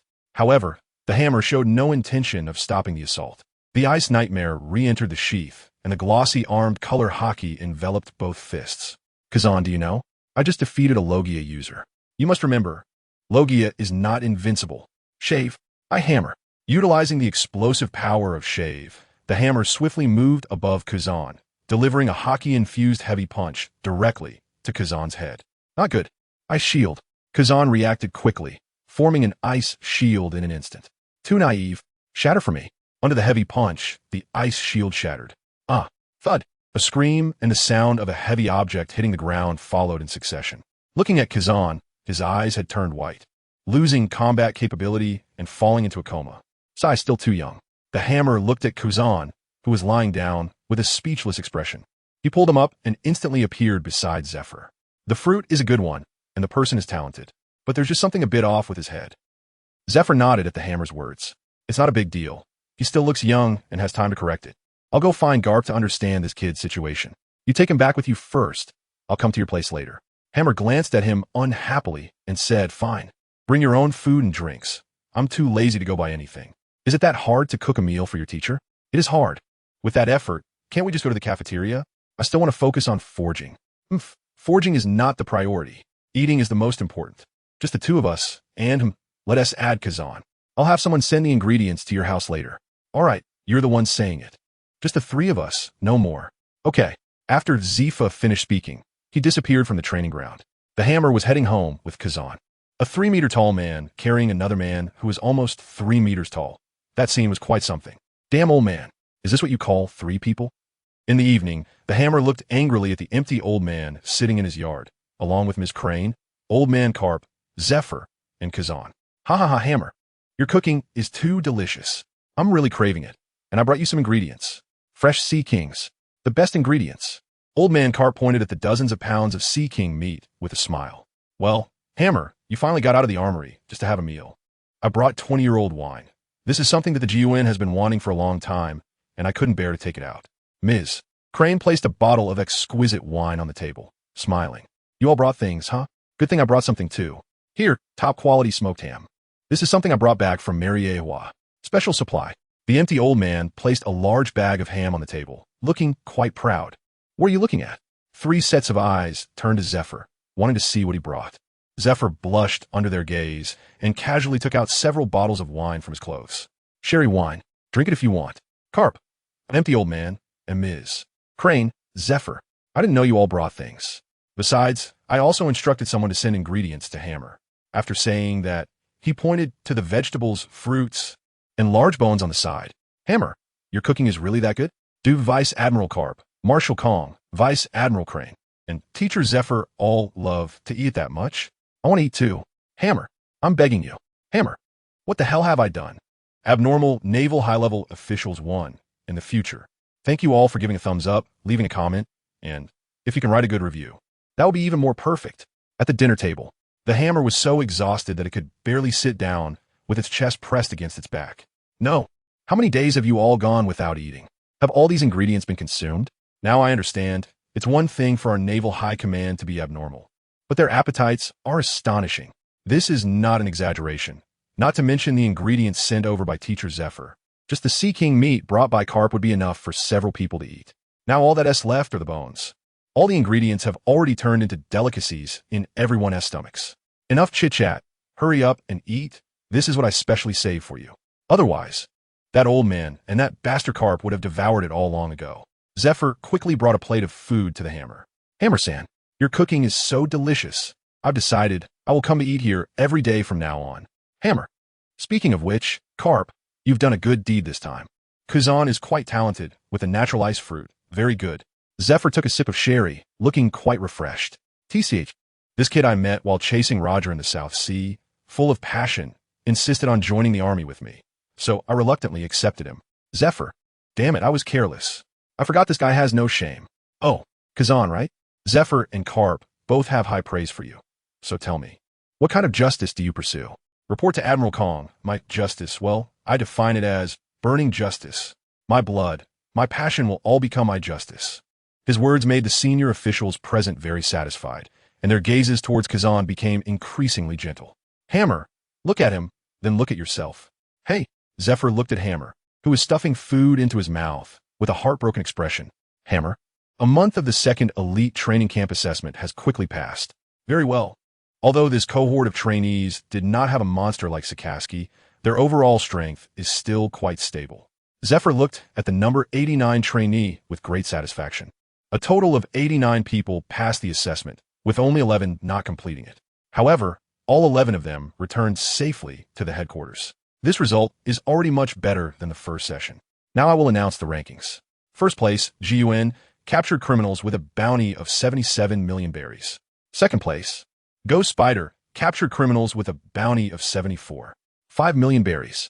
Third place, Deo Bowman, captured criminals with a bounty of 71 million berries. The rest did well too. I hope that after you graduate, you can continue to work hard on the sea. The entire formation did not become chaotic due to Zephyr's words. GUN stepped forward alone and approached Zephyr. GUN, is there something you want? Zephyr asked as he looked at the stepping forward GUN. Teacher Zephyr, although I completed the assessment, I still have an assessment for myself. This made Zephyr feel a hint of curiosity. What assessment? I hope to fight against Major Hammer one more time. Oh, why? I want to know how much I have improved after a year of hard training.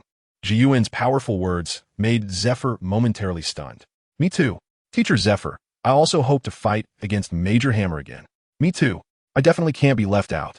Yes, me too. Several figures stepped forward in succession, all shouting that they wanted to fight against Hammer again.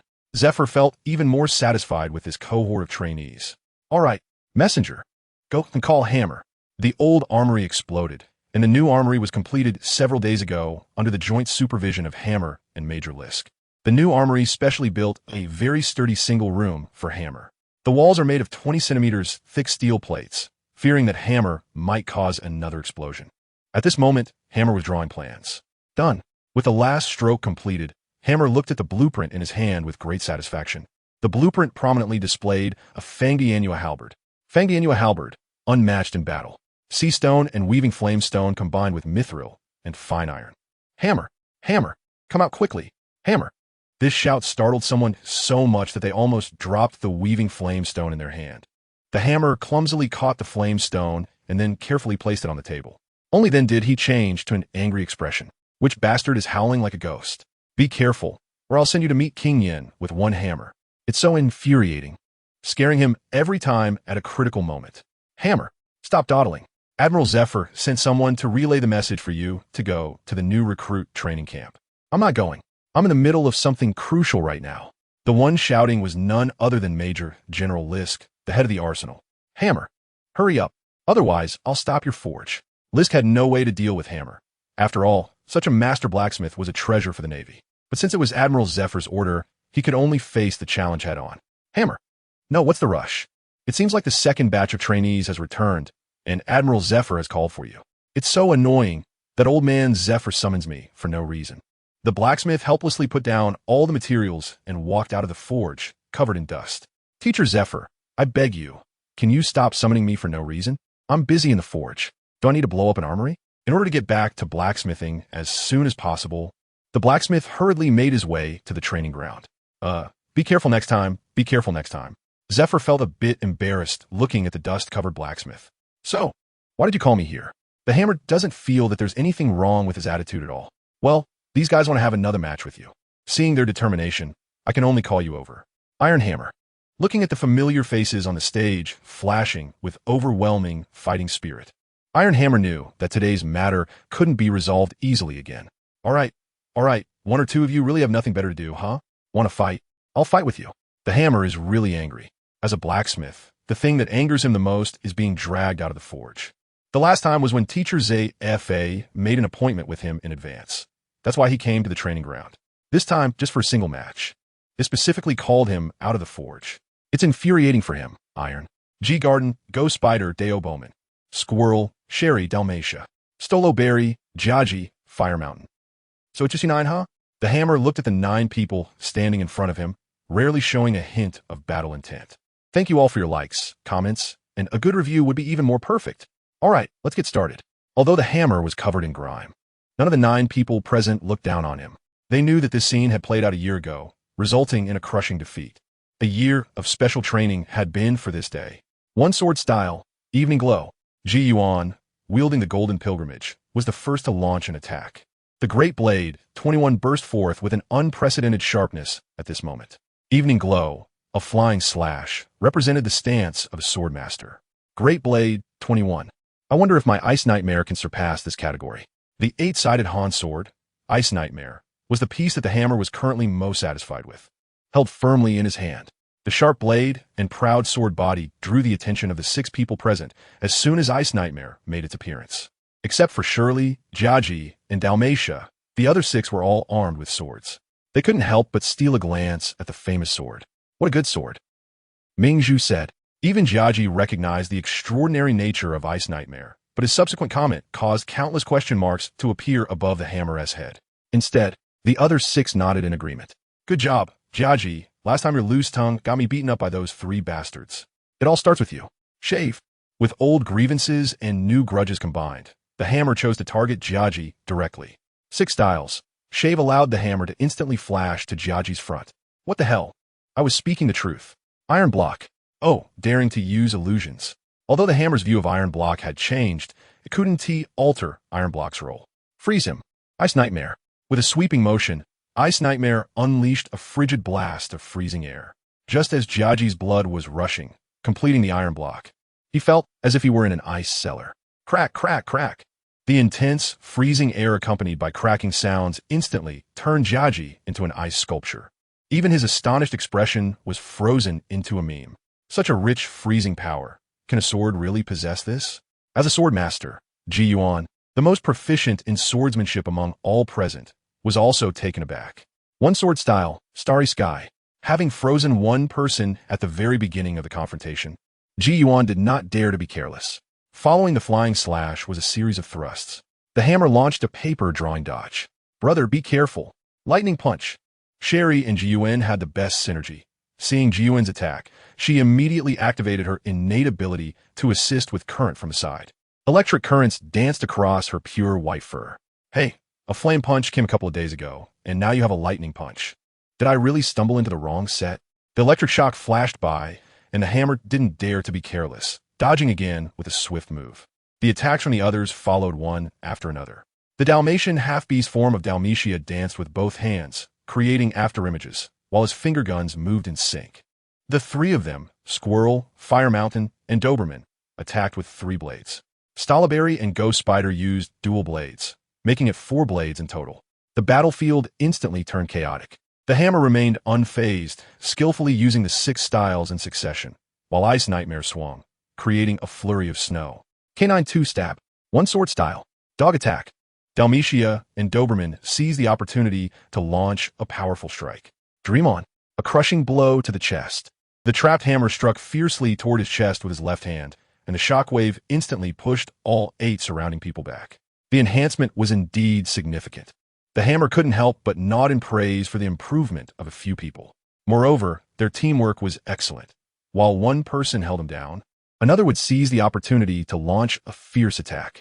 This forced him into a passive defense, leaving him no choice but to use his fruit ability to repel them. Since that's the case, let's give this a try. The hammer smirked sinisterly, and a glint flashed from the ring on his right hand. A rocket launcher appeared in an instant. The moment the 8 people saw the rocket launcher, a scene from a few days ago flashed in their minds. Not good. Black smoke, Sherry exclaimed in alarm, and in the next second, she exploded into motion, rushing towards the hammer at maximum speed. The others were also startled, and they launched their attacks as well. But just as they charged at the hammer, the imagined black smoke did not appear. Who told you that I must use it once I take it out? Freeze! The hammer, with a sinister smile, suddenly swept the Ice Nightmare's sword horizontally, sending freezing air rushing towards the 8 people. Damn! 1 sword style. Evening glow. Lightning fist. Hi, I'm cutting. Canine fong thrust. 2 sword style. Cross kill. In an instant, all 8 people exerted their full strength, unleashing their swords and fists. Even the freezing air from Ice Nightmare couldn't advance beyond the thunderpool for a moment. But is this really the hammer's true intention? Of course not. The freezing air was just the first step. After Ice Nightmare unleashed the freezing air, he was pinned to the ground by the hammer. Meanwhile, the hammer was crouched to gather power, a terrifying force condensing on his right fist. Sonic Boom Hammer Strike. The heavy punch was thrown, and the terrifying strike instantly broke the sound barrier, hammering towards the 8 people at an invisible speed. The 8 hadn't reacted before they were hit by the oncoming hammer strike. The Sonic Boom. This is a shockwave that can only be achieved by breaking a certain speed. It is also an enhancement of the hammer's own fruit ability. The long-absent system panel appeared. Name, Hammer Age, 20 Devil Fruit, Paramecia type Hammer Fruit.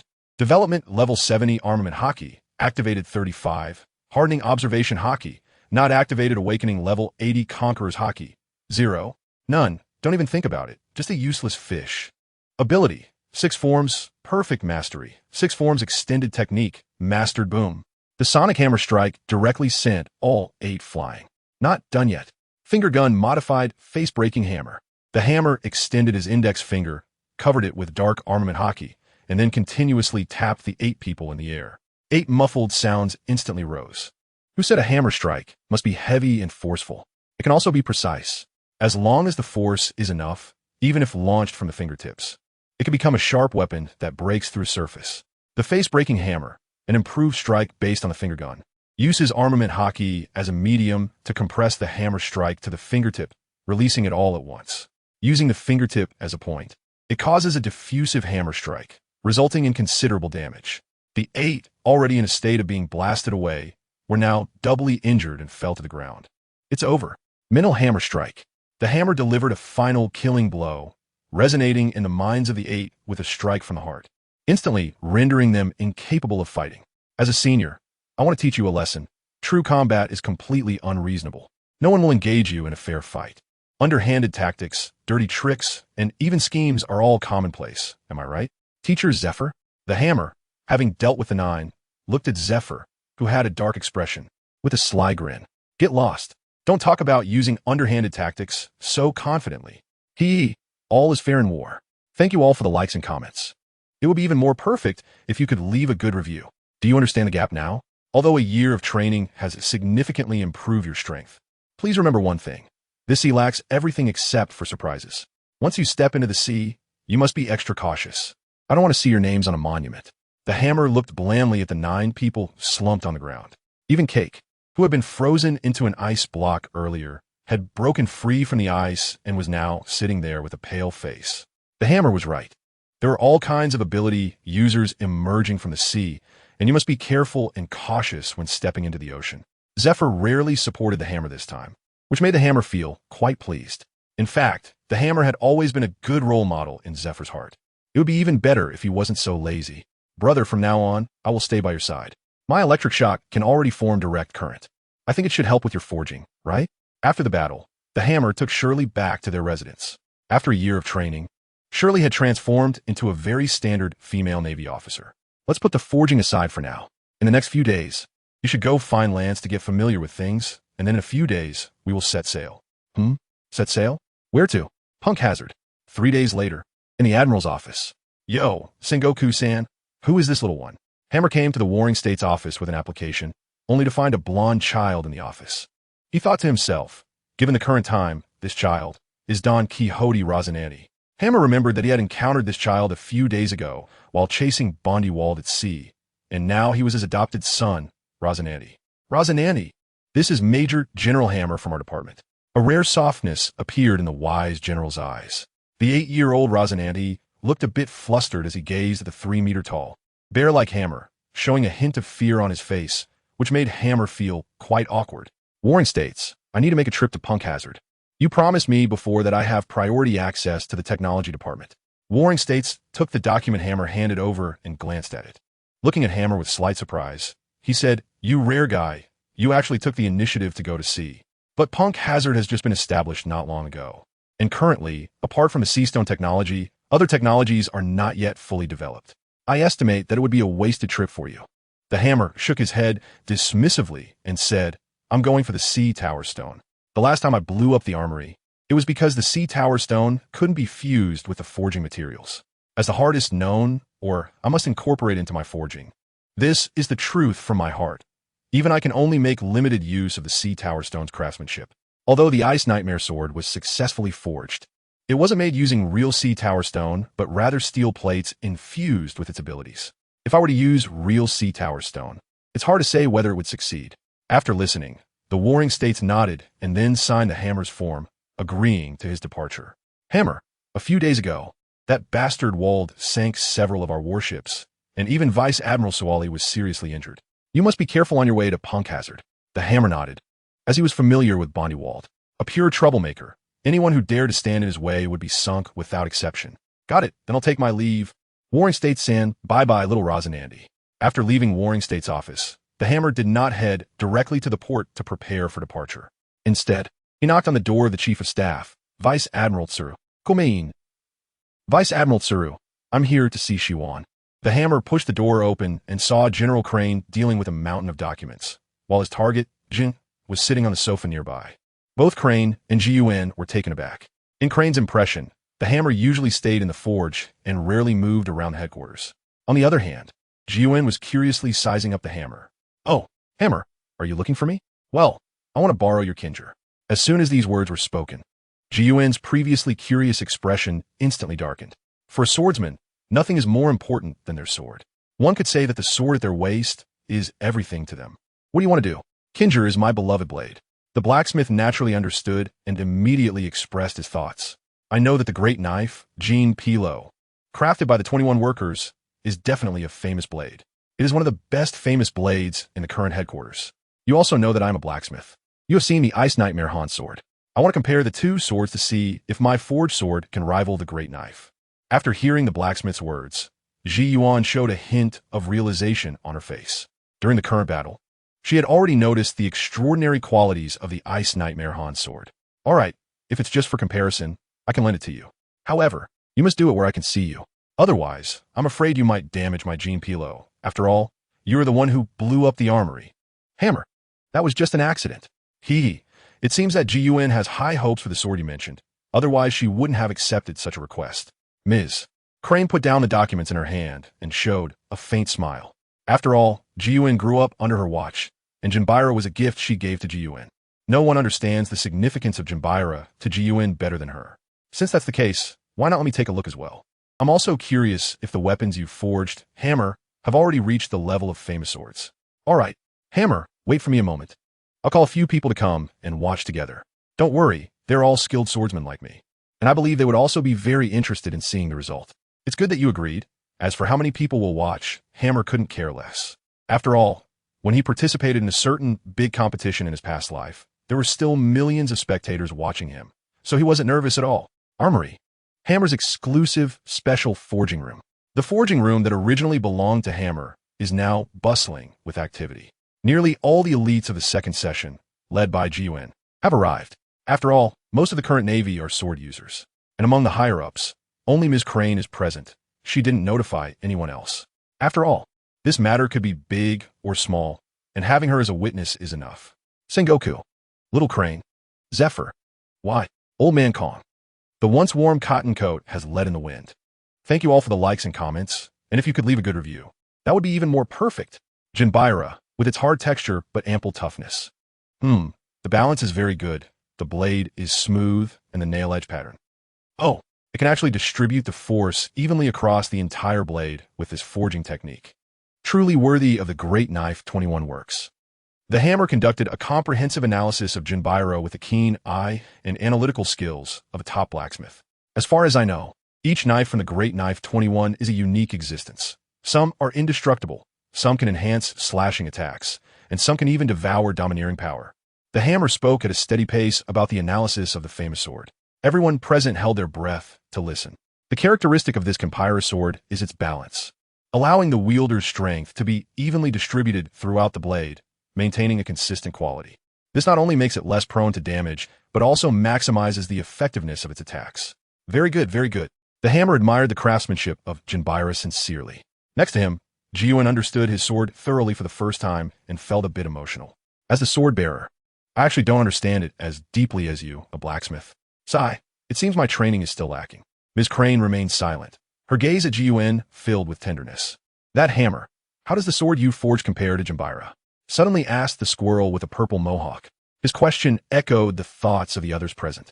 Is it Ice Nightmare? Hammersmith took the Ice Nightmare out of its sheath upon hearing this. The sword's blade was exposed, and a chilling aura spread. The forging materials of Ice Nightmare were extremely powerful, crafted from steel infused with attributes, combined with ice attribute ice crystals, and refined with fine iron. Its hardness was definitely up to standard, and as for sharpness, I had absolute confidence in it. In comparison to the Kempira, the hardness and sharpness were nearly indistinguishable. However, Kempira excelled in balance, while Ice Nightmare excelled in possessing the power of ice elements and sea stone. I felt that Ice Nightmare had an advantage in this regard. But an advantage can also be a disadvantage. The fixed ice element limited Ice Nightmare's capabilities. Elemental power is good, but based on my understanding of Ice Nightmare, I believe this sword could not execute a flying slash. Shizuyuan, Squirrel, and others. A sword that cannot perform a flying slash? If you don't believe it, you can try it. As soon as these words were spoken, Shizuyuan was the first to take action, gripping the sword's hilt with her right hand. The other stepped back to give her space. One sword style, Evening Glow. Shizuyuan gathered strength in her right hand and swung the blade. A storm of freezing air instantly surged forth, but no slash was formed by the sword's edge. How could this be? The hammer shook its head helplessly. This is the reality. Although the material itself is extremely impressive, its impressiveness also adds limitations to the sword. Sigh. Everyone looked regretfully at the Ice Nightmare Han sword in Gion's hand. If a swordsman cannot unleash slashes with their long sword, their combat power is definitely significantly reduced. As for the hammer, if it had to determine which of the two swords was superior, which one would be stronger? The one speaking was Ghost Spider, a fierce warrior following Sakazuki. Victory and defeat were very important to him. The hammer pondered for a moment and came to a conclusion. It's the Ice Nightmare, after all, even if it can't unleash the flying slash. The original power of ice elements can provide the sword wielder with more variations in attack methods, and the freezing power is also a great way to deal with enemies. This is something that Jinbaira cannot compare to. It's a very fair assessment, and even Gion acknowledged this result. A famous sword of the Great Knife level. Huh. The Navy headquarters finally has its own master craftsman. Ms. Crane looked at the hammer with a sense of emotion. The others also nodded repeatedly. Their recognition of the hammer grew even higher. After all, it's important to have a good relationship with a blacksmith capable of forging beautiful, great knife-level weapons. Whether they can wield a famous sword to cut down pirates in the future depends on the hammer. Hammer, you actually applied for this voyage yourself? Is that true? On the warship that had already set sail, Lance looked at the hammer in surprise. The hammer he knew was definitely a lazy fish, let alone going out to sea. Even leaving the forge was a difficult task. What? Can I go out to sea? The hammer angrily confronted him. You want to go to Punk Hazard? Are we going to cross the calm belt? Aren't you afraid of being attacked by sea kings? Lance said with a serious expression, voicing his concerns. What kind of officer are you? I'm still a rear admiral, and don't underestimate my small ship. I've applied for modifications from the old man of the Wano Kingdom. And now the bottom of the ship has been fitted with sea prism stone, so we can definitely cross the calm belt. The hammer shook his head helplessly, looking at Lance with an expression as if he were an idiot. Lance felt quite embarrassed. He had been helping in the logistics department lately and hadn't paid attention. All right, full speed ahead, target Punk Hazard. All right. Just as the hammer's warship entered the calm belt, at the same time, in the office of the Admiral at the Navy headquarters. Report, Admiral Sengoku, the walled pirates have appeared, and they have already set off towards Fishman Island through the coating. They are expected to enter the New World soon. Sengoku furrowed his brows, and the next second he slammed the table and stood up. Prepare to set sail. Go directly over the red line to the New World and block that bastard Wald. We can't let him enter the New World. At the same time, contact Carp and ask him to help intercept Wald. The messenger was initially stunned, then suddenly reacted. Understood. I will notify Vice Admiral Carp right away. Bro, you were right. Our movements have indeed been monitored by the Navy. And those bastards, walled pirates, who were originally coded to Fishman Island according to intelligence, are now safely anchored in a calm sea, which is the calm belt. Captain World Destroyer Bondi Wald was currently squeezing a crew member's neck. Damn world government. How dare they place such a disgraceful thing on my ship? A spy? Oof. Crack. With a forceful grip, the spy from the world government was sent to the afterlife. Cough, cough, cough, Wald, don't be careless. Leaving here is the priority. The first mate, Ben Jack, a very thin man, frail and sickly. But he was the brains of the walled pirates, and also Bondi Wald's brother. All right, Sebastian, take us away from here. At Bondi Wald's command, a tall figure suddenly plunged into the sea.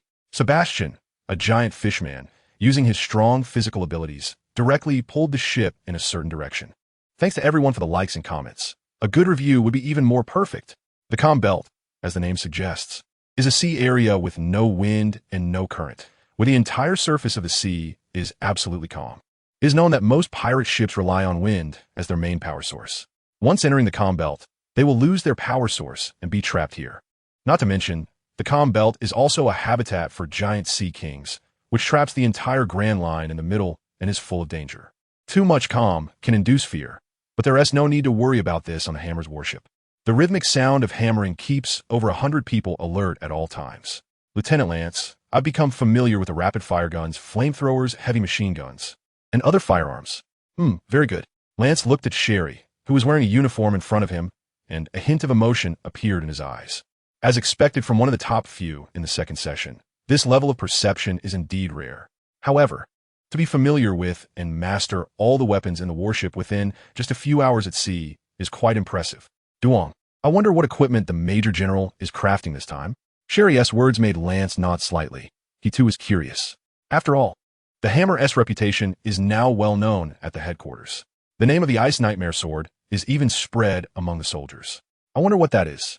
Just as Lance was about to reply, he noticed a dark spot in his line of sight. The next second, a look of astonishment appeared on his face. Is it a ship? A pirate ship? Sherry was also startled upon hearing this, and she quickly transformed into a white light and flew up to the lookout.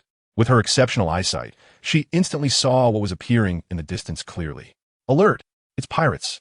An unknown sea beast is pulling that pirate ship forward. Sherry's shout quickly spread throughout the ship, even catching the hammer's attention, who immediately put down what he was doing and rushed to the deck. Sherry, use this to see. Which direction is the pirate ship heading? Can you see the pirate flag? A pair of glasses suddenly appeared from the hammer's hand and was thrown up to the lookout. It was the pair of glasses he had previously given to Monkey to enhance vision. Sherry decisively took them and put them on, instantly making the scene in her eyes much clearer. A skull with a pointed hat, walled pirates. That's the World Destroyer Bondi Wald. Their speed is very fast. They will probably collide with us in a while. As a second session student, Zephyr had introduced them to several powerful pirate crews currently on the seas, and the walled pirates were one of them. Hammer's face instantly darkened upon hearing this. Damn it, why did they enter the doldrums? No, walled pirate crew, fish giant Tiao, lands, change course, break out the doldrums, head towards the Redland continent. Lands was startled. If they broke out now, they would directly enter the New World. Hammer, are you serious? If we break out the doldrums now, we'll go straight into the New World. Of course I know. Get the transponder, snail. Okay. Bururu bururu bururu. Damn it, Sengoku old man. Answer the phone. The iron hammer's 7 orifices were smoking. Crack. Hello? Sengoku, where are you? As soon as the call connected, Iron Hammer's anxious voice erupted. Huh? Iron Hammer? I'm currently on my way to the New World. What's up? What's up? I just ran into Wald in the comm belt. What do you think is going on? Sengoku was suddenly shocked. Impossible. Wald should have already submerged and headed to Fishman Island. How? No good. He's played us. Damn it. With his mind racing, Sengoku quickly realized that their intelligence must have been leaked or some part of the plan had gone wrong. But now was not the time to be frustrated. Iron Hammer, quickly leave the comm belt. Do I need to tell you that? I'm already running towards the New World. How much longer until you reach the New World, old man? The Hammer is really anxious now. As a time traveler, he knows better than anyone the power and madness of Wald. This is a man so ruthless that even the celestial dragons dare not provoke him. He won't care whether the Hammer is a Navy officer or who he is at all. I'm just about to reach the red line, and it will take at least 2 to 3 hours to cross it. Sengoku is also very anxious at this moment. Wald has always been his responsibility, and he knows very well what will happen if the Hammer encounters Wald. But I have already notified Garp, and he is now heading toward the outer seas of the New World. My original plan was to block Wald at the entrance of the New World and defeat him in one fell swoop. Finally, I heard a piece of good news, but it's not much better. Old man, all I could do now is run for my life, but if this bastard bites me like a mad dog, I hope you and Garp can hurry up, or I'll just have to collect the corpses of my crew. Click. The call was disconnected, and a trace of regret appeared on the Hammer's face. He regretted. He hated. Why did he have to set sail at this time? This is Wald, the World Destroyer, the owner of the superhuman Momo fruit, whose ability allows him to amplify the speed, power, size, weight, and other attributes of any object he touches by multiples, up to 100 times. Moreover, Wald's own strength is also extremely terrifying. Sai, lance. Notify everyone to get their weapons ready. Send out those submachine guns too. And these long swords. Oh, right, and these. Send them all out. Whoever can use them gets them. Anyway, just one thing. Everyone arm yourselves to the teeth. The Hammer poured out dozens of weapons from the ring, like spilling beans. There were 5 long swords infused with sword energy, 3 wind-shattering gauntlets, 2 tridents, 2 wish-granting rods, 5 rapid-fire guns, 1 black smoke ejector, and also 1 each of the specially forged Meow knife and Tang horizontal knife. This was all his possessions. He himself was equipped with gauntlets on his hands, an ice nightmare at his waist, a hat on his head, long boots on his feet, and a trident strapped to his back. In an instant, he was fully armed, and the appearance looked quite comical. However, no one would doubt his current combat power. After all of his equipment had special attributes. The current Hammer was essentially a humanoid combat aircraft. Shirley and Lance each picked up weapons, with the former grabbing another trident and the latter taking a rapid-fire gun and a long sword infused with sword energy. Quick, listen to the Major General. If you're good with swords, take a sword. If you're good with fists, put on the gauntlets. Everyone else, grab whatever you can. Heavy machine guns, rocket launchers, all set. Commands were rapidly issued, and 100 naval soldiers sprang into action.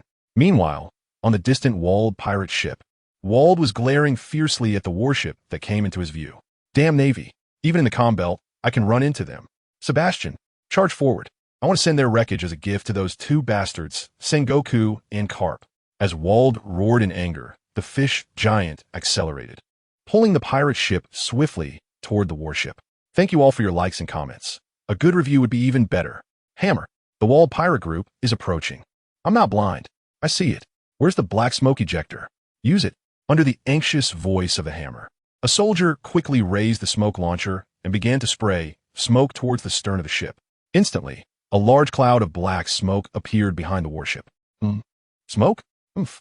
You underestimate my partner. Sebastian, keep chasing. A red light flashed in Wald's eyes as he activated his observation hockey, instantly pinpointing the warship's location in his mind. The giant fish, Sebastian, accelerated again, heading straight into the smoke with the pirate ship, tightly biting down on the warship's rear. Damn, I forgot they're a great pirate. How could they not have observation hockey? The hammer angrily hit his forehead, realizing that he had forgotten about observation hockey in his eagerness. He simultaneously opened the long unopened system panel. Name, Hammer Age, 20 Devil Fruit, Paramecia type Hammer Fruit, Development Level 70 Armament Hockey, activated 35. Hardening Observation Hockey, not activated Awakening Level 80 Conqueror's Hockey, 0. None, don't even think about it, just a useless fish. Abilities, 6 styles, Perfect Mastery. Extended techniques of 6 styles, Mastery. Observation Hockey is still not awakened. Damn it. Since the black smoke can't stop them, then open fire, unleash all firepower. With a determined heart, the hammer activated the attack command. In an instant, all the soldiers with guns gathered at the stern of the ship. The next second, gunfire and cannon fire began to erupt. Boom! Tot. Bang, bang, bang, bang. Whoosh! Shells, machine guns, flintlock guns, and missiles all fired toward the pirate ship at the rear. This firepower is underestimated. Galem, Bondi Walled, in a state of observation hockey, discovered that the firepower of this warship was actually stronger than that of some large warships. At his call, a man wearing a blue striped outfit with 2 square-shaped haircuts stepped forward. A giant square hammer swept out. Air cube transformation. A multitude of cubes appeared in the air and then formed a wall. Countless bullets were instantly blocked by the cube wall. Cube fruit? So annoying. Lance? Take care of him. The hammer knew well that ability users were always unreasonable. Upon hearing the call, Lance immediately jumped onto the lookout tower, aiming his rapid-fire gun at Galem. Bang! Bang! 3 shots were fired, with 3 bullets heading towards Galem at different trajectories. Not good. Galem, defend. Bondi Walled quickly reminded his partner. However, Galem didn't have his captain's skills, and, in a moment of panic, managed to cross his hammer in front of him. Clang! Boom! Ouch! Only one of the 3 bullets was blocked, while the other 2 hit Galem's arm and leg respectively. Under the impact of pain, the wall made of air cubes instantly disappeared. Bullets rained down on the pirate ship. Dodge! Moonwalk! Bondi Walled was furious, instantly leaping into the air, while the other small Karamis sought cover. Damn Navy! Momo no one. Enraged, Walled drew the pistol from his waist, showcasing his fruit ability. The bullets were instantly granted a 10-fold boost by him, flying towards the warship at terrifying speed. Momo fruit, Continue the attack. I'll hold him off. Armed. Breaking hammer. Flying fire pole. The combination of the flying finger gun and hammer fruit ability shot out from the hammer's index finger. The 2 forces of hammering and impact collided with the Momo no gun. Boom! A deafening explosion echoed in the air. Lance. How long until we reach the new world? At least half an hour. The hammer stared grimly at the airborne Bondi Walled. You continue to suppress the remaining pirates. Leave that one in the sky to me, Shelley. Lance, if any officers join the battle on the other side. It's up to you. Shave. Moonwalk. With the speed of someone wearing flying boots, the hammer shot into the sky like a bullet. Oh, kid, you have guts. Too bad your opponent is me. The World Destroyer, Bondi Walled. Drink and defeat. Momo 10-fold speed. Under 10 times acceleration, Bondi Walled charged towards the hammer as well. TCH. Oh man, let me give you a lesson. Now is the era of creativity. Ice Nightmare. Frozen Wind. Thanks to the enhancement of the boots, the hammer barely dodged an attack, and couldn't help but taunt. However, his movements were not slow. He transformed into a spinning top in the air, and the Ice Nightmare sword also spun rapidly, emitting frozen air in all directions. The biting cold formed countless frost crystals, instantly coating Bondi Walled, who relied on speed to maneuver around the hammer. A sword that can emit freezing air? Not bad, it's mine now. Think again. My treasure 1 TB taken from me. Armament. I slash. The pitch-black armament color activated, and the blade of Ice Nightmare instantly turned black. Momo 40-fold slash. Facing the hammer slash, Walled showed no fear and responded with his own cut. However, the 1-meter-long curved sword in his hand instantly transformed into a 40-meter-long greatsword. A real 40-meter greatsword. The hammer, who originally wanted to attack, instantly went into a defensive stance. Damn, you have a nerve to make me run 39 meters first. The giant sword came crashing down, and in a moment of helplessness, the hammer could only use all his strength to block with Ice Nightmare. Clang! The 2 weapons collided heavily. The hammer instantly felt a tremendous force coming from his hand, and the next moment, he was blasted away like a cannonball. Damn, I can't believe this. Shattering wind. Gale, stop. After several failed attempts at using Shave, the hammer had no choice but to raise his right fist to activate the Shattering Wind ability, using the gale to halt his backward flight. Damn it, the World Destroyer. It's terrifying. How on earth could Monkey D. Luffy defeat such a ruthless person? The hammer was grumbling fiercely while adjusting his physical state. He saw Bondi World speeding up again. The little tricks in here die, little navy. Momo 20 times speed. Armed. Hardening. In an instant, Bondi World's arms turned black, covered in hockey. The hammer's expression changed, and he didn't dare to be careless. He quickly tapped his hat, and the next second, he disappeared right in front of Wald. Invisibility, transparent fruit? No. Just as Wald was lost in thought, several terrifying shockwaves suddenly appeared. Breaking face hammer. Fire pull, continuous fire. Thanks to everyone for the likes, comments, and a good review would be even more perfect. Armed. Bang. Several impact sounds echoed around Bondi Wald. However, he, cloaked in armed color dominance, faced this series of attacks without taking a single bit of damage. Damn little brat. You successfully angered me. But as a seasoned pirate who has roamed the seas for a long time, this wave of sneak attacks from the hammer successfully filled up his hatred meter. The furious look on Bondi Wald's face and his glowing red eyes made the hammer's heart tremble. Oh dear, this is troublesome. In his invisible state, the hammer instantly increased the distance between the two. By the time Wald relied on his observation hockey to discover him, they had already separated by several hundred meters. Now let's see where you can run. Momo, 50 times gun. Bang. The furious Wald started with 50 times, and a massive bullet shot towards the hammer at an incredible speed. Seeing his invisibility fail, the hammer cursed under his breath. Annoying observation hockey. Armed. Long-distance bull punch. A pitch-black fist hammered out a shockwave to intercept the bullets. Momo, 50 times speed. Shave. Both of them simultaneously accelerated towards each other. Mind hammer. Maximum power. Using Shave to slide through the air, the hammer instantly unleashed his strongest attack. Dong dong. The sound of the mental hammer echoed in Wald's mind.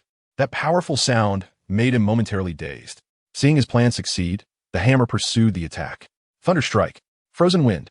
The trident and ice nightmare launched simultaneously. The freezing air immobilized Wald, and the trident was directly inserted into the ice block. Electric currents began to spread, quickly wrapping Wald in a storm of lightning while frozen. The sound of crackling electricity erupted. Damn little brat. Suddenly, a voice full of rage came from the ice block. Although the mind hammer was powerful, Bondi Wald's mental fortitude was formidable, and he recovered in just a few seconds. TCH, take a thunder BB from me. Crack. The electricity gathered more and more, becoming increasingly violent. Just as Wald was about to shatter the ice block, the hammer shot a fire pulled directly at the trident, successfully igniting the electric current. Boom! With the trident as a catalyst, a ground-shaking thunder swept over Bondi Wald. Thor looked seriously at the World Destroyer amidst the lightning, not daring to relax for a moment. Meanwhile, the battle between the two ships was in full swing. Lance led a group of Navy soldiers, suppressing the members of the Wald pirate group with overwhelming firepower. However, the situation changed with the arrival of two of Wald's cadres. First was the fish giant Sebastian. As a fisherman with giant blood, he was a naturally powerful warrior. Holding two meteor hammers, Sebastian leaped from the surface of the sea and smashed a heavy machine gun into pieces with one blow, injuring several soldiers in the process. Surely, stop him. We can't let him destroy the weapons on the ship. Tap, tap, tap, tap. Lance immediately redirected his gunfire towards the fish giant. Hearing this, Shirley gripped her trident tightly and used Jeppo to dash toward Sebastian. The trident, combined with the Fur tribe's innate lightning ability, formed a terrifying direct current. Guided by Shirley, the lightning shot directly at Sebastian. Lightning? Camouflage air. Just as the lightning was about to pierce through Sebastian, the fish giant transformed into a colorful illusion and disappeared without a trace. Illusion? Oh no! Iron block. While Shirley was shocked, she suddenly sensed movement behind her. An iron block activated instantly. Boom! The meteor hammer struck Shirley with immense force. Poof! Even with iron block activated, Shirley couldn't escape unscathed. She coughed up blood and was sent flying out of the naval ship's range. The little fur tribe brat is too naive. Water strike. Sebastian pressed the attack. Using Fishman Karate, water strike, sending countless droplets flying towards Shirley like bullets. Damn it, trident, static field, faced with a barrage of water droplets. Shirley didn't even have time to wipe the blood from her mouth. She steadied herself with a moonwalk, extended her trident, and infused it with lightning. The trident shone with a white light, emitting a spreading lightning net from its tip. Gee, all the water strike attacks fell onto the lightning net, turning into a mist. Cough, cough, cough. Shirley, having blocked the attack, coughed violently, but her grip on the trident tightened. Not bad, but unfortunately you're not my opponent. Fall down. Rotating tornado. The fish giant retreated into the sea and leaped into the air, spinning rapidly with both meteor hammers. Don't underestimate the Navy. Lightning gun. Thunder. Shirley took a deep breath, channeling all her lightning into the trident, and the sound of thunder erupted. She then turned and charged at Sebastian, transforming into a bolt of lightning. The trident collided with the meteor hammers, producing a piercing friction sound. One was spinning at high speed, while the other was infused with lightning. Both were desperately outputting their power. Boom! Ultimately, with an explosive sound, the thunder pierced through the whirlwind. Damn it! My hammers! Both of Sebastian's meteor hammers were destroyed, and the trident left a deep wound on his chest as the fish giant fell into the sea. Shirley was in no better condition. Having poured all her strength into the attack, she was also falling into the water. Rui stick, extend. Just as Shirley was about to plunge into the sea, a silver long stick suddenly stopped her. Return. Looking back, she saw the Rui stick in Lance's hand. He was the one who saved her. With a stretch and retract of the Rui stick, Shirley was brought back onto the deck. Get Lieutenant Shirley to the cabin. Hurry. Lance didn't dare to pause for a moment, as he saw a graceful figure from the walled pirate group stepping onto the naval ship's deck. Oh ho ho. Little brother, you're quite impressive. Is this long stick your weapon? I want one too. The woman was dressed in red, draped in a white robe, wearing small glasses, and looked quite pretty. Damn pirates. How dare you board a Navy ship? Get off. Triple shot. Lance was furious, stowing the Rui stick behind him and firing his gun again. 3 bullets were aimed at her head, hands, and legs. Traditional medicine fist. Cordyceps heavy strike. The woman reacted swiftly, crouching down and delivering a punch to the deck. The wooden planks shattered under her fist.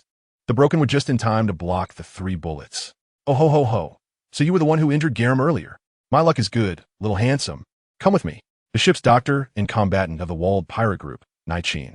Thank you all for your likes, comments, and a good review would be even more perfect. Just a mere pirate. Stop talking nonsense. Raging foot. Seeing the gun was ineffective, Lance immediately changed his attack method. After all, he was a first-year student. Even if he was at the bottom, he wasn't a soft persimmon to be easily squished. A blue slash appeared instantly. However, Nightsheen was unfazed by the raging foot. Just Navy 6 styles. You think you can compare with my traditional medicine fist? Traditional medicine fist, ultimate, kudzu soup. A strong herbal scent suddenly emanated from Nightsheen. Her slender fist exploded with extraordinary power, shattering Lance's slash in one punch. Cordyceps heavy strike. Having broken the raging foot, Nightsheen's attack intensified as she charged at Lance like a fierce tiger descending the mountain. Iron block. Boom. A heavy impact sound resonated from Lance. Ugh. A cry of pain erupted as the hardness of iron block could not withstand Nightsheen's overwhelming strike. I told you, just a mere Navy 6 styles. Lance's expression turned grave. Damn it. Shave. Raging foot. Chaos. Enduring the intense pain throughout his body, Lance moved again. A raging foot extension technique. Chaos unleashed, surrounding Nightsheen with dozens of small slashes. Traditional medicine dome. A cloud of brown smoke appeared as Nightsheen threw out her herbal powder. What shocked Lance was that his raging foot was completely blocked by the herbal powder. How is this possible? Oh, little handsome, I told you. Just a mere Navy 6. Break face hammer. Flying fire pole. Before Nightsheen could finish her sentence, a ferocious shockwave pierced through the traditional medicine dome, striking Nightsheen directly. Poof! The hammer strike pierced through Nightsheen. Nightsheen was heavily injured, spitting blood as she fell straight into the sea. Lance, fall back. We're about to enter the calm belt. Don't linger. Keep away from the walled pirate group. The heart-wrenching roar of the hammer echoed. Lance trembled at the sound and looked up. He saw the hammer covered in wounds, with bruises on his face, running through the air at an incredible speed. Behind him was Bondi Vold, his face filled with anger. However, the World Destroyer now appeared completely black, emitting black smoke. Just moments ago, Bondi Vold, submerged by lightning, had relied on his formidable armed color hockey to break free from the lightning. Then he launched a brutal counterattack against the hammer. Even with his own armed color hockey activated for defense, the hammer found himself becoming a punching bag against the furious pirate World Destroyer. You force my hand. Old helper, I can't defeat you, but I can send your crew to Heaven's Staircase. The hammer shouted angrily and charged towards Wald's pirate ship at an incredible speed. Wald instantly felt something was wrong, and with all his strength, he unleashed the Momo fruit, moving at 100 times the speed. He shot towards the hammer like a rocket. But the hammer was not made of plastic. He was forged in iron, with mental hammer strikes and crushing blows. He continuously unleashed his attacks, pulling Wald into the family of square dancing. Step by step, twist by twist. Lance, who was familiar with the hammer, understood that the hammer was genuinely angry this time and was about to make a big move. Everyone stopped their attacks and threw away all heavy objects. Full speed ahead. Hurry, hurry. Moses, is anyone there? Lance directed the crew, while picking up the transponder snail, to call Vice Admiral Carp, the naval hero. At this point, the hammer had already arrived above Wald's pirate ship. He casually took out 2 stones and a steel plate. They were ice crystal stone, weaving flame stone, and special steel. You want to hit my face? You want to beat me up? I'll send you an atomic boom. The hammer glared fiercely at Wald, who was dancing in the square to the sound of hammering. With a determined heart, he directly leaped onto the deck of Wald's pirate ship. Under the terrified gaze of the small Karami pirates, he placed 3 materials on the deck. Using both hands with force, he began to pound. You bastards! You think you can provoke a blacksmith and escape unscathed? Don't you know that in my hometown, blacksmiths are tough enough to handcraft atomic bombs? Duel. The 3 materials began to intertwine under the heavy blows of the hammer. However, this was not a forge. Without high-temperature heating, wanting to fuse the 3 materials together was undoubtedly a pipe dream. The hammer also discovered this problem. His heart trembled for a moment, but then he showed a hint of determination. Damn it, even the sea lions can strike sparks. Why can't I, a blacksmith, do it? Give me flames. Duel. Heavy hammer. Duel. Sparks. Duel. Under the deliberate drive of the hammer, each strike was incredibly heavy. The sound of the hammering drowned out the mental blows and the crushing feeling in his chest. However, the hammer, which was simultaneously executing 3 types of strikes, had already reached its limit, with blood slowly seeping from his mouth and nose. But he had no intention of stopping, continuing to hammer away. Duel. Under the rapid strikes, the 3 materials were being forcibly hammered together. Ignite for me. Duel. Who? Under the heavy strike infused with all the hammer's strength, a hint of red light suddenly appeared. Raising his hand again, the red light became even more dazzling. Feeling the heat coming from his right hand, the hammer was overjoyed. I knew it. All development is just self-imagined. Ignite for me. Heavy hammer sparks. With the hammer's roar, his right fist instantly turned red, and with one strike, it directly ignited a blazing flame that enveloped the 3 materials. Bundivite. I'm giving you a big treasure. Catch it well. Escaping. Watching the flames rise on the deck, enveloping the 3 materials, the hammer put on his hat again to enter stealth mode and stopped hammering. Without the interference of the hammering, Wald immediately activated his fruit ability to return to his pirate ship. The flames rushing towards him made him even angrier. Activating his observation hockey, he sought the hammer's whereabouts. However, as soon as he opened his observation hockey, he felt a jolt in his heart and suddenly looked towards the center of the flames. Dambrat. Momo. 100-fold slash.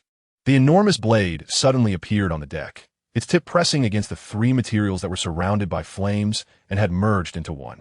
The next second, boom, boom, a terrifying explosion sound instantly echoed above the pirate ship. A mushroom cloud appeared out of nowhere, and the long blade, amplified 100 times by the Momo fruit, was instantly melted into a pool of molten iron that fell into the sea. The shockwave from the explosion blew the pirate ship all over the place. Meanwhile, the hammer, who had already used moonwalk to run hundreds of meters away, looked at the rising mushroom cloud with a satisfied expression.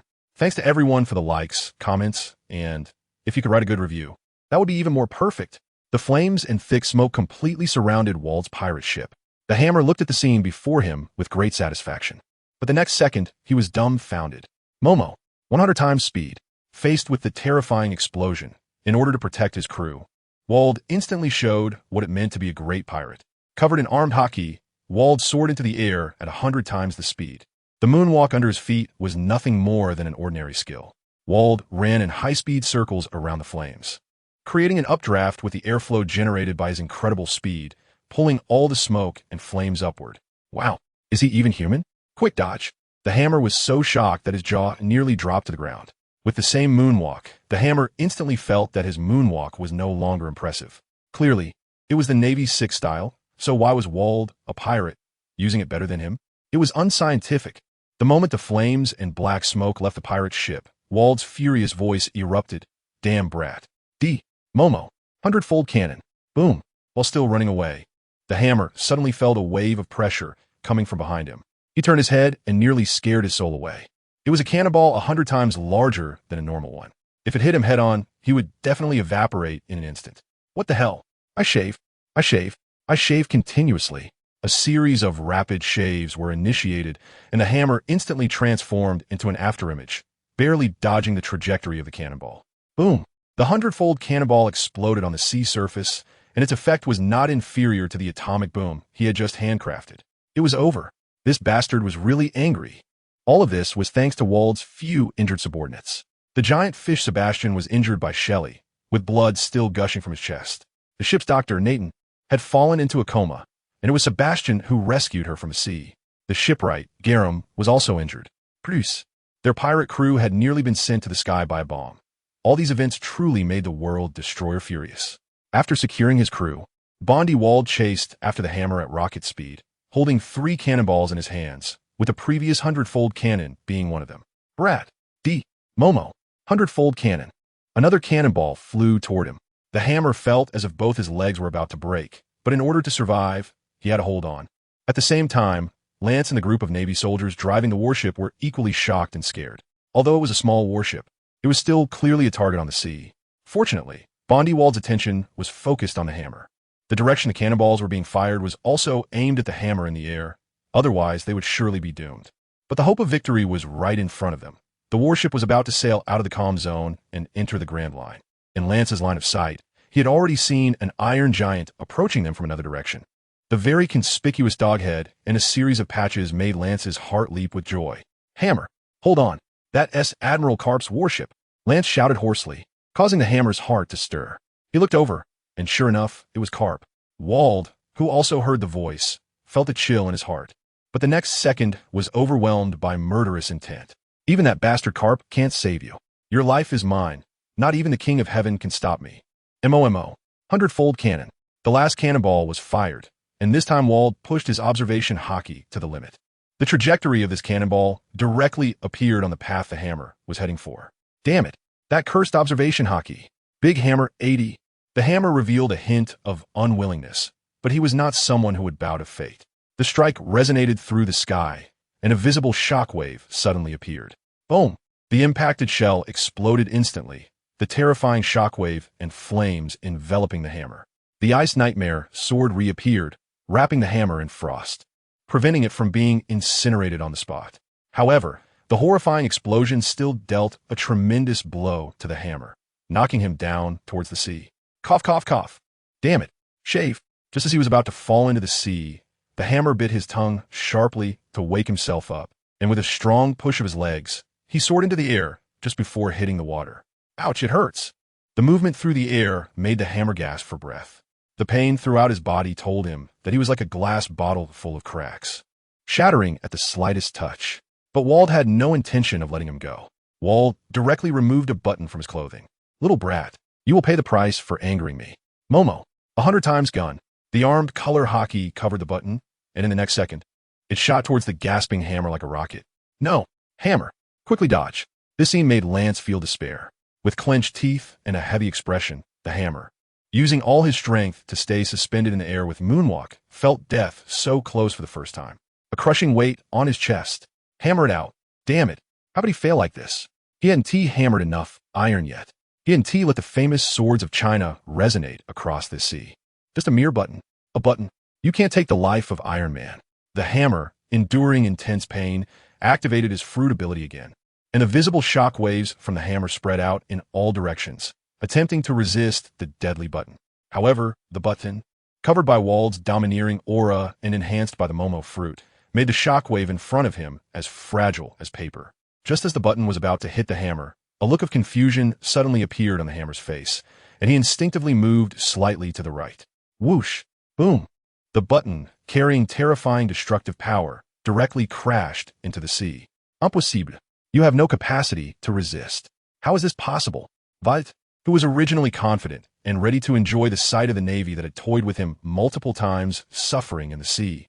Never expected that the hammer could actually dodge this attack. Observation hockey? How could that be? Yes, what saved the hammer's life was indeed the observation hockey, one of the 3 types of hockey. In fact, the hammer couldn't even describe what was happening. Using himself to release the shockwave, he sent it outward from his own point, and at the moment the shockwave was pierced, he seemed to feel the feedback from the blow. In an instant, the trajectory of the button appeared directly in his mind.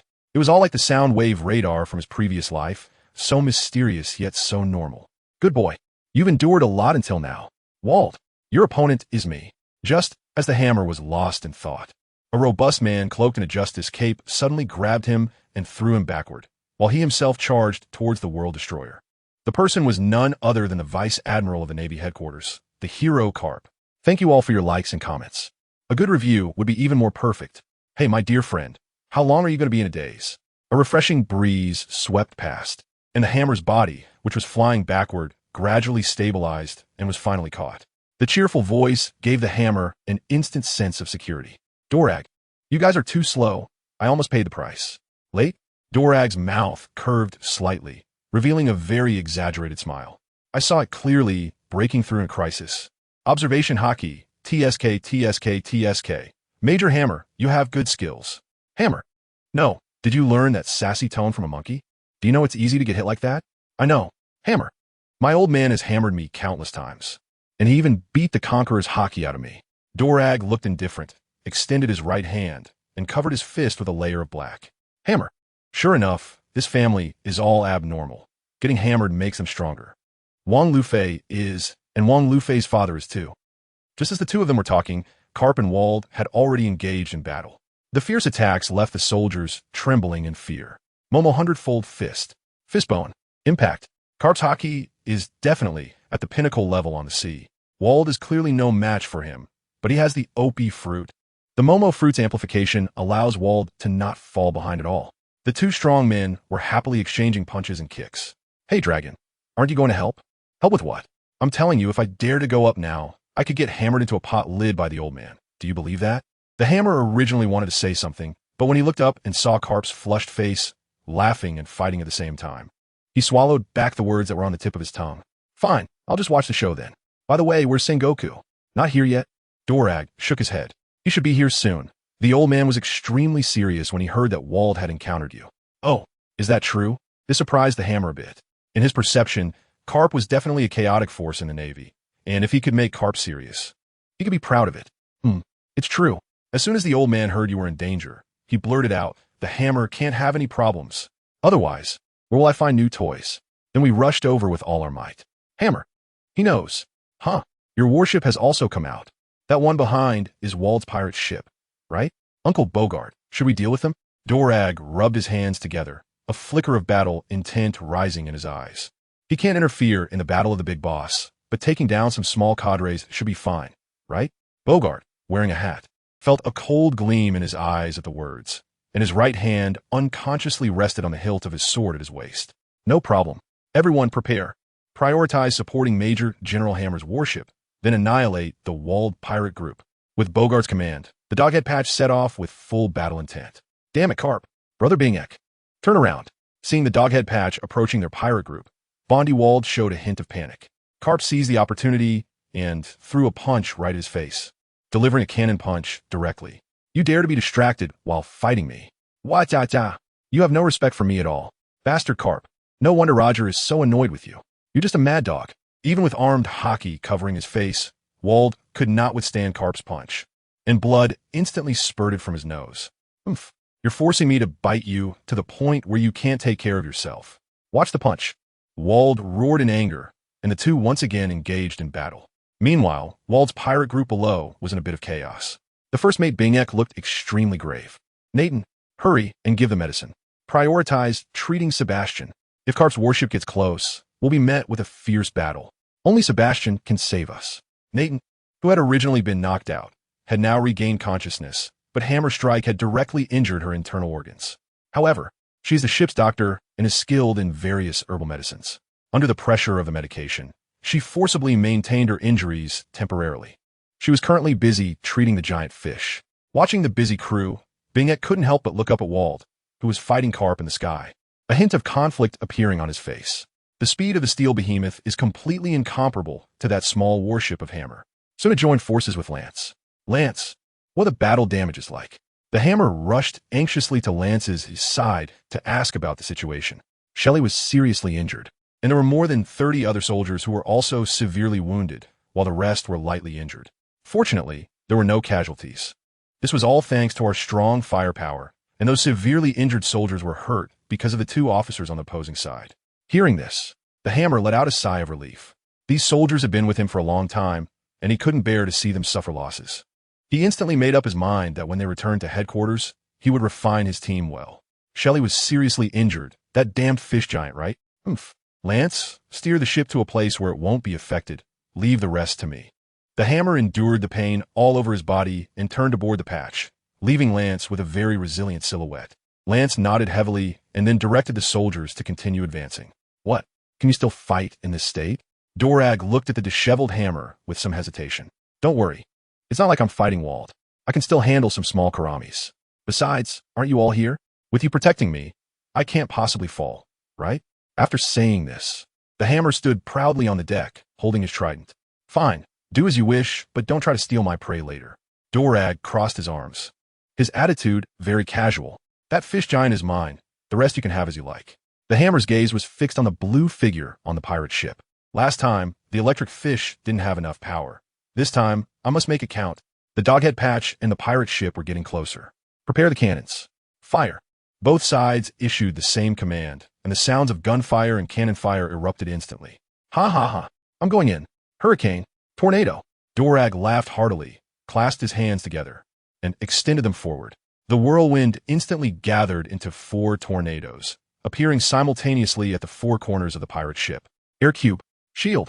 Ability users are always unreasonable, especially the Paramecia type. Garum Paramecia Cube Fruit. Dozens of cubes appeared out of thin air and directly blocked the tornadoes. Oh, an ability user. Then you are my opponent. The fierce wind howled. The battle between the ships officially began. Thank you all for the likes, and if you can leave a good comment. That would be even more perfect. Fishman Karate, Water Strike. Waves surged on the sea as Sebastian's massive arms swung, creating countless water droplets. Mia Siaveta. I'll evaporate you. Heavy Hammer Spark. Hey! The Hammer retracted the trident, gathering its strength for a strike with both hands. With the sound of the heavy blow, flames erupted instantly. At this moment, the Hammer's task panel also showed changes. Name, Hammer Age, 20 Devil Fruit, Paramecia type Hammer Fruit. Development level, 75 developed abilities of the Devil Fruit. Normal Hammer Strike, Air Hammer Strike, Circular Hammer Strike, Mind Hammer Strike, Hollow Hammer Strike, Hammer Flame. Armament Hockey, activated 35. Hardening Observation Hockey, activated 10. Conqueror S Hockey. Duel Hockey is enough. Let us not think about this. After all, you are just a salted fish. Abilities, 6 styles, perfect mastery. Extended techniques of 6 styles, mastery. Fire as a blacksmith has been accompanied by fire for many years. After the Hammer gained the ability to forge fire, his system panel displayed all the capabilities of his fruit. The scene shifted back to the battle. The rising flames completely turned the fish giant's splash into steam. Navy Brat, take this meteor hammer. The fish giant, seeing his attack easily neutralized, was quite unhappy and leaped out of the water, bringing down 2 somewhat broken meteor hammers. Playing with hammers in front of Blacksmith? Little fish, you probably don't know why the flowers are so red. Moreover, our Iron Man has eaten the hammer fruit and is the Hammer Man. Great Hammer 80. With both hands transformed into heavy hammers, he met the meteor hammers head-on. Bang! The fish giant's expression changed instantly. He felt as if his meteor hammers struck a steel plate several meters thick, causing his hands to go numb. Crack! Even more terrifying was the cracking sound that came from the meteor hammers, under the powerful impact of the Iron Hammer's heavy hammer. The already damaged meteor hammers instantly split apart, turning into a pile of debris. My hammers! The fish giant wailed. These 2 meteor hammers had been with him for a long time and were his weapons for years of battling the sea. Now, they were just destroyed like that. What's yours? Come and try my hammer. Super Great Hammer 160. The Hammer seized the opportunity, raised his hand, and followed with a moonwalk to the top of the fish giant's head. With his fingers interlocked, he brought down a massive heavy hammer. Bang! Bang! The strike. Powered to the extreme, although not fast, shattered the air with every descent, making a loud bang. Not good. Camouflage air. The fish giant, Sebastian, was after all one of the top fighters of the wall pirates. Seeing the heavy hammer about to fall, he quickly activated the skill he had previously used to evade, camouflage air. His whole body transformed into a blur to avoid the attack. However, the hammer now was not the same as before. He had seen this camouflage air technique in an anime in his previous life and had been prepared for this strike long ago. The hammer's eyes flashed with a hint of red light, the glow of observation hockey activating. In the next moment, Soru, just lie down honestly. The figure instantly disappeared, and a loud sound echoed across the battlefield. Boom! A scream suddenly rang out, and the figure of the fish giant slowly became visible. At this moment, his eyes were already white, and smoke was rising from the top of his head. The hammer is standing behind him, with both hands still in a striking position. Hey, leg, do you think you can fight with your Uncle Iron? Hiss! The hammer fiercely spat at Sebastian. Then a look of grimace and pain appeared on his face. A strike with all his strength made his already miserable body start a countdown. Pain and fatigue instantly spread throughout his body. Dalarak, come help me, I'm going to die. The hammer instantly felt weak and powerless, collapsing to the ground like a puddle of mud. A shadow quickly appeared in front of him and helped him up. I've told you not to overexert yourself. TSK, TSK, TSK. Just go back and rest well. The person was none other than Carp's Vice Admiral, Bogart. Bogart had been keeping an eye on the hammer's condition, and upon seeing him exhausted, rushed over to take him back to the warship. Lying on the deck of the Patch, the hammer gasped for breath. The battle between the two sides is still ongoing. At this moment, Wald had already unleashed his true power, with the full activation of the Momo fruit. Carp could only avoid its edge. Most of his crew had also lost their combat abilities at this point. Dragon's strength was extremely domineering, using tornadoes combined with armament hockey. Even with Nachin and Garum trying to block him, he felt like he was in an unguarded territory. Bastard. Carp, get out of my way. That's not happening. The two fists collided again, and the clash of armament hockey filled the air with a murderous aura. At this tense moment, another warship appeared on the sea. When Wald saw this warship, a hint of madness appeared on his face. Bastard Carp, you actually called Sengoku here. You Navy people are truly shameless. Yes, Wald was right. The newcomer was none other than the Marine Headquarters Admiral, Sengoku the Buddha. At this moment, Sengoku stood at the bow of the ship, his round glasses gleaming coldly. Whoosh! In the next second, Sengoku leaped into the air. He moved with incredible speed, stepping on the moonwalk towards Wald. Bastard Sengoku, this is my fight. Get out of my way. Carp felt a bit displeased upon seeing Sengoku join the battle. However, Sengoku didn't care about him. The golden light activated instantly. Human fruit. Mythical type, great Buddha form. Sengoku transformed into a golden Buddha, stepping on the moonwalk, resembling an Arhut from the Western Paradise. At least that's what the hammer thought. Buddha's light impact. The golden shockwave instantly engulfed Wald. Damn it. Momo. 100-fold speed. As an old rival, Wald didn't dare to be careless and used all his speed to dodge. Wald, just surrender obediently. Impel down is your destination. Sengoku was not in a hurry after missing his strike, slowly rolling up his sleeves to reveal 2 black gloves. Upon seeing this, Carp suddenly slapped his forehead and took out a pair of boxing gloves from his chest. I almost forgot about this treasure, Wald. Let's go again. Shattered Wind. Impact. The boxing gloves were the hammer's masterpiece, the Shattered Wind boxing gloves. Carp donned the gloves and threw a punch. The fierce wind from his fist instantly swirling in the air.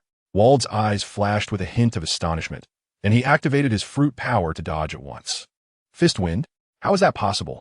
You must know that martial arts are not the same as swordsmanship. The power of a fist comes entirely from a user's strong physique and armament hockey. Never have I heard that a fist can unleash a wind like a slash. How is that impossible? Wald, there are many things you don't know. Buddha's light impact. Shattered wind. Sengoku scoffed, and the shockwave mixed with the fist wind surged forth. Wald's eyes were wide in shock. Can they all unleash fist wind now? Thanks to everyone who casually liked and commented. A good review would be even more perfect. Resign yourself, Bondi Wald. You've been rampaging the seas for too long. Put away that smug face, Sengoku. I won't surrender, even if I die. I am the world destroyer. Momo. 100-fold heavy strike. Faced with Sengoku's shockwave, fist wind, and verbal assault, Bondi Wald was unyielding. The power of the Momo fruit surged into his fists, each punch carrying unparalleled destructive power. Even the combination of shockwave and fist wind couldn't knock Wald down at that moment. The strength of the Momo fruit was simply unreasonable. It lacked flashy effects, yet possessed incomparably terrifying abilities. This was the frightening aspect of the World Destroyer, Wald. Sengoku, step aside, let me handle this. Fistbone. Collision. Unlike Sengoku, Carp was more direct, his dark iron fist charging forward with an unstoppable momentum to collide with Wald. Wald, your pirate crew has already been defeated. Your resistance is meaningless. Wald trembled all over, and even his offensive weakened slightly. He looked down and saw his pirate crew being suppressed by the Navy. Borsalino, how long are you going to watch the show? Sengoku did not retreat. Having finally cornered Wald, he would not let him escape. The same golden light burst forth again, but this time it directly reached Wald. Incredible, Sengoku-san. Fighting against such a monster is terrifying.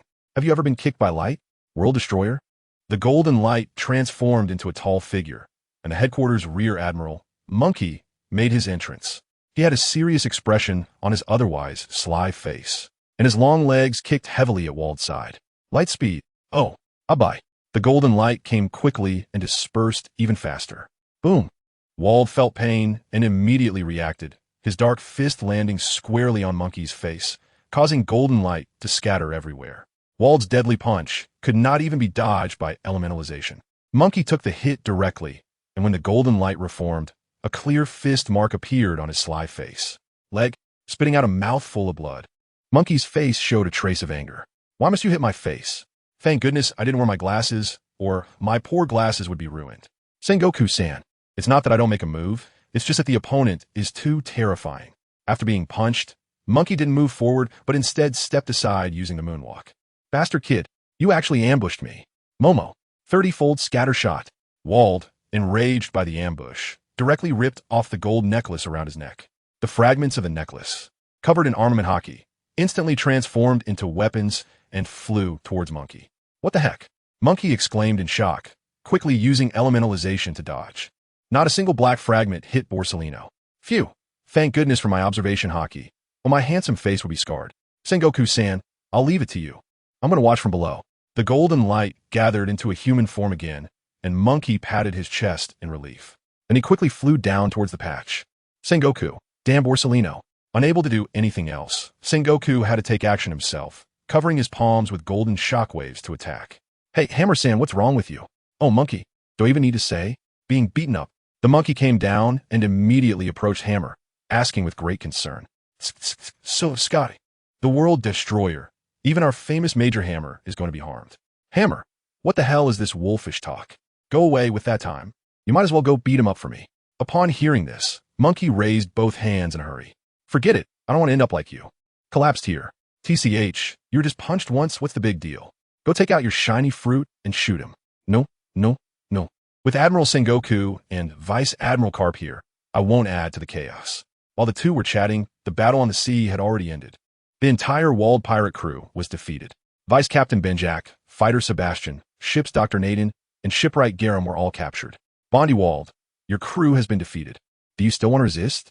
Once again, Sengoku unleashed a shockwave, delivering another wave of verbal assault. However, this time the verbal attack deeply pierced the heart of the World Destroyer. He looked down, seeing his brother, his crew, and his little brothers all captured. A hint of sorrow rose in his heart, but it was quickly covered by a surge of anger. His gaze was fixed on the warship below. The whole person began to tremble slightly under the rising anger. Sengoku and Carp both noticed Wald's unusual behavior and looked at him cautiously. Sengoku, Carp, this time you won. But I am the World Destroyer. No one can stop what I want to do. The sudden roar made Sengoku and Carp feel a sense of foreboding. Sure enough, after Wald shouted this, he instantly turned into a rocket and charged towards the warship below. Not good. Stop him. Sengoku shouted angrily, his right palm heavily striking with a shockwave. I'd rather die, but I will take this bastard with me. Momo, 100 times speed. Wald forcefully took on a shockwave from Sengoku, and the terrifying 100 times speed activated again. Hammer, be careful. Carp also launched an attack, his wind-breaking fist creating a fierce gust. But Wald's speed was just too fast. The sudden punch's wind could not block his steps at all. Hurricane, tornado, 8-foot border. No, 8-foot Xiongjade. Wald maintained his speed, his entire body covered in pitch-black armed color hockey, and with his strong body, He directly shattered the tornado in golden light. Damn, you old helper. Why are you making things difficult for me? The hammer looked at the murderous eyes of Vord in the sky, and a chill ran through his heart.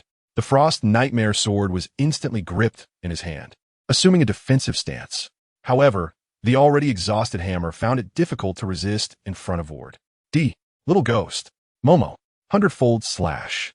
Vord first threw a punch, directly blasting the hammer out of the warship, and he himself followed the hammer out. He then snatched the Frost Nightmare sword from the hammer's hand. The power of the Momo fruit activated, and the Frost Nightmare sword instantly grew 100 times larger. The terrifying blade swung towards the hammer. Go completely insane. No one can save you. Let us go to hell together. The Frost Nightmare fell violently, and Vord's face was filled with madness. The hammer could no longer resist. He watched the Nightmare's sword about to fall, his face filled with peace and reluctance. Memories of forging the Nightmare sword flooded his mind. Every strike, every blow was his blood, sweat, and tears. He never expected that a master craftsman would meet his end by the very weapon he forged. How ironic. Destroy me. Suddenly, it felt as if time had stopped. The hammer, which had been flying backward, came to a halt, and the sword blade suspended in the air also froze. A voice filled with reluctance reached the hammer's ears. My master, please destroy me. The hammer was shocked, unable to believe it, and asked, Who are you? I am your master, the Ice Nightmare. Ice Nightmare? How is that possible? Do not be sad. Do not despair, my master. By destroying me, you will be reborn. As the voice echoed in his mind, waves surged in the hammer's brain, his eyes filled with shock and reluctance.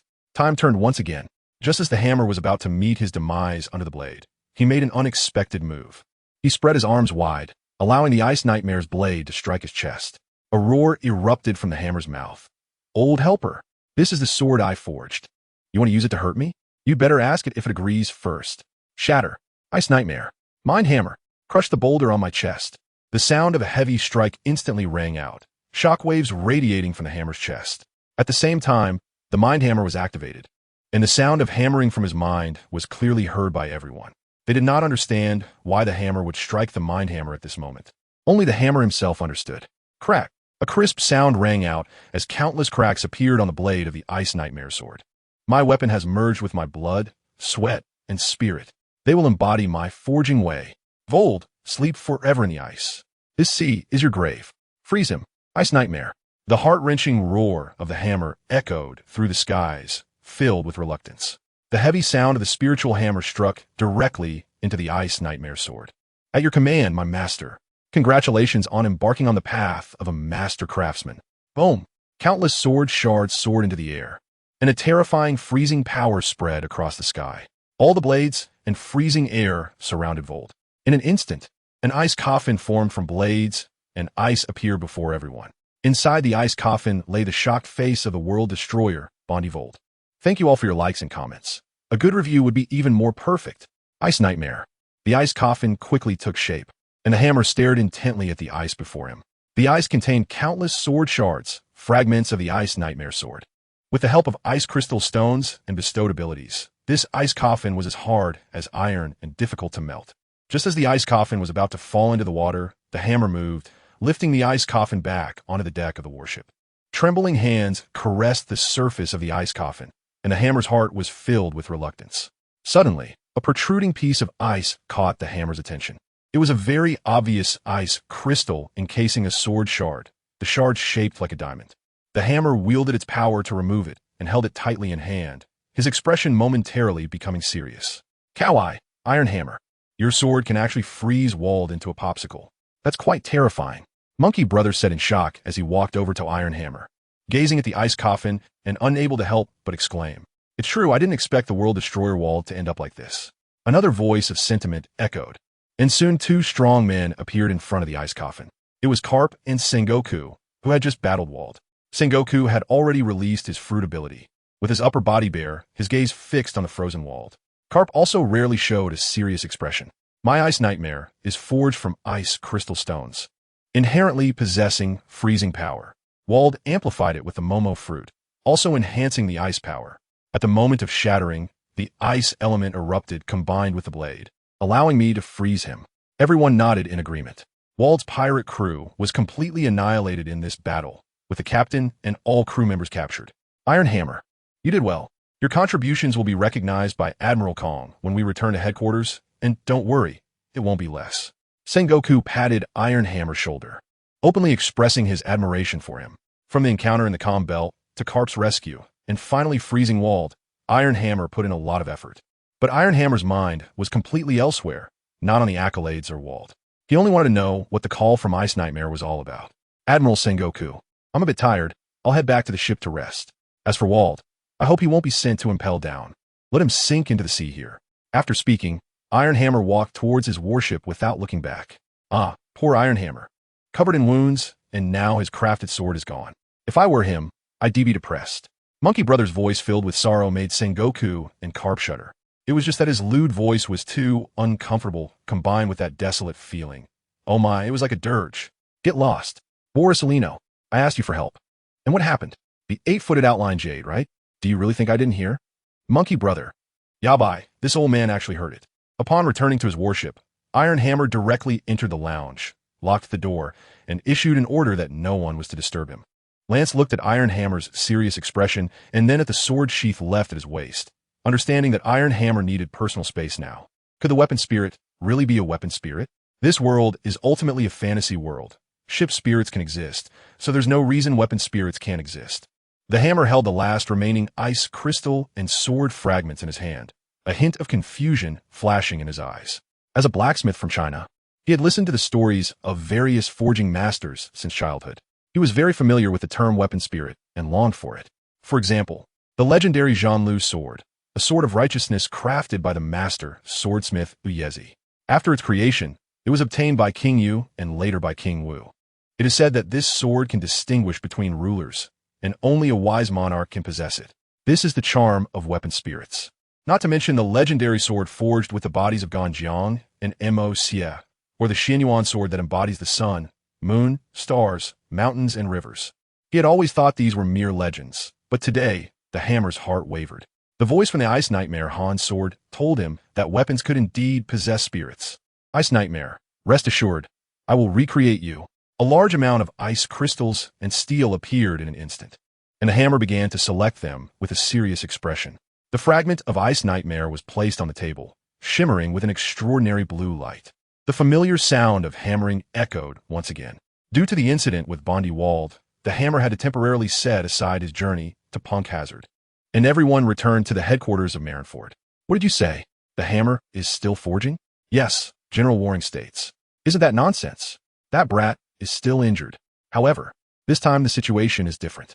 For some reason, the door to the lounge wouldn't budge no matter how hard I pushed. At the port, General Waring states heard that the hammer had been locked in the lounge forging since the battle with Wald, and he was furious. Gabin Lieutenant. He gave him a few hits, leaving Lance completely bewildered. What kind of joke is this? I'll go myself. Waring states casually tossed Lance aside and strode towards the hammer's warship, heading straight for the lounge. But the moment he stepped onto the deck, he felt something unusual. The rhythmic sound of hammering surrounded the entire space, enveloping it in sound waves produced by the strikes, causing the seasoned general to feel an inexplicable pressure. Waring State's expression grew serious as he approached the lounge door under the weight of that pressure. Hammer, we're at Marineford. You better come out now. With that, he reached out to push the door. But the next second, Waring States was stunned. Why couldn't he push the door? Disbelieving. He exerted a bit more strength to push again, but the result was the same. What is this? To investigate, Waring States activated his observation hotkey and released it into the room. The result shocked him. Inside the lounge, the hammer was seriously forging, and a long sword with a body of ice blue was almost complete on the anvil. A fragment of ice crystal on the table emitted a continuous blue light, which gradually wrapped around the long sword. The hammer strikes did not dissipate after falling. Instead, they transformed into an unknown force swirling within the room. The prolonged hammering had completely filled the room with the sound of strikes, creating a unique space. If someone were to force their way in, it would undoubtedly trigger a terrifying resonance from all the strikes. For a moment, even Waring States was frozen in place. Thank you all for casually liking and commenting. A good review would be even more perfect. Waring States, what are you doing? Aren't you going to pull the hammer out? This is... The loud voice belonged to Carp, but once he stepped onto the warship, he became a second Waring States. The situation before them was simply too extraordinary. An absolutely sealed space, continuous hammering sounds. Carp, seal off this warship, and no one is allowed to approach until the hammer comes out. In the end, it was Warring States Command that temporarily resolved the matter. After leaving the warship, Lance first took Shirley to the hospital and then hurried to the new recruit training camp. At this time, the training camp was relatively quiet as the second batch of students had already graduated and the third batch was still in recruitment. Zephyr was enjoying a rare few days of leisure, but unexpectedly, a surprise came knocking. Teacher Zephyr, something happened. The hammer is in trouble, Lance shouted as he ran to the bottom of the teaching building. This shout was alarming enough to nearly scare Zephyr to death. While reading the newspaper, Zephyr's body trembled at the words, and he quickly dashed down, crashing through the glass. Glass. Being a glass at Marineford is tough. What happened to the hammer? Didn't he set off for Punk Hazard? Lance explained clearly to me. Zephyr knew about Hammer's journey to Punk Hazard to seek the guidance of the Hylu Stone. But how did something go wrong just a few days after setting sail? Teacher, we didn't intend to go to Punk Hazard. However, we encountered the world destroyer, Bondi Wald, on the way. Zephyr was instantly filled with terror. He was well aware of Bondi Wald's strength, having faced him before. So where was Hammer? Lance, on the warship he is now. Damn it, how could we run into him? Forget it, I'll go take a look. Before Lance could finish his sentence, Zephyr perfectly illustrated what it meant to be completely insane. He shot out like a rocket, smashing the ground beneath him and leaving a cloud of dust behind for Lance. Teacher, I haven't finished speaking. Oh well, I'm tired. Let be destruction. At the same time, Sengoku had already dragged Carp and several newly promoted generals to hold a battle summary meeting. Even Fleet Admiral Kong and Admiral Soru were present. Sengoku, as the main person in charge, was summarizing with Monkey D, Luffy, Dragon, Carp, and several staff members seated at the lower positions. The world destroyer, Bondi Wald, had already been frozen by Hammer, and his pirate crew's officers had been captured. Despite the unexpected nature of the battle, the final outcome was good. Among them, the performance of Rear Admiral Hammer was particularly notable. He first encountered Wald in the comm belt, and then led his comrades to resist fiercely, which created an opportunity for us to encircle Wald's pirate crew. Sengoku's summary was very thorough, and the old man Kong at the head of the table nodded repeatedly. Wald's capture was extremely gratifying for the Navy. After all, this bastard was like a thorn in the side on the sea, attacking anyone who dared to approach him, be it the Navy, pirates, or even the world government. Very good. This time the results are quite impressive. Old man Kong stood up, surveying everyone around, only to notice a problem. Sengoku, where's Hammer? Why isn't he here? Speaking of Hammer, a serious look appeared on Sengoku's face as he truthfully explained Hammer's current situation. Hammer was injured in this battle, and the weapon he forged, the Ice Nightmare Sword, was completely destroyed. He has been forging since the battle ended and is now. Old man Kong was furious upon hearing this. What are you all doing? You just let him continue forging while injured? Do you want to work him to death? Sengoku wiped the sweat from his forehead and continued. Fleet Admiral, Hammer's condition is somewhat strange. The lounge on the warship where he is located is covered by his devil fruit ability, creating an absolute space. If we rashly enter, duong, boom, duong, bang. Before Sengoku could finish his sentence, a series of loud noises came from the port. The sound was so loud that it spread throughout Marineford. Carp and Dragon, who had been sound asleep in the conference room, were instantly awakened. The former's face turned serious as his observation haki informed him of what was happening. While the latter mumbled, "Is it time to eat?" Borsellino also activated his observation haki, and an exaggerated look of shock appeared on his face as he exclaimed, "What the hell?" Time rewinds to the moment Zephyr set off. Upon arriving at the port, Zephyr directly stepped onto the warship where Hammer was located. Listening to the familiar sound of hammering, Zephyr felt a bit less worried. However, in his eagerness to see Hammer, he was completely unaware of what was about to happen. He walked straight towards the lounge, ready to push the door open. To his surprise, the door stubbornly blocked his path. "Hammer, are you in there? This is Zephyr. Open the door quickly." Zephyr shouted angrily, but aside from the sound of hammering, there was no response. This made him feel a sense of foreboding. Of course, if someone had reminded Zephyr at this moment, he would have activated his observation haki to investigate. But unfortunately, no one reminded him, and his extreme worry had already thrown him into chaos, completely forgetting about his observation haki. Damn it, open up. The name of Black-Armed Zephyr drove him forward. How could a mere door stop him? His dark hand pressed directly against the door. The next second, the door opened, the hammer rang, and the warship shattered. The absolute space was broken, and the hammering that had accumulated for days began to erupt. Duong, duong, boom. The continuous hammering spread outward, shattering everything in its path, be it steel or wood. Zephyr instantly realized he had caused trouble. He also understood why Lance said Hammer was in trouble. But at this point, it was too late to stop. Zephyr could only grit his teeth and charge inside. However, the deeper he went, the stronger the force of the hammering became, and there were also mental hammer strikes involved. Zephyr, caught off guard, was directly hit in the face by a hammer and was instantly sent flying off the warship. Although he was protected by armament hockey and was not injured, he was furious. This was the origin of that curse. The destruction of the absolute space caused the warship to collapse in an instant. The only things left were a piece of floor, a person, a shard of ice crystal, an anvil, and an almost completed long sword. But coincidences often erupt at the same moment. At the moment the warship was completely destroyed, Hammer's eyes burst with brilliance as he casually grabbed the shard of ice crystal and placed it on the long sword. The next second, a slow and deliberate voice sounded from Hammer's mouth.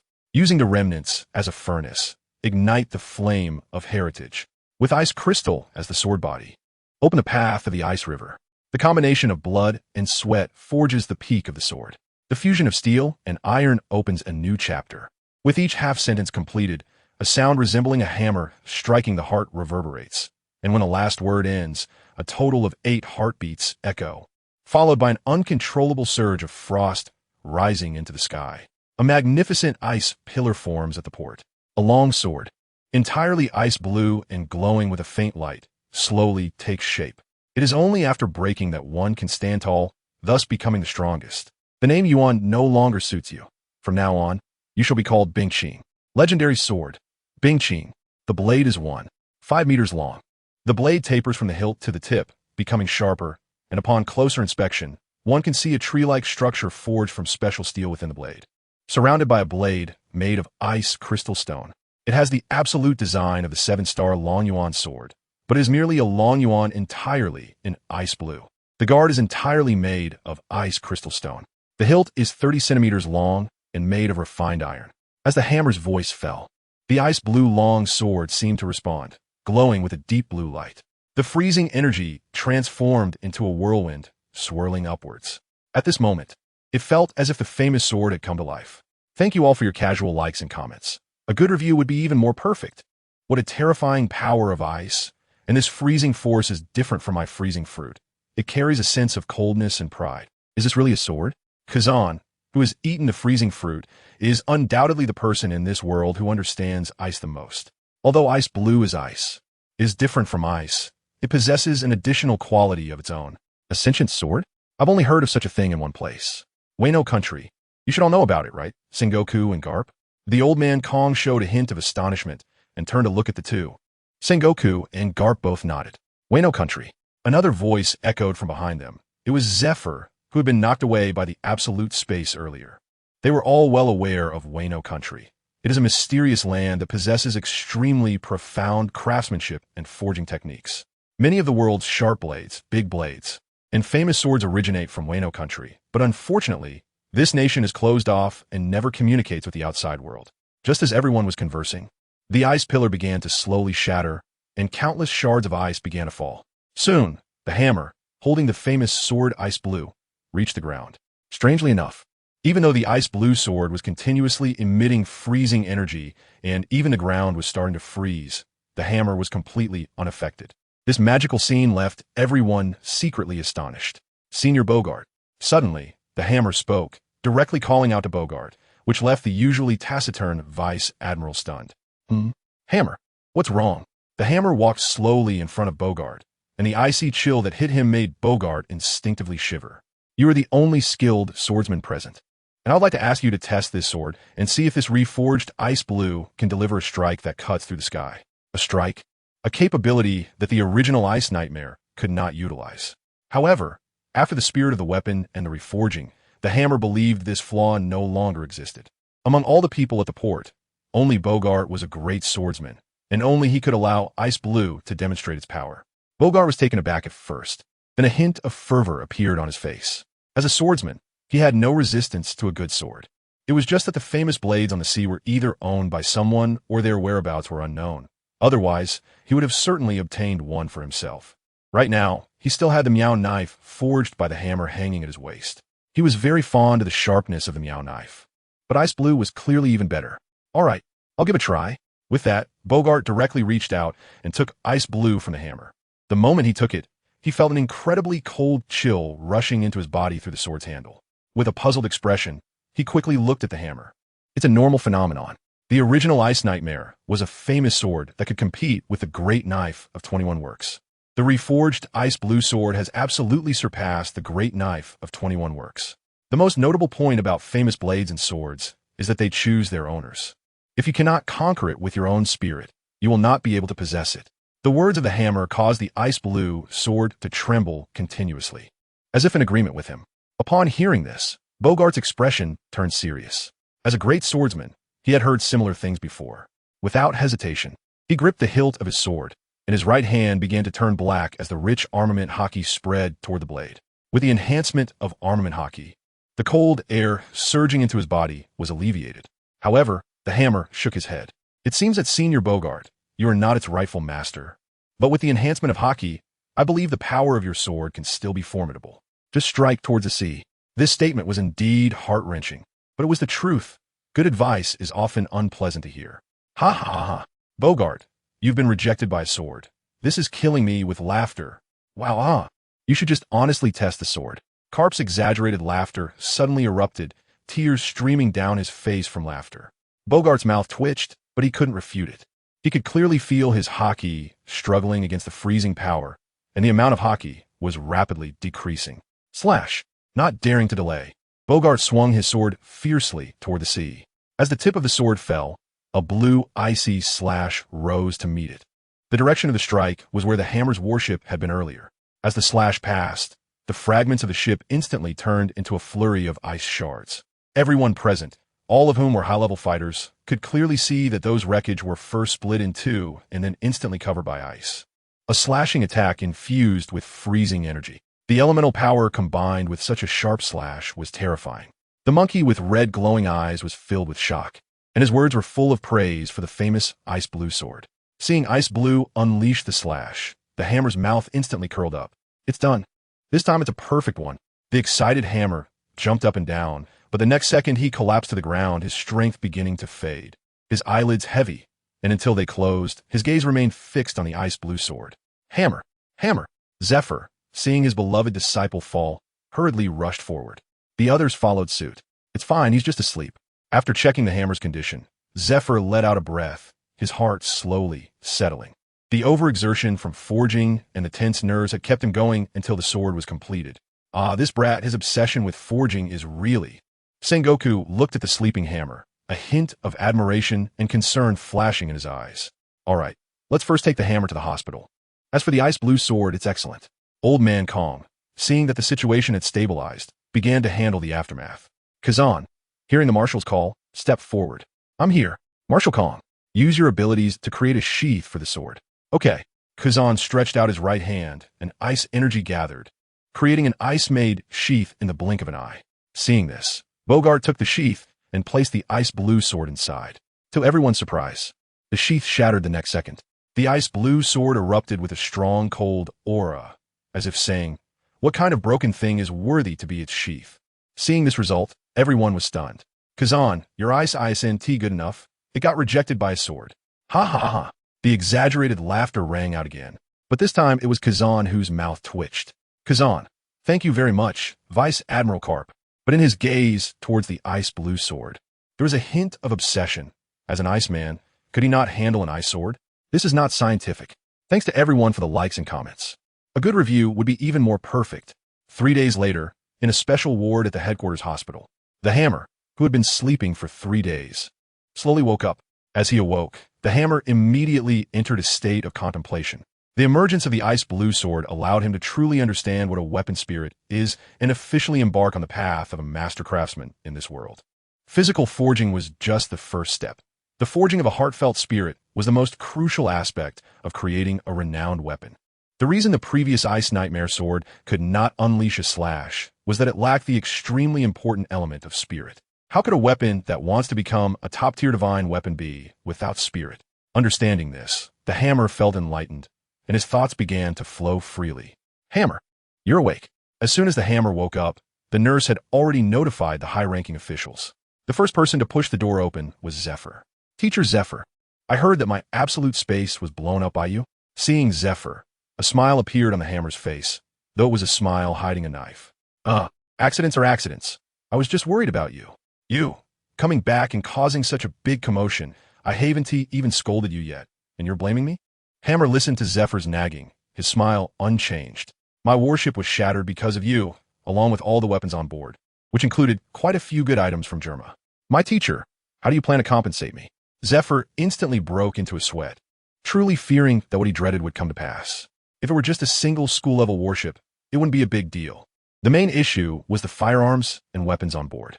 Those could enable a school-level warship to unleash firepower surpassing that of the Iron Giant. I'll answer for Zephyr. A similarly deep voice rang out. With his distinctive afro, the person who arrived was none other than Admiral Sengoku from headquarters. This time, for the expedition against Walled Hammer, you deserve the primary credit, and you've also crafted a divine weapon surpassing the Great Knife number 21. After discussions with me, Little Crane, and Marshal Kong, the damaged warship will be replaced with a Vice Admiral level warship from headquarters, which is the Iron Giant. The personnel configuration is 500. You can choose as you wish. For ammunition and weapons, in addition to the standard configuration, you can personally go to Punk Hazard to request extra supplies from Vegapunk. Wow, what a windfall. Hammer's mouth was almost stretched to his forehead. He had been coveting the Steel Giant for a long time. It was a beast that roamed the seas, far beyond what his previous school-level warship could compare to. Moreover, the personnel expansion meant he was going to get promoted, right? Unfortunately, he couldn't be promoted. As for your rank, it won't be raised this time. After all, the merits required for a lieutenant general are accumulated over a long period, and you're still far from it. However, the commanders under your command can be promoted. The warship is an additional reward for your achievements this time, also to encourage you. It's not counted in that regard. Sengoku could tell from Hammer's smile that he had some plans, but unfortunately, it couldn't go as he wished. Be content. I'm content now. By the way, where's the ice blue sword? Speaking of the ice blue sword, both Zephyr and Sengoku couldn't help but chuckle. What are you two laughing about? Not asking was fine, but once he did, the two burst into laughter. Haha, that sword. Kazan is currently having a standoff with it. Originally, that sword was entrusted to Zephyr for safekeeping, since the third training camp hasn't started yet, and there are relatively few people over at the teaching building. With Zephyr watching over it, there shouldn't be any issues. However, Kazan, due to the sword sheath he made with his abilities being shattered and being ridiculed by the ice blue sword, started to compete with it. After taking the sword from Zephyr, he entered a one-on-one duel with the sword. As an Iceman, how could Kuzan lose to a sword in ice manipulation? The result was that Kuzan desperately made ice to create a sheath or container to try to fit the ice blue sword inside. But how could the sentient ice blue sword comply with his wishes? One would build, and the other would destroy, and they fell into a deadlock. Oh, Kazan, wanting to conquer a famous sword like that is impossible. Not to mention him, even I, its creator, cannot fully utilize the ice blue sword's abilities right now. After all, I'm not a sword master and lack that yearning for the sword path. The word from Iron Hammer made Sengoku and Zephyr stop laughing and nod seriously. They are both masters of physical combat and fully understand the meaning behind Iron Hammer's words. Take Zephyr, for example, focusing on armed hockey and physical skills. Here in the title Black Arm solely through his fists. To conquer a famous sword, one must be a qualified swordsman. It's not enough to just possess a natural ice fruit. Also, what about that bastard Wald? Has he sunk into the sea? The Hammer thought that his trip to sea was completely ruined by Wald, and he was furious. He didn't sink into the sea. After all, if the ice melted carelessly and he died, the Momo fruit would reappear on the ocean, which would be detrimental to control. I have already arranged for that bastard Borsalino to escort the Walled pirates to Impel Down. There, his frozen state will be maintained, preventing him from having a chance to re-emerge. Hammer. Damn it. Isn't this just digging a pit for ourselves? It would be better to sink into the sea directly. Not to mention anything else, just the Ice Nightmare and Ice Crystal Stone, even if thrown into a warm current. The ice wouldn't break easily, let alone in the sea. If Wong Luffy happens to go to Impel Down in the future, wouldn't everything be ruined? No. I need to think of a way to go to Impel Down and change his location. All right, rest well. Let us talk when you're better. I'm leaving, Sengoku. The next day, Hammer was discharged from the hospital. After being discharged, he didn't go looking for Kazan to get a sword. Instead, he ran to the port to check on his steel behemoth. Hammer, how is it going? This will be our ride from now on. In front of a majestic steel behemoth, Lance, Sherry, and Hammer were all excited. Sherry's injuries had recovered after a few days of rest, along with her good physical condition. However, Hammer silently noted down that he must kill that damned fish giant when he goes to impel down. It's great. But after these encounters, I've realized that just having strong weapons isn't enough. The ride must be strong too. Lance, come with me. We're going to the logistics department to get some materials. I'll reforge it over the next few days. Sherry, you go and reorganize the original team. Then find Admiral Crane to select the remaining 400 people. After that, take the ship to the dock. We'll meet there. The Hammer rubbed its hands together, grinning, already planning the warship modification project in its mind. Thanks to everyone for the likes, and if you could leave a good comment, that would be even more perfect. Logistics Department Warehouse. Hammer, are we really okay with taking so many things? Hammers didn't look back and said, what are you afraid of? I have a special permit to choose my forging materials, granted by the General of the Warring States. Why are you dazed? Stop pretending. Take more of the fine iron and black iron ore. Lancelot looked at the several small mountains that Hammers had emptied, his mouth twitching uncontrollably. In the end, Hammers seized 9/10 of all the rare materials, leaving only a small handful of each item. When the two pushed away the mountain-like materials, Major General Andre, who managed the warehouse, was so furious that he fainted. Not bad. With these materials, I am confident I can forge a battleship that can sail through the new world. Back at the shipyard, Hammers was filled with excitement. He instructed Lancelot to put all the materials aside and turn to fetch his tools from the armory. Modifying a ship is much more difficult than forging weapons. First, the quality of the steel beast itself is excellent, so high requirements are placed on the materials chosen for processing. That's why Hammers gathered a pile of rare materials. He planned to refine it further, enhancing the steel beast itself. Without hesitation, he got to work. Bang! The sound of hammering left the armory and began to resonate in the shipyard. Safety was paramount, so the hull's collision resistance was key. Therefore, Hammers chose to first refine the steel, combining fine iron, black iron, ore, and diamonds to give the steel exceptional hardness. Although this special steel was very strong and hard to process, in the hands of Hammers, who mastered flame and hammering skills, it was merely a slightly tougher toy. These steel plates were reprocessed and cut into uniform strips of steel, which could be well covered on the original hull. As for the wooden materials like the deck, Hammers reassembled them using high-quality Yarkaman redwood and some tin iron, with each wooden plank inlaid with a circle of iron edges, looking extremely beautiful. Speaking of Yarkaman redwood, it was a treasure Hammers discovered in the warehouse. The massive tree roots were likely brought back by previous predecessors from the Shambadi archipelago. Now, it all benefited Hammers. While Hammers was processing the materials, the recruitment of soldiers on Sherry's side was also successfully completed. With the support of the vacant marshal and others, 400 people quickly gathered. These individuals were all aware of the famous name of Major General Hammers and came seeking him. Bro, the soldiers have been recruited. What's next? Hammers had already planned how to arrange these soldiers. After all, with such a massive steel beast, it would be a fantasy to expect him to handle everything alone. Labor was indispensable. Sherry, have all the soldiers come over to help with the modifications. First, assist in the disassembly. I want to slim down the entire hull, apart from the keel, which will only be slightly disassembled. Upon hearing Hammer's command, 502 people began to work, quickly dismantling the luxurious steel beast into a skeletal frame. Then Hammers personally got involved. Under the heavy hammering sparks, the frame began to turn red, and he directly hammered down the keel to slim it down. Moreover, Hammers reinforced the frame a second time, making it even sturdier. Hammers, what's next? It has already been dismantled to this extent. There's no turning back. Do you see those steel materials? The soldiers will be divided into 5 groups. 3 groups will carry them to the deck and install them on the hull sequentially. Just install them. I will handle the subsequent processing.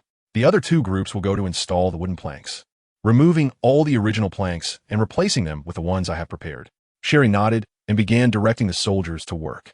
For over 10 consecutive days, Hammers and the soldiers were engaged in the major transformation of the battleship. Various rare materials were turned into various enhancement materials.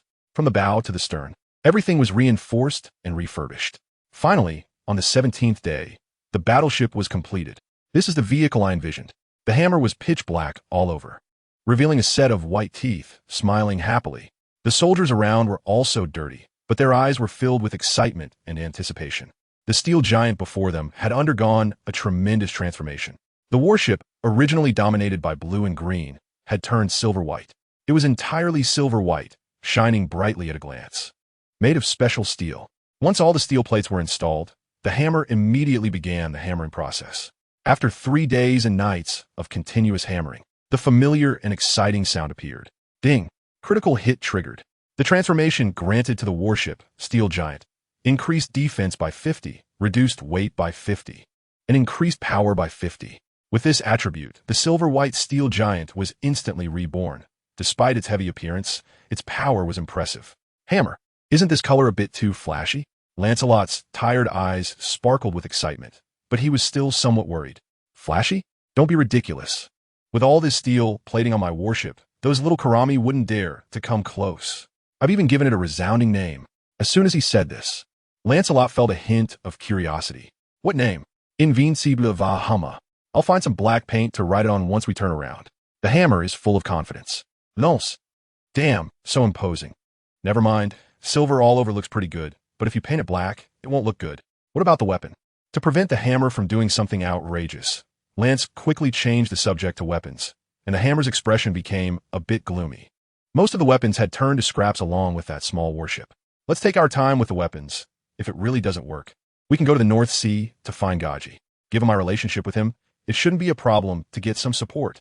The hammer still doesn't know that Gaji has regained his memory, but to be fair, Germa's weaponry is indeed advanced. Moreover, there's Punk Hazard.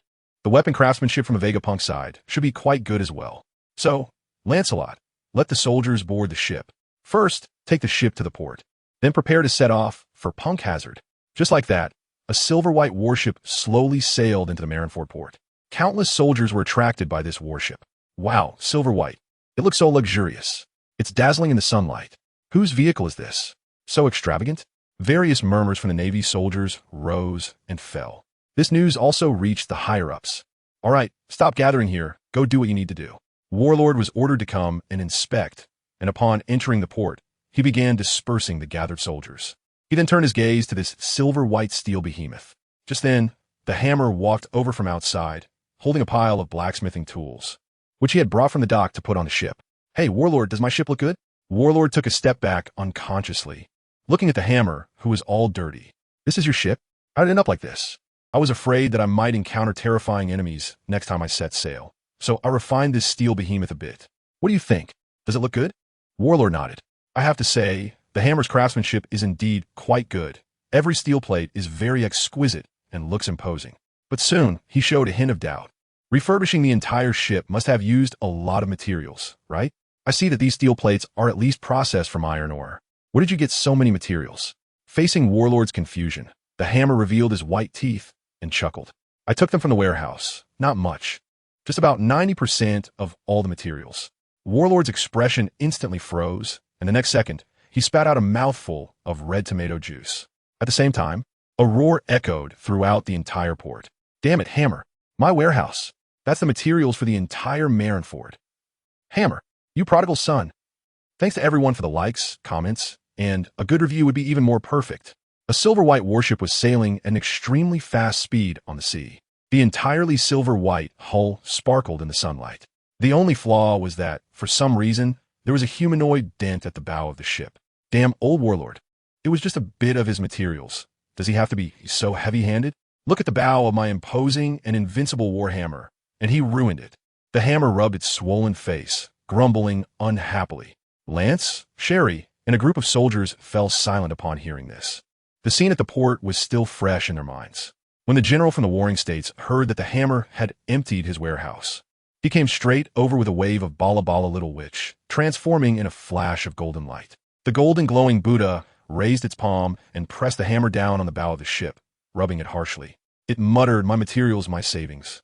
Like a resentful Buddha from a deep chamber. It was infuriating. Just wait, old man from the Warring States. If I don't give you a pension when you retire, I'll eat the iron character of my name, I swear. Lance, I almost forgot this guy's target is the head of logistics. I should be careful in the future. Otherwise, if my pension really gets cut, that would be too tragic. Sherry, take the helm. Target Punk Hazard.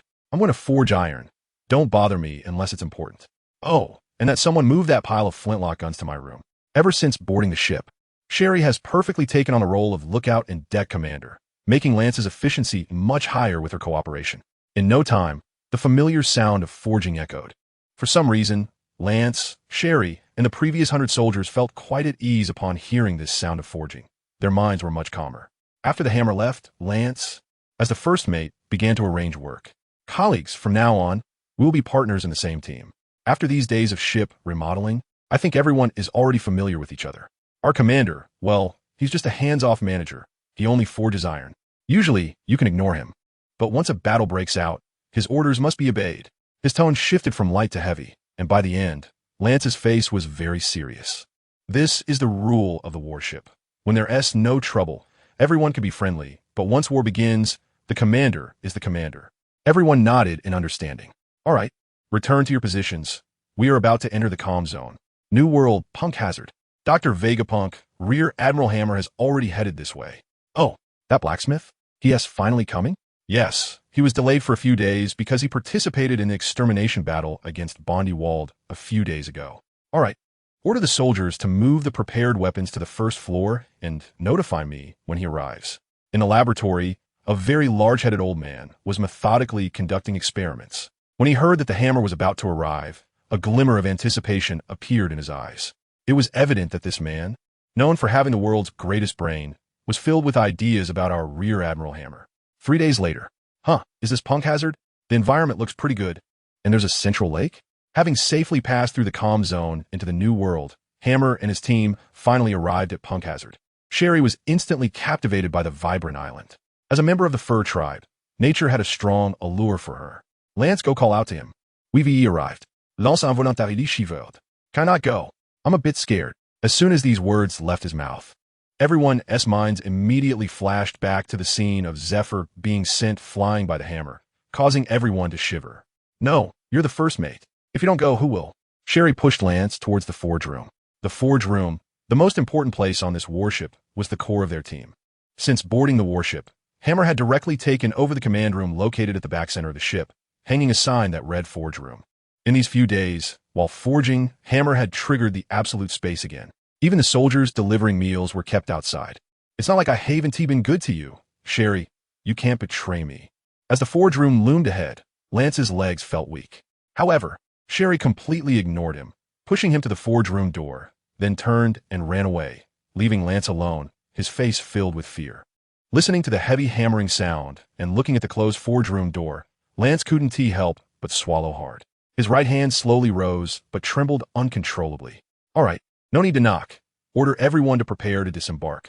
Just then, Hammer's voice suddenly came from the forge room, making Lance breathe a sigh of relief, feeling completely liberated. No need to speak. When the Warhammer docks, I will come out myself. Duel. Not giving Lance a chance to speak, the hammering sound rang out again. Lance looked blankly at the forge room door, and a name flashed through his mind. Observation Hockey. Yes, Hammer was using Observation Hockey to sense the movements of Sherry and Lance. During these days of forging, Hammer discovered a remarkable phenomenon. When he activated Observation Hockey while forging, he could clearly perceive the dynamics of the steel ingots or materials, allowing each of his hammer strikes to achieve maximum effect.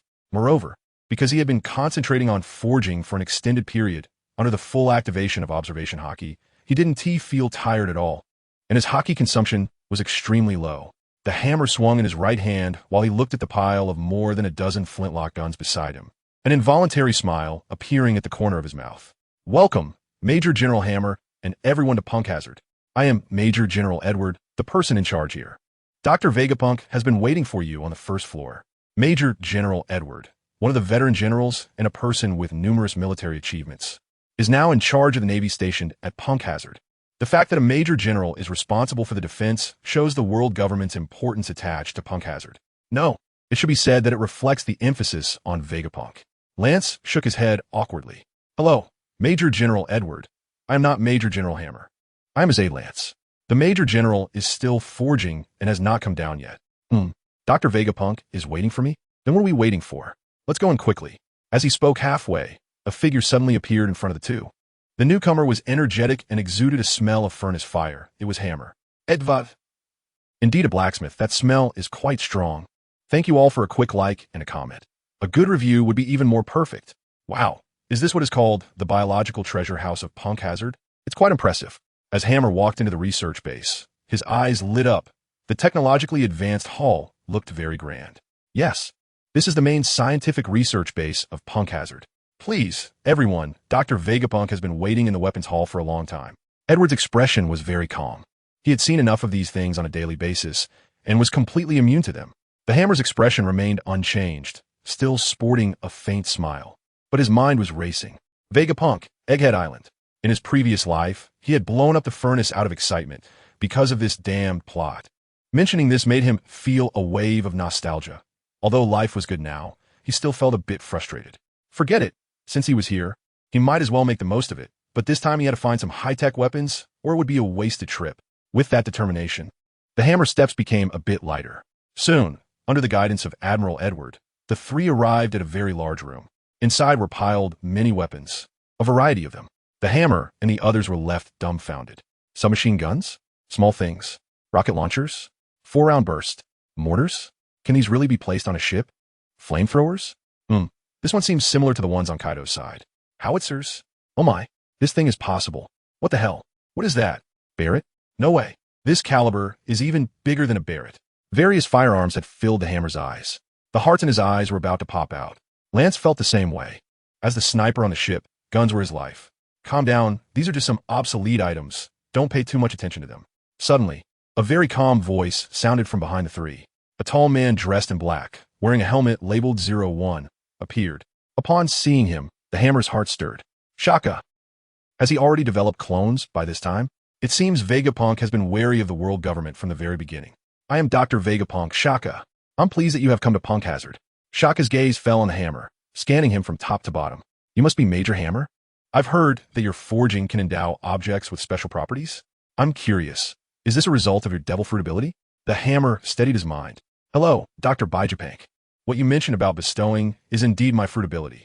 With it, I have created quite a few special items.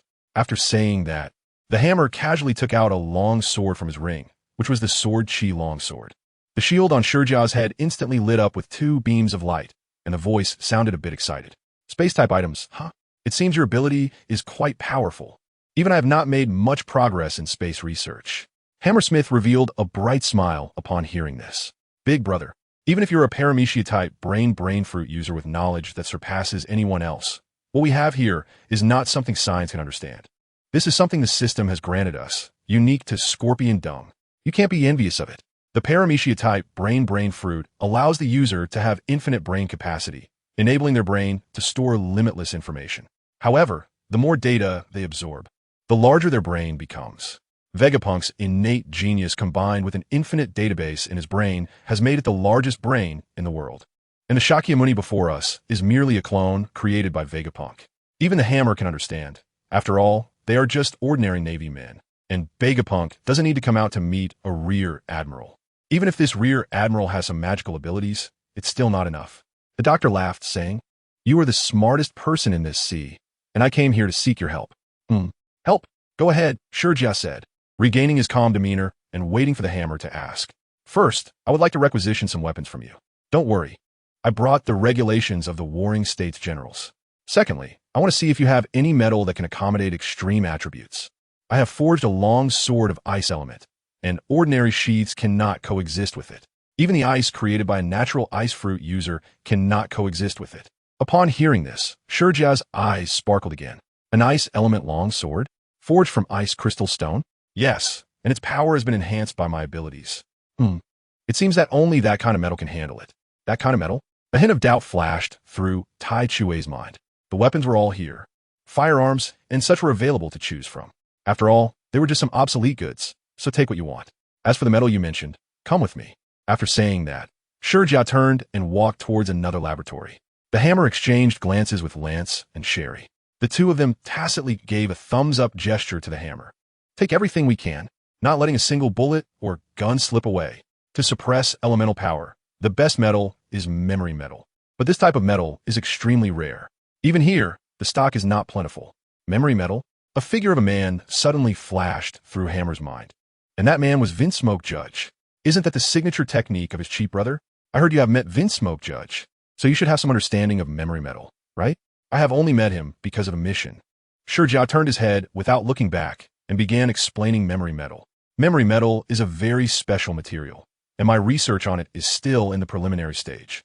However, It has the properties of fusion and restoration. Even if it is damaged, it can recover within a certain period of time.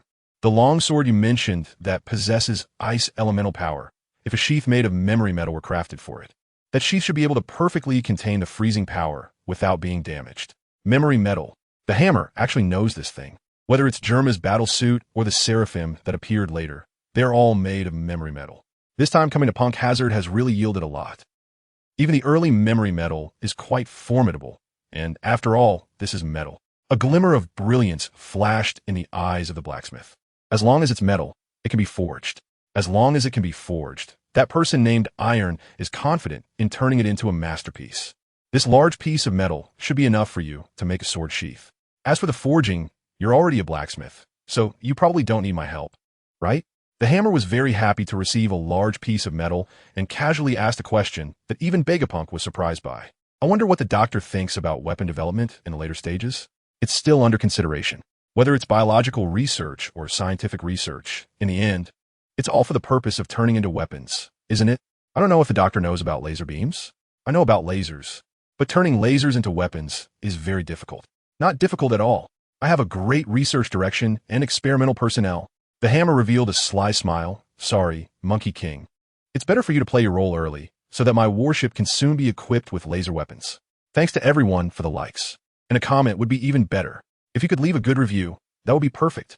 I say to both of you, don't hold back. The hammer looked very satisfied as he gazed at the mountain of firearms piled up on the ship. Hee, weren't these supposed to be obsolete? Then I can take as many as I want. I brought back submachine guns and mortars. Now, our team's weapons are sorted. Lance was lovingly caressing a Barrett, which he had chosen for himself. With its ultra-long range and powerful penetration and attack capabilities, it was definitely a great tool for killing and looting. Bro, you should have seen General Edward's face. It was so dark it looked like it could drown. Ha ha ha. The moment Iron Hammer's mind flashed with the image of that resolute lieutenant general, he clicked his tongue. All right, since we've sorted out the firearms, let's not dawdle. Set sail. Destination, the North Sea. The North Sea? What are we going there for? Needless to say, of course, it's to find my cheap brother, Garci. I have something to discuss with him. Lance nodded, though he felt quite puzzled, but still commanded the soldiers to prepare for departure. Meanwhile, in the office of Vegapunk, a large-headed researcher picked up the phone bug.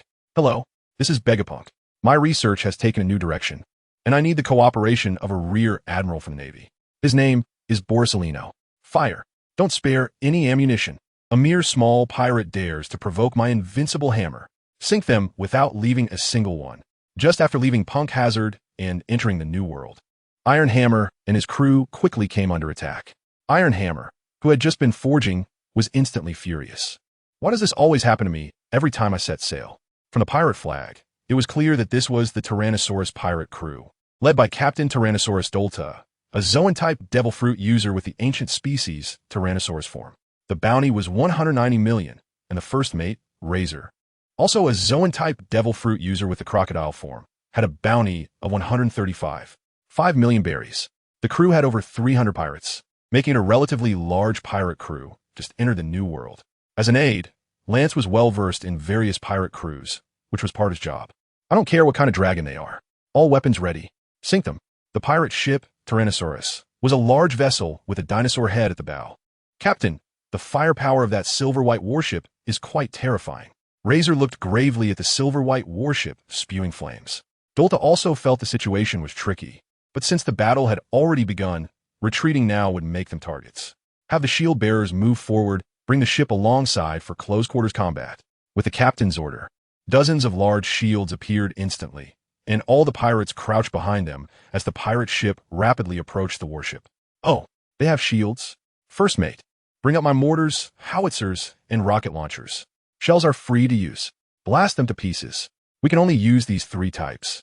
My anti-aircraft guns and cannons are not allowed. They won't be useful against them.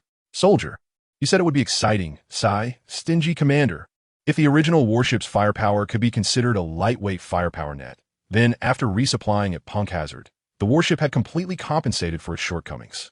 As heavy firepower was brought onto the deck, the soldiers responsible for heavy weapons revealed grim smiles. Fire. The hammer's expression was cold, and with a command boom, whoosh, the mortars and howitzers fired first. Several missiles and shells traced beautiful parabolas in the air before exploding against the shield. The violent explosions sent the shield bearers flying. For a moment, screams filled the pirate ship. But this was just the beginning. The rocket launcher, though a bit late, was even more powerful. And soon the entire deck of the pirate ship was engulfed in flames. This made the faces of the Tyrannosaurus Dolta and Razor grow even darker. Damn Navy! Roar! As the distance between the two ships closed, a furious dragon's roar echoed from the pirate ship. A brownish-yellow Tyrannosaurus appeared in an instant. Oh, it really is a Tyrannosaurus. Interesting, Lance. The moment the hammer saw the Tyrannosaurus Rex appear, a hint of astonishment flashed across his face, but it was just a hint. Hey, bang! With a loud noise, a finely crafted bullet exploded with incredible speed and directly hit the Tyrannosaurus Rex. Ow! It hurts! It hurts like hell. The Tyrannosaurus let out a howl as it made its entrance. A burst of blood erupted from its chest, and a penetrating wound appeared instantly. Sure enough, it's a Barret. If his power hit an ordinary person, it would definitely shatter them. Lance, standing on the warship's observation deck, looked at his results with a face full of emotion. White smoke was still rising from the muzzle of the Barret in his hands. TCH, firearms are the most boring. Bro, leave that crocodile to me. As a fur tribe member, Sherry disliked firearms and preferred hand-to-hand combat instead. Her white figure transformed into a streak of light and rushed straight towards Razor. Razor instantly felt a sense of pressure and transformed into his beast-human form. He quickly grew larger, covered in scales, his head turned into that of a crocodile, and his limbs transformed into sharp claws, a violent aura rising instantly. Watch me tear you apart. Death roll. Facing the incoming foe, Razor showed no carelessness and launched his ultimate move. He opened his massive jaws and swung his sharp claws toward Sherry. Unfortunately, Sherry was an agile warrior and instantly displayed extraordinary combat prowess. Too slow. Razor. Lightning fist. In a flash, Razor evaded the attack at a speed invisible to the naked eye and appeared behind Razor. His fist, crackling with electricity, struck Razor's back instantly. Wow! Terrifying electric currents enveloped Razor, and a scream escaped his mouth. The captain and first mate suffered setbacks one after another, leaving the small Karami crew in shock, momentarily disoriented, and countless casualties occurred under the fierce cannon fire. Damn Navy! Razor, let's charge ahead. Okay. The Tyrannosaurus charged. Giant crocodile impact. With a roar, the two giant beasts leaped from the deck towards the warship. TCH, my prey. Seeing her target escape, Sherry was quite unhappy and was about to pursue when she heard a heavy hammering sound. Don't board my ship. I'm afraid it will get dirty. Duong, break face hammer. Two shockwaves covered in armed hockey collided with the two, like cannonballs striking them. The two, who were full of momentum, instantly came to a halt. In the next second, they were knocked back onto the pirate ship, smashing two large holes in the deck. Sherry, Lance, take care of them. And no one is allowed to board my warship. It's very expensive. Sherry, Lance, this guy really has a serious problem. Thanks to everyone for a casual like, a comment, and a good review would be even better. The two pirate captains were struck by the hammer's hockey-infused blow. Even the tough-skinned Tyrannosaurus Rex and Crocodile couldn't move for a moment. The break-face hammer's attack directly penetrated their bodies, and the impact from the armed hockey combined with the hammer's force delivered a full-body hammering massage, very refreshing. Damn, I've hit an iron plate. Cough, cough, cough. The Tyrannosaurus Dolta looked very pale, and every part of him hurt. Razor also looked somewhat downcast. They didn't expect to encounter such tough opponents right after entering the New World. With their defeat, the rest of the Tyrannosaurus pirate crew quickly became meat on the chopping board, easily dealt with by Lance and Sherry leading the Navy. Bind them with sea prism stones. Be careful with the ability users. Looking at the still immobile duo, Lance couldn't help but sigh at how ruthless the hammer was. Lance, after dealing with them, continue through the combelt. Our target is the North Sea. Understood. After giving the course, the hammer returned to the forge and began hammering again. Lance, this pirate crew is quite wealthy, over 200 million berries, and they have a lot of good stuff. How should we handle these? Sherry, having taken a quick tour of the pirate ship thanks to her speed advantage, asked, Is there even a question? Confiscate everything. As you command. The two smiled naturally, their smiles full of satisfaction. Hey, this is the hammer, First Mate Lance. I'm Sengoku. Where is the hammer? Where are you now? General Sengoku, the hammer is forging. We just came out of Punk Hazard and defeated a group of pirates, preparing to pass through the combelt to the North Sea. Don't go to the North Sea. Tell the hammer to head full speed to the Twalwall Sea. Full speed. Clang. Lance. Did it hang up that quickly? but since it's a general's order, he did not dare to slack off and hurriedly ran towards the forge. Hammer, General Sengoku has given orders for us to head full speed to the Twalwall Sea. Outside the forge door, Lance started shouting without bothering to knock. He wouldn't touch the door even if it killed him. Duel, with a heavy hammer strike. The hammer's forging was instantly interrupted. The door opened, and the hammer walked out with a frown. Twalwall Sea. Roger and the Golden Lion? Lance looked at the hammer, talking to himself, somewhat puzzled. Hammer, what did you say? Nothing. Everyone prepare for battle. Then head to the Twalwall Sea. Be careful. An astonishing battle is about to happen there. After saying that, the hammer returned to the forge, but this time he didn't start hammering. Instead, he began to recall the Battle of Twalwall, the Flying Admiral Golden Lion, and the future Pirate King Roger. Sigh, what a troublesome season. I should have known better than to come to Punk Hazard. I should have gone straight to the North Sea to find Gaji. So annoying. In the New World, 5 warships were sailing at high speed, and on one of the warships. Sengoku, do you really think the Golden Lion and Roger will meet in the Twalwall Sea? This time I choose to trust Garp. After all, no one understands Roger better than Garp. In the command room, Sengoku was frowning while talking to the equally concerned Lady Soru. Garp, stop sleeping. Garp. Seeing Garp still sound asleep, Sengoku was infuriated. A young man next to Garp instantly drew a sword and placed it against Garp's neck. Hiss. Ha! Damn Kazan. Sengoku, why are you looking at me like that? Yes, this young man is Kuzan, a 3rd session student of the Navy Elite Training Camp. Hey, Garp-san, Sengoku-san. If I call you again and you are still sleeping, I'll freeze you with ice. The effect is great, huh? Ha ha ha.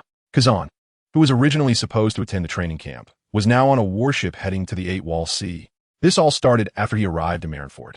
Although the 3rd training camp had not yet begun at that time, Zephyr valued talent, so he quickly began training Kazan. He was a rough gem. After just a few days of guidance from Zephyr, he started to master the techniques of the 6 forms and displayed an overall high level of quality, which greatly satisfied Zephyr. After Hammer set sail, Zephyr focused all his attention on this curly-haired kid.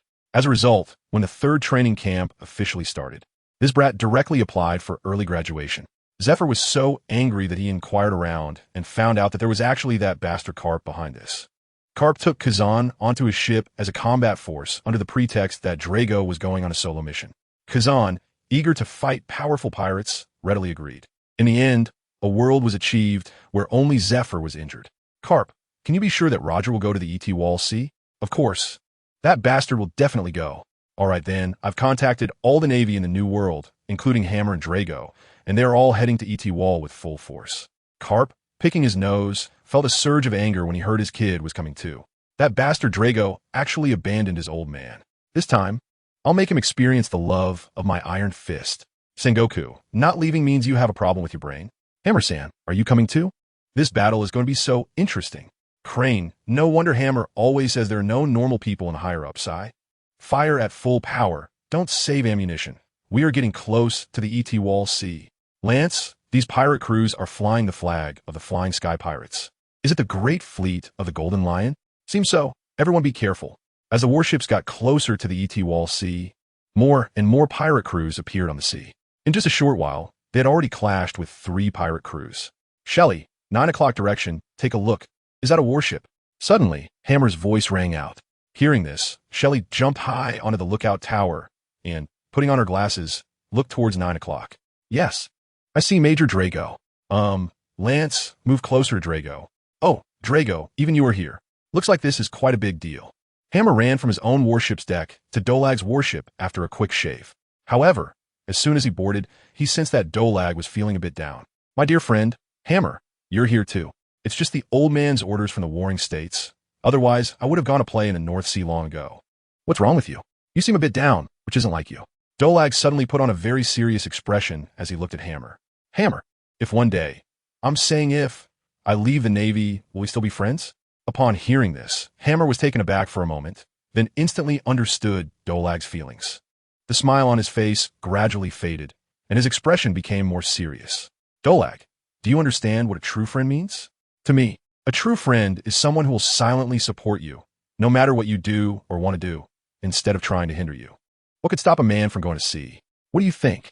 After hearing this, a faint smile unconsciously appeared on Dolag's face. Hammer, my dear friend, thank you. Come on, I'm just a minor rear admiral. I heard you're about to be promoted to Vice Admiral. That would make you the first among the four of us, right? No, wait, that monkey guy seems to already be a Vice Admiral, right? Yes. Our monkey brother was promoted after the Battle of Wald. Although he slacked off quite a bit, he still got promoted, but the ceremony for the Vice Admiral rank hasn't happened yet. The guy's too laid back. Dolag couldn't help but smile when he thought of Borisolino. I want to leave the Navy. Sure enough, what was meant to come would eventually come. Thank you all for your likes and comments. It would be even more perfect if you could leave a good review. Have you thought it through?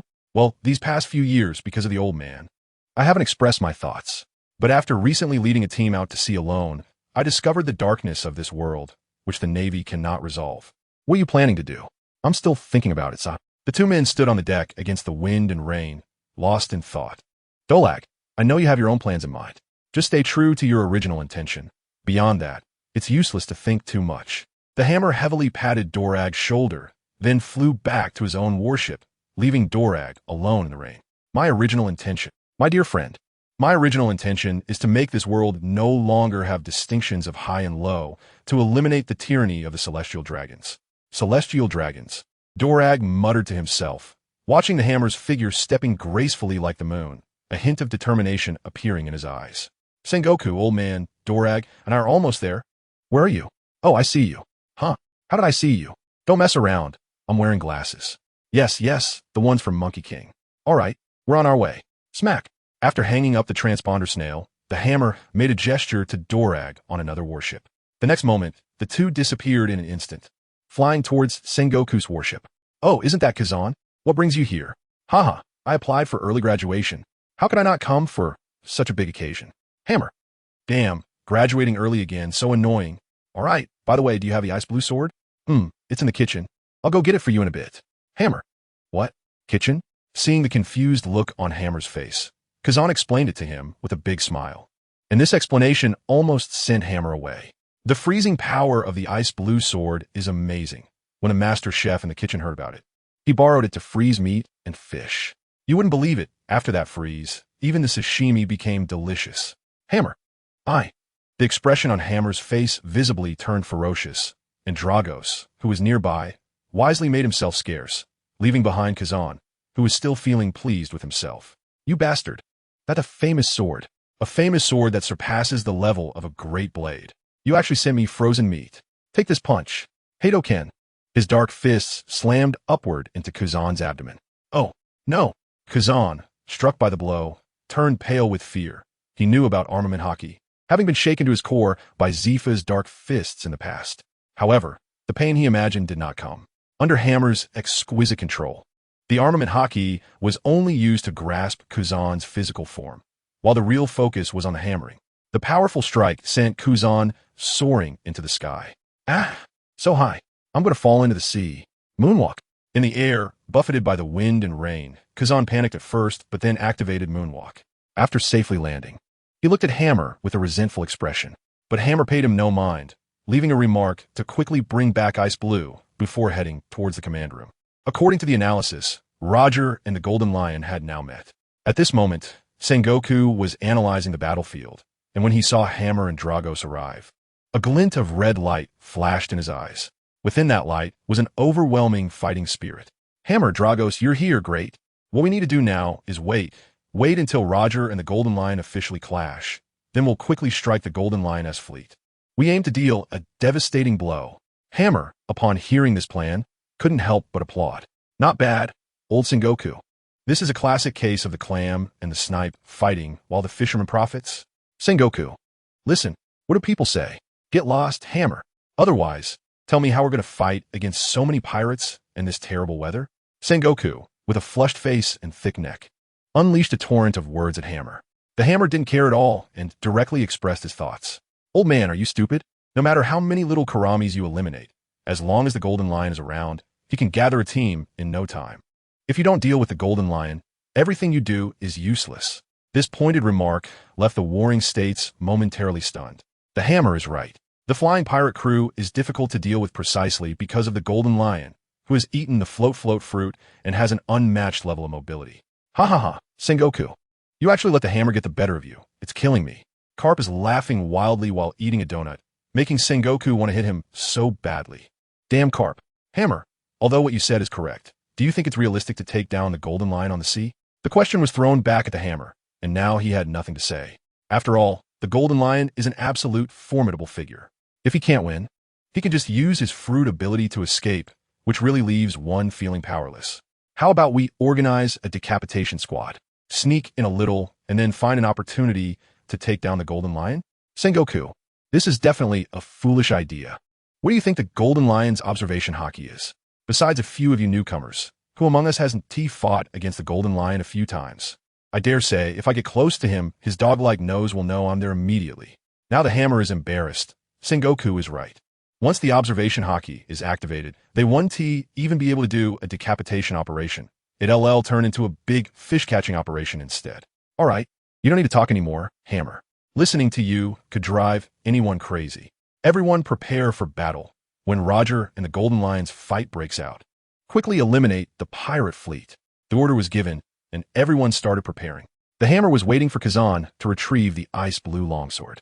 The Hammer took the ice blue sword, its entire body shimmering in icy blue, and revealed a faint smile. After casually taking it, he flew back to his warship and plunged directly into the forge. Lance, follow the main force. Wherever they go, we go. Whoever they fight, we fight. Do not expose our firepower. The old man of the Warring States had keen eyes. If he saw us, Lance instantly understood the Hammer's intention. Everyone, change weapons. Only use ordinary cannons and flintlock guns. No other firearms are allowed. Having followed the Hammer for so long, Lance had truly learned the Hammer's teachings. Survive. Be shameless. Develop stealthily. Do not be reckless. He had learned it quite well. Thank you all for your likes, and if you could leave a good comment, that would be even more perfect. 8-Wall Sea Area. This is a sea area that is constantly filled with storms and waves, with heavy rain pouring from the sky. Today, this sea area welcomed countless distinguished guests. On one side, the Red Faction, the Lone Wolf of the Sea, the Oro Jackson, which belongs to the Roger Pirates. On the other side, there was a massive pirate fleet led by the Flying Sky Pirates, with the Admiral of the Golden Lion Pirate Fleet, Shiki the Golden Lion, who possesses the ability of the float fruit. Roger and Shiki stood at the bow of their respective ships, the two sea heroes staring at each other across the distance. Roger, a loud, arrogant laugh suddenly echoed amidst the storm and thunder. With long golden hair like a lion and a bold demeanor, Shiki, with a lit cigar in his mouth and a domineering gaze, laughed uproariously. As his laughter rang out, a terrifying and overwhelming conqueror's haki surged forth, making even the harsh weather of 8-Wall seem docile. Red lightning transformed into an invisible shockwave, causing the surrounding sea to churn. In response to this greeting, G.O.L.D. Roger grinned. Shiki, long time no see. Your welcome is quite special. An equally powerful conqueror's haki erupted, shattering Shiki's haki. Ha ha ha. Roger, become my right arm, and let's dominate the world together. You, plus me, will be enough to sweep this sea clean. The Golden Lion confidently extended an olive branch to Roger. However, his sweet dream was destined to shatter. Roger decisively rejected his proposal. Ha ha, I refuse. Shiki, our pursuits are different. Shiki immediately became furious, his eyes glowing red. Then I have no choice but to take you down. Roger, ah, that's what I wanted to say. Take him down, boys. The battle between the two sides was about to erupt. At the same time, behind the Golden Lion's grand fleet, 8 warships slowly approached. Has it already begun? The clash of these two conquerors' haki. Sengoku's face was serious. Even those in the back could clearly feel the confrontation of Roger and Shiki's haki. Is this the collision of kings on the sea? How extravagant. Hammer leaned lazily against the railing. He was just a minor major general, and even if a fight broke out, he wouldn't encounter the Golden Lion or Roger. Damn Hammer. Instead of learning something good, you had to imitate Polysolino, right? Look at you, what a sight. Sengoku glanced at the aura around Hammer that resembled that of Monkey D. Luffy, and instantly became furious. TCH, old man, are we fighting or not? If not, I'm going back to Forge Iron. Hammer had already reattached a sword to his waist. The ice blue sword.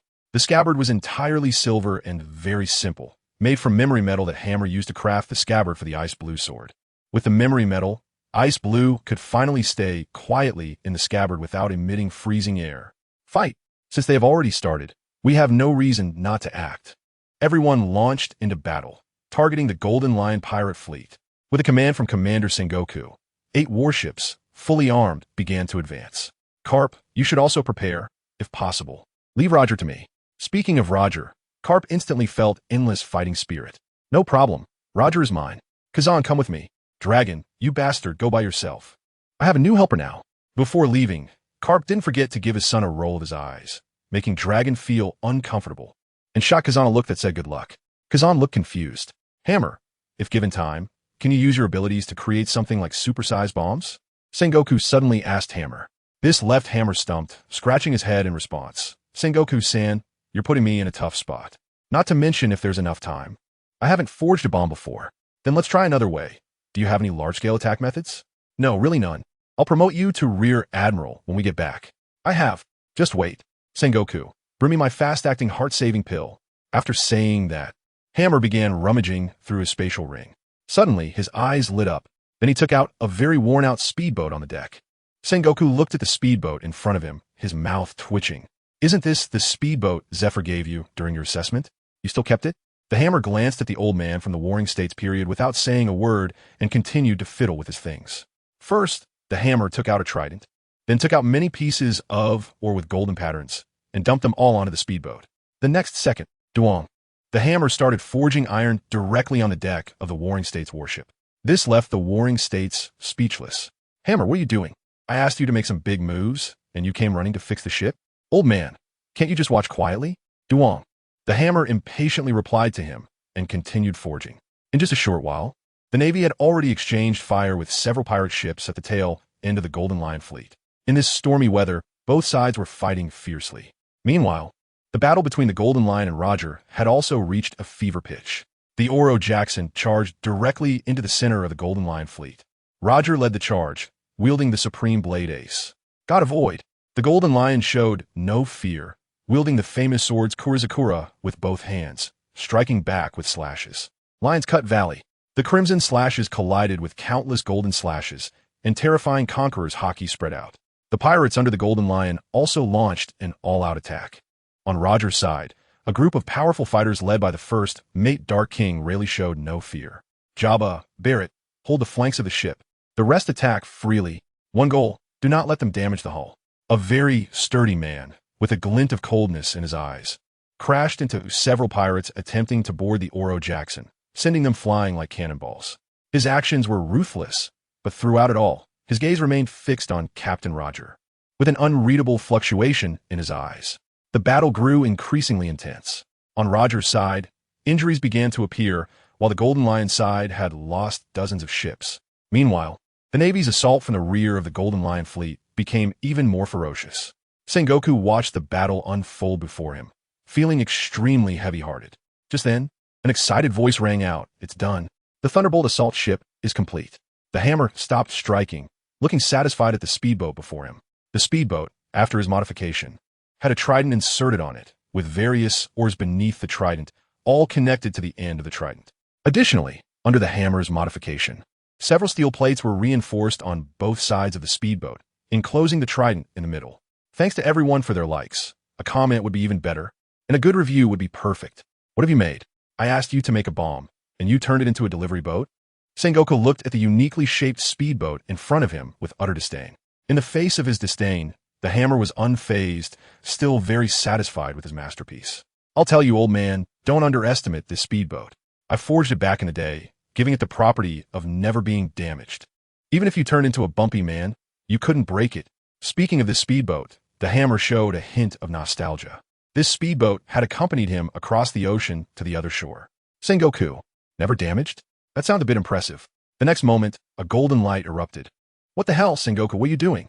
Put down your big bear paw. As the Hammer exclaimed, Sengoku the Buddha acted, but merely aimed at a broken speedboat. The shockwave was expertly controlled by Sengoku to remain within a small range, directly hitting one side of the speedboat's hull. A very comical sound emerged, leaving Sengoku, the instigator, looking confused. He didn't understand why the shockwave produced that sound. Even the speedboat's creator, the Hammer, was equally bewildered. The property of never being damaged was true. After all, the shockwave hit, and the speedboat had no scars, but what was that day sound all about? To verify the situation, the Hammer also raised his right fist and struck the speedboat. Another strange note sounded. The Hammer and the Warring States both began to twitch at the corners of their mouths. Soon after, one person and one Buddha started to rain down punches on the small speedboat. Day, day, day, day. Various day. Sounds rose and fell, ranging from 1 to 4. Warring states. Hammer. See, old man warring states. I told you my speedboat would never be damaged, right? It really won't be damaged. The two who had been hit several times quickly withdrew their hands, and upon exchanging glances, found each other's eyes filled with embarrassment. All right, no more chit-chat. Help me lower the speedboat. Oh, okay. As the speedboat was lowered into the sea, Hammer jumped directly into the driver's seat, took out a piece of bent steel, and firmly secured it to the throttle. The next moment, the speedboat started moving with the roar of the engine. Hammer then quickly leaped back onto the battleship's deck using moonwalk, watching the speedboat charge straight towards the belly of the Golden Lion fleet. Hammer and Warring States exchanged a glance and nodded. Wait, old man, my nod means I know what's going to happen next. What does your nod mean? Huh? I saw you nod, so I nodded too. Hammer. Can this really be called a wise general? The wisdom of the Hammer. The three-way battle is heating up. Roger and the Golden Lion are not giving an inch. However, as time passes, it's clear that Roger's stamina is gradually declining. This situation is apparent to all the strong warriors present. The Dark King Rayleigh's eyes flash with a hint of urgency. The Golden Lion feels a sense of relief. Barrett shows a trace of gloom. The ship's Dr. Kuroka's also flashes a hint of anxiety. We can't drag this out any longer. Everyone give it your all. We need a breakthrough. Roger. Seeing this, Rayleigh shouts loudly, activating his thick 3-color hockey. In midair, fighting the Golden Lion, Roger is very aware of his current situation. He immediately uses his sword, God Avoid, saying, you won't dodge, you can't be better than God. Facing Roger's full-force God Avoid, even the Golden Lion doesn't dare to take it head-on, casually swinging out several slashes and then retreats with the momentum. Roger, don't think about running. Lion's Might, Ocean Control. The roaring waves, under the ability of the float fruit, instantly transform into several large lion heads blocking Roger's retreat. What the hell? What is that? Just as Roger was about to curse, he suddenly saw something flashing with lightning rapidly charging towards them.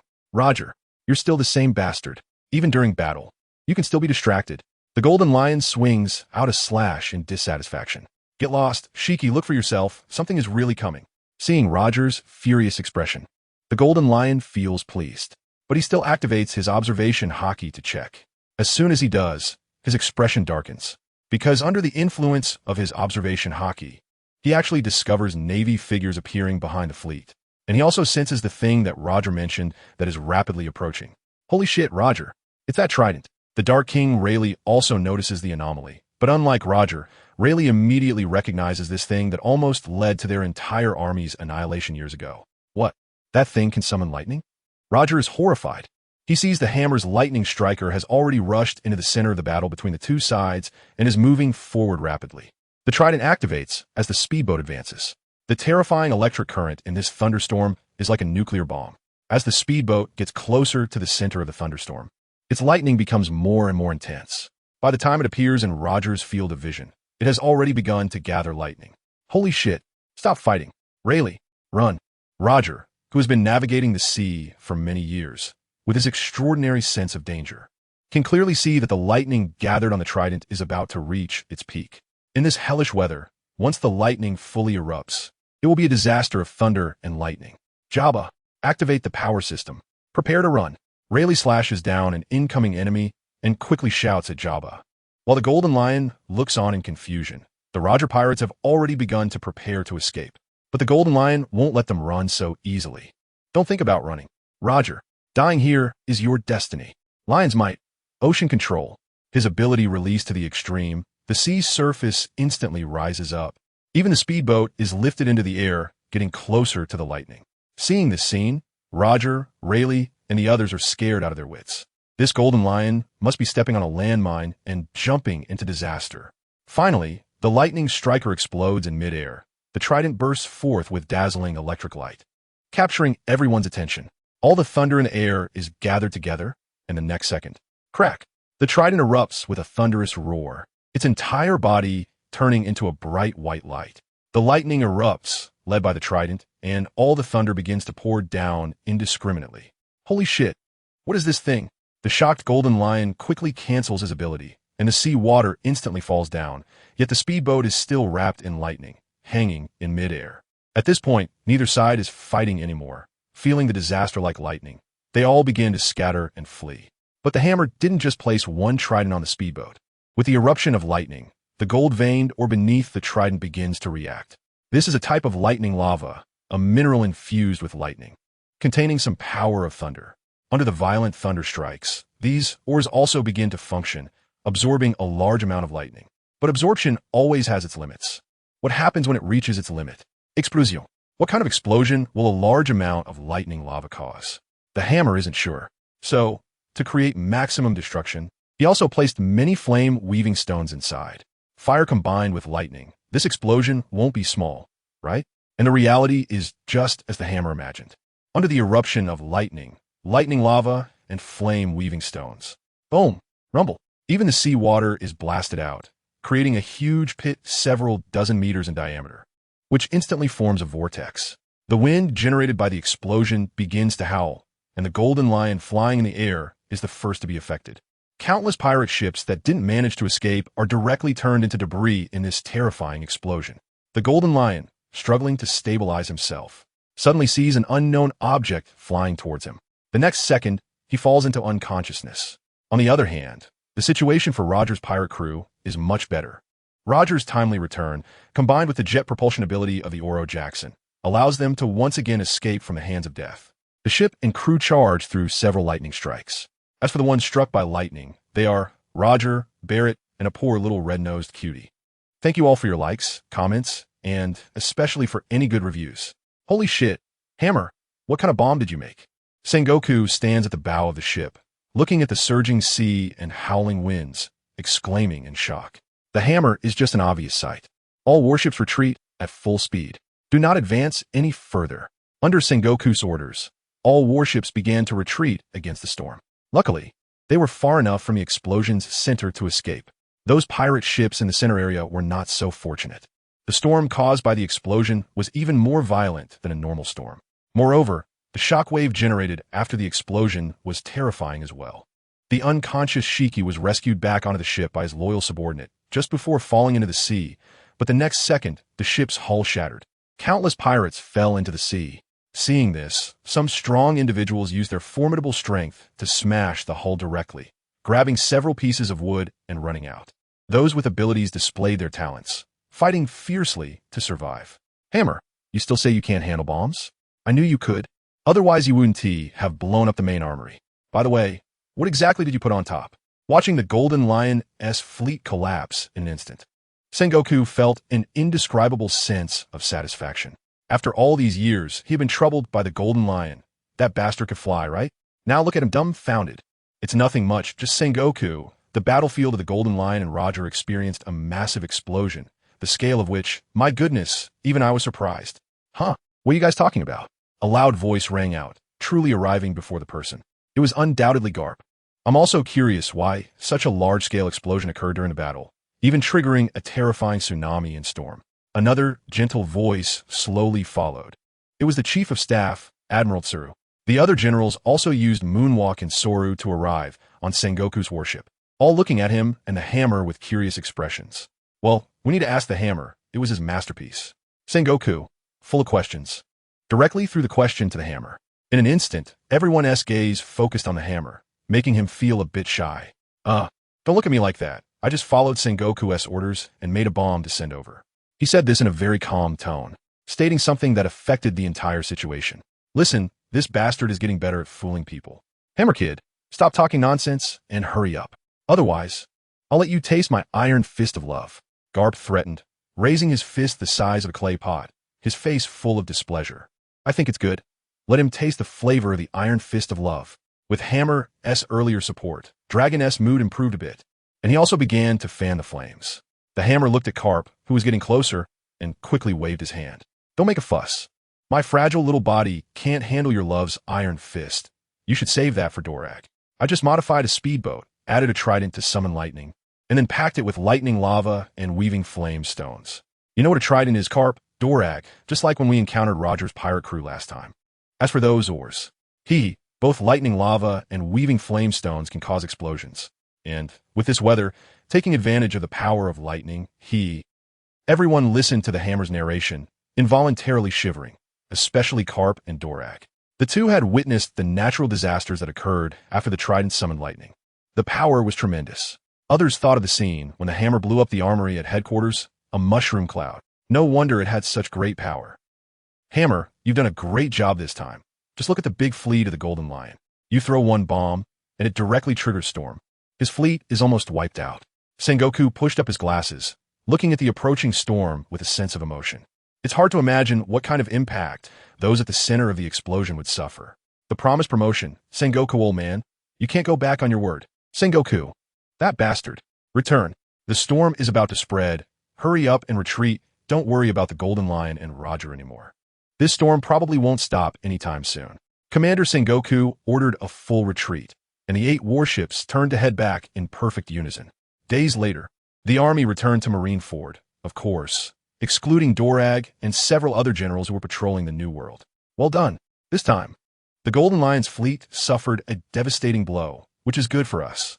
At least things will be a bit more stable in the New World for a while. In the conference room, Admiral Kong listened to Sengoku's report, happily smashing a table into pieces. Everyone stepped back to avoid the flying debris. As for Roger's pirate crew, forget it, Carp. The follow-up capture mission will still be executed by you. Carp nodded heavily, indicating no problem. Kazan behind him also grinned, seeing you all making progress. I feel a bit restless. Sengoku, you arrange it. After a while, I will personally set sail to the New World. Upon hearing this, everyone was shocked. Admiral Kong. Sengoku stepped forward, wanting to speak, but was stopped by Admiral Kong. What? Do you really think I can't move anymore? This matter is settled. I haven't been out to sea for a long time, and if I don't seize the opportunity now, I won't have another chance. Sengoku, after I set sail, all matters of the headquarters will be handled by you, and Soru will assist.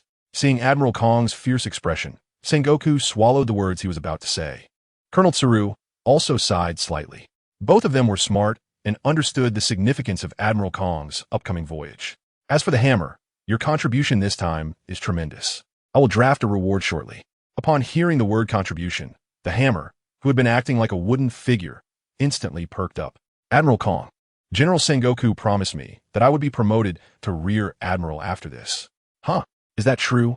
Sengoku nodded helplessly. Rear Admiral? That's not impossible, but hammer. Although you've performed well lately, first defeating Wald and then helping us weaken the Golden Lion's fleet, do you think those achievements are enough for a promotion to Rear Admiral? At this point, the hammer's face instantly fell. He thought he had been loyal and dedicated to the Marine headquarters, yet they wouldn't even promote him to Rear Admiral. Just look at Monkey D and Dog D. They are both about to be promoted. As for Dragon, that's still pending. Haha, what's wrong? Are you unhappy just because I said a few words to you? Get lost, go patrol the seas for a while, catch some pirates back. By then, you can attend the Rear Admiral Award ceremony with those 3 brats. Admiral Kong laughed heartily, unconsciously stroking the sword at his waist. Really? Really? This is a decision made by me, the Admiral. How could it be false? Great. I'm setting sail right now. Everyone, wait for me to catch a bunch of pirates and come back immediately. With twists and turns, the hammer finally embarked on the path to Rear Admiral, taking another step closer to the position of Logistics Minister. Thank you all for your likes and comments. A good review would be even more perfect. We, the common folk, are truly happy. The hammer hummed a little tune as he returned home, casually buying a lot of ingredients, thinking such a good day deserved a celebration. However, he overlooked one thing. That is, on such a happy day for the hammer, he would definitely celebrate. So, by the time the hammer finished shopping and got home, there were already many guests at his place. ISNT, this my home. Why do I seem to see the old man from the Warring States period? Old man Kong, old man Carp, and Kazan, teacher Zephyr, Aunt Crane? Why is there also Ji Yuan? Lance? Tai Chue looked confused at the group of people in his yard. They had skillfully set up a barbecue grill and brought a large amount of good dishes and meats, even drinks. Tai Chue, you brat, you come back and don't even come to see me. I have to come see you.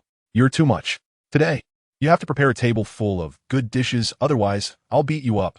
Seeing Tai Chue, Zephyr was the first to run over to him, a satisfied look on his face. Wait, why are all of you here? And so neatly? Did you all calculate that I would be cooking? Although surprised, Tai Chue didn't mind, as everyone present were old friends. Ha ha ha, today I'm giving you a huge reward. If you don't celebrate, who will? The old man Kong finished his sherry in one breath, looking at Tai Chue with great satisfaction. All right, Lance, Sherry, Jiu, and Kazan, come help me out. We want to stop drinking until we're drunk. Why we still have to help? Who told us we're all young people? The four fell silent. Wow, Tai Chue's cooking skills are amazing. Kazan, chill the drinks for me. No wonder Aunt Crane brought me here to eat. Tai Chue, I didn't expect this. At the dining table, everyone was eating happily, and Tai Chue was grinning from ear to ear. After all, he was about to be promoted to vice admiral. He was happy. The next step would be the logistics minister. When that time comes, he would get his revenge from morning till night. Just wait. Suddenly, Tai Chue saw the old man Kong drinking with Zephyr, Sengoku, and Carp, and remembered something. He went back into the house and took out the ice blue sword. He tossed it in front of the old man Kong, leaving him stunned. What is this for? Tai Chue, isn't this the famous ice blue sword? Just borrowing it for you to use. Aren't you going out to sea? Take the best sword of the entire Navy with you. Can't let the Navy lose face. Oh, how did you suddenly become so kind? The hammer glanced at him silently, unable to say, I know what you will encounter on this voyage, right? And then you'll regret making a wrong move in your game. Then our Navy's heroes will instantly gain better fame. You can take it, whether to show off or to use it to chop someone. Anyway, with your mastery of hockey, even if the ice blue sword doesn't recognize you as its master, you can still wield it to chop people. The ice element combined with unparalleled sharpness makes it easy to cut through. Old Kong looked at the ice blue sword in his hand and the scabbard made of special memory metal, and for a moment, he was also somewhat tempted. Fine, I'll take it. After all, it's a good intention from you, Hammer. Haha, come on, Hammer, let's drink. This action seemed trivial, but it was still quite thought-provoking, as Hammer was certainly not a great philanthropist. Sengoku and Ms. Crane exchanged glances, sensing a hint of unease in each other's eyes. At the same time, things weren't as lively for the Roger Pirates and the Golden Lion Pirates. After breaking through the storm, the Oro Jackson sailed for a day before finding an island to rest. The three struck by lightning, and the damage to the ship were quite severe. First was Roger, who was initially very happy after breaking free from the encirclement and the storm center, holding Ace and howling to the sky, only to be struck by a thunderbolt and turned into a little black man. Barrett was even worse, being too close to Roger and getting electrocuted. As for the adorable Buggy, that was purely a natural disaster and man-made calamity. Damn, this thunder is terrifying. I'm still trembling all over. Rayleigh, run my back. Get lost. Stay away from me. Don't infect me with your bad luck. Barrett, you stay away from me too. The Dark King Rayleigh looked at the pitch-black Roger and Barrett with disdain, leaving both of them quite frustrated. Also, why hasn't Buggy woken up yet? Clearly, Kuroka's has checked him, and he's fine, yet he just can't wake up. Shanks, you don't need to worry. He's just a bit blackened. Shanks sat beside the little black Buggy, looking worried. Suddenly, Barrett moved, disregarding his numbness, and approached Roger. Captain Roger, I want to challenge you. Everyone was shocked. Barrett, what are you doing? We just escaped from the gates of hell, and now you're pulling this? Compared to the dissatisfaction of others, Roger appeared very calm. Captain Roger, I clearly saw your battle with the Golden Lion. Do you still have that power to stand proud over the seas? So I want to challenge you to personally confirm your strength. Barrett's eyes were bloodshot as he stared at Roger. Unexpectedly, something he found hard to accept happened. Ha ha ha ha, no more fighting. Barrett, you're right. My current strength? Is it weak? Captain Roger, have you really? Yes, Barrett, I won't last much longer. Barrett trembled as if struck by lightning, his eyes flickering with various emotions: regret, sadness, unwillingness, confusion. The two just stared at each other, one smiling and the other bewildered. Since you've lost the power to stand above everyone, then I have no reason to stay in the crew. In the end, all of Barrett's emotions turned into nothingness, filling him with coldness. He then turned and walked away in the opposite direction of the island. Barrett, what are you doing? Our journey is still ongoing. Rayleigh and Jabra rushed forward to stop him, shock on their faces. Let him go, Rayleigh, Jabra. Roger's voice slowly sounded, temporarily halting Barrett's steps. Go, Barrett. Pursue what you call the strongest in the world. I believe you will find your own path. Hearing this, Barrett turned his head, revealing a hint of ferocity. Roger, you're no longer the strongest in the world, but I will definitely become the strongest in the world and surpass your limits. He then left without looking back. The Flying Sky Pirates, the Golden Lion, having been ambushed by an unknown entity, fell into a coma, and it was his subordinates who fought desperately to rescue him from falling into the sea. At this moment, he had just awakened. The pain and fatigue coursed through him, making him feel uncomfortable. Struggling to stand up, he saw the concerned faces around him. Why do you all look like you've just lost your parents?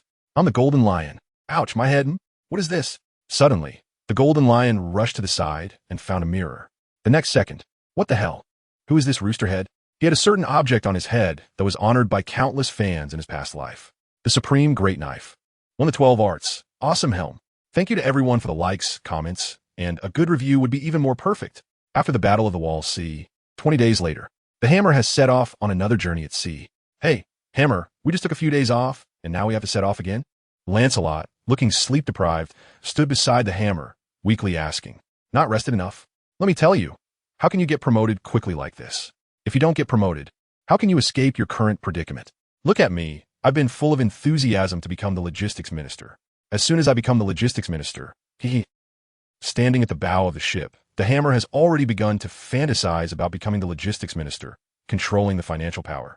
At that time, he would definitely deduct 3 years of retirement pay from Admiral Sengoku, and he has already thought of the reason. Sengoku, you allowed your goat to eat various naval confidential materials without permission, causing serious damage to naval intelligence. So, I specifically deduct 3 years of your pension. Do you accept it or not? Hey, Lancelot took a step back unconsciously, looking at the Hammer's scheming smile. It was too creepy. This guy must not be thinking of anything good. In the office of the Chief Admiral of the Navy headquarters. Admiral Kong, have you really made up your mind? Sengoku looked seriously at Steelbone Kong, who was sitting at the desk. Sengoku, this position is ultimately for you to take. I'm just letting you adapt in advance. But, Admiral Kong, there is no but. If I say you come, you come. What is there to discuss? The old man Kong interrupted Sengoku firmly, looking very earnest. Sengoku, in these years of confrontation between the Navy and pirates, we have always been at a disadvantage. Although Rox has been defeated, none of the people under him are easy to deal with. The burden on your shoulders will be heavy, so be mentally prepared. The reason I'm going to see this time is also to draw some fire away from you.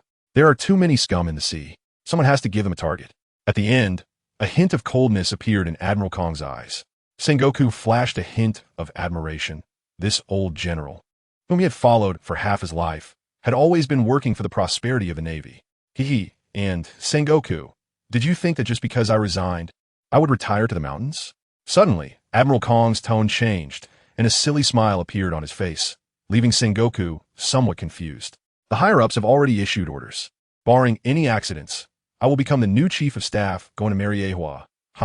The cheerful laughter and shocking news left Sengoku both surprised and delighted. Really, Admiral Kong? Of course it's true. I have connections up there. It wouldn't be wrong. So, Sengoku, this time you must guard Marineford well for me. Those little brats all have considerable combat power. Let them have some experiences. They're the future of the Navy. Especially the Hammer. After this voyage, don't let him go to sea again. His forging ability should stay at the headquarters. If he gets the logistics minister position, so be it. As long as he can create a more perfect combat capability for the Navy, just a logistics minister is nothing, you understand? Sengoku nodded vigorously, resolutely saying, I understand. Admiral Kong, the Hammer's ability is indeed very strategic.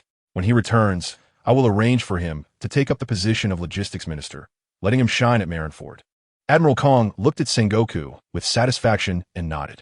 However, he had other plans in his heart, thinking, Sengoku, don't blame me for putting you in a tough spot. Just that fool Hammer. If you let him be the logistics minister, I guarantee he will deduct all our pensions. Otherwise, do you think I agreed to go to Mariejois to be the chief of staff for nothing? It's to avoid him. Otherwise, if he really deducts our pensions later, or I pull my old face. As the saying goes, if you don't enter hell, who will? Moreover, you are a big Buddha, so Sengoku, it all depends on you. Sengoku was completely unaware of his marshal's inner thoughts, appearing determined to lead the Navy to its peak. Hammer, where are we going first? I heard the East Sea is particularly peaceful. Shall we go there first? On the chopper ship, which had already sailed out of Marineford, Lancelot was confirming the course with the Hammer. Anywhere is fine, East Sea or North Sea. Just sail the ship. Anyway, we have to go around the 4 seas. Just remember to call me when we get to the North Sea. I need to meet Brother Gaji. After saying that, the Hammer transformed into a carefree manager, heading to the forging room to prepare to forge, leaving Lancelot alone to silently plan the course. Back in the forging room, the Hammer casually took out a piece of steel and began forging. What should I forge? The inventory disappeared along with the warship when it was destroyed. Sigh, I'll just go one by one. After saying that, the Hammer began the activity of replenishing his belongings. Lancelot also decided on their first destination, the East Sea. Several days later, the chopper ship had entered the East Sea. Along the way, they encountered a group of pirates. Lancelot didn't even inform the hammer because the bounty on this group of pirates was very low. He decisively ordered to clear the area with cannon fire. After 5 minutes of bombardment, the poor pirates lost their ship. The final result was clear. They were all captured by Lancelot and thrown into the hold. Just when Lancelot was enjoying the sea breeze on the deck, a mournful roar suddenly echoed from within the ship, startling everyone on board. How could this happen? What did it go wrong? What a disaster. It was the highest commander of the chopper's ship, Rear Admiral Hammer. At this moment, the hammer had fallen into madness. In front of him lay a pile of weapons, boxing gloves, long swords, long sticks, and tridents. Brother, what is wrong with you? Hammer? What the hell are you shouting about? You scared me to death. 2 figures were the first to arrive outside the forging room, shouting at the door. It was Lancelot and Shirley. The hammer pushed the door open, his face filled with panic and unease. Lancelot, Shirley, I'm done for. My career is over. My life. A series of wails left Lancelot and Shirley puzzled. What happened? Yeah, brother, what on earth happened? The hammer immediately returned to the forging room, grabbed a bunch of weapons, and ran towards the deck, shouting, You guys come. I'm really finished. The panicked expression of the hammer left the soldiers quite puzzled, and soon a group of people arrived on the deck. Splash! As the hammer threw a pile of weapons onto the deck. He picked up a long sword from the pile and said with a mournful face, You can tell just by looking. Under the gaze of everyone, the hammer suddenly swung the sword towards the sea. The next moment, the hammer soared into the air, flying straight in one direction. Yes, flying away. The hammer was flown away by his sword. My goodness, what is happening? The scene before Lance left him completely stunned. Shouldn't that long sword be able to unleash sword energy? Why is there no sword energy? And it carried the hammer away? The others were also astonished. The hammer, carried by the long sword, flew at an incredible speed and had already soared 100 meters away in no time. Once it reached 100 meters, the hammer stopped mid-air and then began to descend, still using its own moonwalk to fly back. After landing, the hammer's face was filled with panic, and it threw down the long sword and casually put on a pair of boxing gloves. But that is not all. Look at this. The hammer, now wearing the boxing gloves, casually took out a stone the size of a fist and then punched it, shouting, Become Lance. Lance? The next moment, the stone began to tremble after being hit by the fist, and countless fragments started to fall. In a short while, a palm-sized model of Lance appeared. However, this model was very rough, and it was impossible to tell it was Lance. It just looked like a person. So why was it said that this model was Lance? Once the hammer turned the model in a different direction, everyone understood. It turned out that the back of this thing was engraved with the words Lance. No, what happened to the promised fist wind? How did it turn into a carving? Everyone was even more confused, and even the hammer felt disheartened. He had checked his panel more than once, and it only displayed one sentence. Name, Hammer Age, 20 Devil Fruit. Paramecia Hammer Fruit, Development Level 80 Developed Abilities of Devil Fruit. Normal Hammer Strike, Air Hammer Strike. Circular Hammer Strike, Psychic Hammer Strike, Fractured Face Hammer Strike Flame, Independent Space. Armament Hockey, activated 35. Hardening Observation Hockey, activated 15. Conqueror's Hockey. No need to consider. This hockey will not be born in you.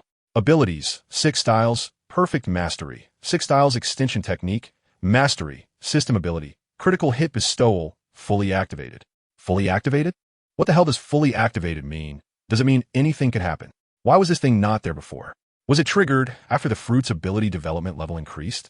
He asked the system many times, but the system that had already run away couldn't answer him. Helpless, the hammer tried for a long time, and, as a result, only one of the weapons he forged during this time retained its original attributes, while all the other weapon attributes were completely distorted. Long sword, ability to carry and fly. Can carry a person flying 100 meters after swinging in one direction. Boxing gloves, plasticity boxing gloves, can change the shape of objects. Long staff, one strike shatters. What shattered is not someone else. It's itself. Can you believe it? Lance was holding the remaining half of the long staff, lost in confusion, surrounded by iron scraps. Trident. Fixed transformation. Pick up the trident, trigger effects, a set of crown, cloak, and armor of a certain king. Just when the hammer thought it was the attire of the Sea King, recalling the golden armor and crown made him quite happy. But then he realized the Sea King doesn't wear a cloak. Ultimately, when the hammer picked up the trident, he instantly transformed. Yellow shirt, blue pants, white collar. The style was as unique as it could be. ISNT, this just the character from the elementary school textbook, Run 2. The hammer is going crazy. Bro, could it be that there's an issue with the attributes in weapon forging? What about clothes and such? Sherry looked at her outfit, which was made of earth, and suddenly fell into deep thought, voicing her doubts. Upon hearing this, the hammer finally lit up, and in the next second, he rushed back to the forge. Duel. The sound of hammering followed, leaving the people on the deck and a pile of weapons behind. Can this thing really make people fly? Oh no, I'm flying. Oh, not good, I'm falling. Help!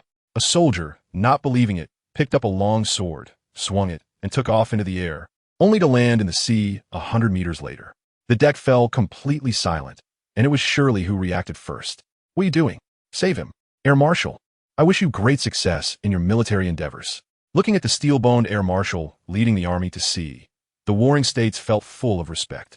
On the contrary, the old Air Marshal stepping onto the warship was very happy. Target, New World. Let us go.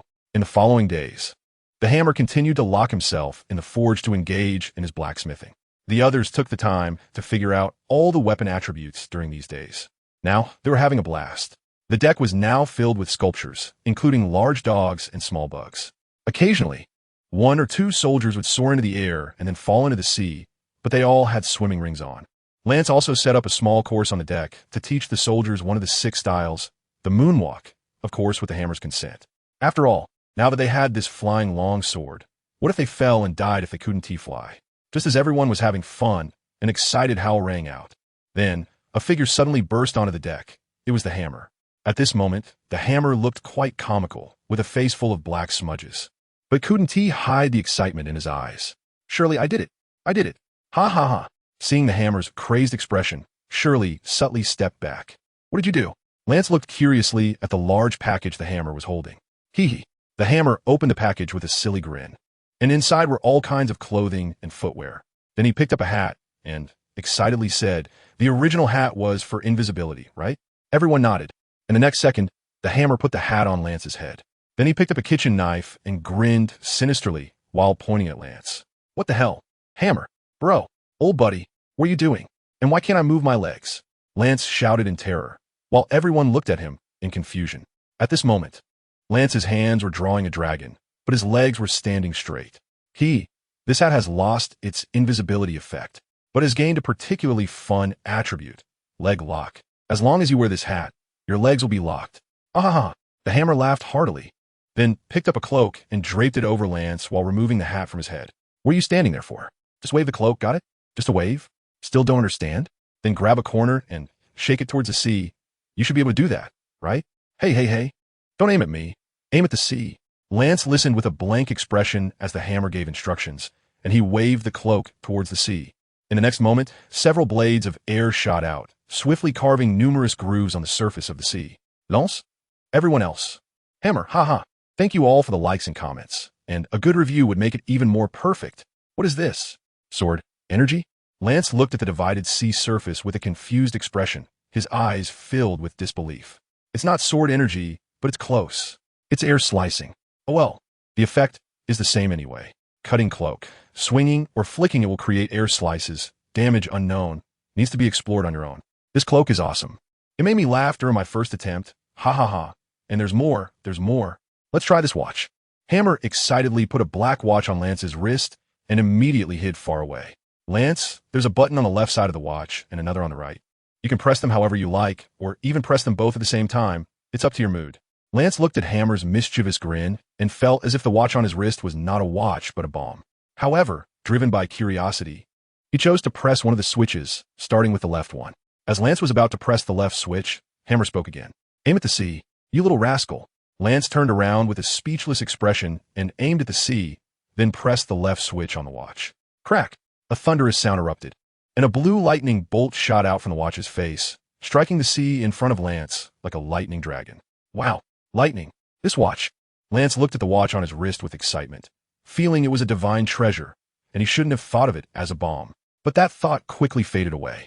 After trying the left button, he decisively pressed the right button. In the next second, a surge of electric current shot out. The current spread from the watch's center, and the crowd was startled, quickly dodging. A few unfortunate souls who couldn't dodge in time instantly became electric rats, twitching all over. The most unfortunate was Lance. As the watch was on his wrist, the current climbed up his body immediately, making him a complete conductor, his body twitching and smoking from shock. He wanted to curse, but the electric shock made his words incomprehensible. Ha!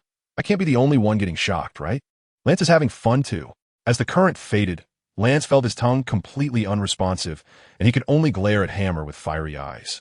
He extended his twitching hands and slowly pressed both buttons. What the heck? You're really pressing them. Quick, use the iron block. Air Hammer, hit from afar. Seeing Lance actually press both buttons, Hammer was horrified, and with a swift motion, he punched out, creating a shockwave that blasted Lance out of the ship.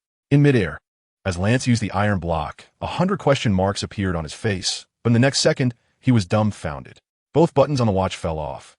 The watch face turned white, and terrifying lightning danced across it. Crack! A bolt of lightning fell directly. Lance, with the watch still on, was bathed in thunder.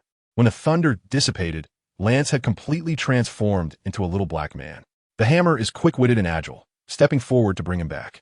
Medic, hurry. Lieutenant Lance needs to take a dump. Lance, you need to take a dump. I'm still alive. So, you're saying that these clothes and boots you made have different attributes than before? The Hammer nodded heavily and then began to introduce the capabilities of the current armors. Hut, le cloak. Simple and clear. Cloak, air slicing. Watch, thunder calling watch. The left button is for attack. The right button is for defense. Press both at the same time, and it's mutual destruction. Shield, explosion. No matter what it hits, it will explode, and of course, the person holding the shield will also be blown up. Boots, flames. Yes, these damn boots will ignite under your feet, and the flames are incredibly large, almost burning the deck, and the boots themselves are not heat resistant. So wearing a burning boot, you can experience that burning sensation yourself. Lance looked speechless at the pile of equipment and armors, feeling quite troubled. Moreover, after my experiments over the past few days, I found that these attributes are completely unconnected and uncontrollable. However, once a useful attribute appears, it is definitely a good attribute, just like the cloak. Sherry, who was next to him, wanted to say something, but seeing the happy look on the Hammer's face, she held back. These things, you all adapt to them yourselves. I haven't finished hammering the halberd yet. I need to hammer it out first, and see if I can activate any new attributes. After saying that, the Hammer rushed back to the forge, leaving everyone on the deck looking at each other, silently observing the deck before falling into silence. All right, everyone back to your posts. Let us continue sailing. As for these equipment, just set them aside. If anyone thinks they have the guts, feel free to try. No need to discuss it with me. Lance spoke while emitting smoke, then walked alone to the bow of the ship, not knowing what he was thinking. Duel. The heavy hammering sound rang out again, causing everyone on the Warhammer to tremble, fearing that their major general would create an exaggerated attribute and blow himself up. Some little pirates. Do they really think the Navy is easy to bully? Did this old man just arrive in the New World to deliver heads? Marshal Khan's warship had already entered the New World waters, and who would have thought that as soon as he entered the New World, some blind pirates would come knocking? The result, of course, was like eggs hitting a rock. Just then, the lookout's cry rang out. Marshal, not good, enemies ahead. That figure? Red? It's Red Count. Barelic Lidefield. Steelbone Kong's face instantly showed a hint of seriousness. Later, huh? Oof. Who cares who it is? Bring it closer. A mere pirate. Does he really think I'll give way? Admiral Sengoku. Not good. Sengoku, who was handling documents, suddenly looked up and saw a communications soldier running into his office. Out of breath, shouting, Marshal Kong has entered the New World and encountered Red Count Barelic Lidefield. The two are already engaged in battle. After a long pause without mentioning the location, this made Sengoku very angry. Where is it? In the New World on Biso Island. Upon hearing this, Sengoku grabbed his snail phone and dialed out. Hello, Carp. Thanks to everyone for the likes and comments. A good review would be even more perfect. TSK. A little pirate from the Four Seas actually dares to attack the Navy? Let them sink to the bottom of the sea. Looking at the pirate ship that had turned into fragments before him, Lance had a blank expression. This was a group of pirates who attacked as soon as they saw the Warhammer, and without a doubt, they were directly blown to pieces by the overwhelming firepower. The surviving pirates were all captured and sent to the hold. Who knows how much longer the Hammer will keep hammering. This EC is almost done exploring. Forget it if it doesn't work. Let us go directly to the West Sea. As the first mate, Lance had a lot of responsibilities, one of which was to plan the sailing route for the Hammer. After all, his commander was a competent hands-off manager. Suddenly, a tremor came from the center of the ship. Very clear. The shaking grew stronger, and the entire hull began to sway. Lance instantly felt something was wrong. And sure enough, the next second, a fireball shot into the sky, directly piercing the warship and burning through several layers of the deck. What the hell? Trouble. At the same time, the hammer's frustrated voice rang out. Hammer, what exactly are you doing? You're destroying the ship. Lance could no longer hold back. The hammer looked awkwardly at Lance, who was yelling at him through the large hole in the deck. He wished he could just find a crack in the ground to hide in. In his hand, he was holding a hammer, a long-handled hammer. It was an accident. Really an accident. I can't believe you. What on earth are you doing? As more and more people turned to look at him, the hammer felt even more embarrassed. The Warhammer had to dock at an island in the East Sea due to damage, named Lioli Pearl Island. So, you just wanted to have a handy hammer for yourself? And this hammer has come to life? It can spit fire now, so it burned a hole in the ship? Lance was angrily spitting words while the hammer listened to his scolding with a face full of embarrassment. However, when it came to the hammer's abilities, a hint of excitement showed on the hammer's face as he retorted, It's not ordinary fire, it's spiral fire. Can you imagine? Launching flames in a spiral. The power is comparable to a laser. High temperature, high penetration, plus the burning of the flames. This hammer is amazing. Lance listened with a head full of question marks. Amazing? I think you're the one who's amazing. Spiral? I see you want to spiral to heaven. Luckily, our Warhammer is made of special steel. Otherwise, with just this, you would have burned the ship to ashes. You can't blame Lance for being angry. Playing with fire on a ship, TSK, TSK, TSK. Apart from some foolish warrior and that oddly sturdy little lion, no one else would dare do so. Oh, come on, it was just an accident. And you've confiscated my hammer, so let's just leave it at that. Seeing the hammer's fawning expression, Lance was furious. At that moment, a person suddenly appeared in Lance's mind. That was Vice Admiral Bogart, the aide to the naval hero Admiral Karp. At that moment, he could almost feel the helplessness and sadness etched into Bogart's soul. Dealing with such an officer, truly, sigh. The hammer had no idea that Lance had put him and Karp together. Otherwise, he would have had a debate with Lance. How could he, Iron Hammer, be the same as that nose-picking guy? While Lance was pondering over Admiral Karp, the New World had already turned into a chaotic mess.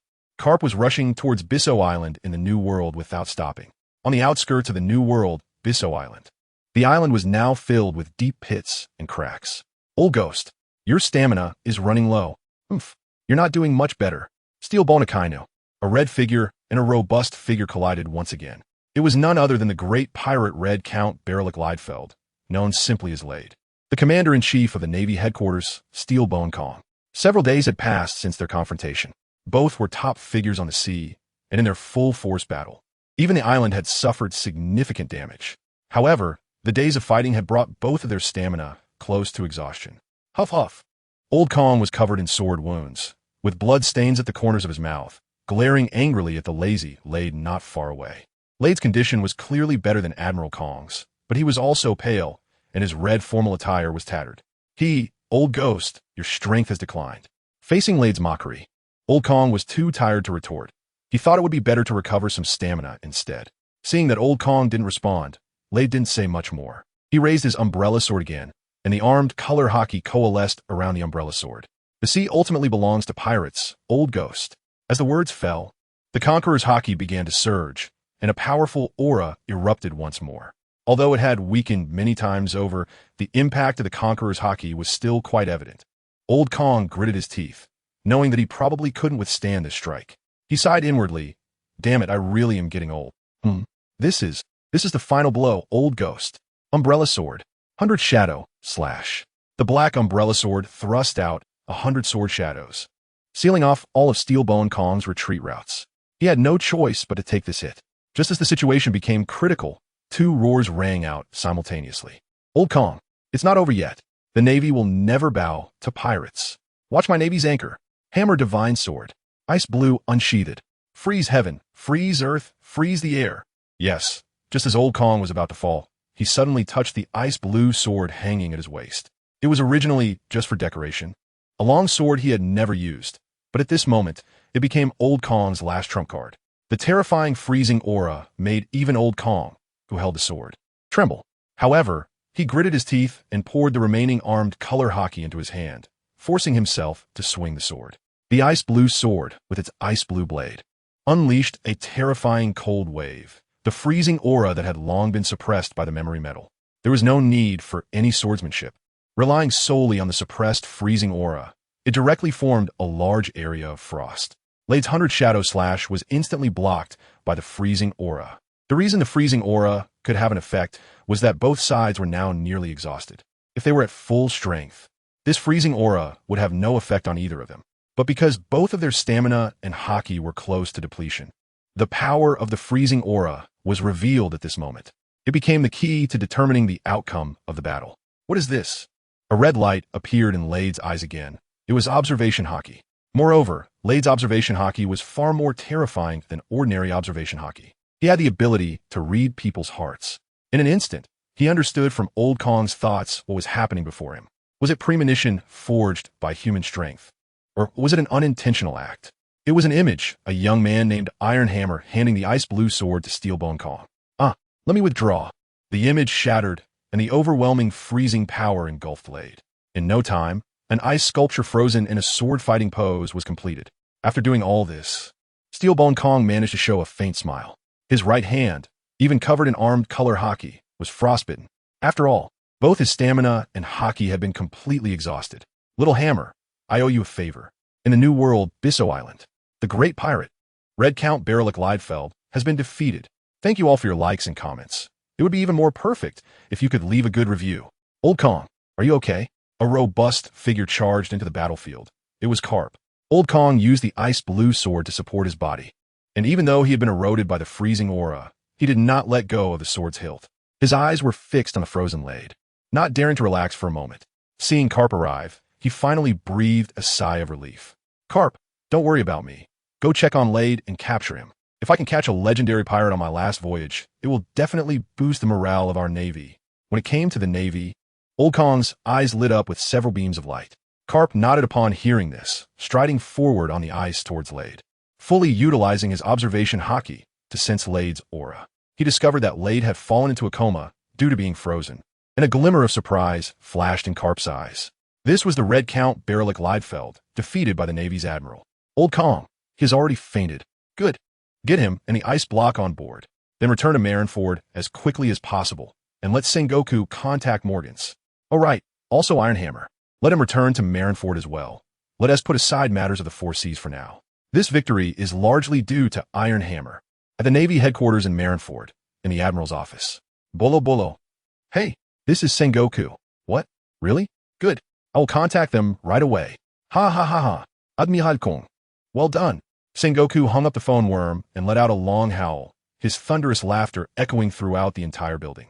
In the East Sea, on Lioli Pearl Island. What? Return to Marineford? No. Old Sengoku, are you kidding me? No way. I still have to patrol the Four Seas. I just finished wandering around the East Sea and am about to head to the West Sea.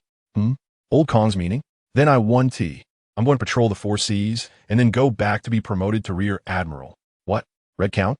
Just capture him. That's Old Kong's achievement. What does it have to do with me? All right, I'll go back, okay? But let us agree. I'll patrol 2 fewer seas when I return. Deal. Smack. After hanging up the phone worm, Iron Hammer smiled slightly, muttering to himself, Red Count. Huh? Old Kong, you made a name for yourself this time. It's just a pity for Admiral Carp, missing out on one catch. After that, Iron Hammer went to the deck, watching the ship being repaired quickly, and shouted, Lance Shelley, prepare to return back to Marineford. After saying that, he dashed back to the forge, leaving all the remaining tasks to Lance. Lance, I really can't take it anymore. These old geezers. A few days later, at the naval headquarters, Marineford. This steel fortress was filled with a sense of solemnity and majesty, an invisible pressure enveloping the entire island. At the port, commanders of all ranks, led by General He and Chief of Staff Sengoku, were on high alert. Suddenly, a warship appeared on the distant sea. It's here. Everyone prepare. With a command from Sengoku, all the commanders instantly tensed up, their gazes fixed on the approaching warship. However, as the ship got closer to the port, they realized that this warship seemed a bit different. The hull was silver white, and even the sails were silver white. After a brief pause, isn't this the ship of Air Marshal? This is Major General Iron Hammer's ship. Sengoku was speechless, but he couldn't lose his temper, as all the naval officers were present, and he had to maintain appearances. As the Iron Hammer slowly sailed into the port, the sound of hammering echoed like the tolling of a bell throughout the port. Everyone who heard this sound couldn't help but twitch their lips. Sengoku was so angry that his eyes were twitching. Finally, when the hammering sound ceased, a voice broke the silence. Wow, what a grand welcome. Old man Sengoku, Are you specifically mustering troops to welcome me? This is too much for us Iron Hammer to handle. The Hammer stood on the deck, looking down at the officer's honor guard, his face glowing with excitement. It would have been even better if the expression on Zhangguo's face hadn't turned completely dark. Get down and move your ship away, or you won't need to come back to Marineford in the future. Seeing the golden light starting to emanate from Zhangguo, the Hammer didn't dare to be negligent. Quickly suppressing his smile and instructing Lance to move it. Lance shook his head helplessly and let out a heavy sigh. It was truly the officer who caused trouble, but the subordinate had to suffer. There was no way around it. It was a path chosen by oneself, and one had to walk it even with tears. Looking over at Xueli, she was already almost a step ahead of everyone, running to the side of Ji Yuan, where the two young maidens were whispering to each other. The Hammer stood with a serious expression beside the general of the Warring States. It was still the Warring States that forcibly pulled him closer. Without thinking, it was clear that this incident was definitely related to him again. In the end, it was still Lance who bore all the burden alone. By the time the Warhammer moved away, everyone began to wait in anticipation again, and this wait lasted for a quarter of an hour. The Hammer was really bored standing there, his mind filled with blueprints of unfinished iron and various tools. Hey, Sengoku old man, how much longer do we have to wait? Responding to him was Sengoku's fierce gaze, which made the Hammer quickly fall silent. After waiting for another quarter of an hour, suddenly the gate of justice in the distance opened. It's here. Sengoku's eyes lit up, and with a low shout, everyone understood that Admiral Kong was back. Sure enough, when a somewhat damaged warship entered the harbor, everyone held their breath. It wasn't until the warship docked and the gangway was lowered that a robust old man, wrapped in bandages but full of vitality, slowly walked down. Everyone's face showed admiration, and even the Hammer felt a trace of respect rising from the bottom of his heart. Ha ha, Sengoku, what are you doing? You're making such a big fuss for my return. Ha ha. Although he said that, the joy on Admiral Kong's face was evident, and Sengoku's actions clearly pleased him. Congratulations on your triumphant return. Triumph. Triumph. With Sengoku's loud shouts, the entire port echoed with cheers, startling even the seabirds in the sky, which flew chaotically. As Admiral Kong stepped off the warship, behind him were Carp and a group of soldiers who had done nothing. The soldiers had serious expressions, guarding a red figure who was slowly descending. It was none other than the Red Count, who had been defeated by Admiral Kong. Hee old Kong. You Navy still loves to make a big show. The calm tone was filled with sarcasm, but as the Red Count spoke, the military formation below fell silent. All eyes focused on this notorious sea pirate. A defeated foe still dares to boast? Be careful, or I'll freeze you again. Admiral Kong couldn't help but place his hand on the ice-blue sword at his waist. This scene made the Red Count narrow his eyes slightly, also focusing on that sword. He hadn't lost to Admiral Kong. Instead, he lost to this sword, the famous Ice Blue, which Admiral Kong referred to as the Navy's stabilizing force. Thank you all for your likes and comments. A good review would be even more perfect. So he's the Hammer. Hammer?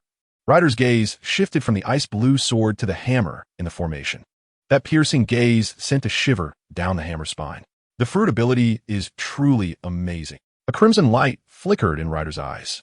With exceptional observation hockey, reading people's hearts, this is the specialty of the sea's hero, the Red Count. Hey, old thief in a red cotton-padded jacket. Do you know it's very impolite to spy on others like this? The Hammer, feeling quite displeased, unleashed his observation hockey. Although it couldn't compete with the top-tier observation hockey of someone like Ryder, it still had its uses. Not to mention that Ryder's current physical condition was at rock bottom, with sea-stone handcuffs on him. Not bad, little brat. I've remembered you. The Red Count, retracting his gaze, fell into silence. Hammers was speechless upon hearing this, thinking to himself, come on, it was that old man Kong who defeated you. Why do you remember me? Even if you come out of Impel Down in the future, by then Iron, will have long been the logistics minister, sitting comfortably at the Navy headquarters. I don't believe that you old ghost can rush over and chop me. Old man Kong shot him a fierce glare. Sengoku, how are the preparations I asked you to make? Sengoku nodded at the question. It's all set. The press conference can be held tomorrow. Seeing this, old man Kong nodded in satisfaction. Kapu, for now, you will take on the task of watching over Ryder. After the press conference tomorrow, send him to Impel Down. Kapu, I didn't catch a break, and now I'm a jailer? But since it was old man Kong giving the orders, Kapu had no choice but to comply. After dealing with Ryder's matter, old man Kong dragged his injured body to stand in front of Hammers. Hammers, I owe you one this time. Without this sword, I probably wouldn't have been able to take him down. The Hammer looked at the empty old man as he handed over the ice blue sword, and casually accepted it. TCH, that's just your luck. Is there anything else? If not, I'm going to forge. Sengoku, don't forget you promised me to patrol 2 less sea areas. Seeing the hammer's provocative expression, Sengoku gritted his teeth in anger, while Admiral Crane, beside him, shook his head helplessly. The officers watching this scene didn't dare to breathe. Ha ha ha. Don't be anxious. You also have to attend tomorrow's press conference. Iron Hammer. What am I participating in? The old man smiled mysteriously, and then said something that left Iron Hammer stunned. When I fought with Ryder, I saw seagulls in the sky. And they were seagulls with backpacks. Do you think that bastard Morgans will expose the ice blue sword? By then, even if you don't come out, Morgans will be able to drag you out, right? So, Iron Hammer, tell me, will you stand up openly tomorrow, or will you be distorted and exaggerated by Morgans? The hammer felt like the whole world had turned gray. No, how could you 2 top strongmen of the sea let a news bird capture it? And it's that big-mouthed news bird Morgans. Seeing the hammer going crazy, Sengoku's mood instantly improved, and he followed up. The Marshal of the Air said it right. I've already contacted Morgans. If I hadn't temporarily suppressed him in the name of the world government, your news would have spread all over the place by now. Hammer, my God, I'm going to shit myself. My life is over. In a daze, the press conference went on as usual. Looking at the throng of reporters, Hammer was completely bewildered. He was even pushed on a stage by Zhonghua. He was out of it the whole time, his face pale and bloodless.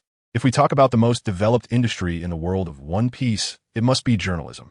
The morning press conference had the news delivered worldwide by the afternoon. The Navy commander defeated the notorious pirate Baerlic Redfield. The new generation of the Navy's forging master, Major Hammer, forged the famous sword Ice Blue, adding another piece to the supreme greatsword list. According to rumors, the creator of the invisibility hat and X-ray glasses, Aeon, is actually Hammer. Is the Navy's high-profile exposure of the new generation part of a bigger plan? Suddenly, Hammer became the center of discussion worldwide. This instantly threw Hammer, who just wanted to retire peacefully, into a social death spiral. He locked himself in the chopper ship, closed the door, and refused to see anyone. New World. Auto Jackson. Rayleigh. Quick, look at the news. The Red Count Baerlic Redfield has been defeated, and that Navy guy who created calamities is in the news. The already recovered Buggy shouted in horror while holding a newspaper. Hearing this, Rayleigh snatched the newspaper and read it carefully. Then his expression turned serious. That little brat. A forging genius? Rayleigh, let me see. Wow, this Navy kid forged a supreme great sword? Is that true? Unlike Rayleigh's seriousness, Roger still looked carefree. Roger, you bastard. Give me the newspaper. Golden Lion's base. Boss, Baerlic Redfield has been defeated. Huh, that old ghost was defeated too? How embarrassing. Also, boss, the Navy has broken a big story. A major forged a supreme great sword. And it seems he has forged quite a few strange things. What? Bring it here. Let me see. Golden Lion Shiki looked at the newspaper, and the more he read, the worse his expression became, finally tearing the newspaper to shreds. So, the last time we hunted down Roger, that ship which brought calamities was likely the work of that bastard Hammer? Good job, Navy. Good job, Hammer. I remember you. Holy Land, Mariejois. Duntari, haven't you found out what I asked you to investigate? Reporting to the esteemed Saint Rosward, I was just about to inform you about this matter. Oh, is there news about the creator, Aeon? Yes, this is today's news. It states that the Navy has a forging master named Hammer. He forged a famous sword comparable to the supreme great sword. What does this have to do with Aeon? Huh? Duntari, do you think I've been too lenient with you? Upon hearing this, Duntari wiped the sweat from his forehead and quickly said, I dare not. The news from Morgan suggests that Aeon is very likely Hammer. However, he initially concealed his identity when he went to the Hydra Club. As soon as this was said, Saint Rosward showed a hint of surprise, then directly called out. What are you waiting for? Prepare to set out. I want to go to Marineford. Yes, Saint Rosward. Thank you all for your likes and comments. A good review would be even more perfect. Hammer, it's time to eat. How long have you been in there? Duong, are you trying to starve yourself? Duong, outside the door. Lance looked helpless. No matter how he knocked or shouted, all he could hear was the heavy sound of hammering. Is he still not coming out? Lance suddenly turned around and saw Zephyr standing behind him, smiling slightly at him. Teacher Zephyr, ever since the press conference that day, he has been inside. Zephyr nodded slightly, then walked to the forge room door. Bastard Hammer, open the door for me, or I'll just barge in. Duong, all right, I'll go myself. Seeing Hammer ignore him, Zephyr directly covered himself with a full-body hockey shell, then extended his powerful right hand to push the door.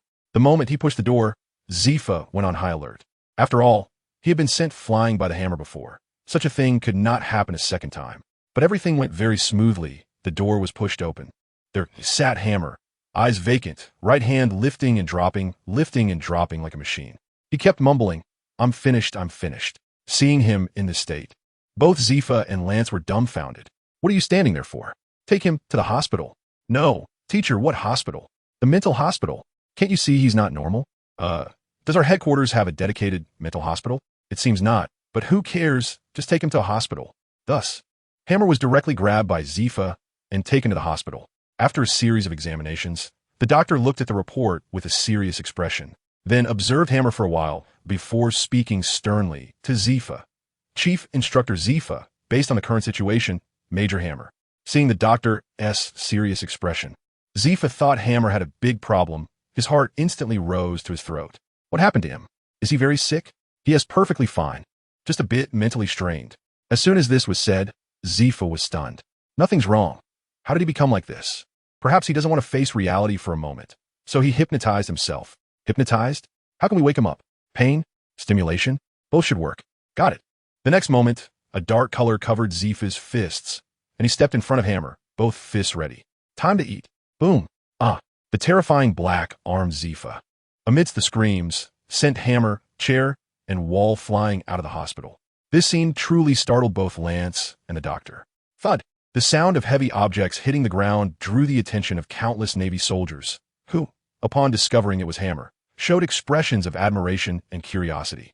Which bastard hit me? Even used hockey. Ouch, that hurts. I actually got slapped. The Hammer lay on the ground, rubbing its face and wailing.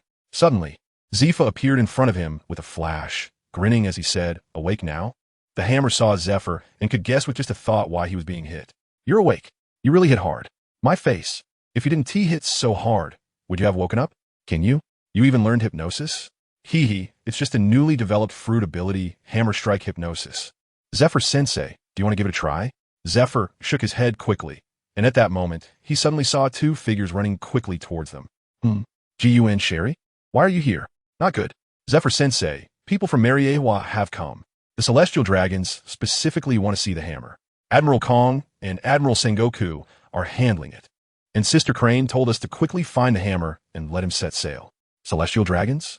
Zephyr's brows instantly furrowed. What? Celestial Dragons? Damn it, we're doomed.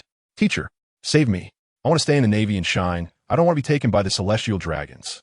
If you want to talk about the most dangerous thing in the entire world of One Piece, it's definitely not the sea. Because pirates can only kill you at most. The most dangerous is definitely the Celestial Dragons, because they're not just a group of people, they are devils. No, Lance, hurry. I want to set sail. Anywhere is fine. Let's hurry and set sail. No need, Major General Hammer. You should honestly come with me to meet St. Roswald. A very cold voice suddenly sounded, and a man in white wearing a spotted dog mask appeared in front of everyone. The eyes under the mask shone with a sharp light. CP0, even you guys are mobilized? But sorry, this is Marineford. Even CP0 can't be rampant here. Zephyr's brows furrowed even tighter, but his tall body stood firmly in front of Hammer. Former Admiral Black-armed Zephyr. It seems you are unwilling to cooperate? Zephyr did not back down at all, and the two faced each other head-on. Even Zephyr's fists began to show signs of coloring. However, when Hammer heard St. Roswald's name, a thought suddenly struck him, and various images from the Sabidi Archipelago's Hydra Club floated up in his mind, a glimmer of realization appearing in his heart. Teacher, I'll go with him. Zephyr looked back at Hammer in disbelief, only to see a sly smile on Hammer's face. Don't worry, teacher, I'm confident. St. Roswald? The one who bought a bed from Hammer? If it's him, it'll be easy to deal with. Maybe I can even make contact with the Celestial Dragon sooner, which will be very helpful for the future. Are you serious? Hammer, that is. Zephyr's face was full of conflict, wanting to say something, but was interrupted by Hammer's wave of his hand. CP0, right? Let us go. Meet your master. St. Roswald. Major General Hammer has already set sail. If you need anything, just tell me. I will help you take care of it. Sengoku looked seriously at the Celestial Dragon sitting in front of him, his eyes revealing a hint of annoyance and anxiety. Yes, St. Roswald, Sengoku, as the only admiral in headquarters, if you need anything, he will ensure your safety. St. Roswald looked at the curly-haired Sengoku with disdain. Why do I need that old man to follow me? I want to see Orin. Oh, Hammer. Hurry up and bring him to me. Seriously, the efficiency of Winter Tower is so slow. Can't you find someone in half a day? As soon as these words came out, Admiral Kong and Sengoku instantly felt something was wrong. Winter Tower? CP0? Damn it, just as the two were feeling anxious. The door to the Admiral's office was pushed open, and two figures walked in one after the other. Admiral Kong, Admiral Sengoku, I'm here. Oh, this must be the esteemed Saint Roswald. I am Hammer, also known as Orin. The Hammer had a smile on his face, but beneath the smile was full of cunning. On the contrary, Saint Rodsward first examined him after seeing him, then cast a glance at Dong Tali behind him. Dong Tali nodded, and only then did Saint Rodsward feel relieved. Master Orn, you are indeed hard to find. Thank you all for your likes, and if you could leave a comment, a good review would be even more perfect. Hey. Thank you for your concern, Saint Rodward. Is that bed comfortable to sleep in? A flicker of surprise flashed in Saint Rodsward's eyes as he thought. It really is him. It seems that General Hammer already knows why I came to find you, right? If nothing goes wrong, I think I understand. Where does General Hammer get his confidence? Because on this sea, only I can create these wondrous items. The Hammer confidently puffed out his chest and then took out a watch. Placing in front of Saint Roswald. My lord, please take a look. This is my recent creation, the Thunder Watch. I believe you'll like it. Fresh things undoubtedly have a huge appeal to the celestial dragons. A small watch instantly captured the attention of Saint Roswald. Even the huge glass cover couldn't block his fiery gaze. Instead, the old empty man beside him and the Wano samurai exchanged a questioning glance at the Hammer. The Hammer first shook its head, then nodded. It meant that there was nothing good about this thing, but since it was given, it was given. This reassured the two old men a bit. It looked just like an ordinary watch, but did it have any special effects? In response to Roswald's inquiry, the Hammer smiled slightly. That bed looked quite ordinary, but its function satisfied Roswald. Very much so. Ever since I got that bed, I haven't had to move myself. It's especially comfortable. That's it. My lord should understand that truly good things are often plain and unadorned. Seeing Roswald so pleased with that bed, the Hammer knew it had made the right bet. This old fellow was clearly captivated by the things crafted by Master Own, wanting to get some more novel items. If possible, he even wanted to take him to Mariejois to forge exclusively for him. Is that so? Then what effect does this watch have? We need to find someone to experiment with it. I think the CP0 senior behind you would be a good choice, though I wonder if he would be willing. The corner of the Hammer's mouth revealed a hint of sarcasm. Someone named Tai is about to attend class. The first lesson, revenge, should be taken without delay. Dong Tali felt uneasy under the gaze of Tai Hammer, a surge of anger rising in his heart. He glared fiercely at Tai Hammer, thinking to himself, this guy's doing it on purpose. The Hammer, unafraid, widened his eyes and glared back. I did it on purpose. What can you do about it? Dong Tali, since Master Own said it, then let's see you try. Dong Tali instantly felt like an ice seller. Damn celestial dragons. I've worked my ass off, and you still want me to test the poison. But as CP0, he couldn't refuse the orders of the celestial dragons. Moreover, he was originally assigned to protect Saint Rosward. Wait, Saint Rosward, let's move outside. It's too small here. I'm afraid it will affect the display effect. Oh, is it such a big occasion? All right, let's go outside. After saying that, the Hammer shot a glance at the old man, Sengoku. The latter instantly understood and immediately went out to start dispersing the crowd. Saint Rosward took the lead and walked outside, while Dong Tali first glared at the Hammer and then quickly followed. The old man Kong pulled the Hammer over and asked in a very serious tone, Hammer, do you know what you're doing? If something happens to the celestial dragons here, even I can't protect you. Don't worry, old Kong. I'm more cautious about my life than anyone else, and besides, I haven't even become the logistics minister yet. If I wasn't sure, I would have run away long ago. Seeing the Hammer's confident demeanor, old Kong's unease eased a bit, and then the two also walked outside. In the open space outside the headquarters building, the Hammer handed the watch to Dong Tali. Lord Rosward, please take a look. This watch mainly possesses lightning abilities. There are two buttons beside the dial. The left button can shoot lightning. While explaining, the Hammer moved aside, and seeing this, everyone immediately followed suit. Soon, only Dong Tali was left in the middle of the venue. Even Lord Rosward stood beside the Hammer, looking at the watch with curiosity. Dong Tali, don't just stand there, give it a try. Dong Tali was instantly on the verge of tears, already contemplating an early retirement. Just press the left button while pointing it at the sky. Don't worry, you'll be fine. Yeah, right? However, since Lord Rosward was still waiting, Dong Tali didn't dare to hesitate. He could only raise his right hand with the watch and press the left button. Crack! A deafening thunder sounded, and a visible bolt of lightning shot out from the watch, leaving a trail of thunder in the air. Wow, it really can shoot lightning. What a great item. What about the right button? What does it do if I press it? Don Tali, press the right one. Don Tali was secretly astonished, but seeing that he wasn't harmed, he felt much more at ease and then pressed the right button.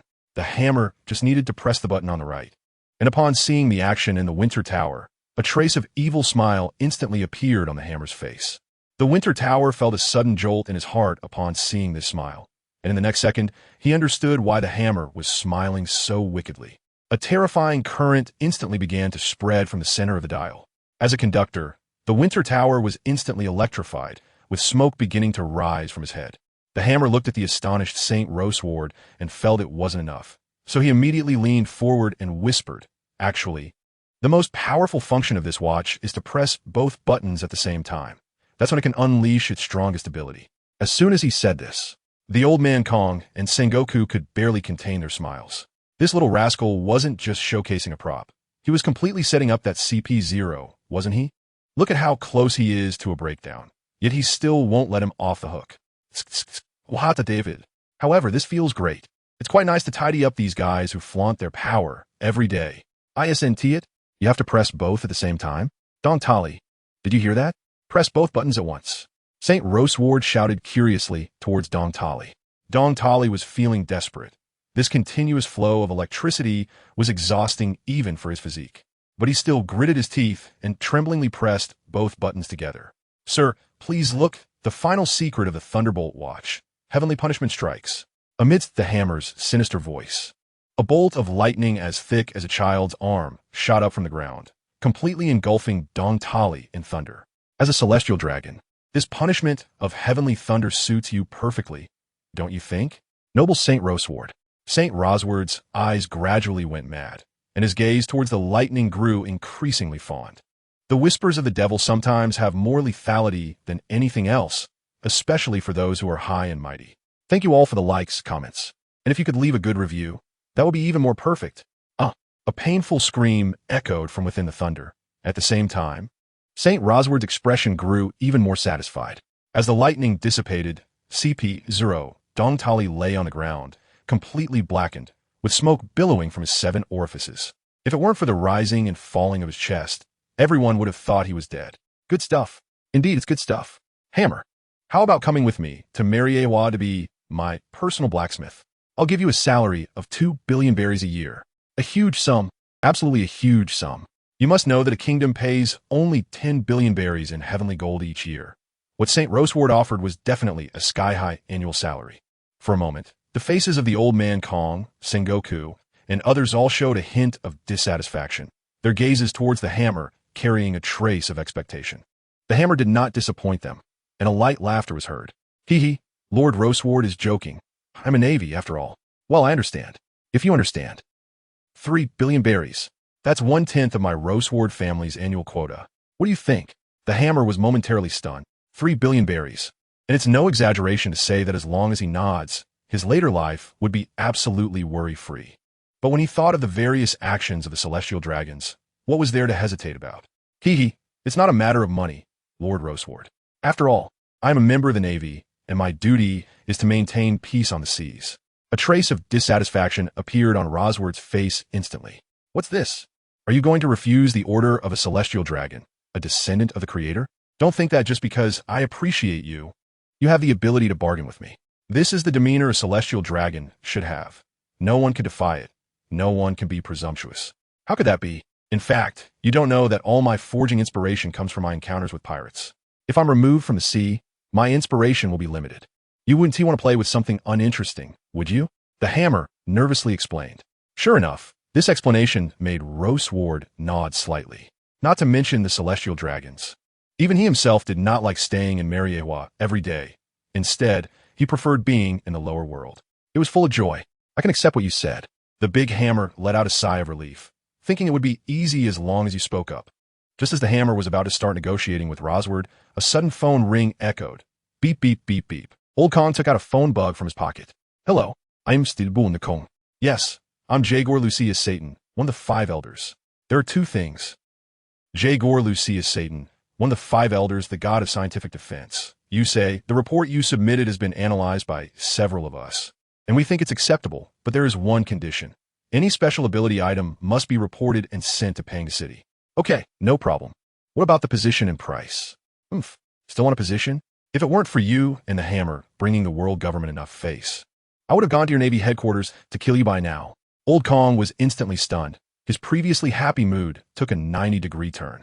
Just now, in the great route country of Sakura Kingdom, the Vice Admiral of the Navy headquarters, the award ceremony has not yet been held. Dorag openly sank a world government ship and captured the celestial dragon, Saint Takuya Dodo. According to intelligence, Dorag is heading towards Whiskey Peak, and you need to immediately mobilize Sengoku. Bring that person back. As for the hammer being promoted to Vice Admiral, the logistics minister is dismissed, and the price of items will be determined based on the situation. As for those who cannot help in battle, we will not intervene. Remember my words, prioritize deploying troops now. Go rescue Saint Takuya Dodo for me. Smack. This phone call left everyone present in shock. Only Old Kong and Sengoku's faces were instantly clouded with gloom. The hammer sighed inwardly. Damn Dorag, can't he hold back any longer? He made a move so quickly. I'm sorry, Saint Rosward, but you must return to Mariejois immediately. You heard what Saint Satan just said. The sea is not safe right now. Even if Saint Rosward was reluctant, he didn't dare to say anything. After all, he could hear the voice of the 5 elders clearly. Moreover, he also knew that unfortunate fellow, Saint Dodo, and they had discussed some new insights together. Fine, I'll head back to Mariejois first. However, Hammer, I'll be back, and we'll have a good talk about the issue of the items. Saint Rosward gave Hammer a rather lewd smile, making Hammer shudder. He thought to himself, could this old man really have some strange fetish? Don Tali, how much longer are you going to lie there? Get back. By the way, take off your watch. Hammer, I really like this watch, and I won't let you suffer. I'll have 500 million berries sent over shortly. Don Tali reluctantly opened his eyes and followed Saint Rosward as he left. I just wanted to pretend to be dead for a while and rest. Why is it so difficult? Sengoku, I'm going to stabilize Carp, who's currently in the Grand Line. You take the lead and bring that bastard Dorag back. I want to pry open his skull and see what he's really thinking. Old Man Kong was so angry he couldn't speak. The new generation under him was so brazenly attacking the celestial dragons. Sengoku's expression was also quite grim. He just hoped that Carp didn't know about Dorag's situation yet. Otherwise, this would be a mess to clean up. Fine, I'll go. It's just the Grand Line. The hammer gritted his teeth and decided to go anyway. What is your relationship with Dragon? Come on, you don't trust me? I can tell the big things apart. If it were before, the old man Kong would definitely hesitate, but after the battle with the Red Count and the current importance of the hammer to the headquarters, his level of trust in the hammer has greatly increased. All right, Sengoku, you lead the team, and the hammer will follow you. Go bring Dragon to me. Bolo bolo, bolo bolo. Hey, Carp, bastard, who told you? Come back here. Damn it. Looking at the already disconnected snail phone, the old man Kong felt like he was about to explode. Sengoku beside him helplessly pinched his forehead. Even the hammer was surprised. He didn't expect Carp to get the news so quickly. But thinking about it, it's not too strange. After all, Dragon is Carp's son, and his rebellion would definitely be reported to Carp. Sengoku, hurry up and set off. That bastard Carp has already rushed from the New World to the first half. If he gets there first, do you know what will happen? Sengoku nodded, just as he was about to act. He saw the hammer had already run out ahead of him. Lance, everyone on the war hammer, prepare to set sail. Hurry up and get ready. Sengoku is sailing with us, so you better hurry. Otherwise, your salaries will be deducted. At the hammer's shout, a group of people quickly ran towards the port, leaving the old man Kong and Sengoku dumbfounded. Thank you all for the likes, comments, and if you can leave a good review, that would be even better. General Sengoku, what do you think about facing Dragon? Tekue and Sengoku stood side by side at the bow of the battleship, gazing at the endless sea. Tekue still voiced his concerns. Attacking the government-s ship, kidnapping a celestial dragon. Any one of these is a capital offense. This little punk really doesn't let us rest easy. Sengoku's words were filled with regret, but Tekue heard something different within them. Dragon. A glimmer flashed in Hammer's eyes, and then he turned and walked into the cabin, heading straight for the forge. What was he going there for? Watching Hammer slip away, Sengoku momentarily didn't react and hurriedly asked his aide, Lance. Lance was already used to it. Reporting to General Sengoku, Major Hammer has gone to the forge, and, unless something unexpected happens, Duong, well, you won't see him before he reaches his destination. Sengoku, isn't he supposed to be a major? He's completely like a hands-off manager. Hammer, yo, old buddy, you really know your stuff. Monkey, no, he doesn't understand this at all. I know a bit more. Meanwhile, in the forging room, Hammer looked seriously at the object in front of him and murmured, "Dragon, let me perfect you." The speed of the battleship was very fast, much faster than an ordinary steel giant, thanks to the modifications Hammer made to the power system during the initial overhaul. Otherwise, relying on the original power system to get a ship with heavy defensive steel plates to run would be a pipe dream. It seems we have to act quickly. We need to handle things before Carp arrives. Otherwise, things will become more complicated when that old bastard shows up. Looking at the nearby Whiskey Peak, Sengoku issued a capture order. Lance, go notify Hammer. Everyone prepare to land on the island and capture Dragon. Meanwhile, at the top of Whiskey Peak, Dragon was drinking alone in a bar. However, if one looked closely, there was a slight tremor in his hands. Beside him lay the unconscious celestial dragon, Saint Don Quixote Mingo. The entire Whiskey Peak was now empty. Everyone had been driven away by Dragon. And of course, this also showcased the power of the celestial dragons. When the original residents saw Dragon arrive here with a celestial dragon wearing a glass helmet, panic and fear erupted in a wave of negative emotions throughout Whiskey Peak. Everyone scattered in a rush to save themselves. In this sea, who doesn't know the terror of the celestial dragons? Once you lay a hand on a celestial dragon, it will definitely attract a marine admiral. They certainly don't want to become the souls under the admiral's command. So, is what is coming inevitable? But I have no regrets. Downing the drink in his glass, Dragon felt no remorse. Hammer, why are you so slow? What are you holding in your hand? The Hammer finally emerged from the forge, holding an object wrapped in black cloth, instantly arousing the curiosity of everyone present. He shook his head, then revealed a faint smile. Let's go up the mountain, don't keep him waiting.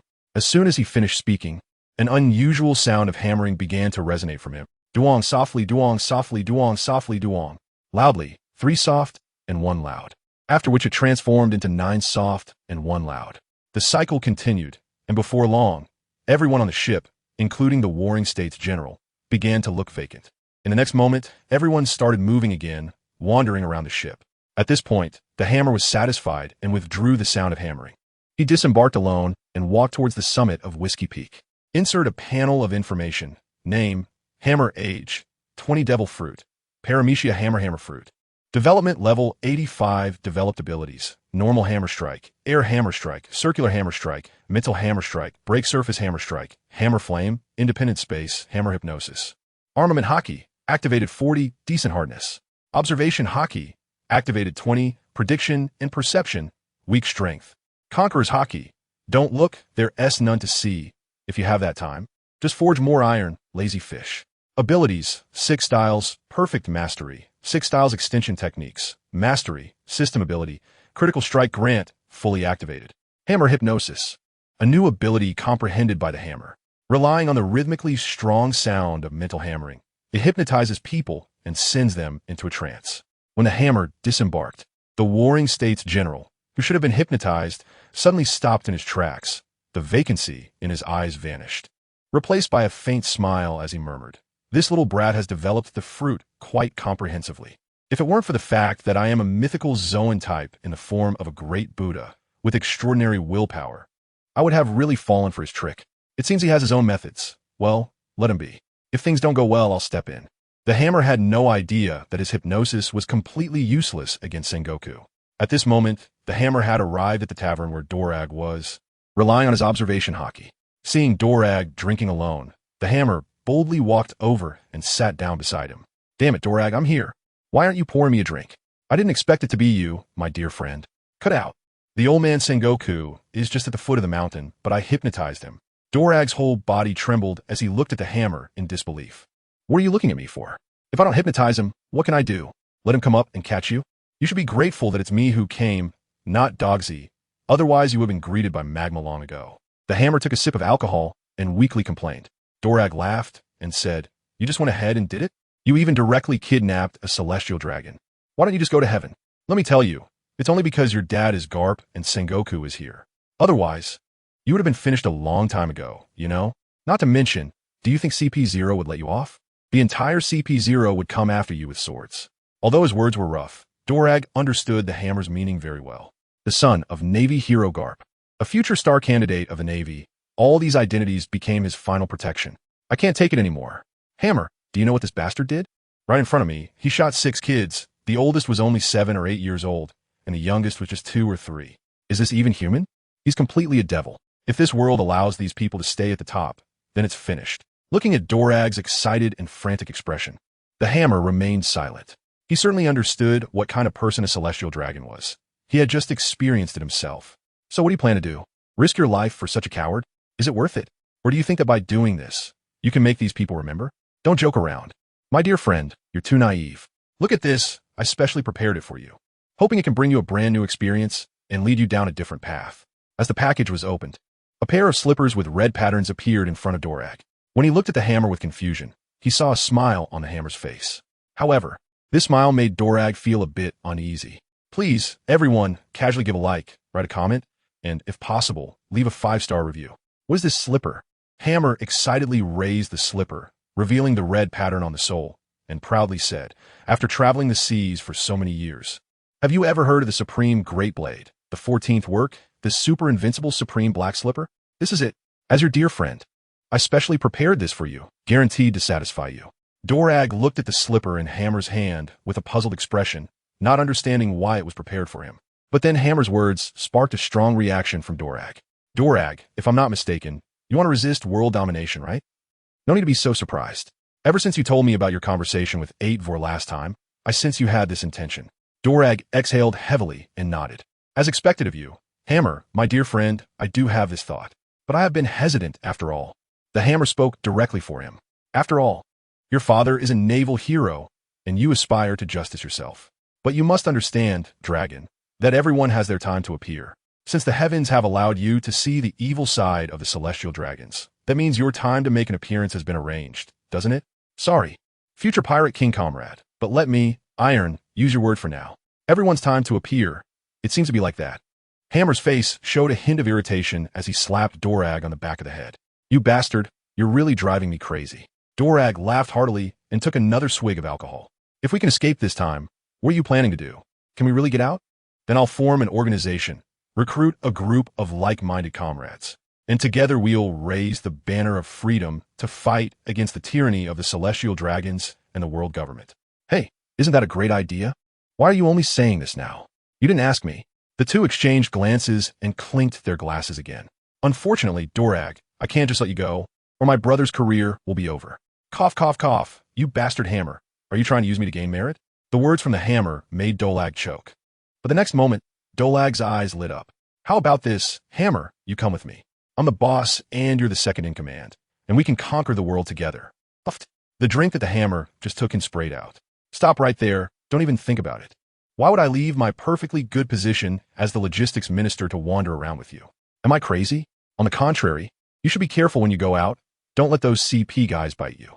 Dorag knew that the hammer's ambitions weren't in that direction, so it was pointless to say anything. But that's just his personality. He always had a try.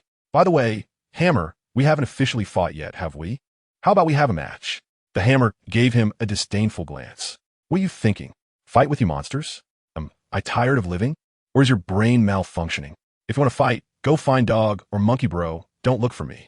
I just came to see how you're doing, whether you need some guidance. But by the looks of you, it seems you don't. Dorag nodded slightly, his eyes filled with determination. This world needs different factors. It needs a grand change. If no one is willing to take the lead, then I will take the lead. At this moment, it seemed like Dorag was shining with light. The hammer looked on in surprise and in shock, raised his right hand suddenly. Smack! Ouch! The supreme black flip-flop suddenly struck Dorag's left cheek, instantly leaving him dazed. Damn! Hammer! Why are you hitting me with the sole of your shoe? Dorag endured the pain while covering his left cheek, grimacing in agony. Don't cover it. Don't cover it. Let me see. I tell you, this black flip-flop is a specially forged product with one-time ability pattern printing. Let me see if the pattern is complete. The hammer roughly pried open Dorag's hand, revealing his left cheek. Sure enough, a red fork-shaped pattern was instantly imprinted on Dorag's face. Ha ha ha. Good. Dorag, this is enough. Go out into the world with a tattoo tailored for you by Iron. Overthrow this world. This tattoo is proof of your first step. Dorag looked blankly at the crazily laughing Iron. Just as he was about to ask something, a terrifying strike was suddenly launched from Iron's center, shattering stones on the chest. Navy Trader Dorag, Rear Admiral Iron, will arrest you. Save the celestial dragons. Dorag had no time to think, grabbed the rugged Moto Santo, and transformed into a hurricane, soaring into the sky. The original bar instantly turned into ruins under the shockwave of Iron Strike. Striking a cow across the mountain. Great Hammer 80. He swung his arms again, but the blow did not carry the hockey of armed color and soared into the air. In Dorag's puzzled gaze, he was blasted into a whirlwind. Iron you. Don't talk nonsense. Dorag quickly surrendered. The hammer boldly stepped out with a moonwalk, charging towards the sky. Dorag instantly understood the hammer's intention, and a surge of emotion welled up in his heart. Mind Hammer Strike. The hammer, flying in the air, unleashed the Mind Hammer Strike, instantly enveloping Dorag and the rugged Dodo Saint. The hammer strike that originally impacted the mind did not burden Dorag at all. However, it awakened the originally unconscious celestial dragon. Help me! Help me! In an instant, terrifying screams echoed in the air. Damn villain! Let the celestial dragon go.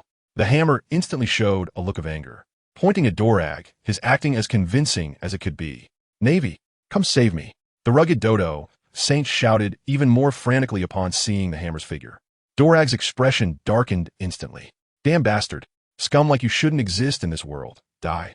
Let this be the first step in my world upheaval. My right hand turns into a claw. Dragon Claw Fist. A martial skill born to tear apart the world's power. Just like that, Dodo Saint was choked to death by Dorag's hand. His body was casually tossed aside by Dorag. Dorag, you bastard. Suddenly, an enraged voice rang out, and golden Buddhist light instantaneously illuminated the entire Whiskey Peak. Sengoku has arrived. But an anomaly occurred, accompanied by the death of the celestial dragons. A terrifying aura spread from Dorag. Celestial dragons are just humans too. They can be killed. This world is fair. It shouldn't be like this now. Power should be shattered. This is my justice. The terrifying conqueror's haki erupted instantly, with the hammer being the first to be affected. His mind went blank. A moment of daze left the hammer somewhat confused. But when he regained his senses and looked at Dorag's bold demeanor, he revealed a comforting smile. Come and take my life. Dorag, heavy hammer spark. The hammer struck, flames erupted, and the fire directly surrounded Dorag in a tornado form. I am the wind, the freest and most unrestrained wind in this world. Dragon Claw Fist. Breath of the wind. With the awakening of Conqueror's haki, Dorag no longer had a shred of hesitation in his heart. Facing the sea of flames, he directly unleashed his claws. The thick armament haki instantly covered his palm. In the next second, an explosive scene unfolded. Dorag used the strength of his hands to tear apart the flames, still powerful as it roared towards the hammer. Damn it, bastard. Iron block. Armament. Hardening. The hammer was astonished. He quickly used iron blocks along with the armed color for dual defense. However, facing Dorag's full force attack, the Dragon Claw Fist combined with the power of the hurricane, the hammer had no way to defend himself. First, he was blasted away, and then he was lifted by the hurricane. The flying sand buried the hammer completely. The terrifying gale shaved the peak of Whiskey Peak, uprooting houses and trees alike. Eating dirt and crunching on stones, the hammer only had one thought in his mind. Damn Dorag, well done. Next time we meet, if I don't make you bleed profusely, I won't share your surname. Hammer. Buddha's impact. Sengoku, who finally arrived at the battlefield while stepping on the moonwalk, saw the hammer injured and became anxious, raising his hand to unleash a shockwave. The hammer, who was originally unscathed, was sent flying into the sky by the shockwave. Hammer. Damn that old bastard Sengoku. You said you wouldn't act? Instead of fighting Dorag, you hit me? Sengoku. Carp is right behind. I'm afraid that old bastard will fight me to the death. Pity you, little hammer. Ha ha ha. Thanks to Admiral Sengoku's training over the years. Dorag, thanks you again. Please tell my old man I'm sorry, but I have my own pursuits. This is goodbye. The wind rises. The dragon soars. Amidst the laughter and the howling winds, Dorag transformed into a tornado and left, leaving ruins behind. A complex expression appeared in Sengoku's eyes, still resembling a great Buddha. But it was quickly suppressed as he hurried to find the hammer that had just been blasted away. Thank you all for the likes, comments, and a good review would be even better. So he let him escape after all. Yes, Commander Kong. Dorag has awakened the Conqueror's haki, and as a Logia-type user, neither I nor the hammer have any good way to deal with him. Sigh. This will be hard to explain to the Gorosei. You all come back first, and we can discuss the bounty when you return. What about Carp? Is he still on his way here? I stopped him with Little Crane, and I brought him back to Marineford. After hanging up the phone, Sengoku sighed lightly and turned to the dusty hammer beside him, asking, Hammer, how are you? The hammer shook its head, indicating that it was fine. Its head was still a bit dazed, but it was nothing serious. Are we heading back? Old man from the Warring States? Let's bring along the corpse of the celestial dragon and head back. By the way, old man, how did you break free from my hypnosis? Hee, with your half-baked hypnosis. Do you think I would fall for it? Hammer. Sure enough, I hate old men the most. Mariejois, Panga City. So, is this what you want to report? A Navy traitor awakened conquerors Haki and killed a celestial dragon? And then you let him escape? Old Man Kong, Sengoku, and Garp are facing 5 elderly men in suits. They are the highest authority representatives of the world government, the 5 elders. Financial Warlord Izambaron Ve Nasuro Shinong, Agricultural Warlord Chipper Tenpit, Legal Warlord Topman Ve Valfuli. Environmental Warlord Makas Maz, Scientific Defense Warlord Jagaruja Satan. Yes, Drag's strength is quite evident, with his natural ability and 3 types of Haki. He has preliminarily entered the ranks of admirals. Old Man Kong does not back down at all, his expression serious as he faces the accusations from the 5 elders. Sengoku beside him also has a serious expression. Only Garp looks disdainful. This is Garp, the Navy's #1 slacker, even in front of the 5 elders. He shows no respect. Issue a bounty. After all, this is the first bloodshed incident involving a celestial dragon since the God Valley incident, and the situation is very serious. The bounty is 2 billion berries. In the end, legal warlord Topman V. Walchuli confirmed the bounty on Drag. But it's not over yet. Izambaron V. Nejuru Shinon, holding a famous sword, speaks again. Due to the Navy's loss in this incident, the Navy headquarters funding will be reduced by 20 for the next 3 years. Kong, can you accept this? Upon hearing this, Kong had no reaction, but Sengoku's expression changed. Accept. Izambaron V. Nejuru Shinon nodded at the expressionless Marshal Kong. Scientific Defense Warlord Jagaruja Satan then spoke. Garp, the traitor is after all your offspring. You need to put in some effort. Garp, upon hearing this, picked his nose and looked at him disdainfully. You owe your life to me. How dare you suggest anything? Satan's face darkened, but he did not speak again. Shut up. Garp, this matter is settled. I accept it. If there is nothing else, we'll leave. Old Man Kong retorted Garp with 1 sentence, and then left with Sengoku and Garp. Looking at the 3 departing, the 5 elders were quite helpless. Satan, you shouldn't have provoked him. You know very well that Garp is just a scoundrel. And a scoundrel with high-end combat power. How can you expect to get the better of him? The previously silent agricultural warlord, Shepherd 10 Pit, looked at the gloomy Satan. The sea still needs to be maintained. The Navy can't be pushed too hard. Let CP0 move. Don't let the news leak. Chase after Monkey D. Drag. Damn Drag. He is driving me crazy. Garp. That's enough. For the next 3 years, you behave and go to the New World to capture Roger. Don't come back without reason. Did you hear that? Back on the warship returning to Marineford, Garp was still complaining, but the next second he was stopped by Old Man Kong. Marshal Kong, will the world government take action? If they don't take action, they aren't them. There won't be anything obvious, but there must be something covert. I estimate CP0 is already searching for Drag all over the world. Luckily, Drag was ruthless enough to sink a whole ship of people. Otherwise, Garp showed a hint of embarrassment upon hearing this. After all, he is his son. A tiger doesn't eat its cubs. As for the reduced military funding, sigh, it's a headache. Hammer's bounty was also cut. That little brat might blow up too. Old Man Kong helplessly rubbed his temples, and he now somewhat understood what Hammer meant back then. There isn't a single normal person in the Navy's upper echelons. And even the events they encounter are so bizarre. And indeed, as Old Man Kong expected, Marineford, Marshal's office, a group of senior Navy officials were present, and Hammer was there too. What? My logistics minister is not available again? Are you kidding me? After learning that his logistics minister was gone, Hammer instantly exploded with anger.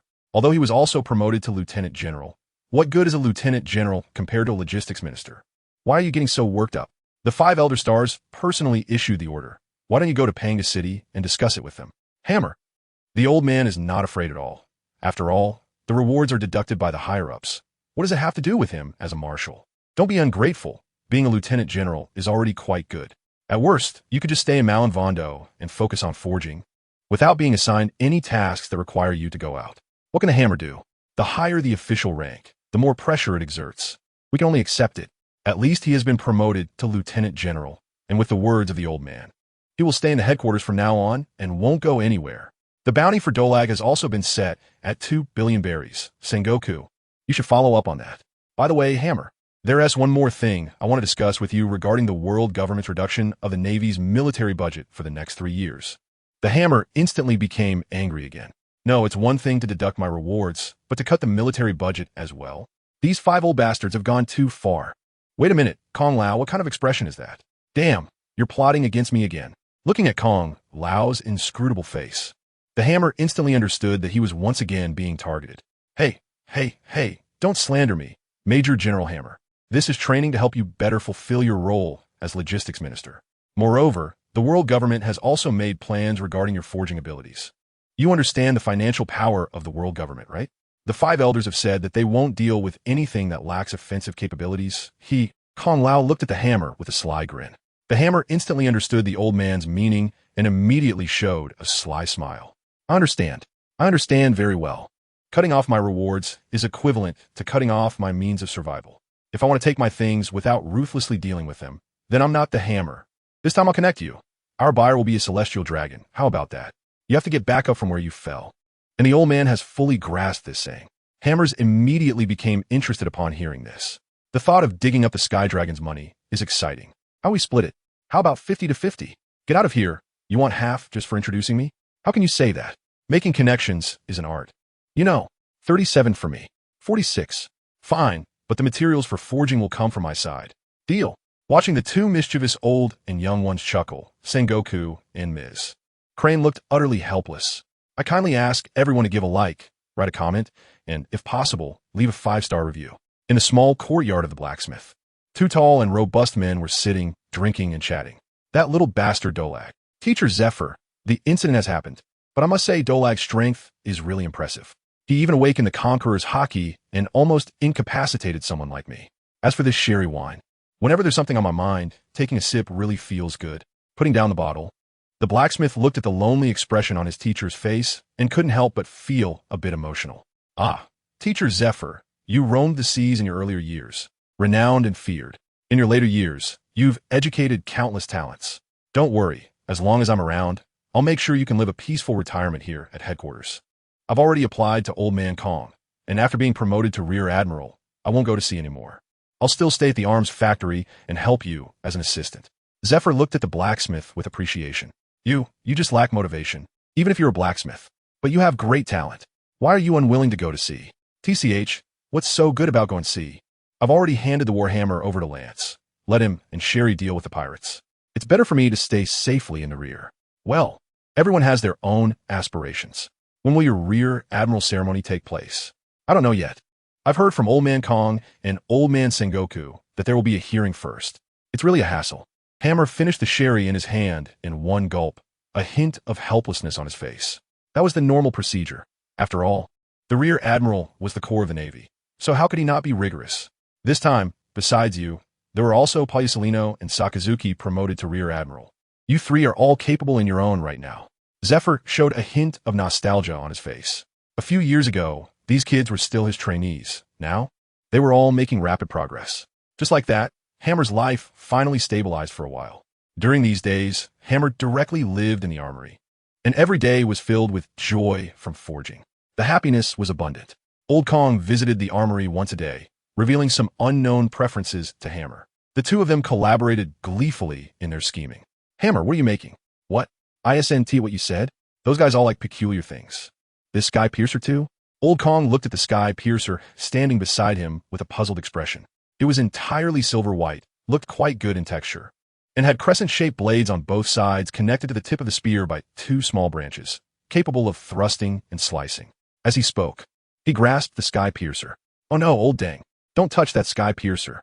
The moment Old Kong grabbed the Sky Piercer, it seemed to be activated, emitting a faint glow. The next second, it broke free from Old Kong's control, shot up into the air, and crashed through the ceiling. Old Kong, what is going on? Why did that thing fly into the sky? I didn't even hold on to it. I told you not to touch it. That thing is a failure. Its attribute is to fly up on the spot. Just a touch, and it shoots up into the sky. When it will fall down and where it will land is completely unknown. The hammer's wild spitting is really something. This old man is truly drunk. The old man felt embarrassed and quickly retracted his hand. What should we do? What can we do? Let's see which unlucky person will get hit. Hopefully, it won't result in any fatalities. The old man fell silent, glanced at his own hands, clenched them tightly and shoved them into his pockets, making up his mind to never touch anything here at the hammer again. Old man, take a look. Would these things be liked by the celestial dragons? The hammer pointed to the side, and the old man looked over to see a pile of items stacked nearby. Gravity gun, castrated version. I reduced the materials, and it needs to be charged for use, usable for 1 hour at a time. However, charging takes a day, and the energy source is the sunstone, which must be charged using solar power. Perfect iron bed. Added more movement modes.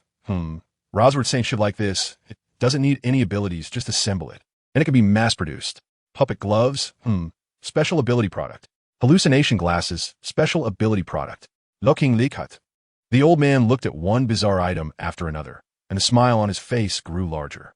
Finally, he burst out laughing. Hey, old man, I prepared everything for you.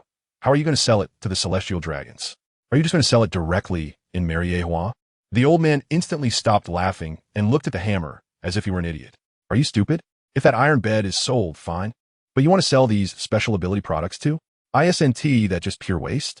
Of course, they should be taken to auction. The celestial dragons are all easy marks. If we don't scam them, who else can we scam? There are auction places in Mariejois too. I can just take them there. That is true. What doesn't Team Mariejois have? By the way, I forgot to mention the important matter. The Vice Admiral hearing is in 3 days. Don't forget. Got it. It's fine. You can leave now. You're delaying my blacksmithing. The old man. Good job. 3 days passed in a flash. The Navy Vice Admiral hearing is an important ceremony for the promotion to Vice Admiral. This hearing is for the new generation of naval leaders, Sakazuki, Borsellino, and the Hammer.